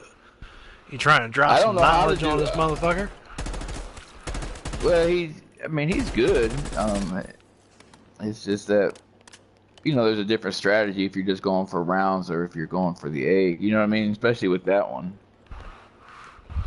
Alright, let me switch up a couple things. I'm gonna try the drill charge, or you want to do it? Yeah, well, we can both do it. I got my drill charge on. And then I'm just setting up my gums. Alright, let me go to my stuff here. Gonna take me a minute though. What is the Because armory? we're waiting on. The armory is just like when you get a loot key and stuff. That's when. Oh, you mean on your setup here, or what are you talking about?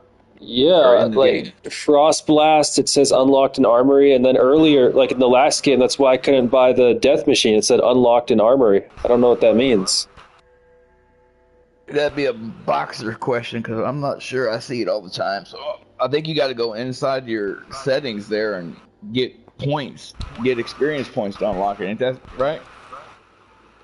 Not sure what he said. Oh, I was busy. What's up?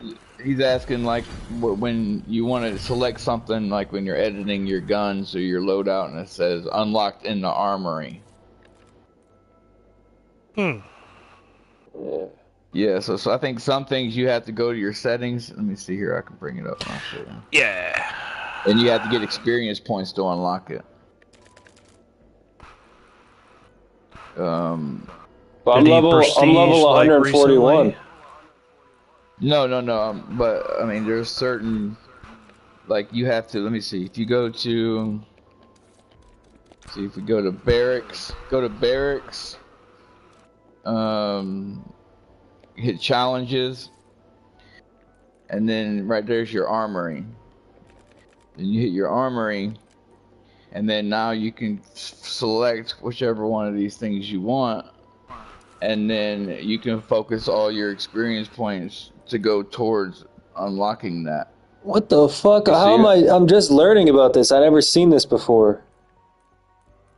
Oh, shit. Yes. So now you can just focus on unlocking this, and then it'll be permanently unlocked, and then you can select it or whatever. You know what I mean? Because some stuff is unlocked as you progress just that weapon, or it has to be unlocked in the armory before it can be permanently unlocked. You have to go through it. Yeah, shit, you even got to unlock the death machine through this. That's why I didn't have it. Yep. Yeah. Yes, sir. Yes, sir. I didn't know about this bullshit. Alright, give me a minute. Let me take a piss and then I'll be good. We're good. I think I'm still waiting on one more. You said give him a couple minutes. I'll be right back. All right. I cannot believe that shit. Man, you didn't let the old man tell you something, did you, bro? What do you mean? Me being old, I had to tell you the young buck how to do something. I don't mess around in this menu shit. I just go around. No, I think I seen it and I had to ask somebody else. That's the only reason I know, bro. Trust me. It's not like I sat down and figured it out. I literally had to ask somebody else. Yeah, I'm looking in the stats here too. I never looked at this menu. I got fucking 13 days and 3 hours time played. That's crazy. It's like 2 weeks of just straight playing this game. 24 hours a day. Yeah. Like if you just sat there and played this for 2 weeks, you'd probably like be dead by the end of it. Without sleeping.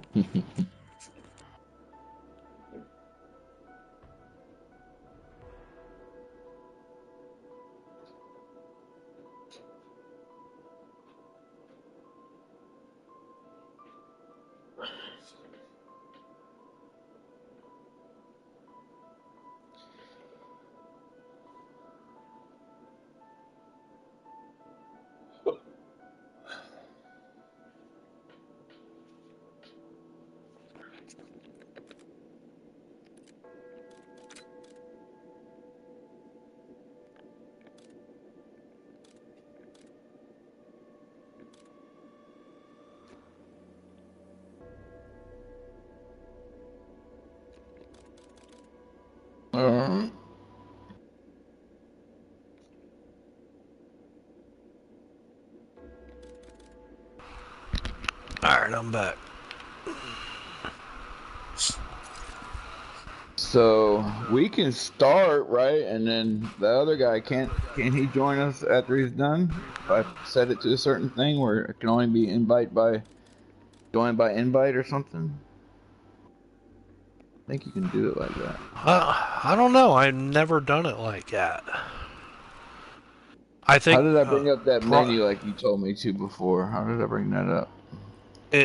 I think somebody else would be able to join though, because it's an open squad game. Yeah, anyone. Invite only. Invites are required to join your party. Anyone can send an invite. So then I could hit invite only. Oh, but the other guy would have to be dead or something, huh? Third guy or whatever. Yeah. Gotcha. Only friends can join your party without an invite. Well. So you're on PS3. It's a little different for me. I'm on 4. Still ancient. Well, whatever. I always say PS3 because that's how I started out. You know what I mean? I'm fucking the PS4 is ancient. Bro, I was like... I'm saying PS3. I was like 12 years old when the PS4 came out. That's it. I'm about to Google it. That's it. I'm about to see when the PS4 So you weren't even born when I got my PS3. No, I was.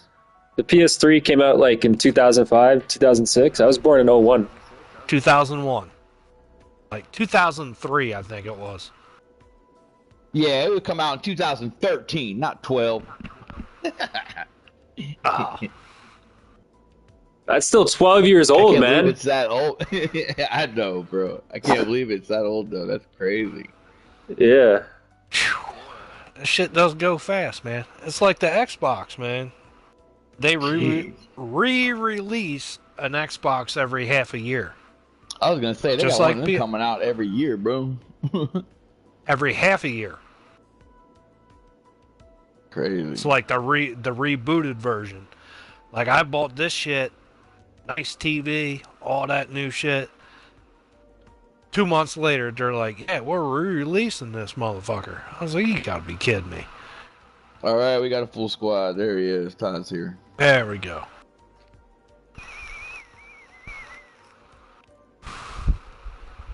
Shit, y'all make my level look low. It is low. What are you talking about? I got like 500 hours in on this game, man. Yeah, you need to quit your job and start playing games. I don't got a job. Yeah, don't listen to Boxer. Exactly. Come on now. Don't listen to Boxer. He gonna get you evicted.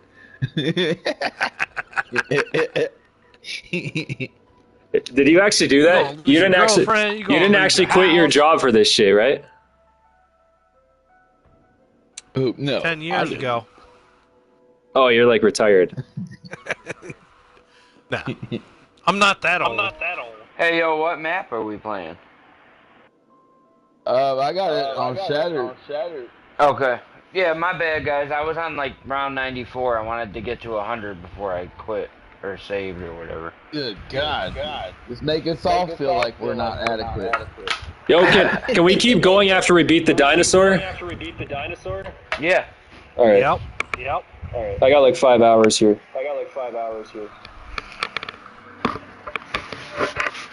5 hours? Sure you ain't quit your job? We need to. Dan, who's the Echo? Who got the Echo? Not me. I got a headset. Todd's World. Is it better? Yeah. There you go. So, let's try to do this egg as soon as possible. I got about an hour and a half. Which one? Around 11? I gotta go to jail. You gotta go to jail. Getting arrested. Turning yourself in. Everybody got quiet. Nah, you don't got enough time. You don't got enough time to keep going after the dinosaur. Ain't got internet in jail? Come on now. Keep playing.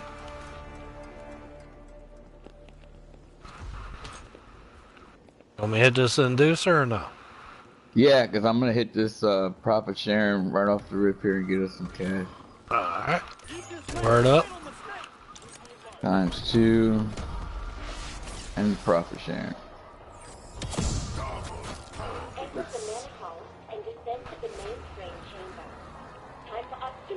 I usually wait until after the first screen guys, but it's okay. I understand you've been in prison or jail, you know. Oh, it froze up. Fuck. Yeah. Yeah, mine glitched right there too. Yeah.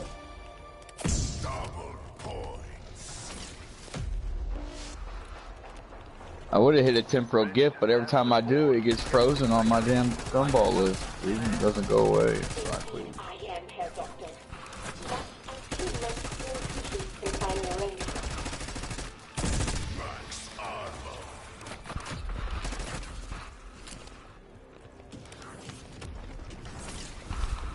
We got halfway. I got a profit sharing after this too. If you want to stay back here. Alright. Yeah, To you guys. Yeah, we can load up the way you can run through and get this shit done.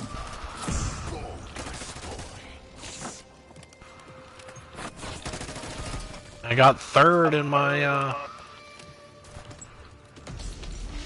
challenge here, so I got a bunch of shit to drop. I played it one time and came in 19th. I played it twice and came in 5th. I made sure I came in first because the first leaderboard, I was in first up until the last day, and someone beat me in the last couple minutes. Oh. How many points? How many points? This time I got 3.5 million. I'll say. All I got no motherfuckers ammo. was grief until the leaderboard was done. I was in games where motherfuckers were dropping profit sharings and shit. I'm like, Yeah. you're wasting it. You're wasting it. In 7 days, the new map, the new zombie map's coming out. Come on. I can't wait. Dude, I can't wait. That shit looks so sweet. Does it? Dude, it looks so fucking badass. Alright, I'm gonna hit mine. Profit. My least favorite map in this game is probably Terminus. It's alright, but... Citadel is my favorite. Long as people know what the fuck they're doing in Terminus and Citadel, it's okay. Citadel is by far... Citadel might be my favorite map of all time. Ah. Like, of all time, bro. Even better than Black Ops 3, in my opinion. You're still young. No, I've been around. I've been around. World at War was good, you know, back in the day, but... It's probably Zombie. I didn't play zombies in World of War. That was the first game with zombies. Yeah, that was the very first one. Yeah, I didn't play it. Like, I played maybe a couple games. I ended up being like 5th in the world. My two favorite maps are Kino and Buried. Those maps are so fire. There's just so many. Kino is just iconic, bro. Yeah. Buried is if you really too. Think about it. If you think about it, though, bro, Kino, I mean, it really was nothing. It had no Easter egg or nothing, so you can't really. It's like a nostalgia thing, and that's it. Yeah, there was some fun training spots though. Back then, I was mostly a multiplayer guy. How much you got left on that, Boxer? It's not much. It's almost over. I'm out of ammo though. So.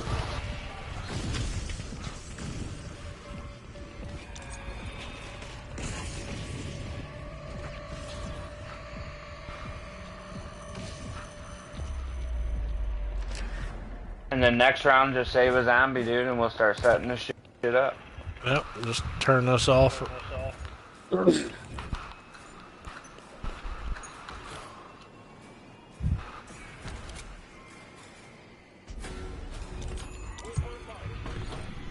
No max ammo? Come on.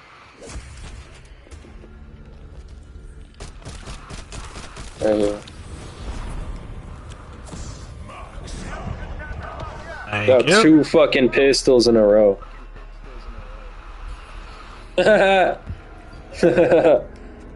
got a pistol too, but you got the ray gun, motherfucker. Oh fuck! What the fuck? Oh, you're popping that Wonder Bar. That's why.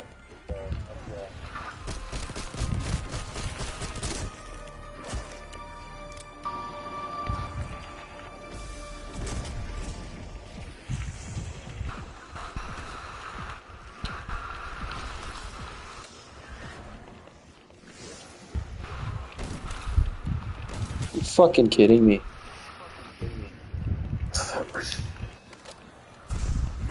No, we're not kidding you. It's fucking Call of Duty. Oh, 4 times in a row.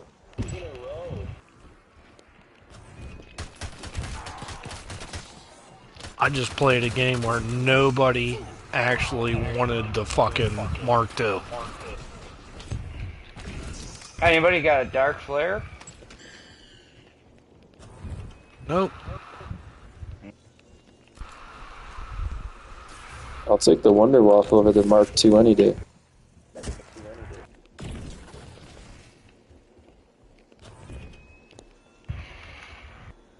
Yeah, I'll be getting that.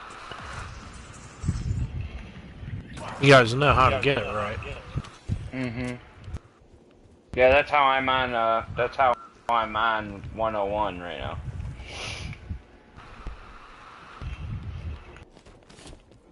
Wonder Wap spamming.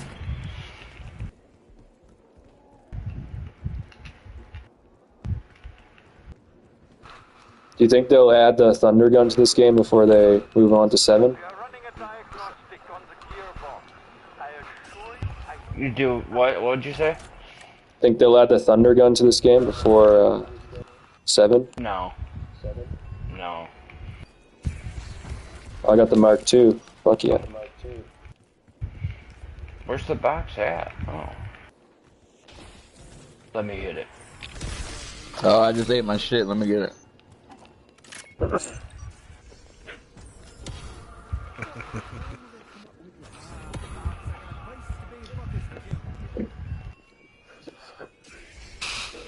Come on, bro. It better not. Oh, don't tell me about it.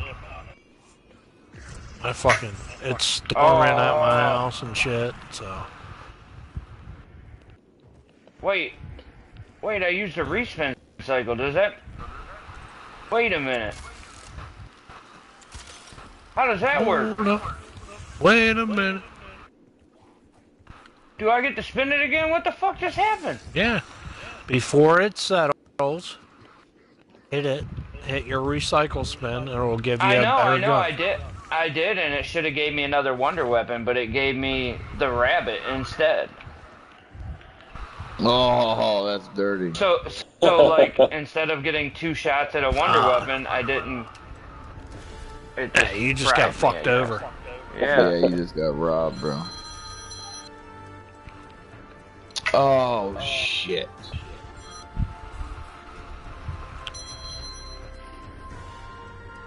I'm about...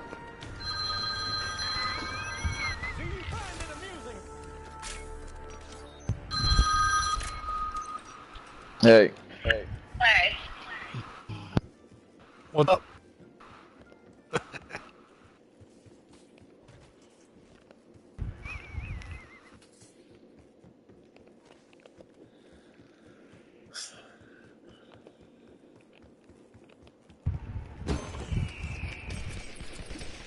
Delinquents.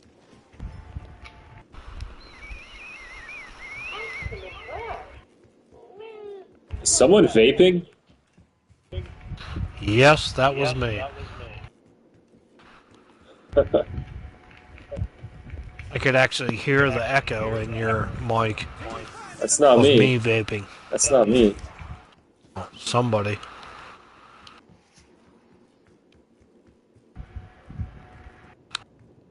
Shits and giggles.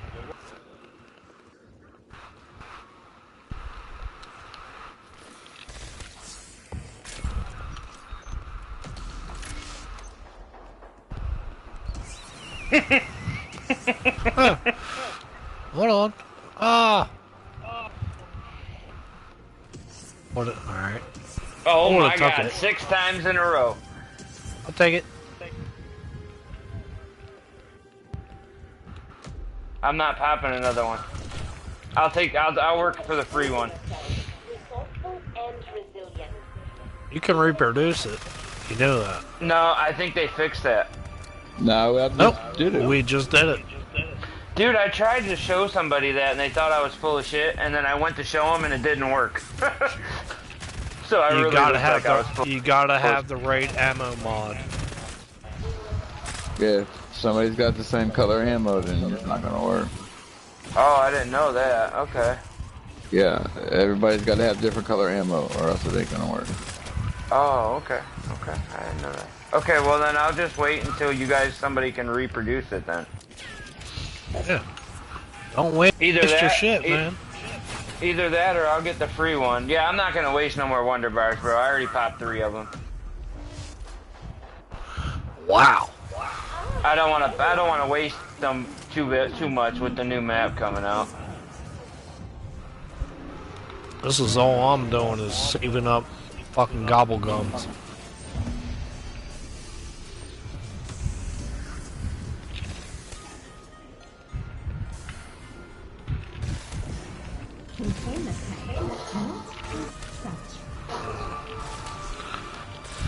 Alright. Got all that.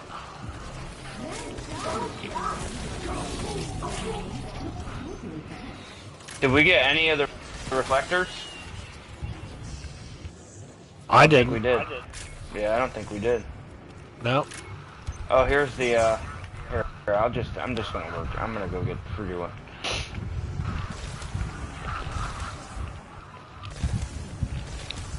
Because I damn sure don't want this original one. You know, a part of me was kind of hoping that the Mark III would be the wonder weapon in the next map. With the two ray guns, that thing was sweet. Oh, was that the one that was on the moon? Was it Moon? Was it Garage Crovey? I think it might have been the Moon. Yeah, there was that one on the moon that combined into one gun, and then it separated into no, two. that's not. Yeah, that's not the Mark III. That's not it. But I think it was Garage Crovey or whatever. The one with the dragon. Whichever one had the dragon. Oh yeah, that was like Black Ops 3, right? I think so. But yeah, it was the Mark III. It was like 2 ray guns. You know, you like dual wielding them. Did somebody already grab the little guy from the grate to do the fog? Oh no. I just got him. Wouldn't let me grab him the first time.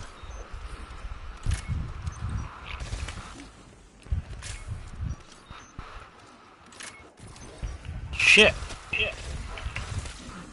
We missed the round 11 Rick Dolphins. You guys didn't want to lay in the bed with me. What's up, man?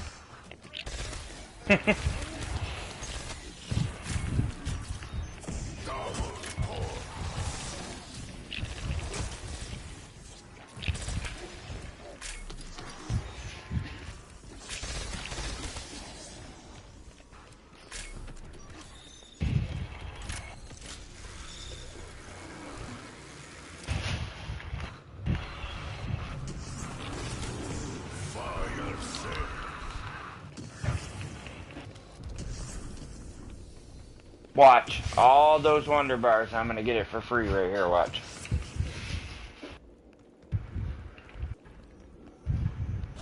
Told you, very first spin. Are you kidding me, bro? I straight up called that shit. Well, there's another ray gun over here if somebody wants it. And you can still do the free one.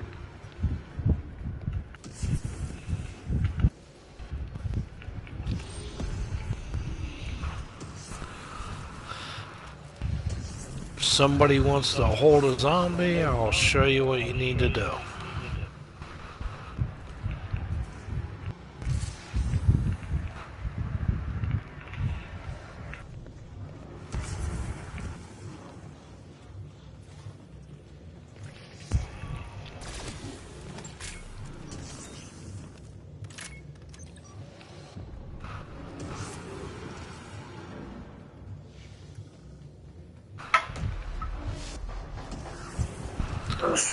Guess not. Yeah, we need to hold one for sure. Somebody can have that ray gun. Boxer, you shot the last one. My bad. Here, how's this?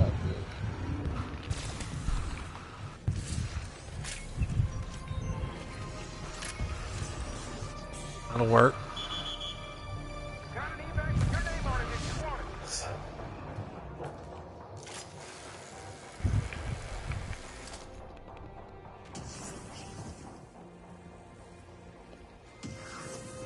Does anybody have enough for a chopper gunner? Yeah, I do. Alright, buy one. Ahead.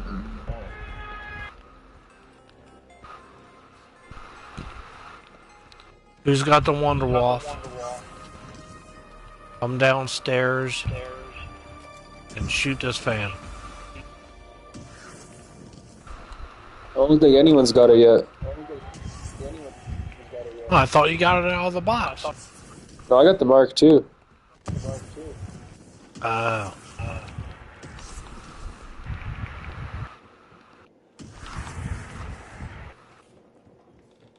Blew this guy up anyhow.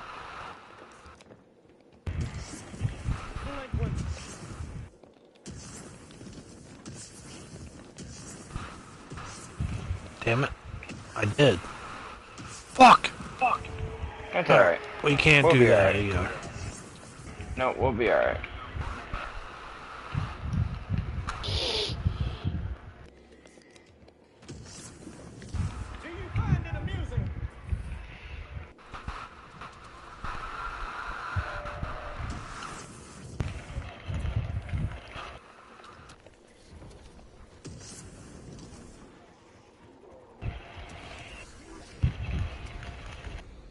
What do we got? I'm doing the siege right now.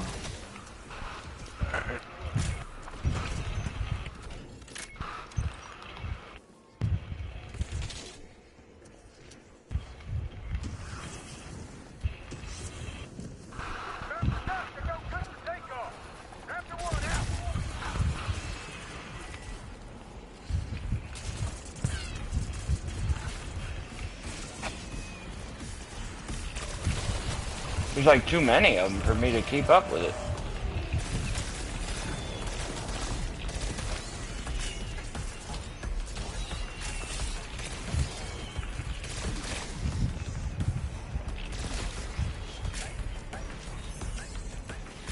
Shit.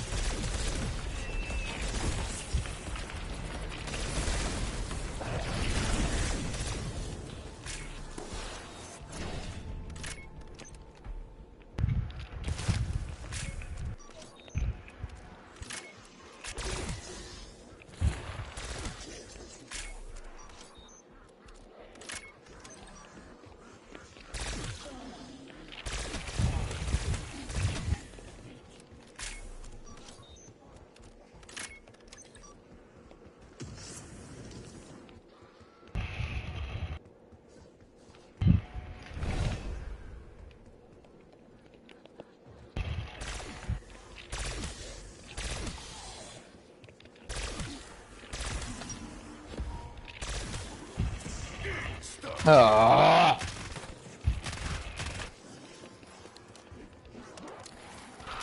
Where you at? Oh, you got him.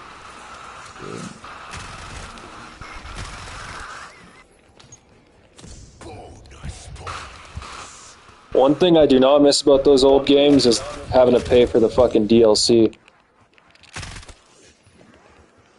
Oh, having to pay for the downloads? Yeah. Oh, you mean like the extra maps? Yeah, they were only like $15 back then, but they're probably like 30 today.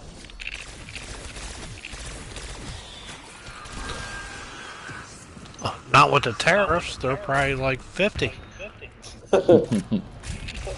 Probably can't even get them now. Fucking out of my price range right there. I told you guys I quit my job to play this.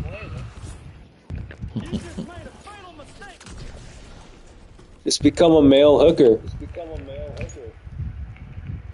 I've done that. It's not that fun. It's all fat chicks.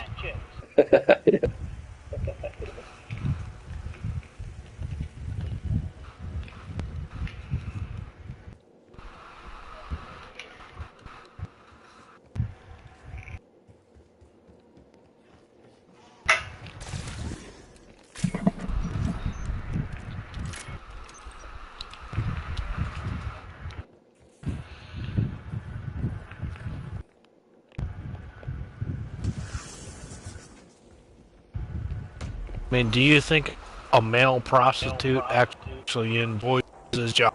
Come on now. Well, it's the same thing for the women prostitutes. They just get like old rich dudes, don't they? Oh, hey, we need the two reflectors. Oh, yeah. So you understand that then? Sure you're not a male prostitute? No, I'm a female prostitute. Ah, got me fooled. You never know these days. Part of the BLT IQ community. BLT. You mean the mafia? BLT mafia? What other reflector? We gotta get that reflector back quicker. I got the one about spawn. You gotta get the one upstairs. Oh, okay. Alright, I'm right here. I'll get it. So I don't die. I got it right now. Alright. I don't know shit about the Easter egg. Leave me out of it. Yellow. I'm going to yellow to change my gun over to go charge that.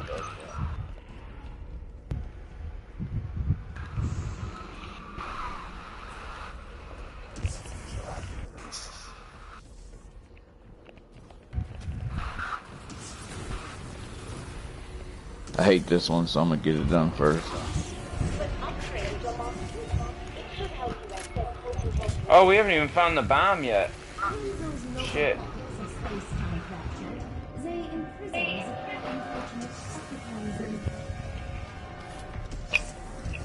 I did have one game where it didn't appear. I had one of those too. It's fucking not disgusting. In the armory. Not here. Definitely hold a zombie if anybody's got one. I got it right here. It's just sitting on the ground. We never picked it up. I got the Blu-ray gun, by the way. I don't think we need to copy it. I think everybody's got one. Or that wants one anyway.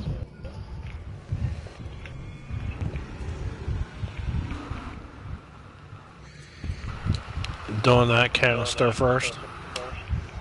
I'm doing the yellow one right now. We're charging the portrait anyway, because we still got to get the items.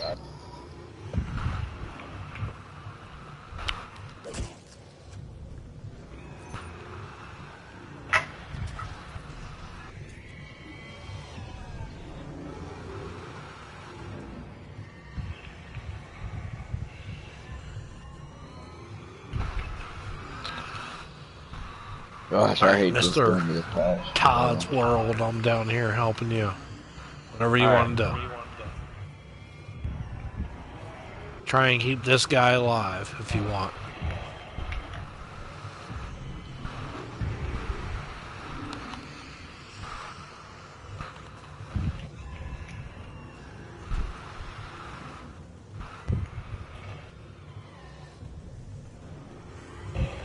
That zombie died. Did he? I got mine over here. Alright, keep him.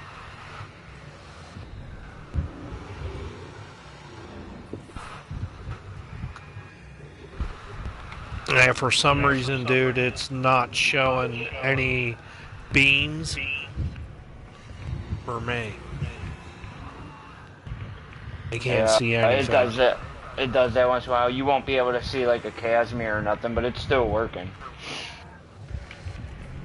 So, well, the point is, I can't see where it's gone, like the beams with the mirrors. Yeah. So you're gonna have to do it. It's done already.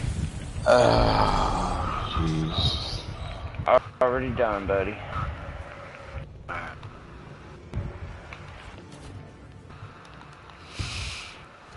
Goddamn Activision.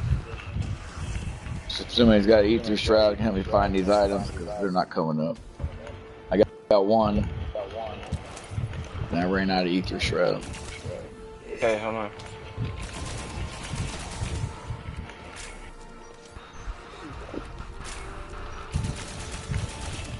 I just switched to it, so gotta wait for it to charge.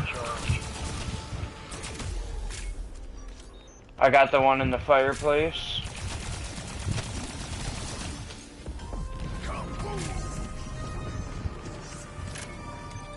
And I got the other one.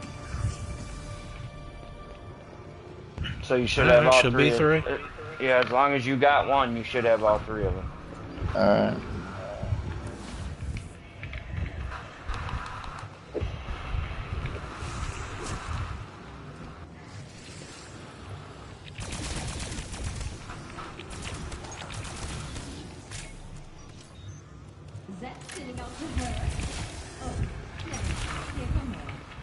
One disciple, come on now.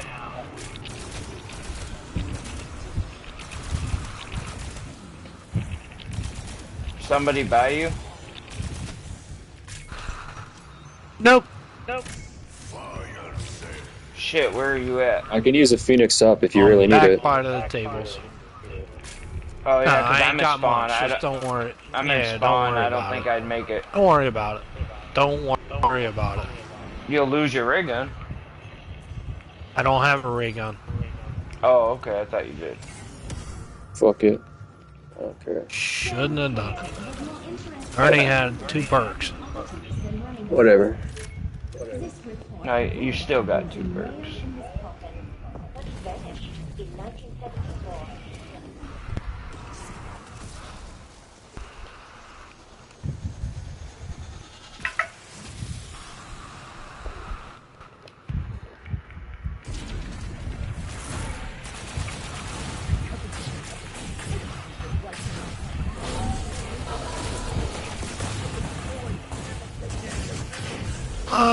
You didn't reproduce it? I thought nobody needed it. I can do it on the next one. Now you lost your perks. Yeah,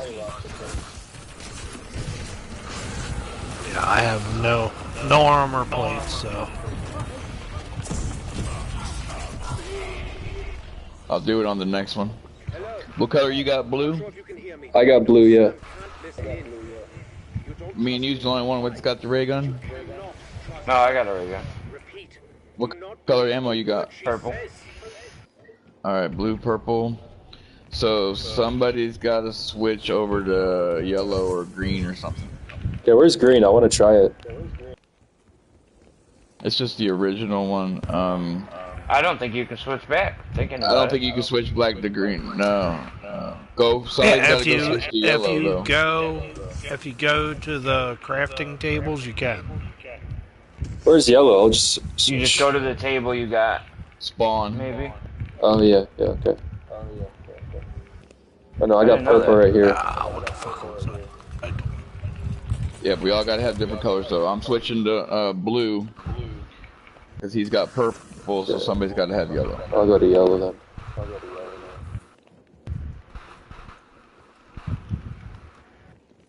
Alright, hold on. I'm shooting my clothes. Oh I'm gonna get my Wonder Waffle. So I don't die again. Do you guys all have different colors yet? Not yet. Yeah, I got blue. I'm almost Oh, that wait, spot. I'm Alright, I supposed to got get. purple. Alright, Well, I hold gotta on. get the mutant injection first, though, so I'll don't do it. start I'll now. do it. I'll do it, buddy. I got you. You guys, as long as we all got different colors, right? You got mutant injection? I got yellow Yep. now. Are we good? Yeah, we're good. And you got a ray Okay, here gun? we go. Go ahead. You can do it. I'll just wait.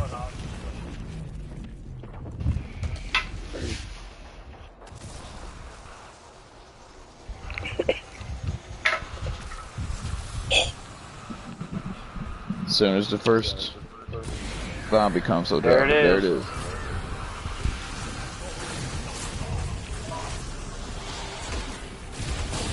Oh!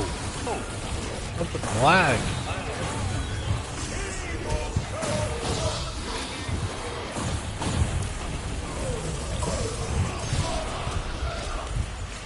You want the ray gun? Nope. I don't. Why did I duplicate it then? I thought we got it for I him. just wasted. I wasted 2,500 salvage. That's alright. I could have got it free if I got 100 different support things. I could have just got it from them. That's alright.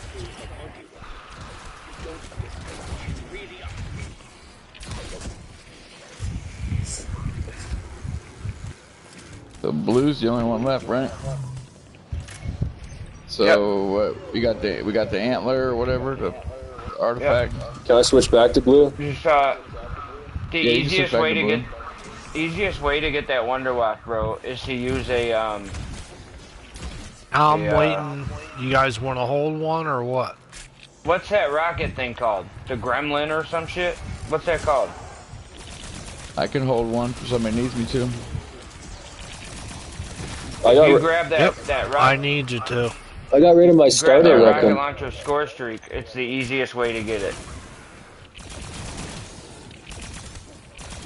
The Gremlin or the Goblin, whatever that thing's called. The Grim Reaper.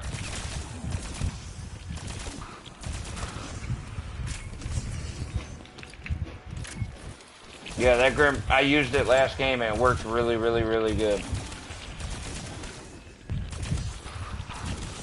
Sometimes I'd be failing that thing. Oh, these damn brain rotted zombies just come and killed my shit. Yeah, I still need more scrap. I mean, I can buy one to help you, but I'm not going to use it on the first one. The first No, one's easy. a war machine. Second. A war machine. Dude, the Grim That's Reaper what works I better. need. It's got more ammo. No, to get the Wonder Waffle. That's what I'm talking about. Use that Grim Reaper. It's badass. It was real easy. I've lost my train of thought, bro. I don't know what I was doing. Oh, yeah.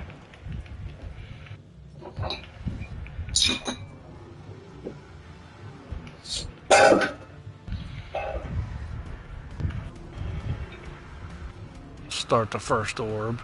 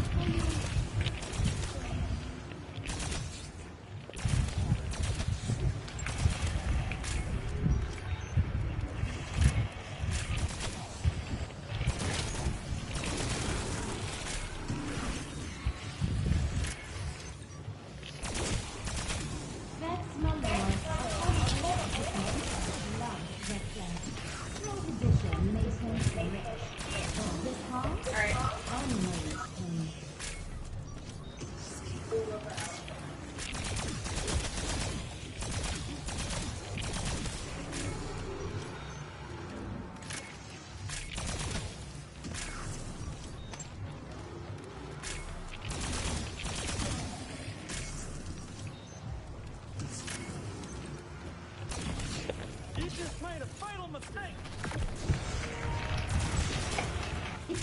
your kills really the best use of my processing power? Subject 10 eyeball. Yeah, fuck me.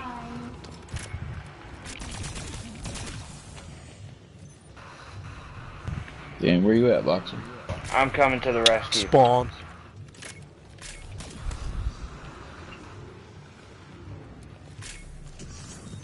Alright, I'm holding this zombie till somebody tells me not to. Yeah, hold him. So I can help him out. How much damage have you put into this thing already? A bunch. Almost done. Oh, it disappeared.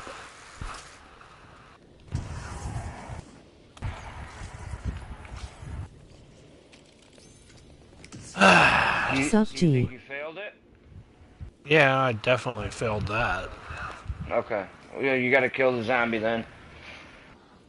Maybe pop a timeout again, I don't know.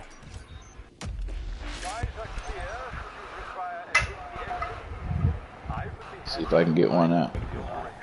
It's lucky that you got ray gun.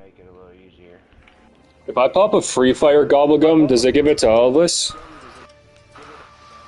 No, that'd be dope though.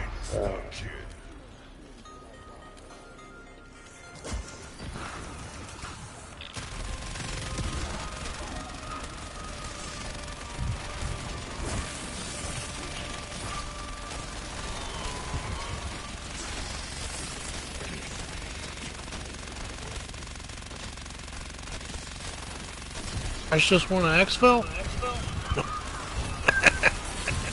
Right. Yeah, it's a pretty high round, man. I don't think we can survive past here. Hard. Ready? Shoot.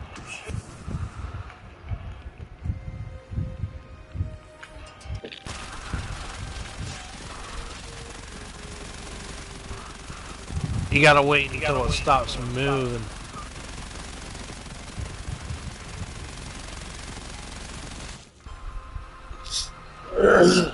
There it is. There we go. That Grim Reaper works nice, bro. It does a lot of damage to it. Oh yeah, well, wait until you see this. The War I got Machine, my I've shit. tried. I did the War Machine before. It works good. That works good too. Yeah, I got a profit share, and everybody want to sit at spawn? Hold on. Yeah, we can. We can. Just let us. Let me get this first. Let me get this first. Alright.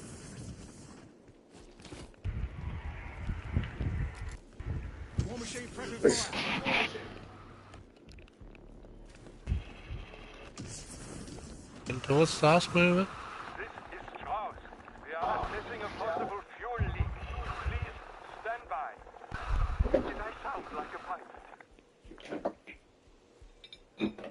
There it is, buddy. That's it.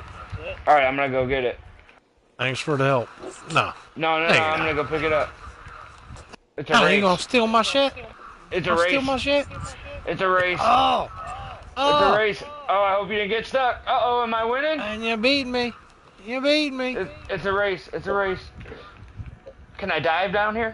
Uh-oh. Uh-oh, I'm winning. I'm winning. Go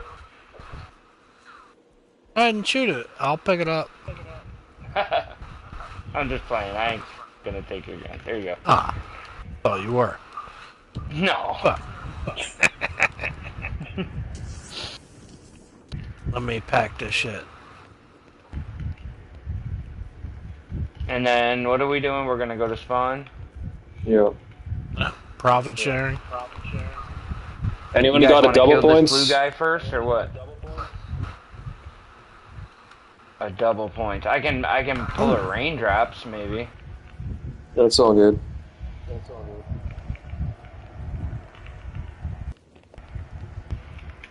Let me hit the machine and see if I can get a profit sharing too.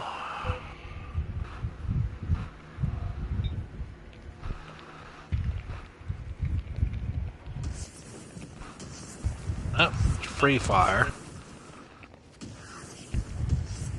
Oops.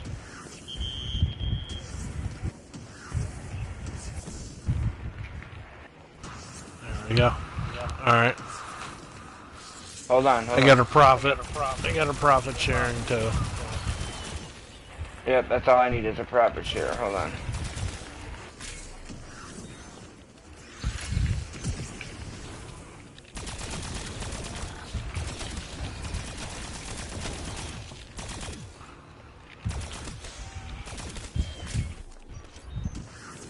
Alright, I got it all. I'm going to spawn. Yep, me too.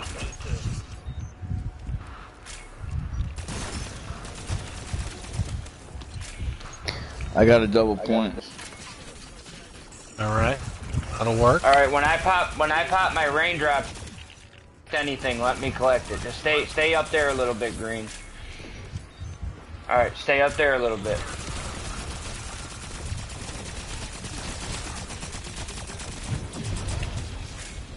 We'll do this, so they can't see. Alright, don't collect nothing. Oh, no way. Watch out, watch out, watch out. Yeah. What the fuck?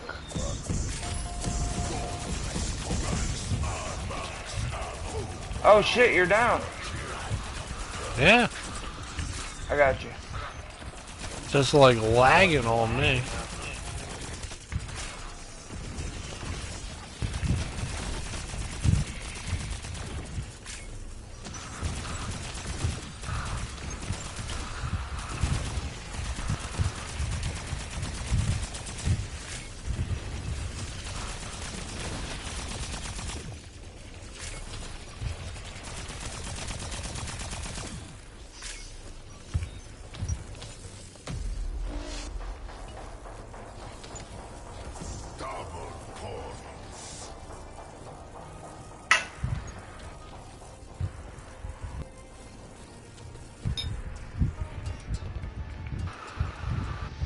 Alright, let me know when that's done. I'll hit mine. I would pop yours right now. It's still I got pop mine too. We all get, cause then you all look how much more points me and Green had because we both popped profit sharing. So popping them all together is a good thing, bro. You'll get a lot more points. They stack? Yeah, they stack, bro. Look at mine and your points compared to theirs. But they went down. I'll show you. Watch. Watch out. Blue will end up with a ton of points. Or at least I think so. But you see now you're gonna get. It does work that way because I've watched some videos on it where like everybody pops them at the same time, and I'm not sure. I forget the reasoning. All right. But let's see. Let's just see if it makes a big difference. See if you get a lot more points here. I could be wrong too.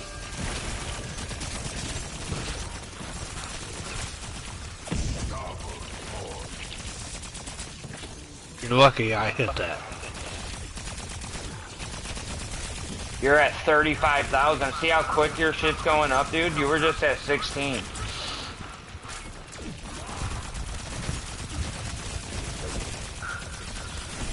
Oh. 47. We You're go. almost at 50 Behind grand us. already. Behind us. Lagging like a bitch, man. Holy fuck. So is mine. I don't know why.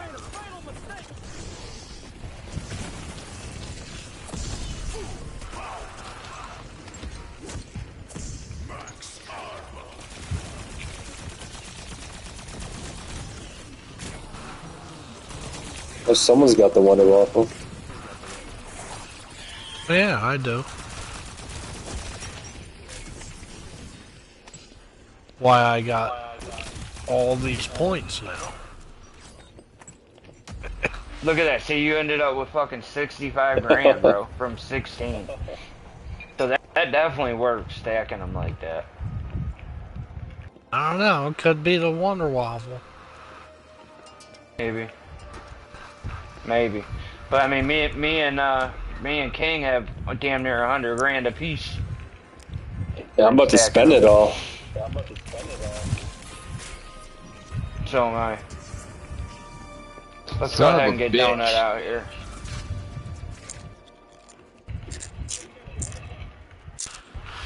Alright, I'm coming back.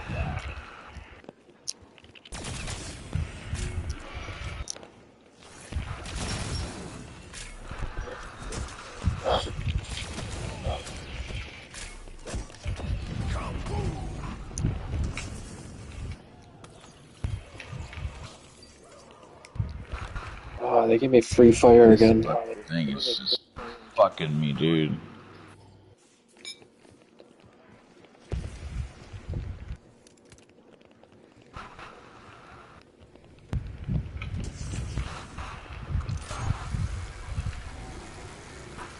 You want to save a guy or not? Yeah. Alright.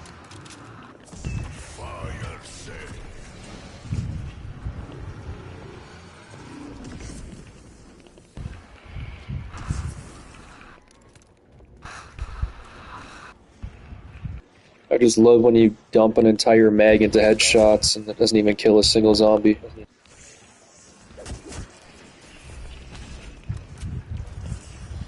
Yeah, that's fucked.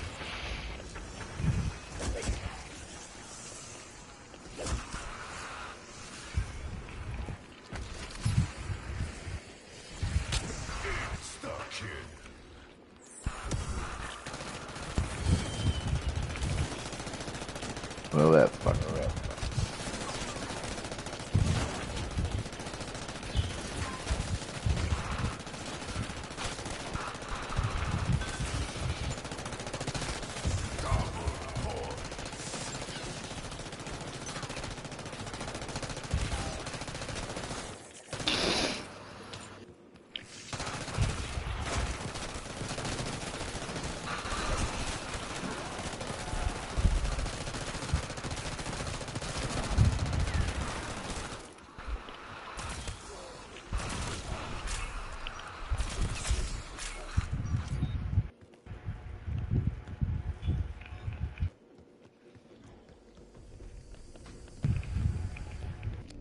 Shit.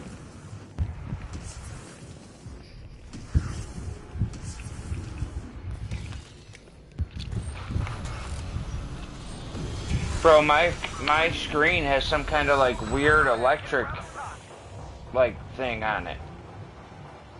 Like around the edges of my screen, it looks like I'm being like electrocuted or something. I have no clue what's going on with this. Oh, that's my mod menu.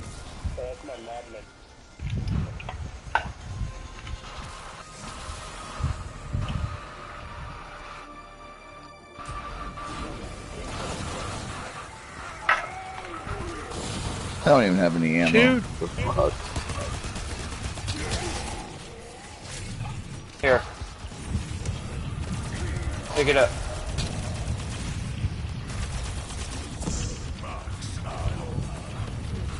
I got a bunch of them.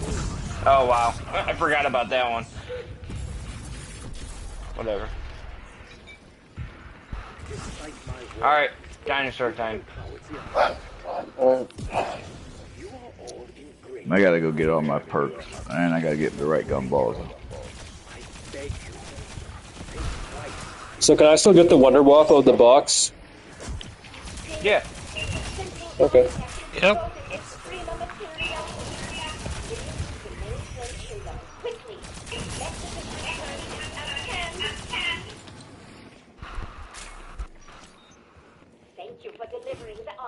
Yeah, in the old games, you could only have one wonder weapon on the map.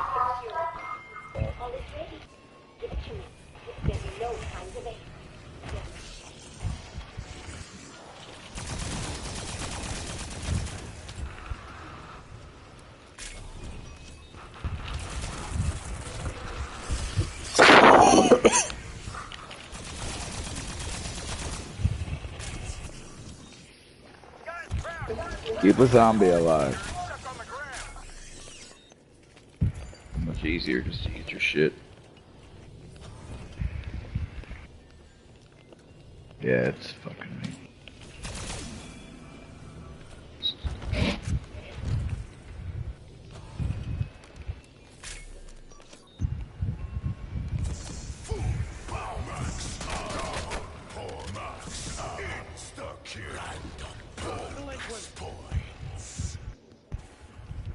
Where you at? I'll get the nuke. I got attack. I need to get rid of it. Down here in the basement, but it's already blinking. You ain't gonna make it. Oh no, I ain't gonna make it. I will just go hit the free one.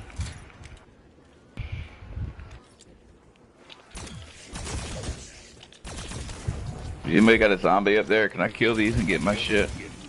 I got one up here. I'll come take them. I got a few.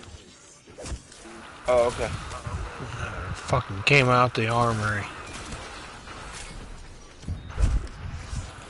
Sorry, I got enough to get my perks back. But not the Wonder Waffle. These fuckers are still spawning. Fuck.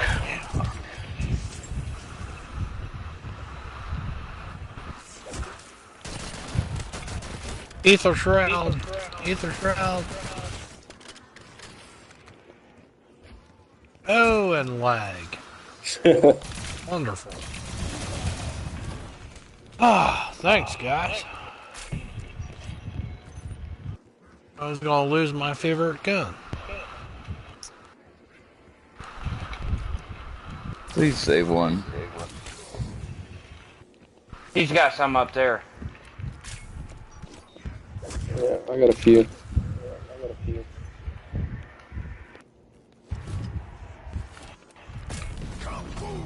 Wow, bro. Not anymore. I am a dumbass. I forgot to pop the tac diffusion, bro.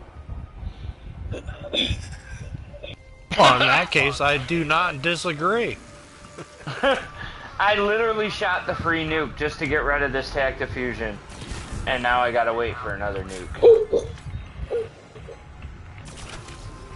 My bad. I really didn't mean to do that. No, you meant to do it, you just fucked it up. Yeah, straight up. Oh well, we're gonna die on the dinosaur anyways. No, we're not. I've got 20 minutes and I'm out.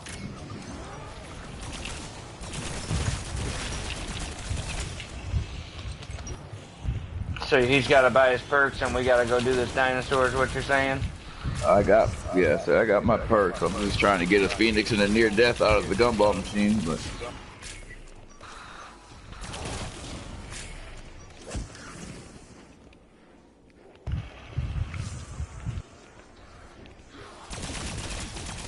It's one of the laggiest games I've ever played. Pack 3 for this, and then getting rid of this and doing everything else.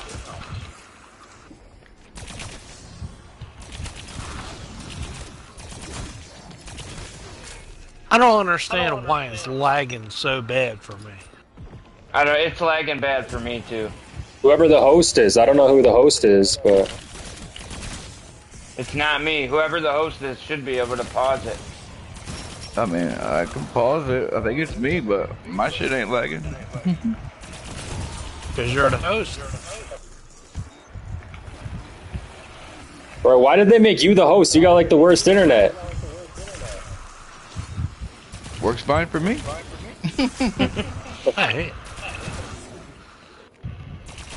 Shows how much you care about your fellow players. Man. Much I can do about it. You don't care. He's like, let's beat this dinosaur. I don't care. Alright. You guys ready to do it?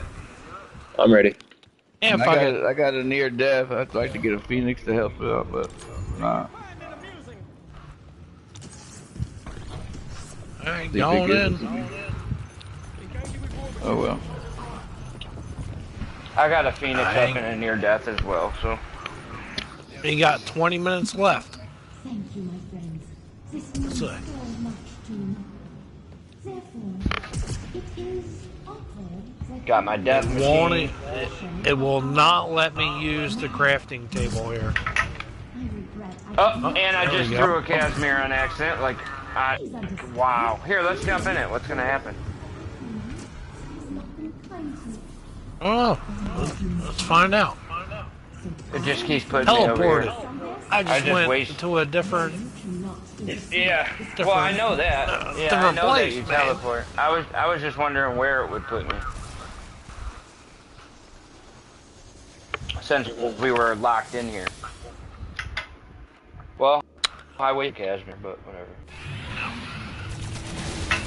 Anybody got drill charges or anything like that? I do, and I forgot to get a free fire. I'm really unprepared for this, so it'll be a hard one. And you got 2 plates. Does it give you ammo for the drill charge? You can pick ammo up off the ground. Alright, well, as I get them, I'll shove them in there. Who's in a chopper gunner? Me. Oh, dude, the chopper gunners suck. That chopper gunner's terrible for this fight, by the way. They nerfed it. I can tell. I'm only doing 504. Yeah, it doesn't do nothing, bro, at all. The death machine's the best streak for it so far. It's so bad, and it used to be so good. You are correct, sir. I used to take them down all the time. The fucking chopper gunner. Yep. Does nothing now. Nope, you could literally eliminate the last phase with a chopper gunner. Now you can't even hurt them, really. It's like tickles them. Yeah. Well, yeah, the chopper gunner does 504 damage per hit. The ray gun Mark II does 1,600. Yeah. So the ray gun Mark II is better than the chopper gunner.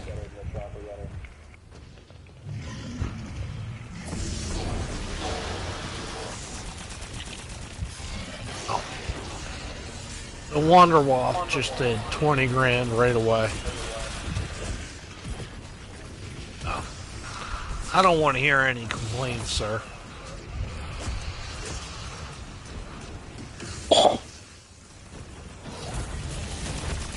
I could have saved your perks. There you go. There you go.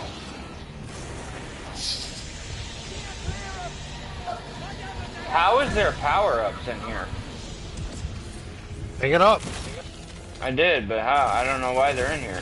Or how they got in here.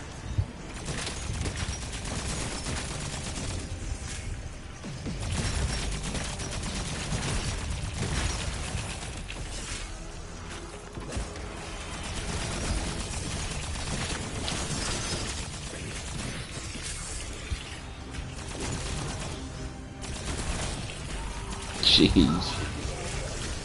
I'm not gonna be worth a fuck. Nah, I'm thinking the same thing. I only got 3 perks coming in.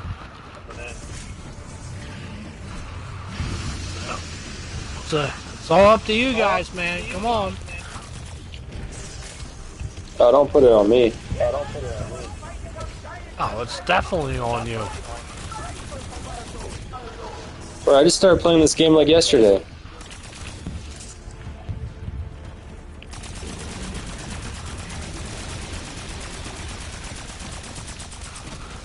Do you know how to shoot? It's like left trigger, right trigger. Is there like a manual for it? Oh, you can sit there and mash all the buttons, but... My shit ain't doing shit. I'm about to pick up a rock and throw it at this thing.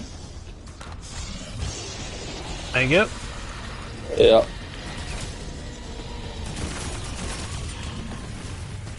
Go up again? No.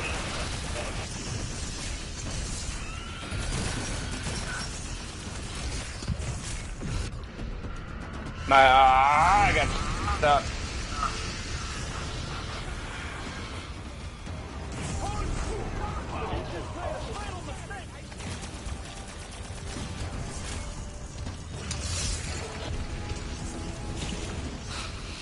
Mm-hmm.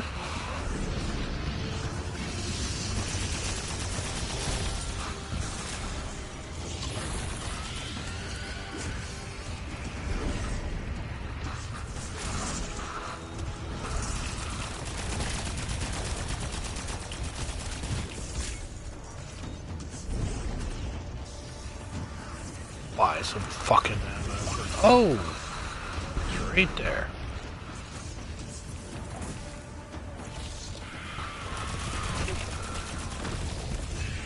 He just jumped right on my head. Yeah, he does that.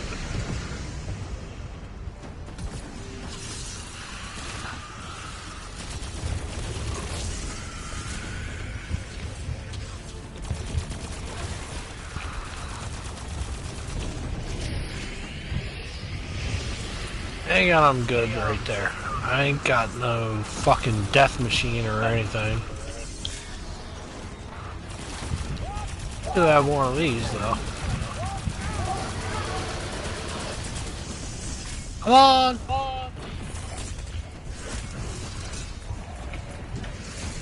Almost down.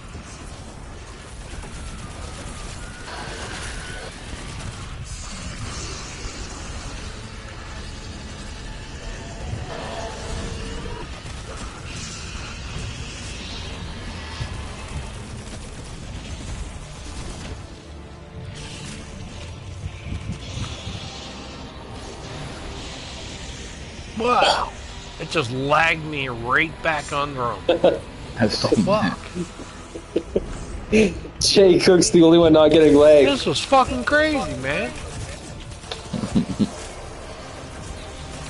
Hey, I got the high-tech wireless Verizon internet, bro. Yeah, see, wireless is where your problem is. Bro's got the cable internet that's wireless on a PS4 and they made him the host. What the fuck was Treyarch thinking? Yeah. That's what I figured. Go ahead and kill him. I'll self-revive at the end. Oh shit.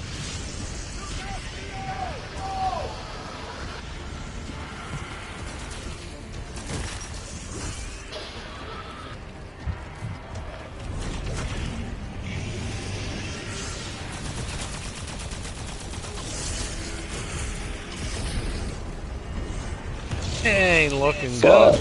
Ain't looking Fuck. good. No. I'll Phoenix self-revive up. if I have to. Nope. I still got one too. Alright, There thanks. I got a Phoenix Even up though too. I had no perks.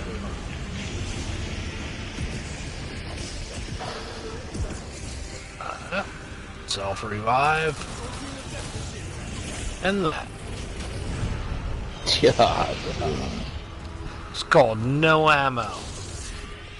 How close are they? Absolute. How close are they?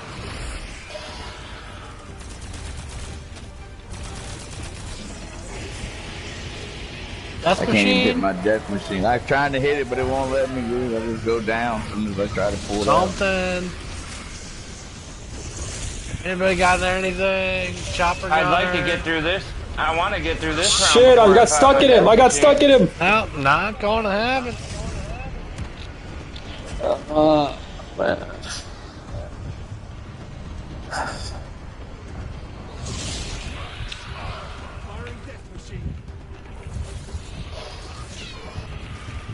I'm gonna die again right away.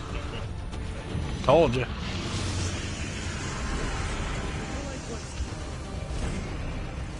Shit. What? Oh fuck. I got a near Hold death, up. so Phoenix you up. should be able to get me up. I used Phoenix up. My bad. It's cool. I had a near death though. You could have just went over Yeah. there. Bro, what the fuck? This guy's like... I'll use a self-revive if I got it. Don't worry about it.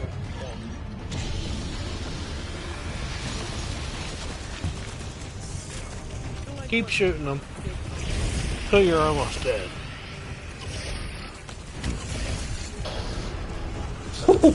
Just flung me across the map. Oh. I'm down, but my near death's still going. So. Okay, I got you. Wait, no, it's not. Shit. Yeah. Oh, it's not. Shit. Well, now I have no perks. I should not have used my Phoenix up. My bad. And get this insta kill and hit him with that death machine.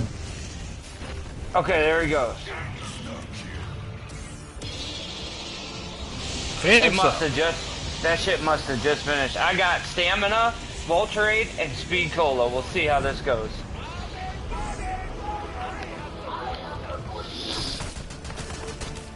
You don't even got. I got 3 rocks Juggernaut. and a water pistol. 3 rocks. That's about what I got. Fuck me, man. Oh, just 3 rocks and a water pistol.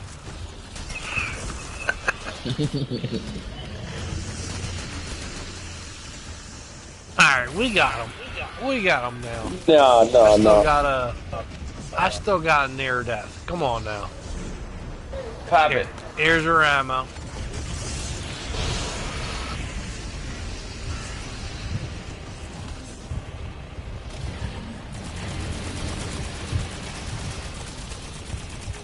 He's almost dead. Oh, he came right after me. He's eating me. Come on now. Leave me alone. I ain't do nothing to you. Jay Cook, I got you.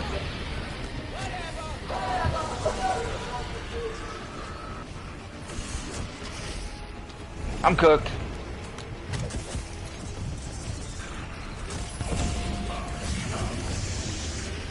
Still got a self-revive, right?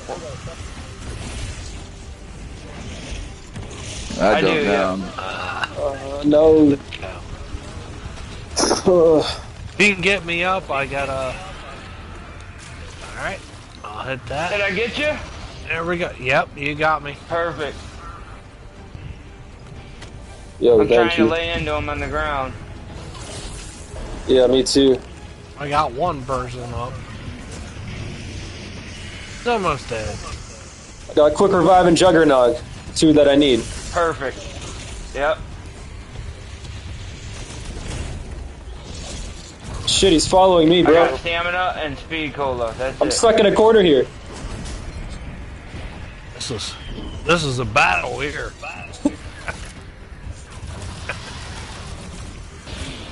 Oh. You guys almost got him, bro. Almost. I'm out of bullets. See if you had the Mark II, you might be able to get him. Oh, I'm dead. No! So lay into him. Just lay into him. I got self-revive. Hold up. Self-revive and then revive you. There we go. Alright. That's all we got. Self-revive too, so we beat it. We beat it. Alright. He didn't. He's got like a quarter left. Oh, you know what I mean? Less than a That's quarter. A lot. He's dead. Can't you gotta Oh shit! That was a fucking close one. Don't count. You like that? I still had a self-revive. I ain't never even used it. Oh. Good shit.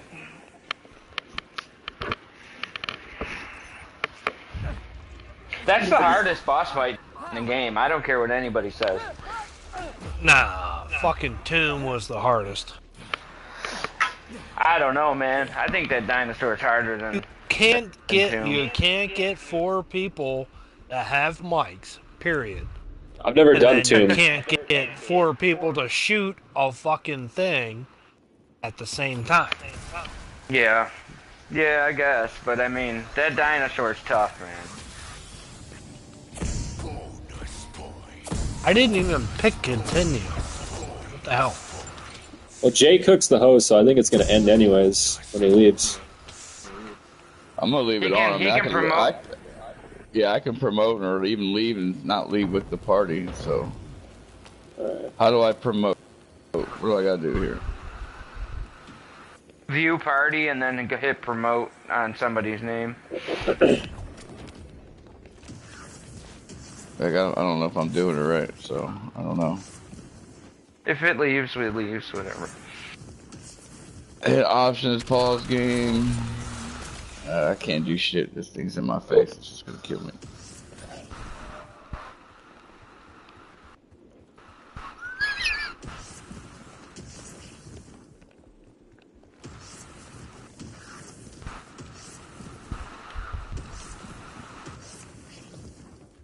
So what's the Tomb Easter egg like? Like the boss fight? I never did it. It's a Sentinel artifact. It is very tough. That one's really hard too. I thought that fucking giant one. sucks. I thought that giant guy was the hardest. Which one's that? Terminus? No, wait. No, that's Citadel. That Like thing's the a- giant. Oh, Citadel, bro! I can beat that every single time. That's awesome. That boss fight's so awesome. I only did it once. I thought it was hard. It's tough, but I mean, dude, I've played it so many times. It's probably the easiest one for me now. But this dinosaur just I only beat it half the times I play it, bro. It's crazy.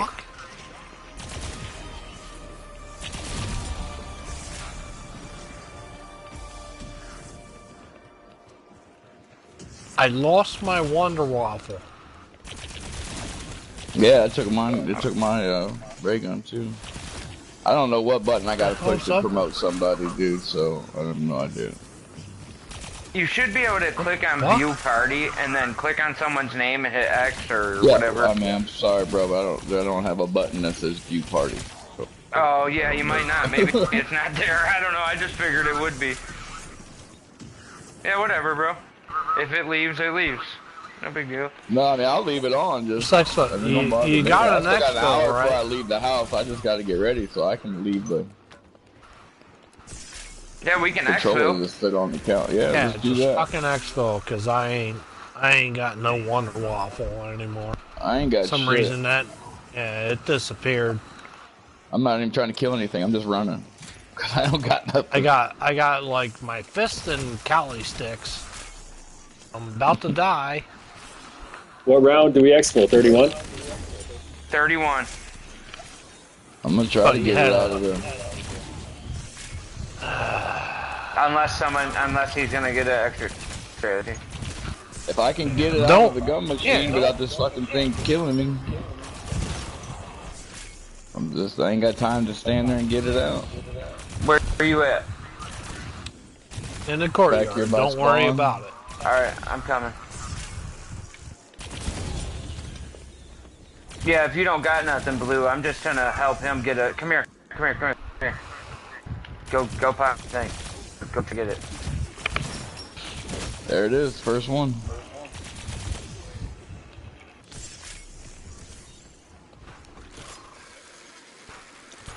Wow. That's crazy.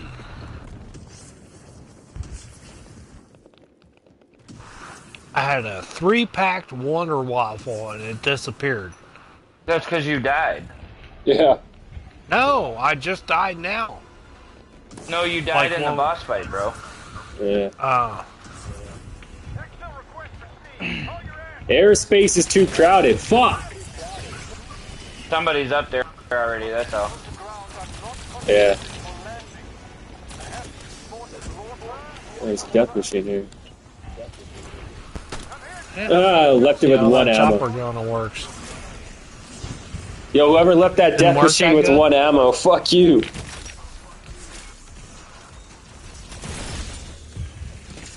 You're welcome.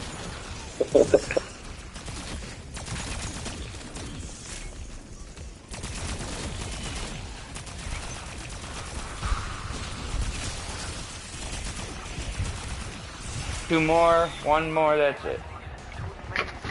Fuck, I activated my double Yeah, man. XP. I don't know if I'm gonna get it. Let's see.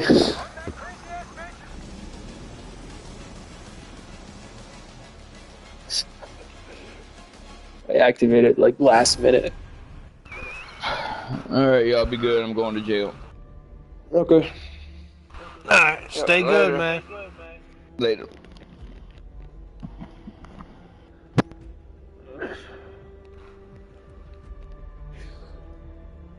Do I get the double XP?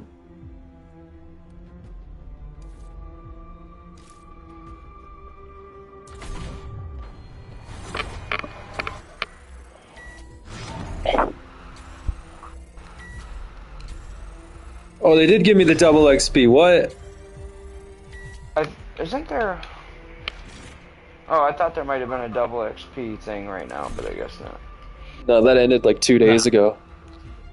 Oh, did it? That was last weekend.